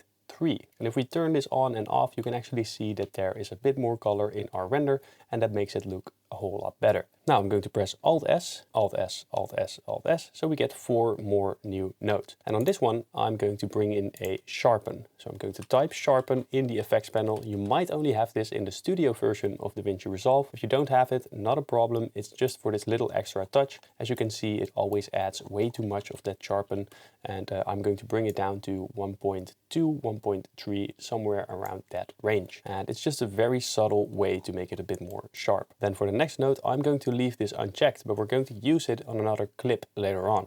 For this note, I'm going to bring in a vignette. So I'm going to type in vignette, going to drag this on here. Then we can change the size, anamorphism, and softness. So if we take the size and bring it upwards, you can already see that something is going on. But what is going on? We are actually darkening the outer edges of our screen, which is a camera effect that often occurs. So we're going to increase the anamorphism as well, which happens with specific types of cameras. And if we turn this on and off, you can already see that we have a bit more focus on the center and a bit less on the sides. We don't want the sides to be too distracting. Usually there's only one focal point, and we want to make sure that our viewer is watching that specific part of the render. Now I'm going to increase the softness as well. And right now I'm going into the global blend, and this will determine how strong this note is. So I'm going to turn it down all the way and then bring it up until I find the place where I'm happy. Now, for this last note, I'm actually not going to do anything. I'm going to delete it. You might opt for adding a film grain. So if you add a film grain, it will give this extra subtle camera effect where you get some cool looking noise, not the type of noise that you get out of cycles, but the cool looking noise that comes with actual professional cameras. You can increase the grain strength, and I will do so right here. And you can see what it does. It is adding some grain, and if you play this, it is also moving around.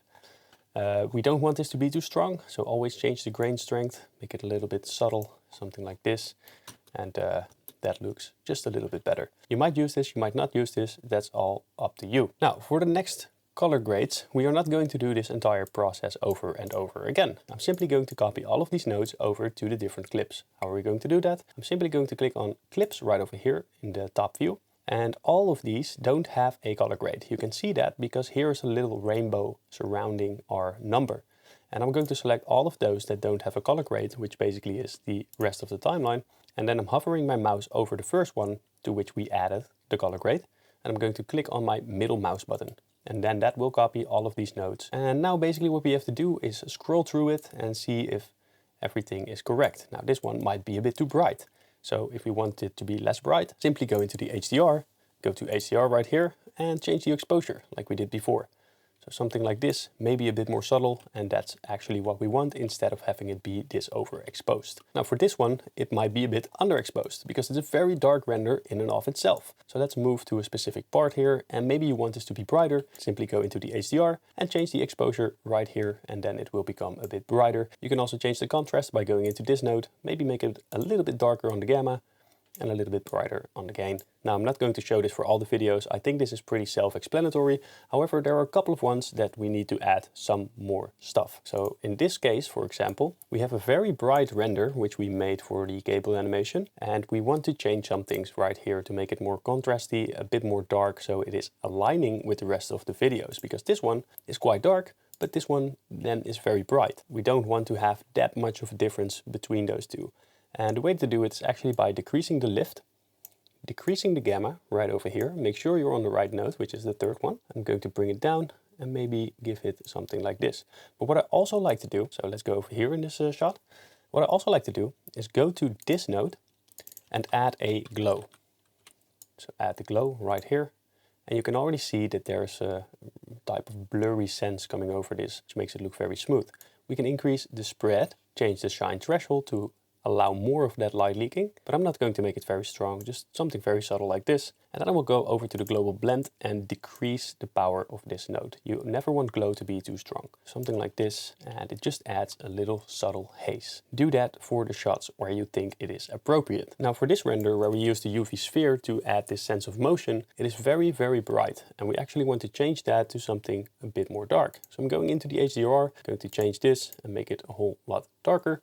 but not too dark, because now you can see that the iPhone is losing its sharpness. It's as if there's a black haze coming over it. So you don't want to crank this down too much. And that's why I'm going to teach you another trick. So right here, before those two notes, because here we have our vignette, the vignette should come on top, I'm going to press Shift S, and that will add a note before this one. And I'm going to change some of these values right here. I'm going to click on curves, and then I will go to the hue versus saturation. And I'm going to select the blue color because I believe that right here where the spike is where there's a lot of blue.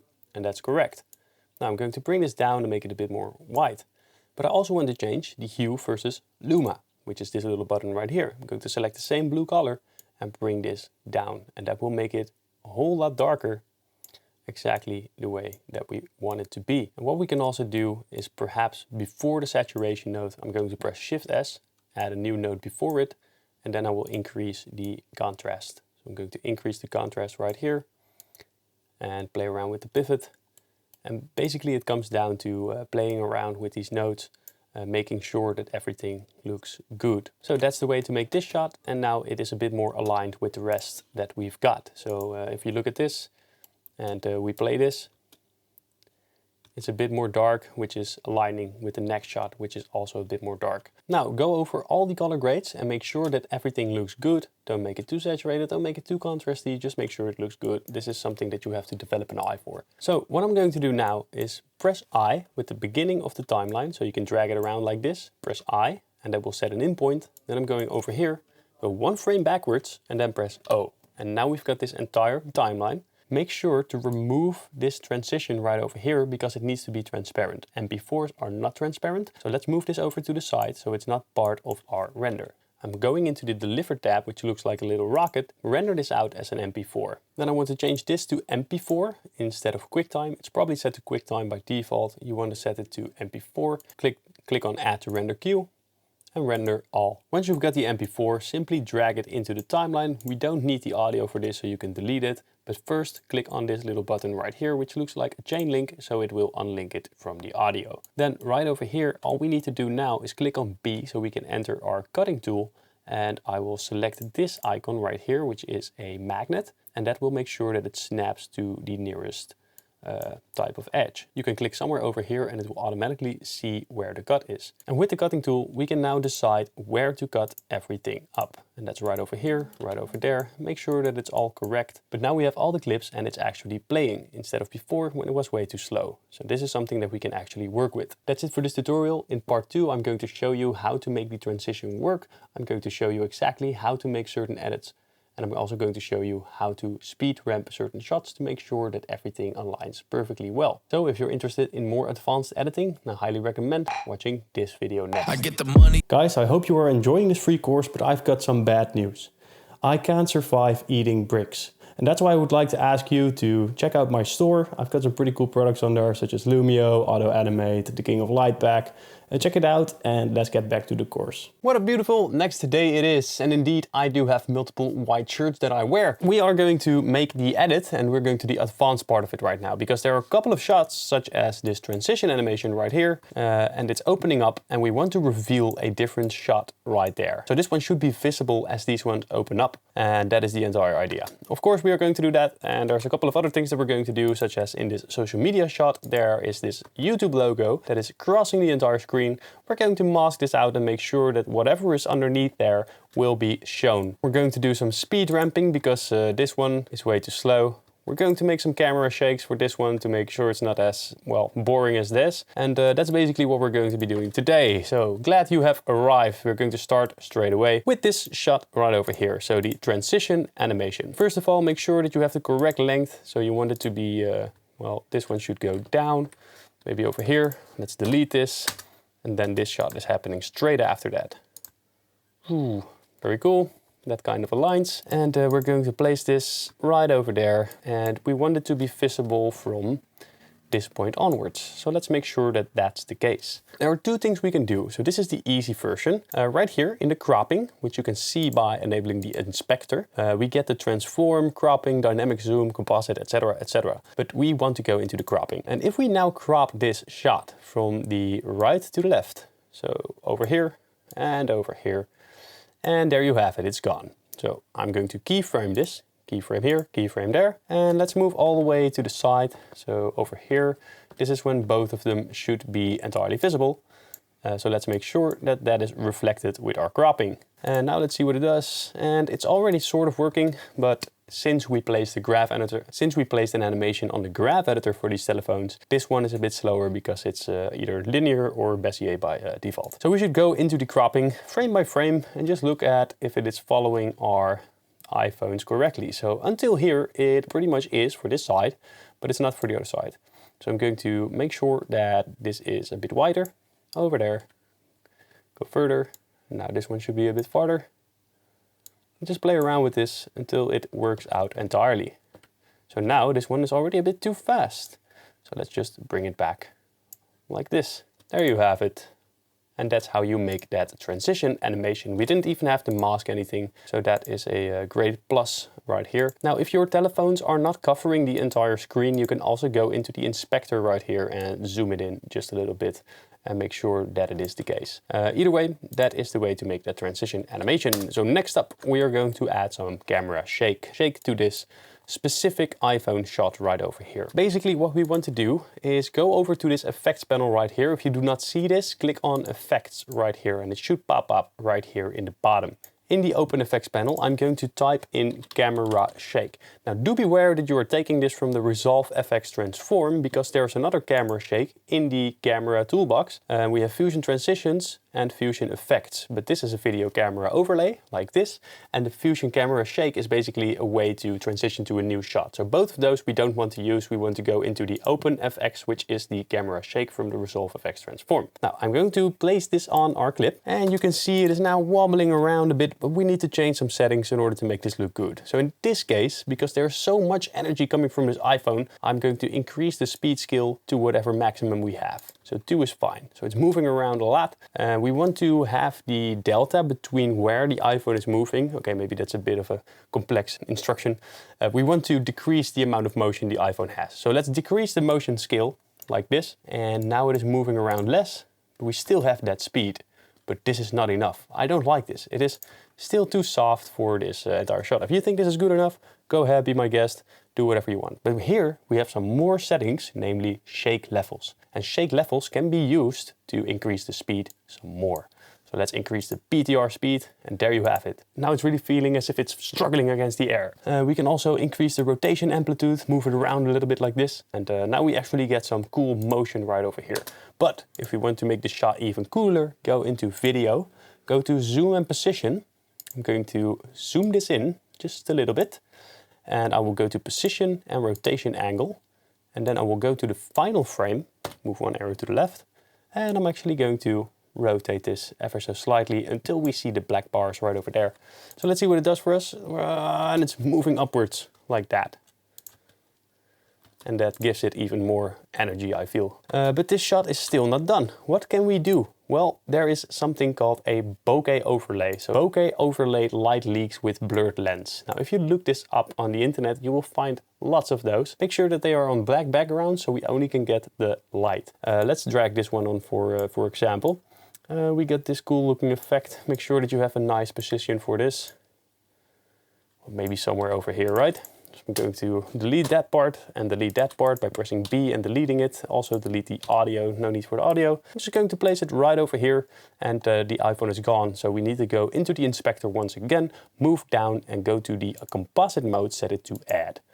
And now this is a bit too strong, so I'm also going to decrease the opacity until we get something that looks like this. Now if you turn this on, we get some extra cool lens effects and maybe we want the part where it moves a bit like this. Make it very subtle. And that just adds this extra camera effect, which really integrates the iPhone better into the scene and the movement with the camera shake and all. Now, the next problem. We have all this energy. This iPhone is coming upwards, like struggling against the air. And then we have the whoop. We're coming in here. Take it easy, son. That's what we're going to change. This also needs to have some energy. So right now I'm going to teach you how to make a speed ramp animation for this. And we're also going to add a little bit of camera shake to this shot to make it really fit in with the rest. So this is too slow. We actually want it to be quite fast all the way until over here. I'm going to click on this clip and I'm going to press Ctrl R. And this will give us all the speed options. So here we have an arrow. I'm going to click on the arrow. And we can add a speed point, or you can change the speed of the entire clip right over here. I'm not going to do that. I only want this to happen on a very specific point. So add speed point. So from here on out, we can change some things. If we now take this right side, for example, then this will be a whole lot faster. Or if we take this handle right over here, then we can make this a whole lot faster. And now it is coming in with the appropriate speed. Like this. Now if you want to change the frame where it's being speed ramped on, you can also take the bottom side of this arrow, and that will decide until how long it will be faster. But I'm just going to keep it the way it was because I already noticed what I was doing beforehand. Very good. Now let's give this a slight wobble. So go to the effects tab right over here and type in adjustment layer. You can only find this on the toolbox. So on the toolbox, adjustment clip. I call it adjustment layer because I did use After Effects before this. But still, it is the adjustment layer, not adjustment clip. Anyway, we're just going to add some cool looking camera shake to this to give it some more energy. So let's grab the same camera shake that we had before, camera shake from the open effects, drag it on the clip, make it extreme, something like this, PTR speed up. There you go. And we want to do the YouTube animation from this part onwards. First of all, I'm going to press Ctrl R here to remove our speed ramp settings. We want this to start from over here. So basically what I'm going to do is I'm going to drag the next shot right underneath there and make sure that it aligns exactly with this part. Then I'm going to click on this clip and go to the Fusion tab. It's this one, the little magic wand, and I'm going to click on it. Then I will add a mask, which is what I'm going to be using. Just simply add it over here, don't do anything else. Shift space and add a background, BG, background, right over here. I'm going to set our YouTube clip over the background itself, like this.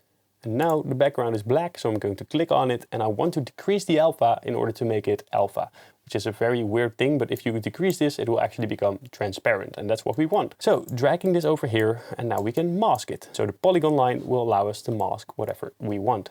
I'm going one frame forward, and I'm going to make a cool looking mask right over here that follows the shape of our YouTube logo. It's automatically placing keyframes, so we don't have to do anything weird. I'm going all the way over here until it is gone, and I will take this and move it to this side.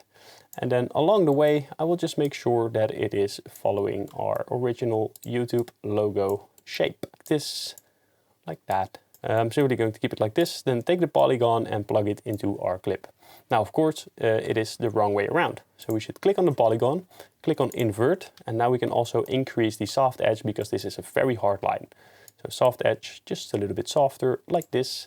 And now let's go back to this clip, and you can see we actually have a very cool looking animation. But of course, the mask is also visible right over here.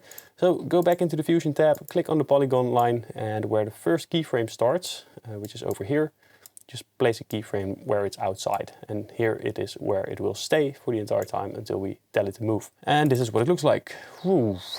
Now, there are two more things to do. I will show you how to enter into this screen.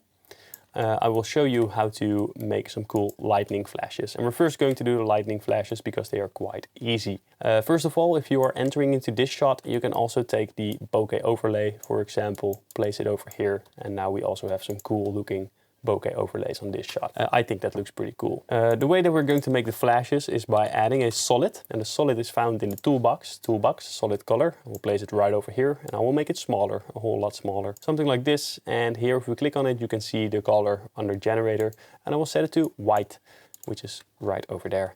Now, if we want this to flicker, so right here it is entering our phone, we can simply make this like 1 or 2 frames. Now, if you want this to flicker even more, simply add more of them. And the way to make it seem natural is by actually taking this, going to the settings and changing the composite to different opacities throughout. So it's really not noticeable. And also make sure that there's not really a pattern in between these. Of course, you can add the same adjustment layer that is making it wobble. and add it on top here, so it's also wobbling. And you might want to change around some settings, make it less extreme, so decrease the speed scale, for example. Either way, that's the way to make flashes, simply using the solid color. So that's very easy. And now we're going to do the hardest part of this entire tutorial. It's actually going to be right over here. I'm going to select this clip because it is moving in the wrong direction. It is actually coming out of the screen, and this is because I had a different idea for this shot, but now I really want to switch it around. So that's what I'm going to do. Right mouse click, go into the change clip speed, and then change the reverse speed. So tick that box, reverse speed, and then it will be turned around. And that's exactly what we want. Now I'm going to have it start from somewhere over here or maybe here. It depends on the music that you're using, so I'm not going to edit all of this to the music. I'm going to do that later on, but you can figure out how and where to make your cuts, right? I'm only showing you how to do the more advanced things right now in this tutorial. If you really want to know how to edit to the music, you can also watch my other free courses. All right, so somewhere over here. And I want to change this screen. I actually want to change it to a shot that we used before, namely this one. I'm going to cut a piece off right over there and place it underneath here. And make sure that it's covering the entire track. Now basically what I want to do is go over it into Fusion, and I want to do the same little trick. I actually want to mask this out. So if we add a rectangular shape and add it over here and invert it, then we get the same type of effect that we had before. But we need to make sure that this is following our iPhone along. I'm going to show you exactly how to do that. First of all, we need to match this shape. So drag on these lines, something like this, drag it upwards, and make sure that it fits inside of the iPhone a little bit, like this. Increase the corner radius, so we actually get some corners that look like the corners that we made ourselves. If you really want to do this well, you can also mask it by hand, but I think this is fine. Now I'm basically going to click on the keyframe for height, width, and center. And now all we gotta do is move backwards and forwards in time. So right here it is filling up the screen entirely, like this.